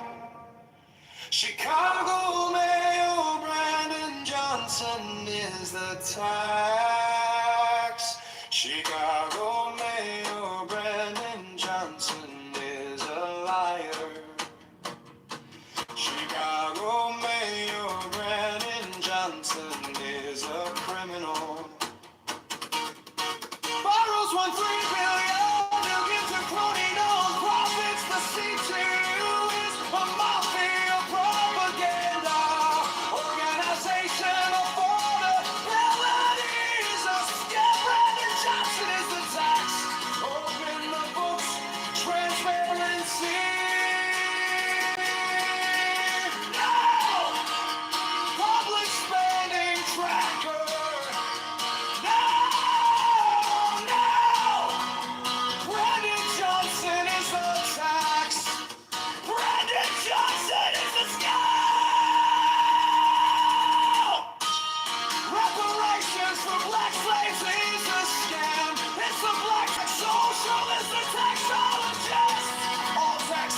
Johnson is the Republican only as a scam now. Public spending tracker. No, no. Brandon Johnson is the tax. Brandon Johnson is the scam.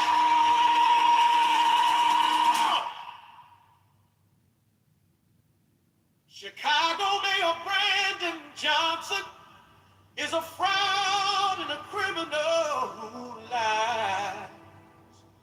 Repercussions and socialism for black slaves. Free buses for abortions from out of state.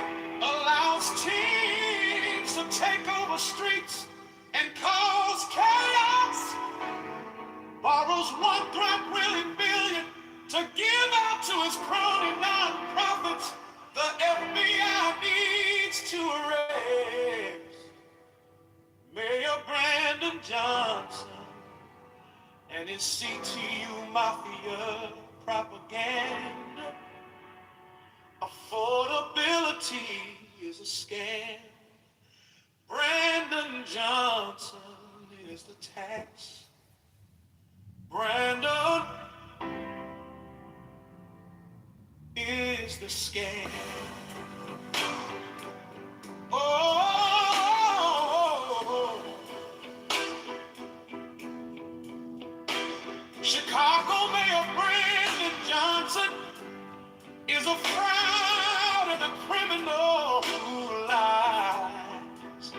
Repercussions and socialism for black slaves.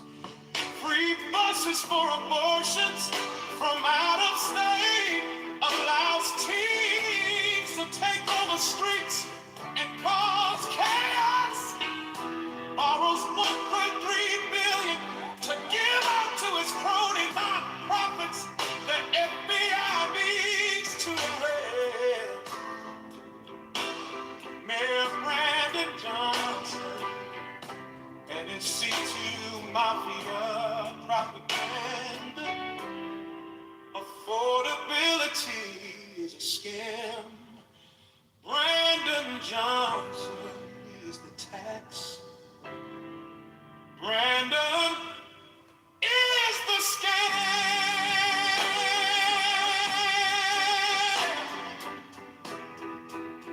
Oh,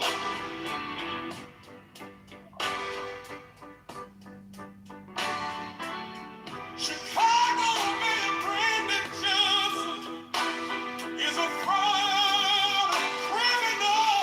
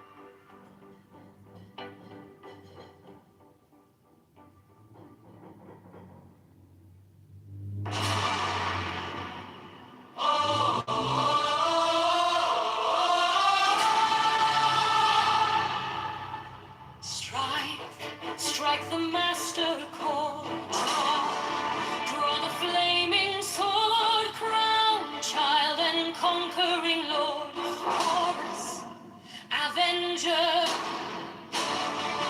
O thou of the head of the hawk, thee I invoke. Every thee I invoke, throughout the whole of the ritual, give the sign of Apophis.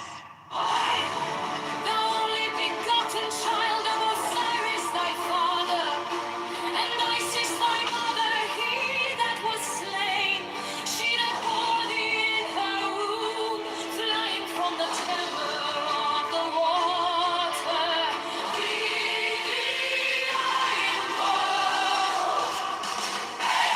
Thou whose upbrim is the flashing white, whiter than the forehead of the morning. Thee I invoke. O thou who hast formulated thy father, and made fertile thy father. Thee I invoke. O thou whose garment is of the golden glory, with the azure bars of sky. Thee I invoke. Who didst avenge the horror of death, thou the slayer of Typhon? Thou who didst lift thine arms, and the dragons of death were as dust.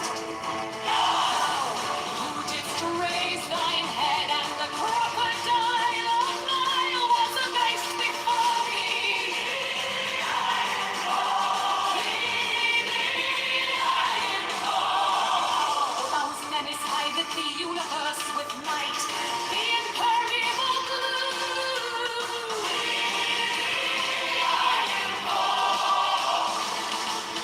Thou who travellest in the boat of Ra, abiding at the helm of the of-death boat and of the sentient boat, I invoke. Thee I invoke. Thou who bearest the wand of double power.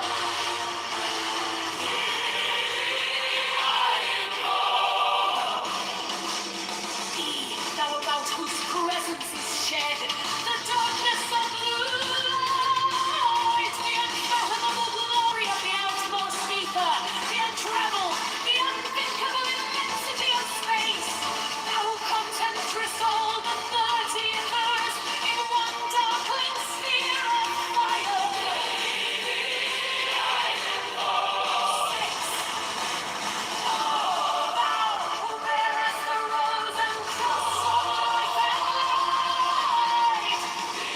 Thee I invoke. Thee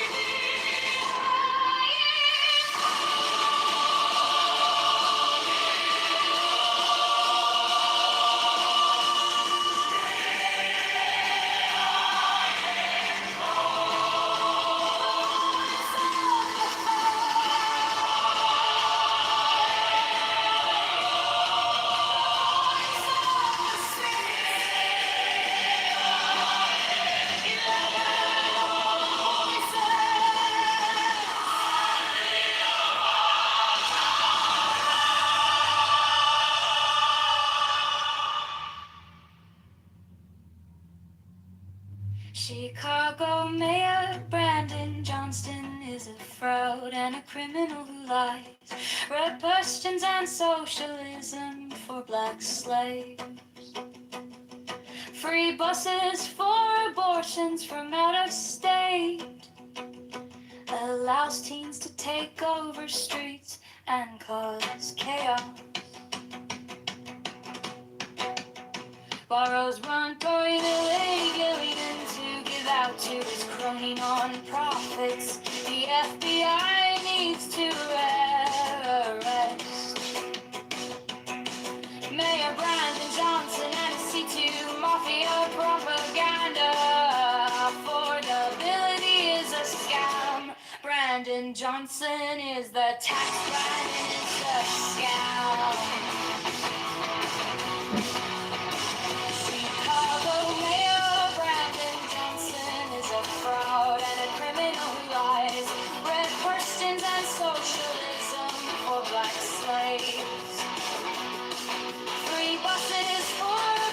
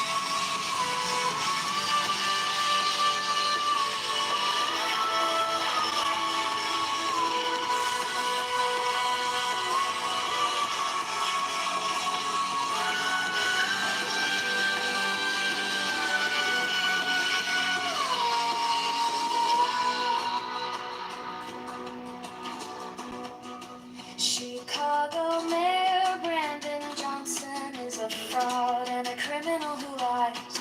Repressions and socialism for black slaves. Free buses for abortions from out of state. Allow teens to take over streets and cause chaos.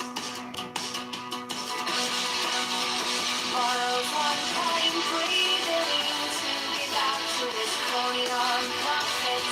The FBI needs to arrest Mayor Brandon Johnson and his city mafia propaganda. Affordability is a scam. Brandon Johnson is the tax. Brandon is the scam.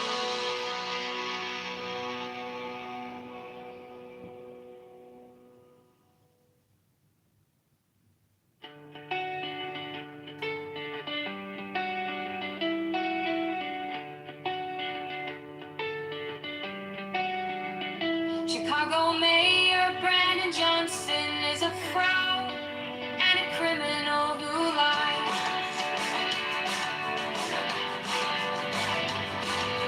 Christians and socialism for black slaves. Free buses for abortions from out of state. Allows teens to take over streets and cause chaos. Borrows 1.3 billion to give out to his crony non-profits. The FBI needs to arrest Mayor Brandon Johnson and his CTU mafia propaganda. Affordability is a scam. Brandon Johnson is a tax. Brandon is not Sam. Chicago Mayor Brandon Johnson is a fraud and a criminal who lies. Christians and socialism for black slaves. Free buses for abortions from out of state. Allows teens to take over streets and cause chaos. Borrows 1.3 billion to give out to his crony non-profits. The FBI needs to arrest Mayor Brandon Johnson and his CTU mafia propaganda. Affordability is a scam. Brandon Johnson is a tax. Brandon is the scam.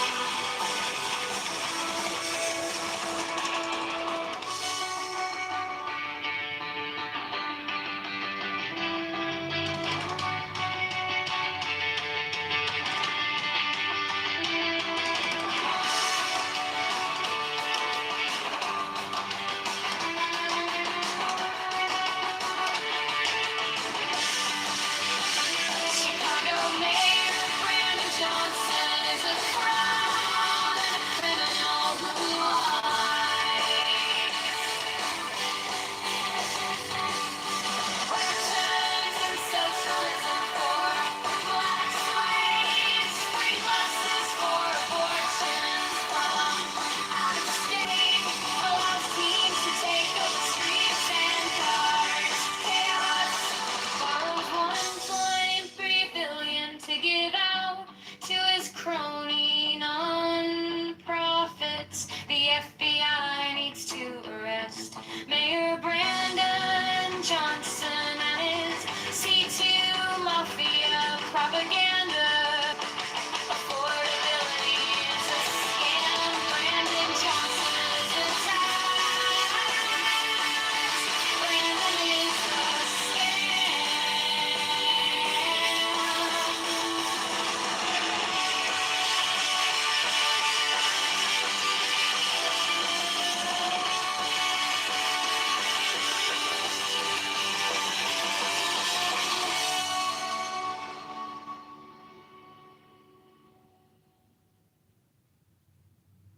Chicago Mayor Brandon Johnson is a fraud. Chicago Mayor Brandon Johnson is a scam. Chicago Mayor Brandon Johnson is a scam. Chicago Mayor Brandon Johnson is a liar. Chicago Mayor Brandon Johnson is a criminal.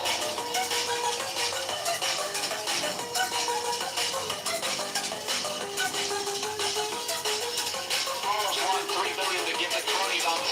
The C2 is a mafia propaganda. Organization of portability is a scam. Farman Johnson is a cop.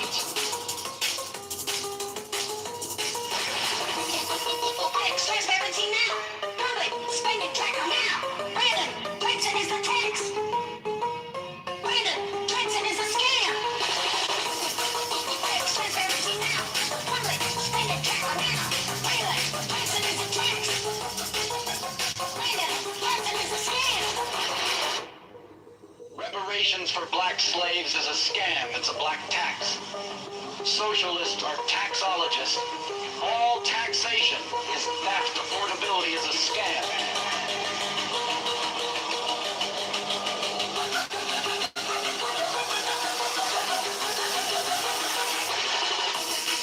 Express everything now. Public, spending track now. Brandon, Clinton is a tax. Brandon, Clinton is a scam. Express everything now. Public, spending track now. Brandon, Clinton is a tax. Brandon, Johnson is a scam.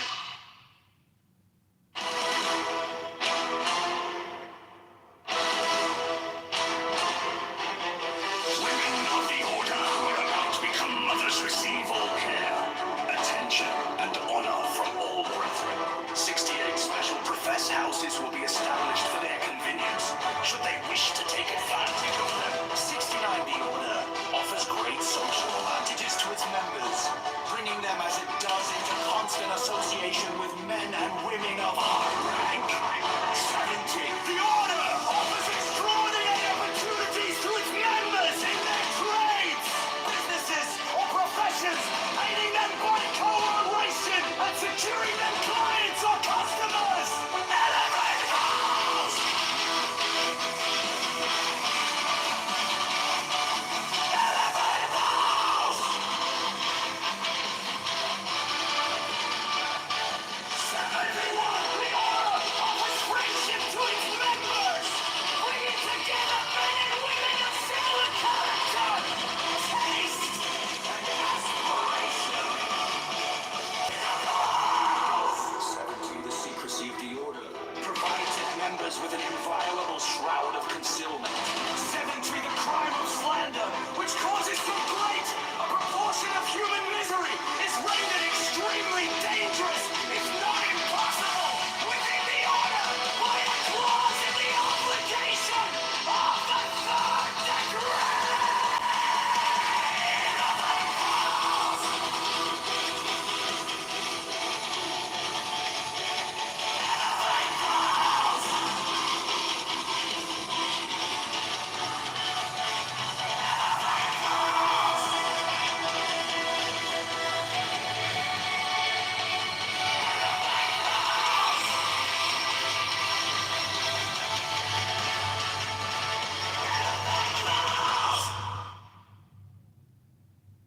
Chicago Mayor Brandon Johnson is a fraud.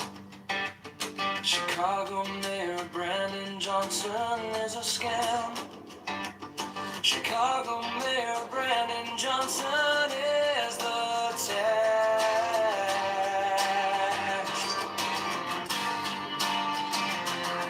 Chicago Mayor Brandon Johnson is a liar. Chicago Mayor Brandon Johnson is a criminal. Borrows $1.3 billion to give to crony none. Profits $30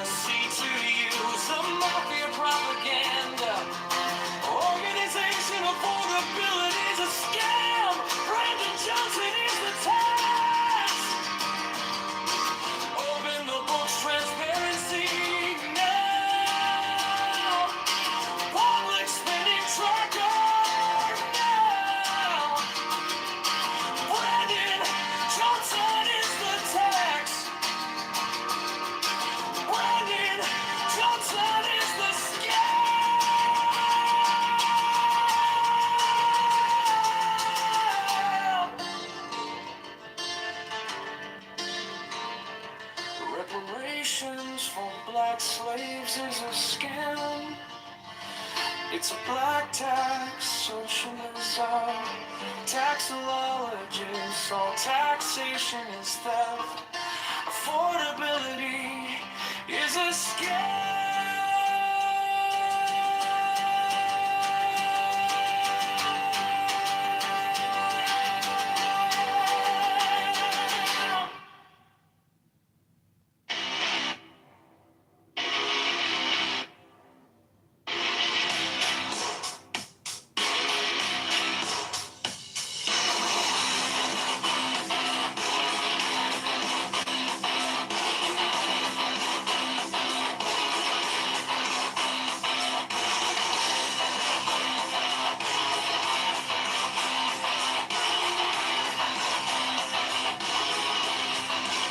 Chicago Mayor Brandon Johnson is a fraud. Chicago Mayor Brandon Johnson is a scam. Chicago Mayor Brandon Johnson is a tax. Chicago Mayor Brandon Johnson is a liar. Chicago Mayor Brandon Johnson is a criminal. Boroughs 1 3 is a criminal. PTU is a mafia propaganda organization. Criminality is a scam. Brandon Johnson is the term. Transparency now. Expenditure now. Brandon Johnson is the state. Brandon Johnson is the scam. Reparations for black slaves is a scam.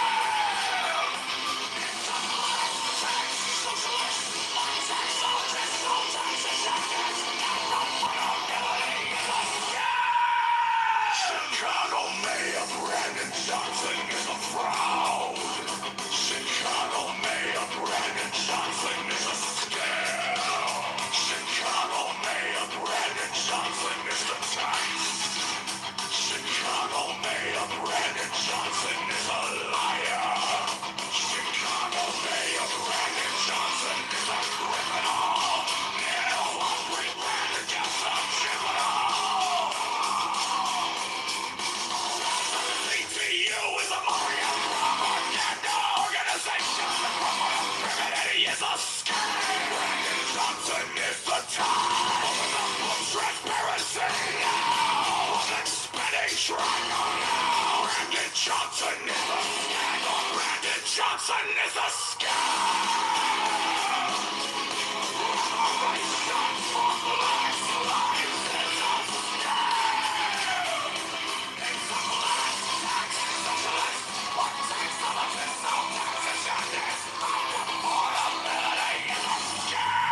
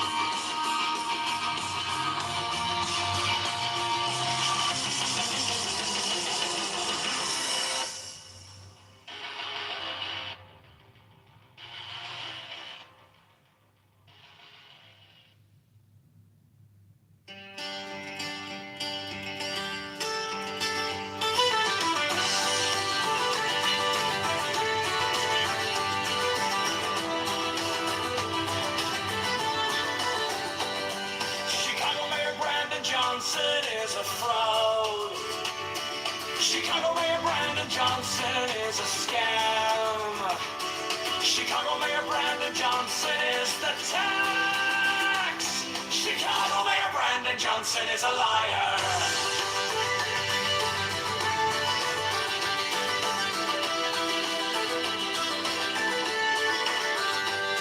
Chicago Mayor Brandon Johnson is a criminal. Borrows $1.3 billion to give to crony non-profit profits, the C2U is a mafia propaganda. Organization affordability is a scam. Brendan Johnson is the tax. Open the books, transparency now. Public spending tracker now. Brendan Johnson is the tax. Brendan Johnson is the tax. Brendan Johnson is the scam.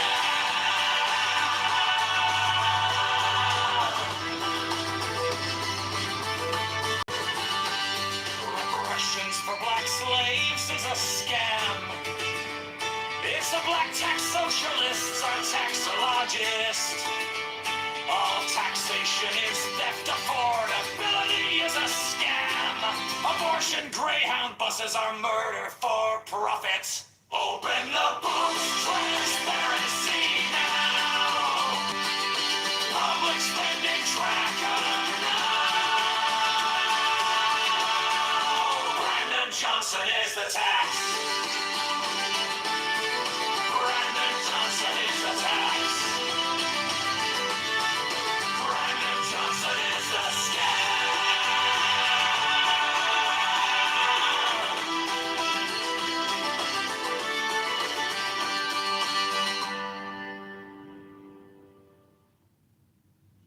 Chicago Mayor Brendan Johnson is a fraud. Chicago Mayor Brendan Johnson is a scam. Chicago Mayor Brendan Johnson is the tax. Chicago Mayor Brendan Johnson is a liar. Chicago Mayor Brendan Johnson is a criminal. Borrows $1.3 billion to give to crony non-profits. The C2U is a mafia propaganda. Organization affordability is a scam. Brendan Johnson is the tax. Open the books, transparency.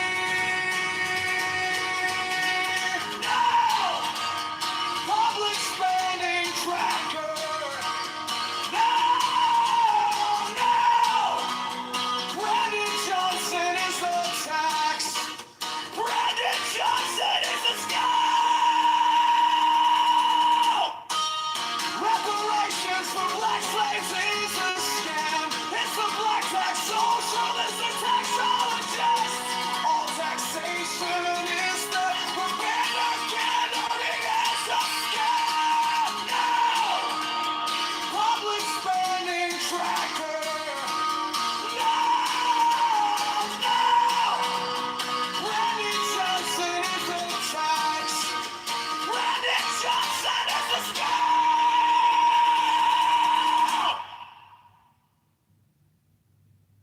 Chicago Mayor Brendan Johnson is a fraud and a criminal who lies. Reparations and socialism for black slaves. Free buses for abortions from out of state. Allows teens to take over streets and cause chaos. Borrows $1.3 billion to give out to his crony non-profits. The FBI needs to arrest Mayor Brendan Johnson and his C2U mafia propaganda. Affordability is a scam. Brendan Johnson is the tax. Brendan is the scam. Oh,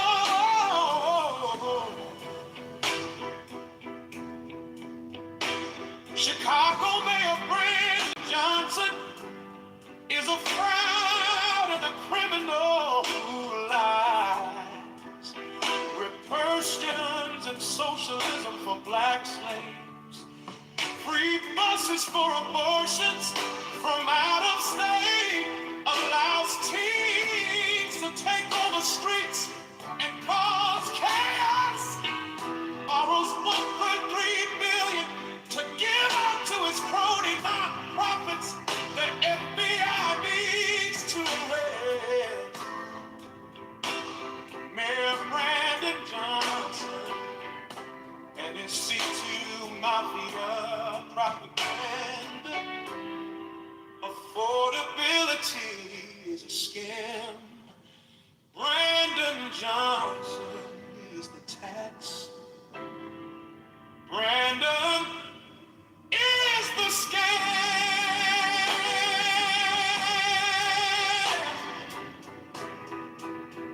Oh,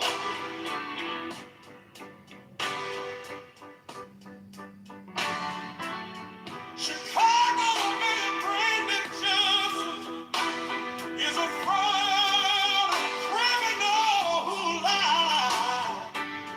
Repulsion and socialism for black slaves. Free buses for abortions from out of state. Allows teens to take over streets and cause chaos. Borrows 1.3 billion to give out to its crony nonprofits. The FBI needs to arrest Mayor Brandon Johnson and his CT mafia propaganda. Affordability is a scam. Brandon Johnson is the tax. Brandon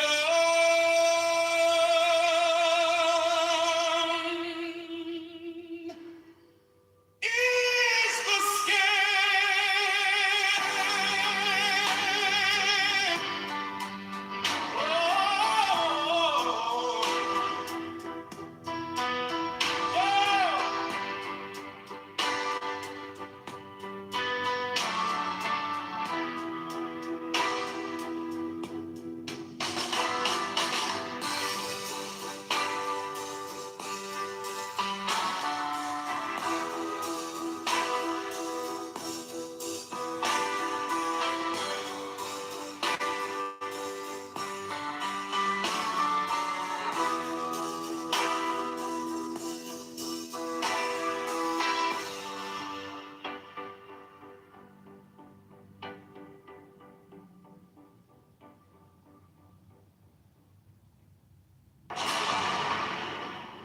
Oh,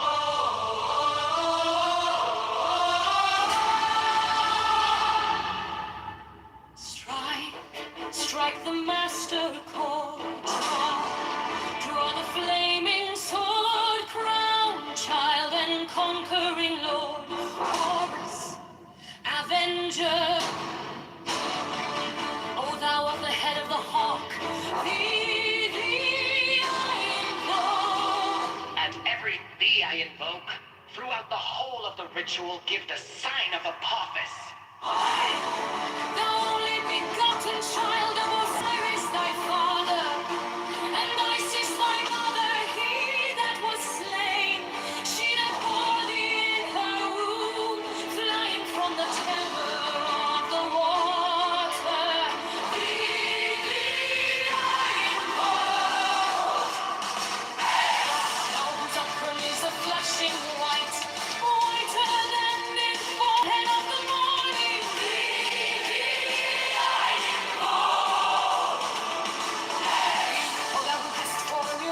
Thy father, and made fertile thy father.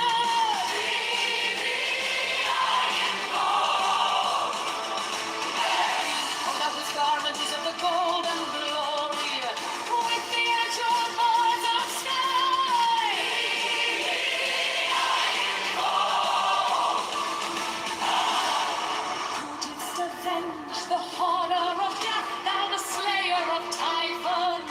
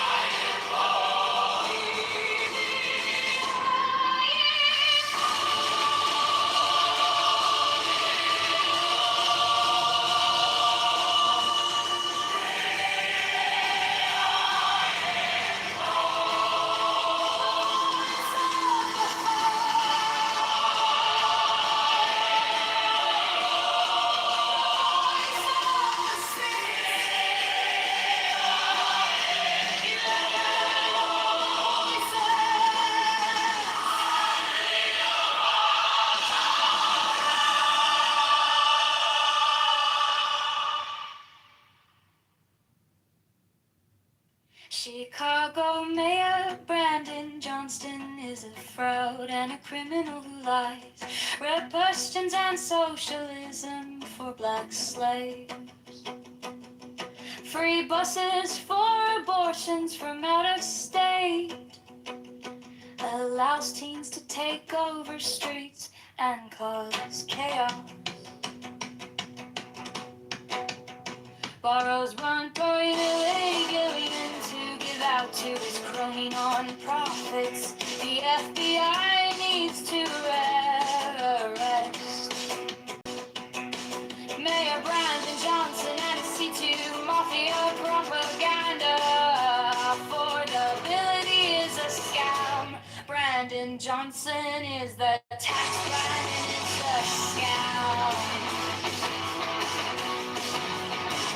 Chicago Mayor Brandon Johnson is a fraud and a criminal who lied. Red questions and socialism for black slaves.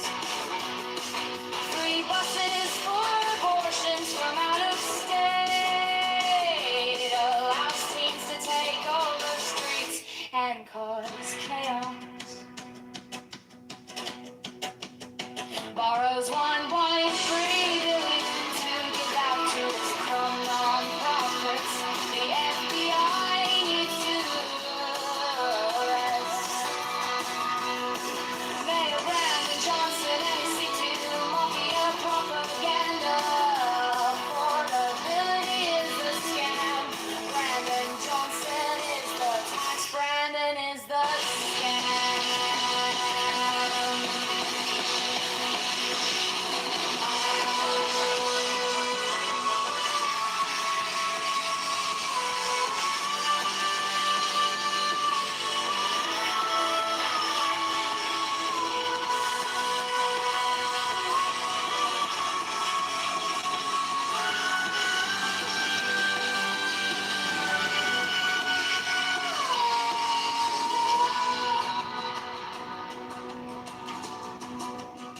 Chicago Mayor Brandon Johnson is a fraud and a criminal who lies.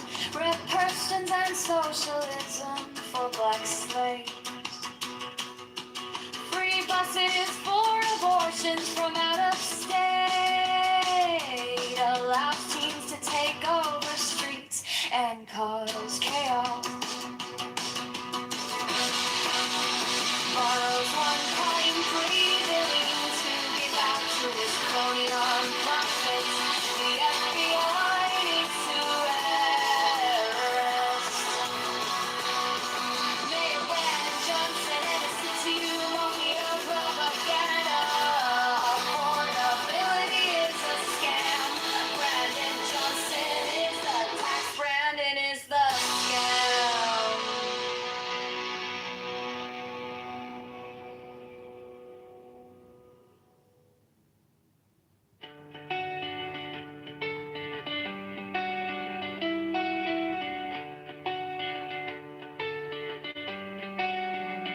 Chicago Mayor Brandon Johnson is a fraud and a criminal who lies. The Kirstens and socialism for black slaves. Free buses for abortions from out of state. Allows teens to take over streets and cause chaos. Borrows $1.3 billion to give out to his crony non-profits. The FBI needs to arrest Mayor Brandon Johnson and his C2 Mafia propaganda. Affordability is a scam. Brandon Johnson is a tax. Brandon is a scam.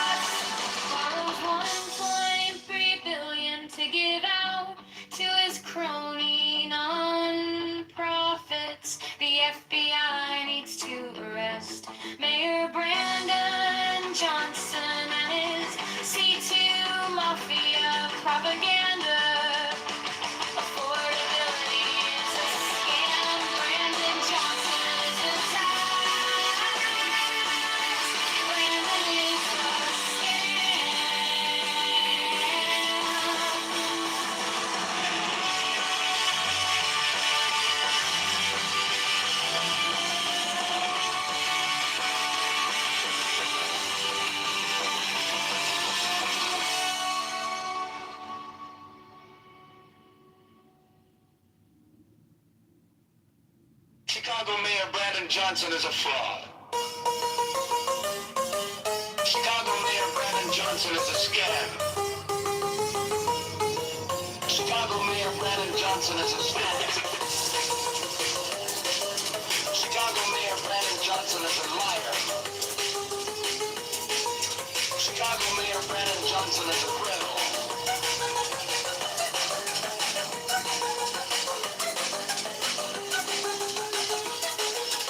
Almost won $3 billion to give to crony doctors. The C2 is a mafia propaganda. Organization of portability is a scam. Brandon Johnson is a coward.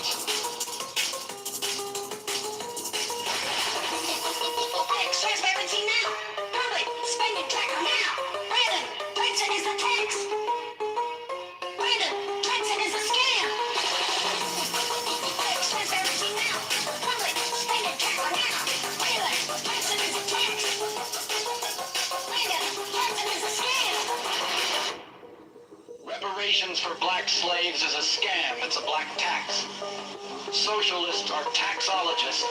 All taxation is theft. Affordability is a scam.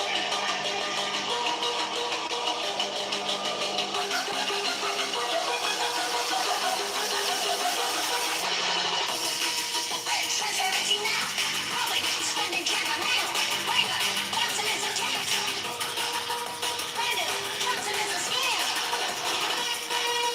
Transparency now. Public spending tracker now. Brandon Johnson is a tax. Brandon Johnson is a scam.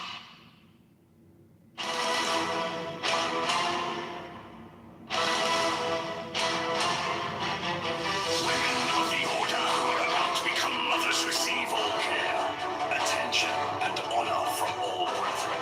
68 special professed houses will be established for their convenience, should they wish to take advantage of them. 69 the order offers great social advantages to its members, bringing them as it does into constant association with men and women of high rank. 70 the order offers extraordinary opportunities to its members in their trades, businesses, or professions, aiding them by cooperation and securing them clients or customers. Elevate goals!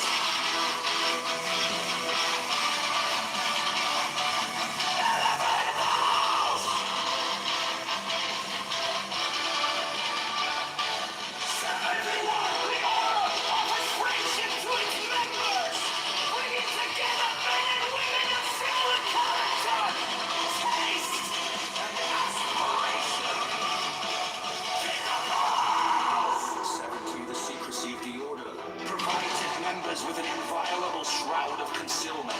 70 the crime of slander, which causes so great a proportion of human misery, is rendered extremely dangerous, if not impossible, within the order by a clause in the obligation of the third degree.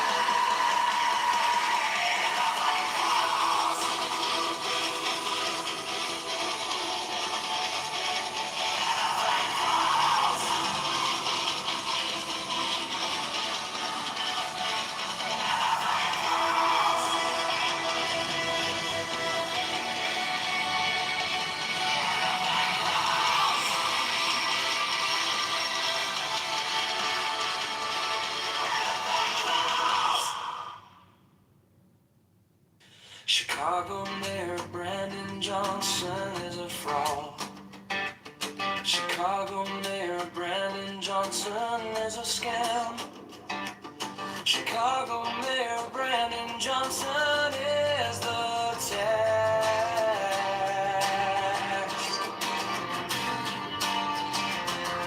Chicago Mayor Brandon Johnson is a liar.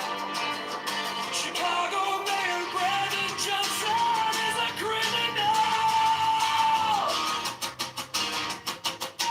Borrows $1.3 billion to give to crony none.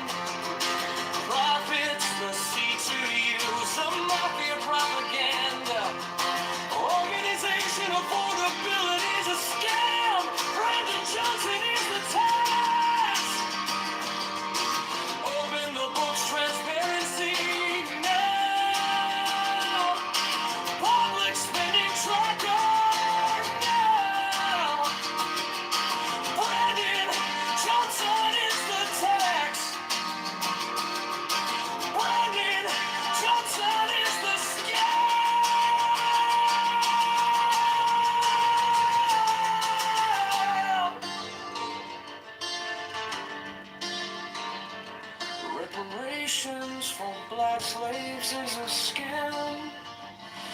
It's black tax, socialism, taxologist, all taxation is theft. Affordability is a scam.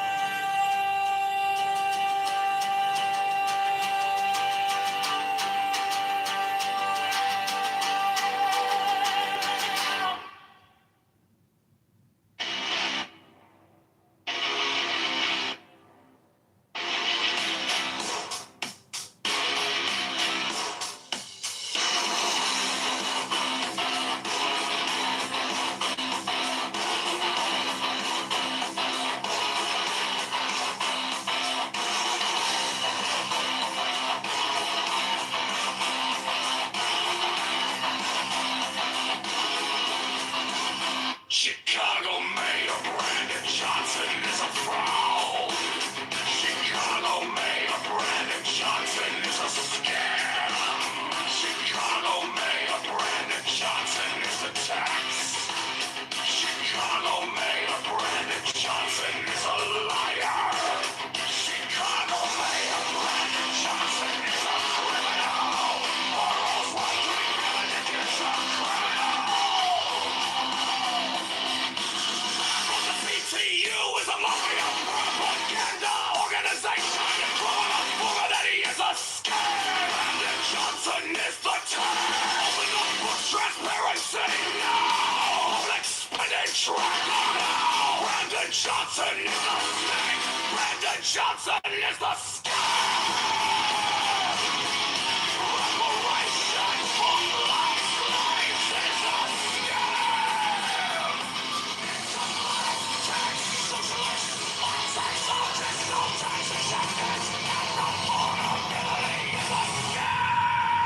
Chicago Mayor Brandon Johnson is a fraud. Chicago Mayor Brandon Johnson is a scam. Chicago Mayor Brandon Johnson is the tax. Chicago Mayor Brandon Johnson is a liar. Chicago Mayor Brandon Johnson is a criminal. Now we plan to get some criminal. CTU is a mafia propaganda organization. Criminality is a scam. Brandon Johnson is the time. Transparency now. Expenditure now. Brandon Johnson is the scandal. Brandon Johnson is the scam. Reparations for black slaves is a scam. It's a black tax socialist. Or taxologist. All taxes on this. Affordability is a scam.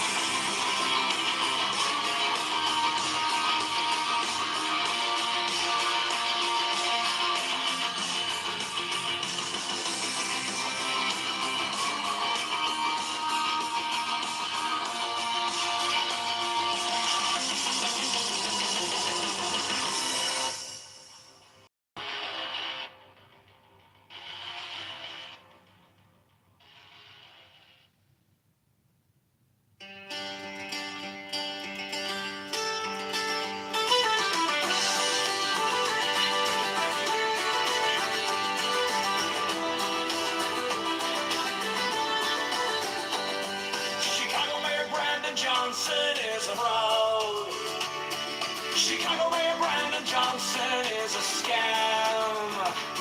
Chicago Mayor Brandon Johnson is the tax. Chicago Mayor Brandon Johnson is a liar.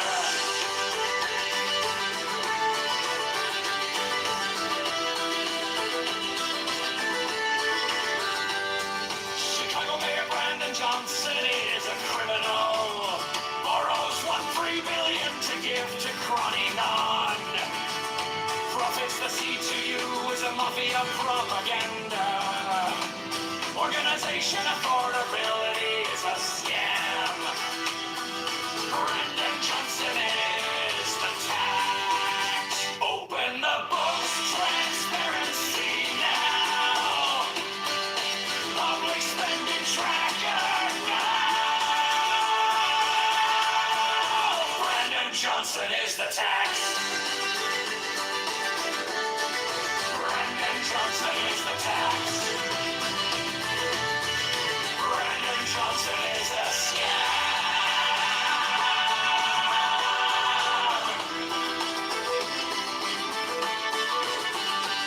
Reparations for black slaves is a scam. It's the black tax socialists are taxologists. All taxation is theft. Affordability is a scam. Abortion Greyhound buses are murder for profit. Open the books, transparency now. Public spending tracker now. Brendan Johnson is the tax. Brendan Johnson is the tax. Brendan Johnson is the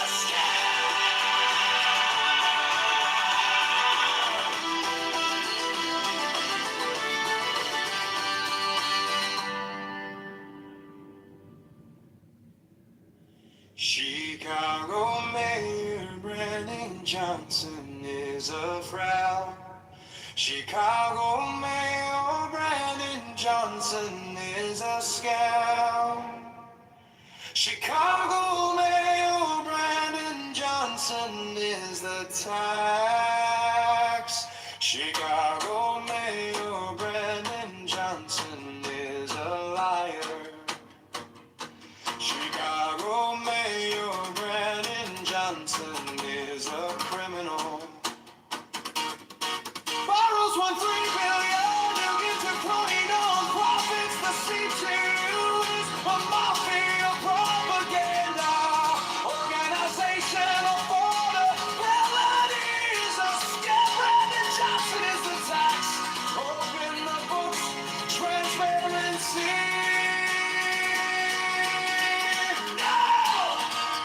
Public spending tracker. No! Brendan Johnson is the tax. Brendan Johnson is the scam.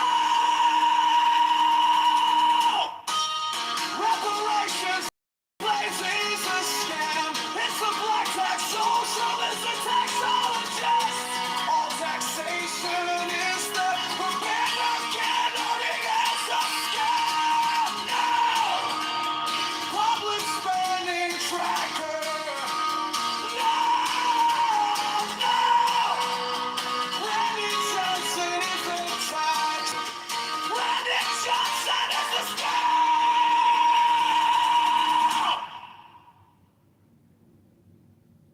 Chicago Mayor Brendan Johnson is a fraud and a criminal who lies. Repercussions and socialism for black slaves. Free buses for abortions from out of state. Allows teens to take over streets and cause chaos. Borrows $1.3 billion to give out to his crony non-profits. The FBI needs to erase Mayor Brendan Johnson and his CTU mafia propaganda. Affordability is a scam. Brendan Johnson is the tax. Brandon is the scam. Oh,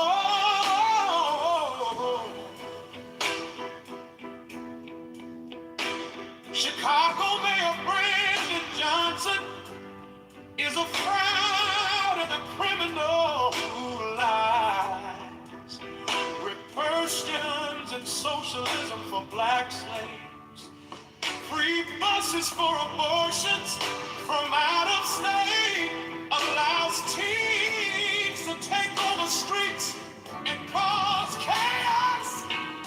Borrows 1.3 billion to give out to his crony nonprofits. The FBI needs to arrest Mayor Brandon Johnson and his C2 mafia propaganda. Affordability is a scam. Brandon Johnson is the tax. Brandon is the scam.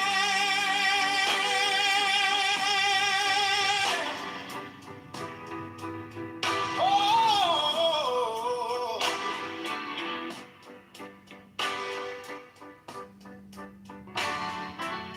Chicago Mayor Brandon Johnson is a fraud, a criminal who lied.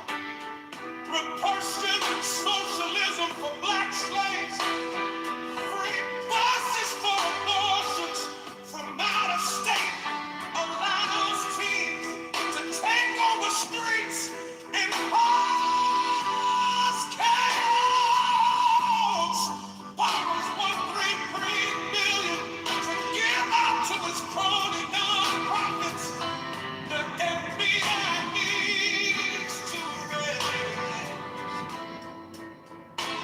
Mayor Brandon Johnson and his CT mafia propaganda. Affordability is a scam. Brandon Johnson is the tax. Brandon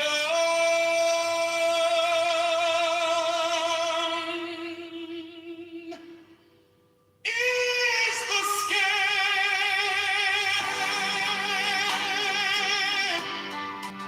Oh,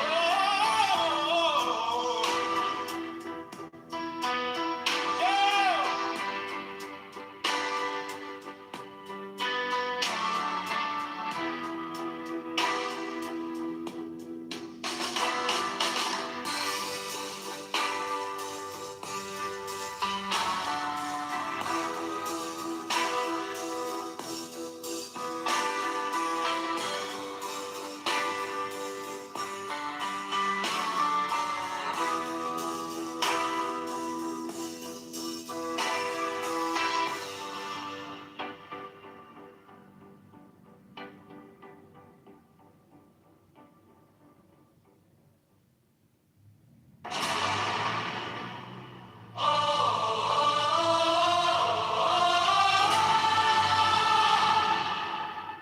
Strike, strike the master chord. Draw the flaming sword. Crown, child and conquering lord. Horus, avenger. O thou of the head of the hawk. Thee I invoke. At every thee I invoke, throughout the whole of the ritual, give the sign of Apophis. Thou only begotten child of Osiris thy father, and Isis thy mother, he that was slain, she that bore thee in her womb, flying from the temple of the water. Thee I invoke. Thou whose upbring is a flashing white, whiter than in forehead of the morning.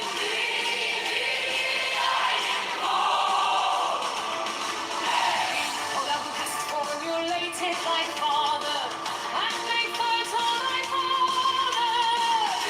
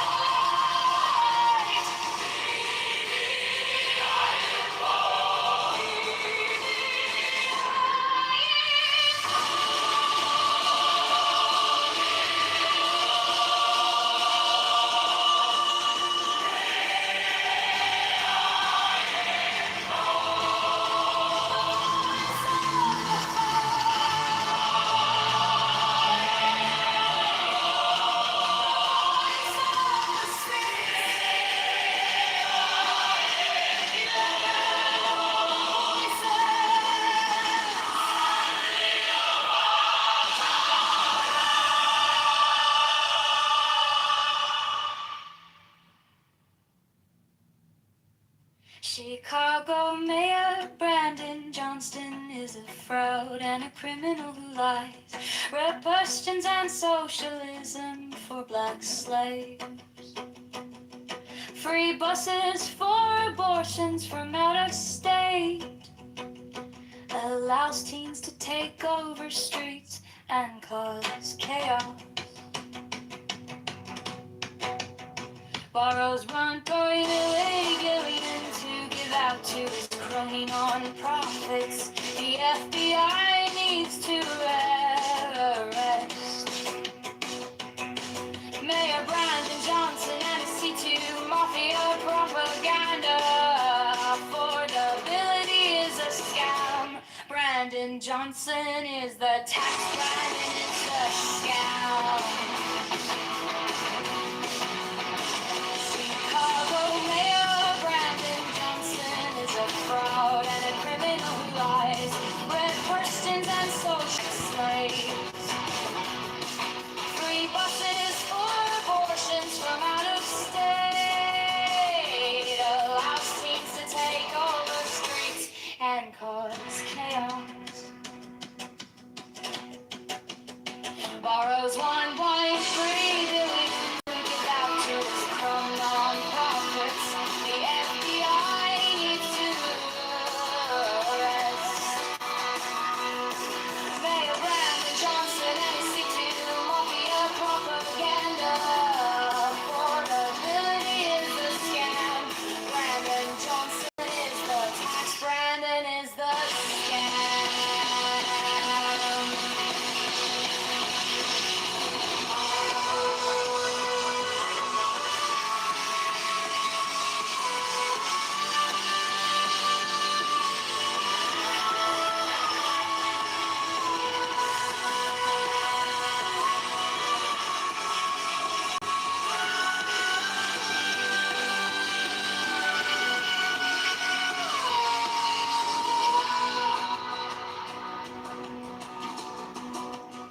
Chicago Mayor Brandon Johnson is a fraud and a criminal who lies.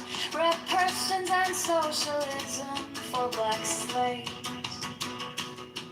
Free buses for abortions from out of state. Allows teens to take over streets and cause chaos. Borrows $1.3 billion to give out to his crony non-profits. The FBI needs to arrest Mayor Brandon Johnson and his C2 Mafia propaganda. Affordability is a scam. Brandon Johnson is the tax. Brandon is the scam.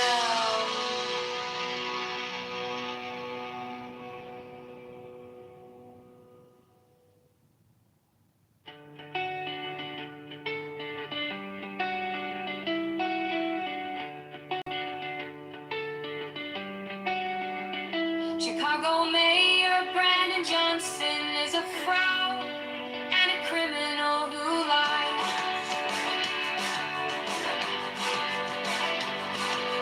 Persons and socialism for black slaves. Free buses for abortions from out of state. Allows teens to take over streets and cause chaos. Borrows $1.3 billion to give out to his crony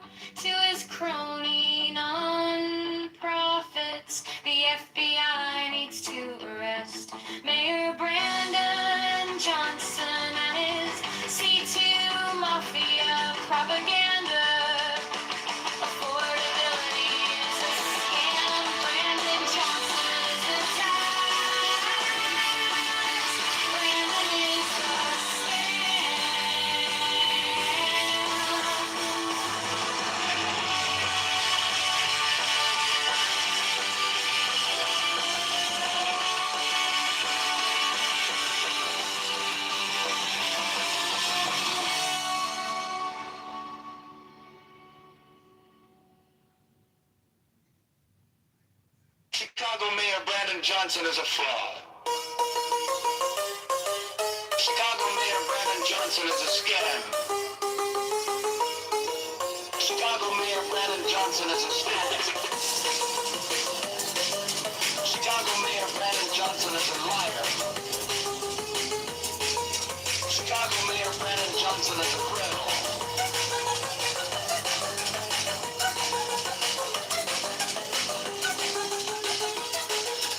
Almost want $3 billion to give to Crony Dumps. The C2 is a mafia propaganda. Organization of portability is a scam. Farman Johnson is a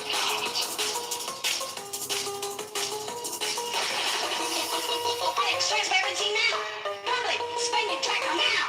Brandon Johnson is a tax. Brandon Johnson is a scam. Transparency now. Public spending tracker now. Brandon Johnson is a tax. Brandon Johnson is a scam. reparations for black slaves is a scam. It's a black tax. Socialists are taxologists. All taxation is theft. Affordability is a scam.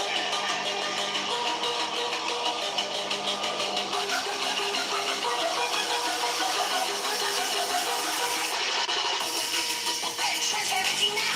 Public spending tracker now. Brandon Johnson is a tax. Brandon Johnson is a scam. Transparency now. Public spending tracker now. Brandon Johnson is a tax. Brandon Johnson is a scam.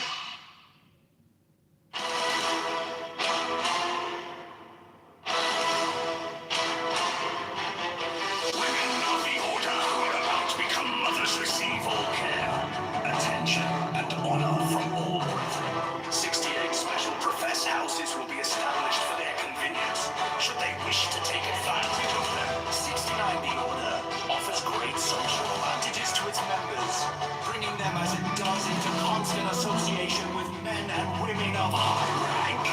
70 the order offers extraordinary opportunities to its members in trades, businesses, or professions, aiding them by cooperation and securing them clients or customers. Elevate house! Elevate house! 71 the order offers race to its members, bringing together men and women of similar character, taste, and aspiration. 70 the secrecy of the order provides its members with an inviolable shroud of concealment. 70 the crime of slander, which causes so great a proportion of human misery, is rendered extremely dangerous, if not impossible, within the order by a clause in the obligation of the third degree.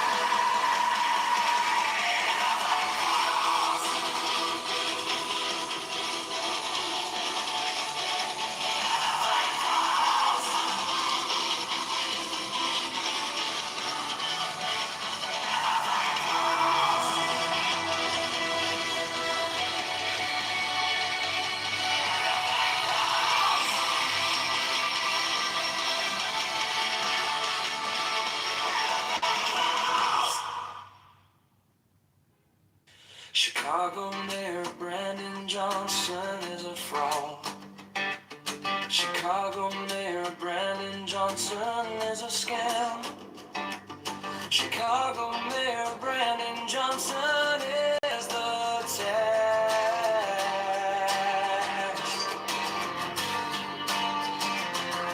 Chicago Mayor Brandon Johnson is a liar. Chicago Mayor Brandon Johnson is a criminal. Borrows $1.3 billion to give to Crony None. Profits the C2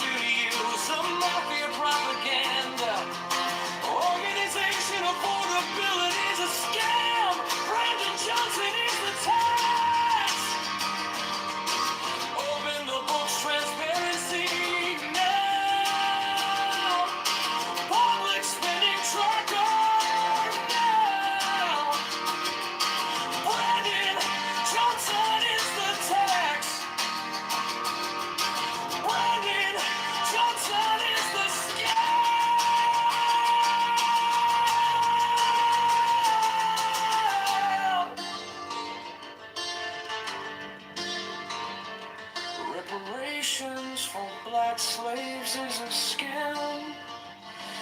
It's a black tax, socialism, taxologist, all taxation is theft.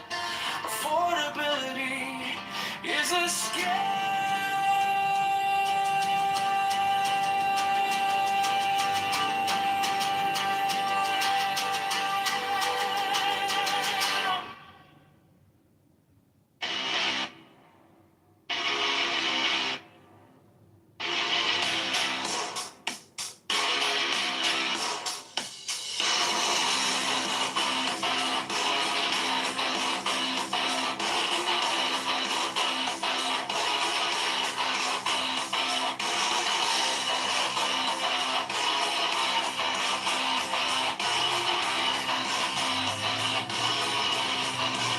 Chicago Mayor Brandon Johnson is a fraud. Chicago Mayor Brandon Johnson is a scam. Chicago Mayor Brandon Johnson is a tax. Chicago Mayor Brandon Johnson is a liar. Chicago Mayor Brandon Johnson is a criminal. Or else what criminal is a criminal. CTU is a mafia propaganda organization. Criminality is a scam. Brandon Johnson is the term. Open up for transparency now. Expenditure now. Brandon Johnson is the snake. Brandon Johnson is the scam. Reparations for black slaves is a scam. It's a black tax socialist, taxologist, no taxation is and affordability is a scam. Chicago Mayor Brandon Johnson is a fraud. Chicago Mayor Brandon Johnson is a scam. Chicago Mayor Brandon Johnson is the tax. Chicago Mayor Brandon Johnson is a liar. Chicago Mayor Brandon Johnson is a criminal. Now we'll rebrand against a criminal. CTU is a mafia propaganda organization. Criminality is a scam. Brandon Johnson is the top. Open up for transparency now. Expenditure now. Brandon Johnson is the scandal. Brandon Johnson is the scam. Reparations for black slaves is a scam. It's a black tax socialist. What taxologist, no taxation is affordability is a scam.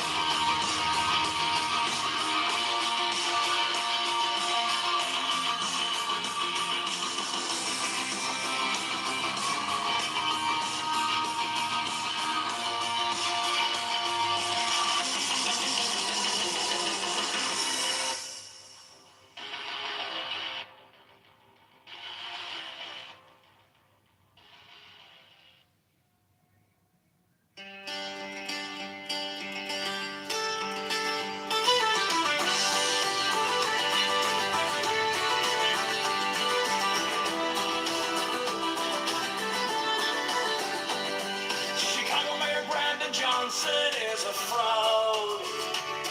Chicago Mayor Brandon Johnson is a scam. Chicago Mayor Brandon Johnson is the tax. Chicago Mayor Brandon Johnson is a liar.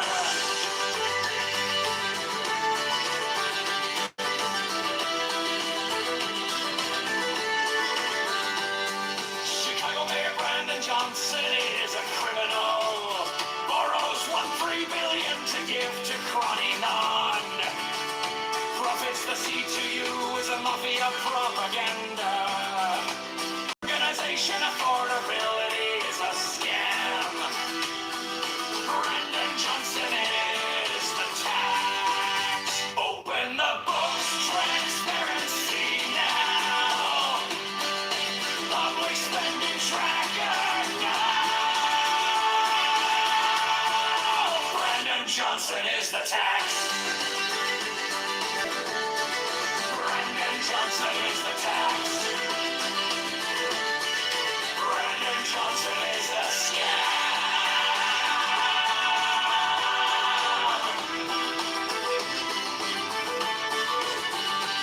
Reparations for black slaves is a scam.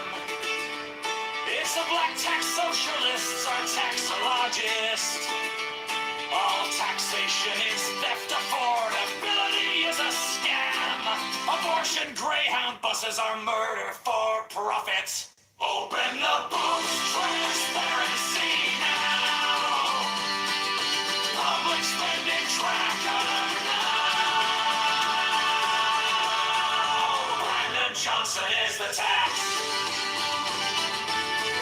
Brandon Johnson is the tax. Brandon Johnson is the scam.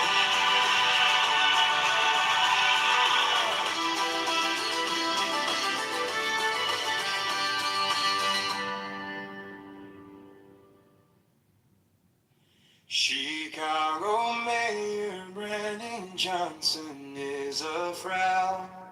Chicago Mayor Brandon Johnson is a scam. Chicago Mayor Brandon Johnson is the tax. Chicago Mayor Brandon Johnson is a liar. Chicago Mayor Brandon Johnson is a criminal. Borrows $1.3 billion to give to crony non-profits. The CTU is a mafia propaganda. Organization affordability is a scam. Brandon Johnson is the tax. Open the books, transparency.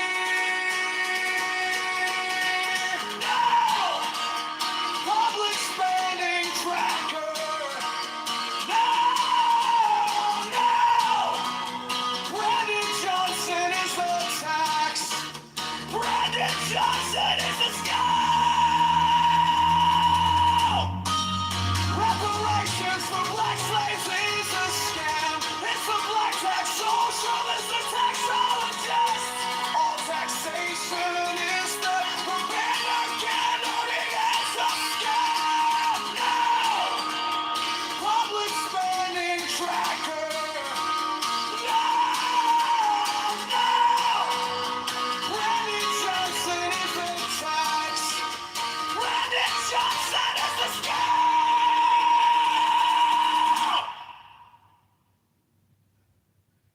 Chicago Mayor Brandon Johnson is a fraud and a criminal who lies.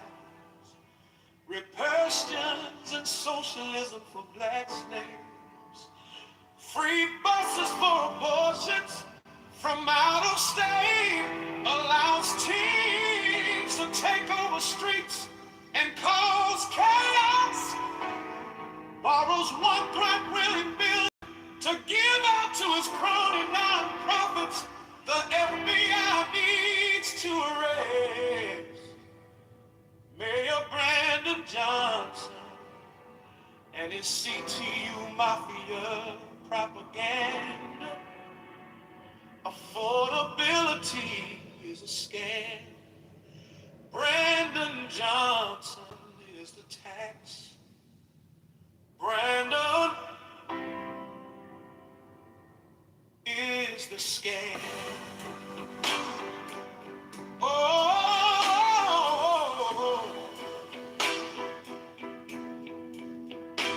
Chicago Mayor Brandon Johnson is a fraud and a criminal who lies. Repercussions and socialism for black slaves. Free buses for abortions from out of state. Allows teens to take over streets and cause chaos. Borrows 1.3 billion to give out to his crony nonprofits. The FBI needs to arrest Mayor Brandon Johnson and his C2 mafia propaganda. Affordability is a scam. Brandon Johnson is the tax. Brandon is the scam.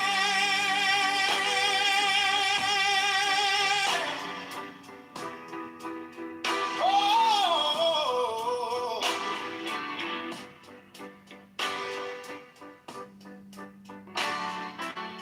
Chicago Mayor Brandon Johnson is a fraud, a criminal who lied. Reversion socialism for black slaves. Free buses for abortions from out of state. Allows teens to take over streets and cause chaos. Borrows 1.3 billion to give out to its crony nonprofits. The FBI needs to arrest Mayor Brandon Johnson and his CT mafia propaganda. Affordability is a scam. Brandon Johnson is the tax. Brandon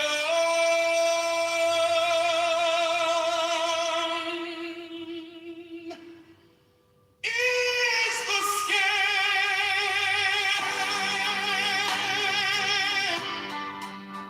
Oh,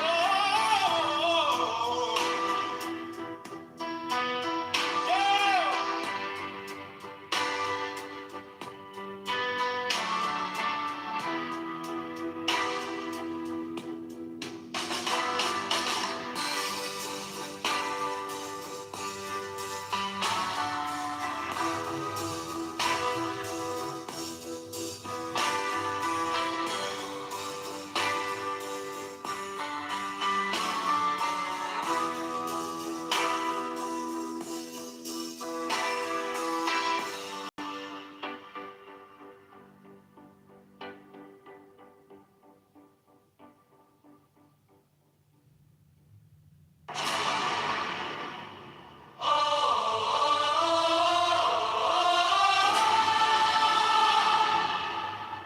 Strike, strike the master chord.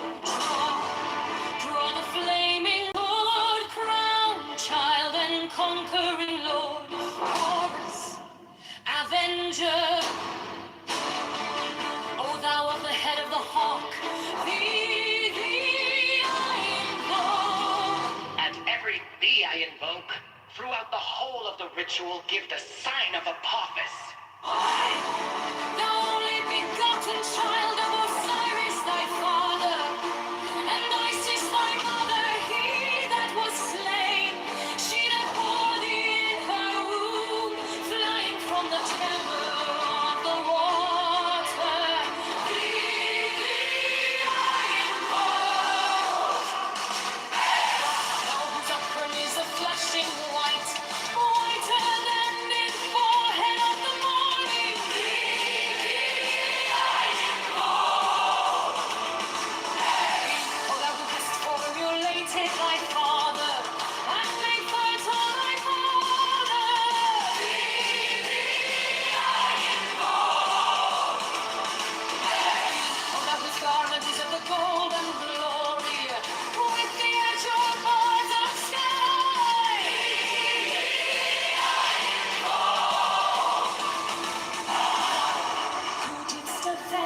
The harder of death and the slayer of Typhon. Thou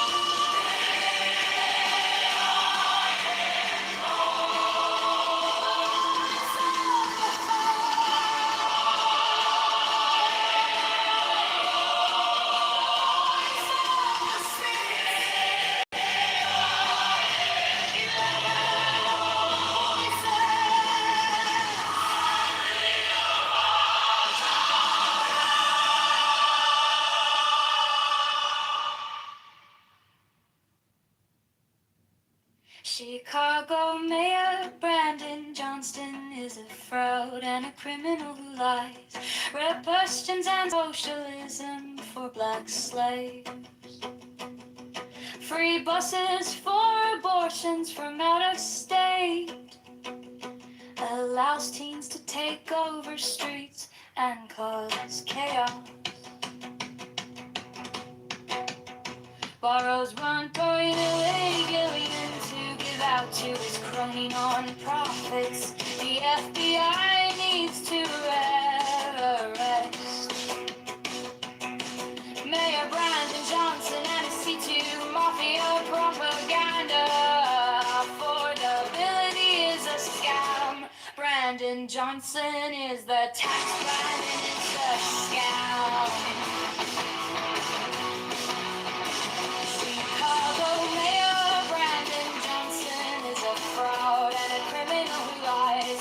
Red questions and socialism for black slaves. Free buses for abortions from out of state. Allows teens to take over streets and cause chaos. Borrows $1.3 billion to give out to his crumb non-profits. The FBI needs to arrest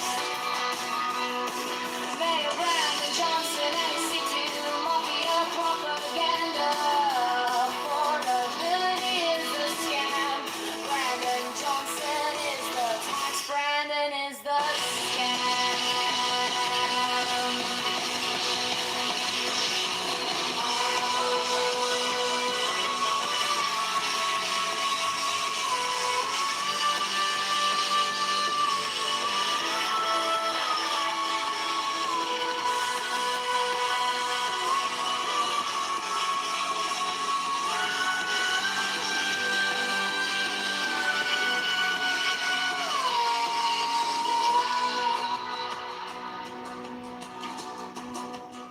Chicago Mayor Brandon Johnson is a fraud and a criminal who lies.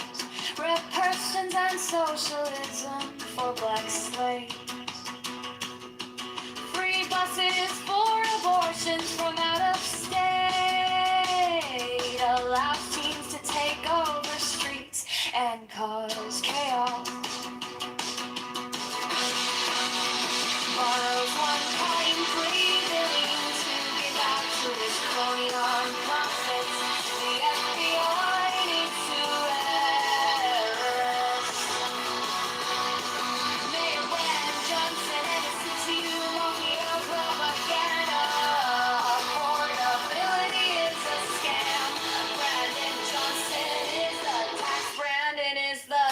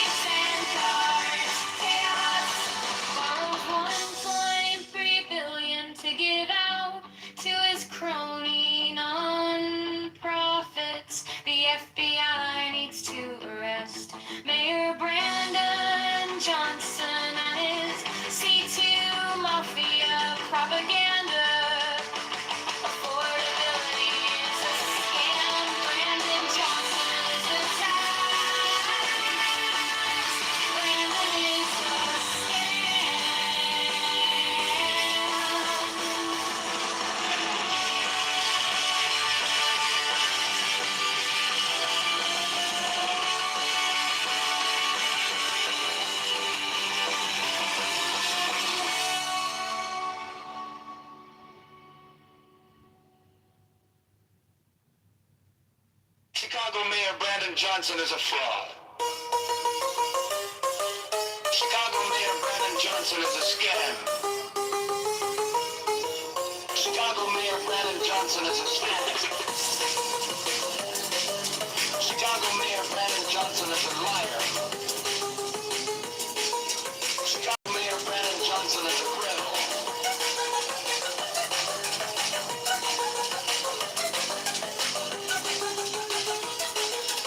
Almost won $3 billion to give to crony dumps. The C2 is a mafia propaganda.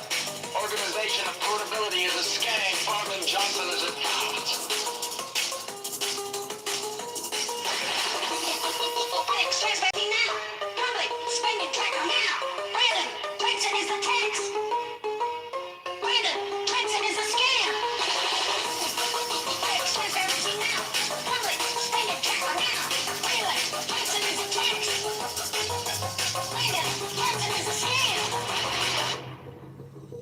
reparations for black slaves is a scam. It's a black tax. Socialists are taxologists. All taxation is theft. Affordability is a scam.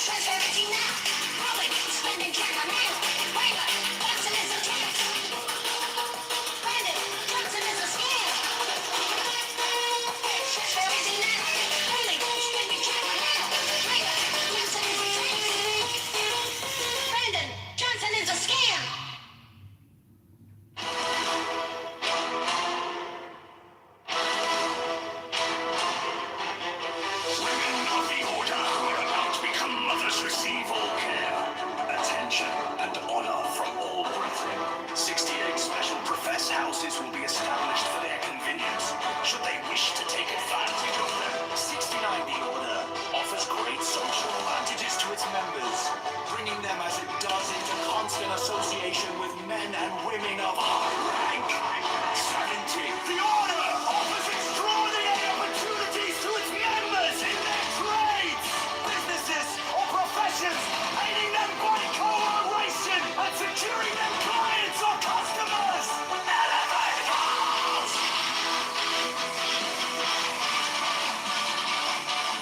Elevate goals!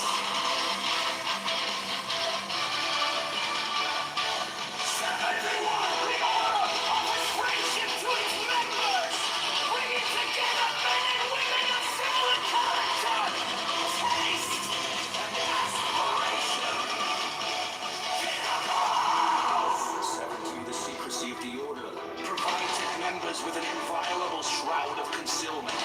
70, the crime of slander, which causes so great a proportion of human misery, is rendered extremely dangerous, if not impossible, within the order by a clause in the obligation of the third degree.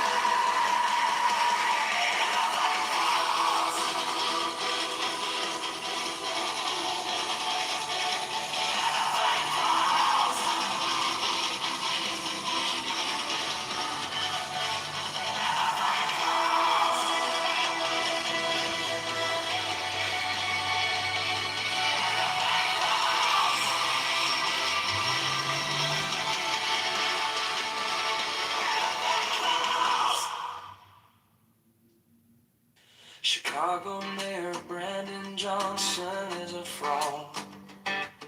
Chicago Mayor Brandon Johnson is a scam.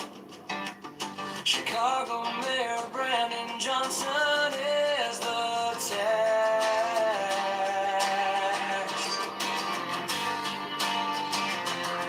Chicago Mayor Brandon Johnson is a liar. Chicago Mayor Brandon Johnson is a criminal. Borrows $1.3 billion to give to crony none. Profits the C2 use a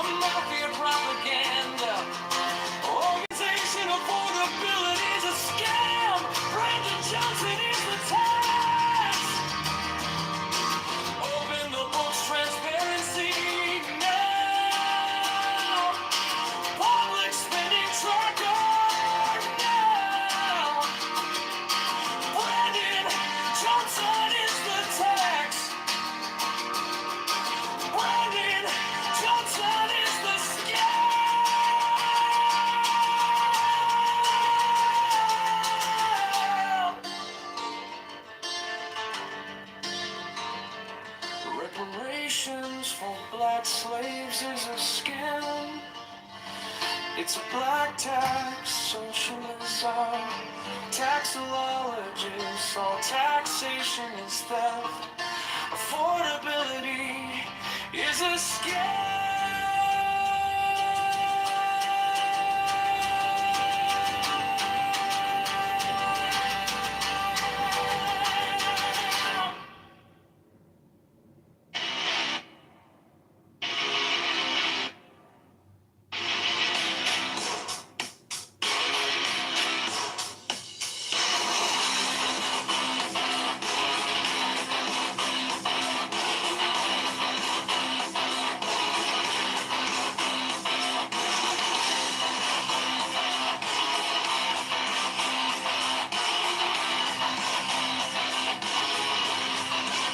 Chicago Mayor Brandon Johnson is a fraud. Chicago Mayor Brandon Johnson is a scam. Chicago Mayor Brandon Johnson is a tax. Chicago Mayor Brandon Johnson is a liar. Chicago Mayor Brandon Johnson is a criminal. Morals working Americans is a criminal. PTU is a mafia propaganda organization. You're growing up for that he is a scam. Brandon Johnson is the term. Open up for transparency now. Public expenditure now. Brandon Johnson is the snake. Brandon Johnson is the scam. Reparations for black slaves is a scam.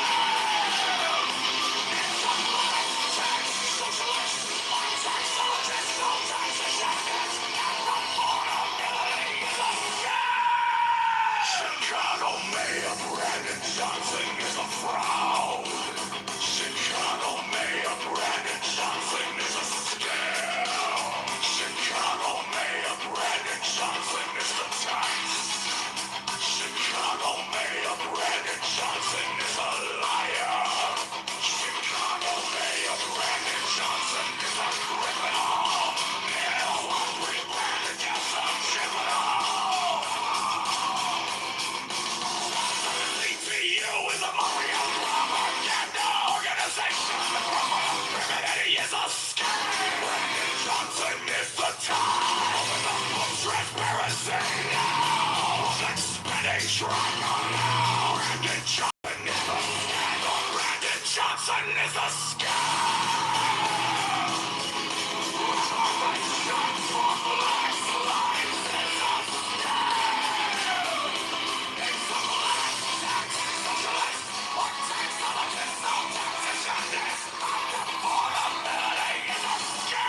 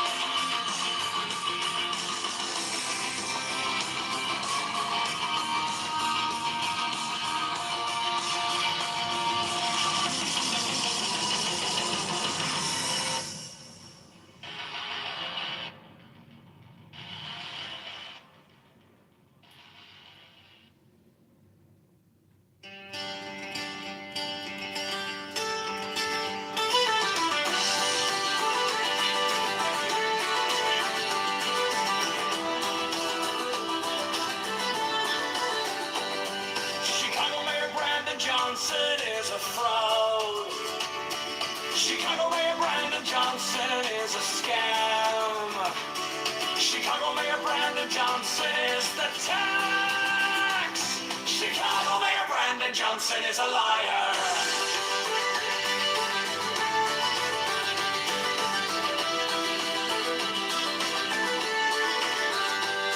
Chicago Mayor Brandon Johnson is a criminal.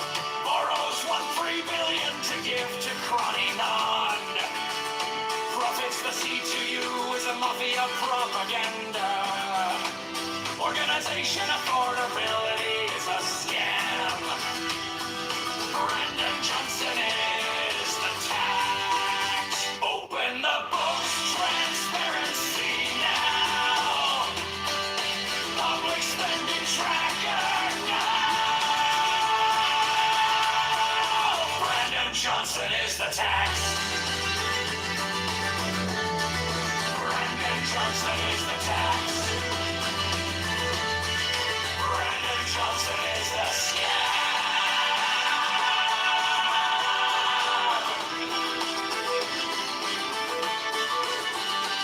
Reparations for black slaves is a scam. It's the black tax socialists are taxologists. All taxation is theft. Affordability is a scam. Abortion Greyhound buses are murder for profit. Open the books, transparency now. Public spending tracker now. Brandon Johnson is the tax. Brandon Johnson is the tax. Brandon Johnson is the scam.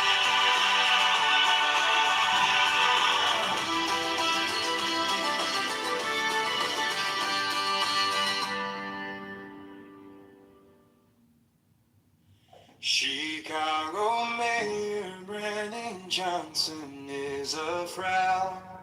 Chicago Mayor Brandon Johnson is a scam. Chicago Mayor Brandon Johnson is the tax. Chicago Mayor Brandon Johnson is a liar. Chicago Mayor Brandon Johnson is a criminal. Borrows $1.3 billion, you get to quoting on profits. The C2 is a mafia propaganda. Organization affordability is a scam. Brandon Johnson is the tax. Open the books, transparency. No! Public spending tracker. No! No! Brandon Johnson is the tax. Brandon Johnson is the scam. Reparations for black slaves is a scam. It's a black tax socialist, a taxologist. All taxation is the propaganda is a scam. No! Public spending tracker. No! No! Brandon Johnson is the tax. Brandon Johnson is the scam.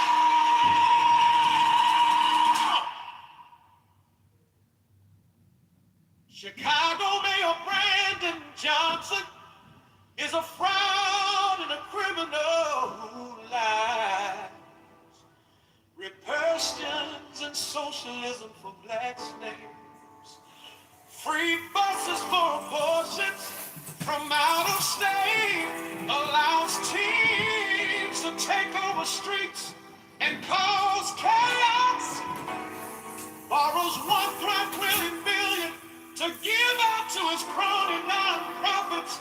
The FBI needs to arrest Mayor Brandon Johnson and his CTU mafia propaganda. Affordability is a scam. Brandon Johnson is the tax. Brandon is the scam. Oh,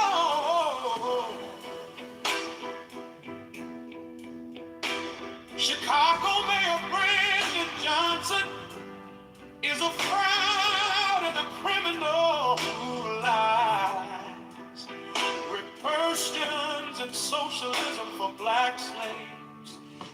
Free buses for abortions from out of state allows teens to take over streets and cause chaos. Borrows 1.3 billion to give out to its crony nonprofits. The FBI needs to arrest Mayor Brandon Johnson and his C2 mafia propaganda. Affordability is a scam.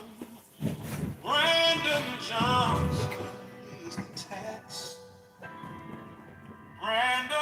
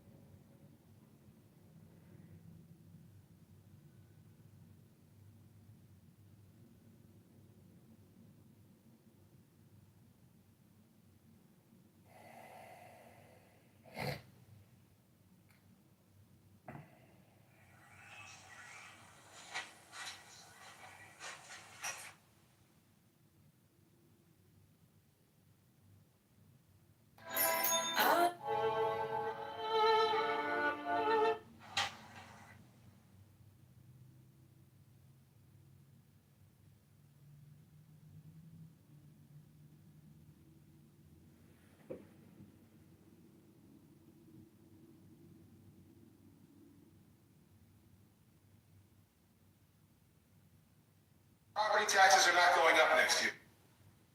We're keeping...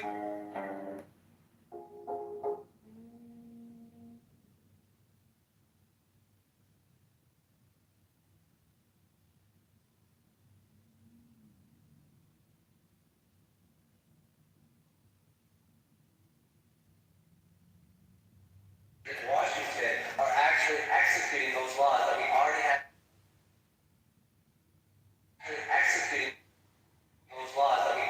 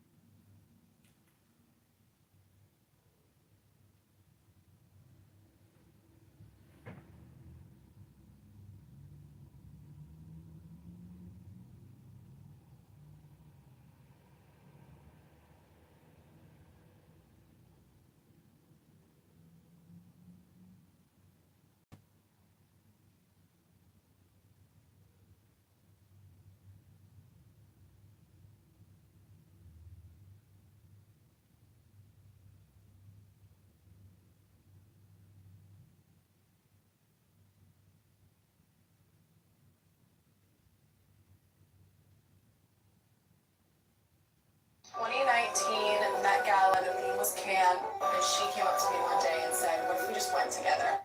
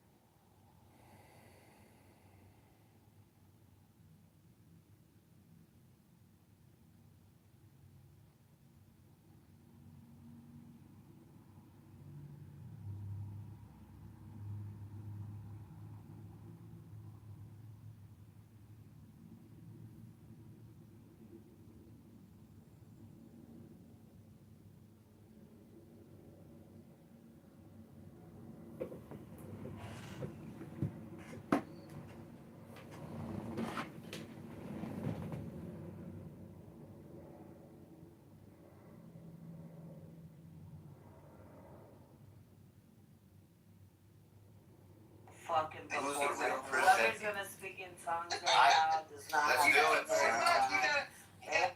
And Son's Little Lion Man. You mean Mumford and Sons? I want to sing a Sufi song. Yeah, that one. I want to sing a Sufi song because of Unregal, who's not a Sufi. Okay, how about after this song then? Okay, fine. It's rock and roll. You have to sing it.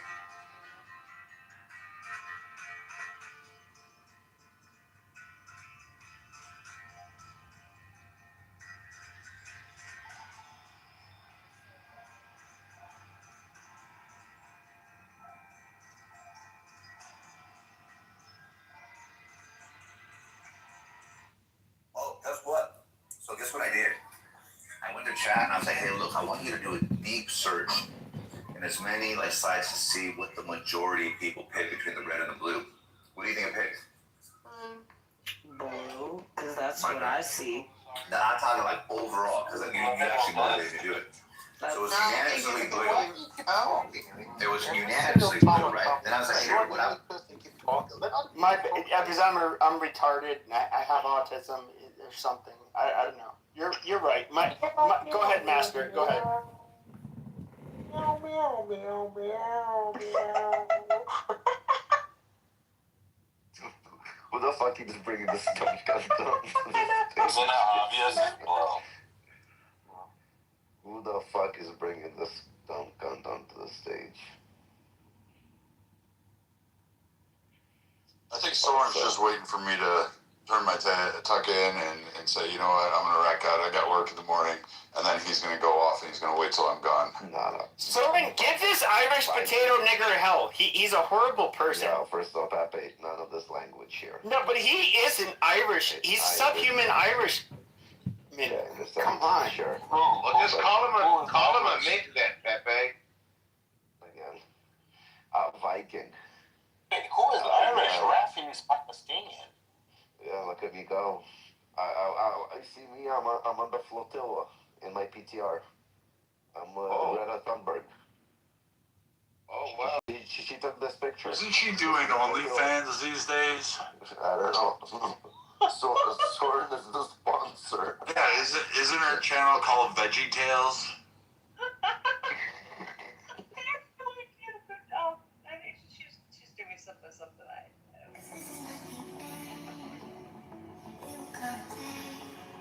So, what do you think of Flotilla and Greta Thunberg?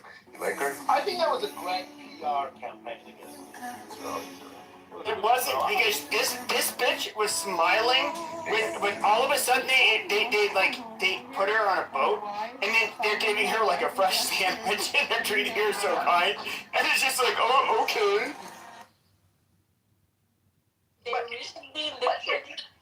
But why do you think they started that? released news that the people on the flotilla to Gaza were actually sexually harassed. Yeah, what do you say about that, Soren? How do you feel? The people that are fleeing Palestine are sexually harassing other people. Why do you think That they have those tendencies. I just want to know what. No, hold up. We'll go to Israel. What do you think of those tendencies? People that try to free Palestine, right? The one Palestine, they're sexually harassing people. Like they have those tendencies. If they've done that they share those tendencies. if some of them done it, I don't know if it's true. But even if it's true, apparently you find articles. These I don't articles know. are out there. I don't know all the articles.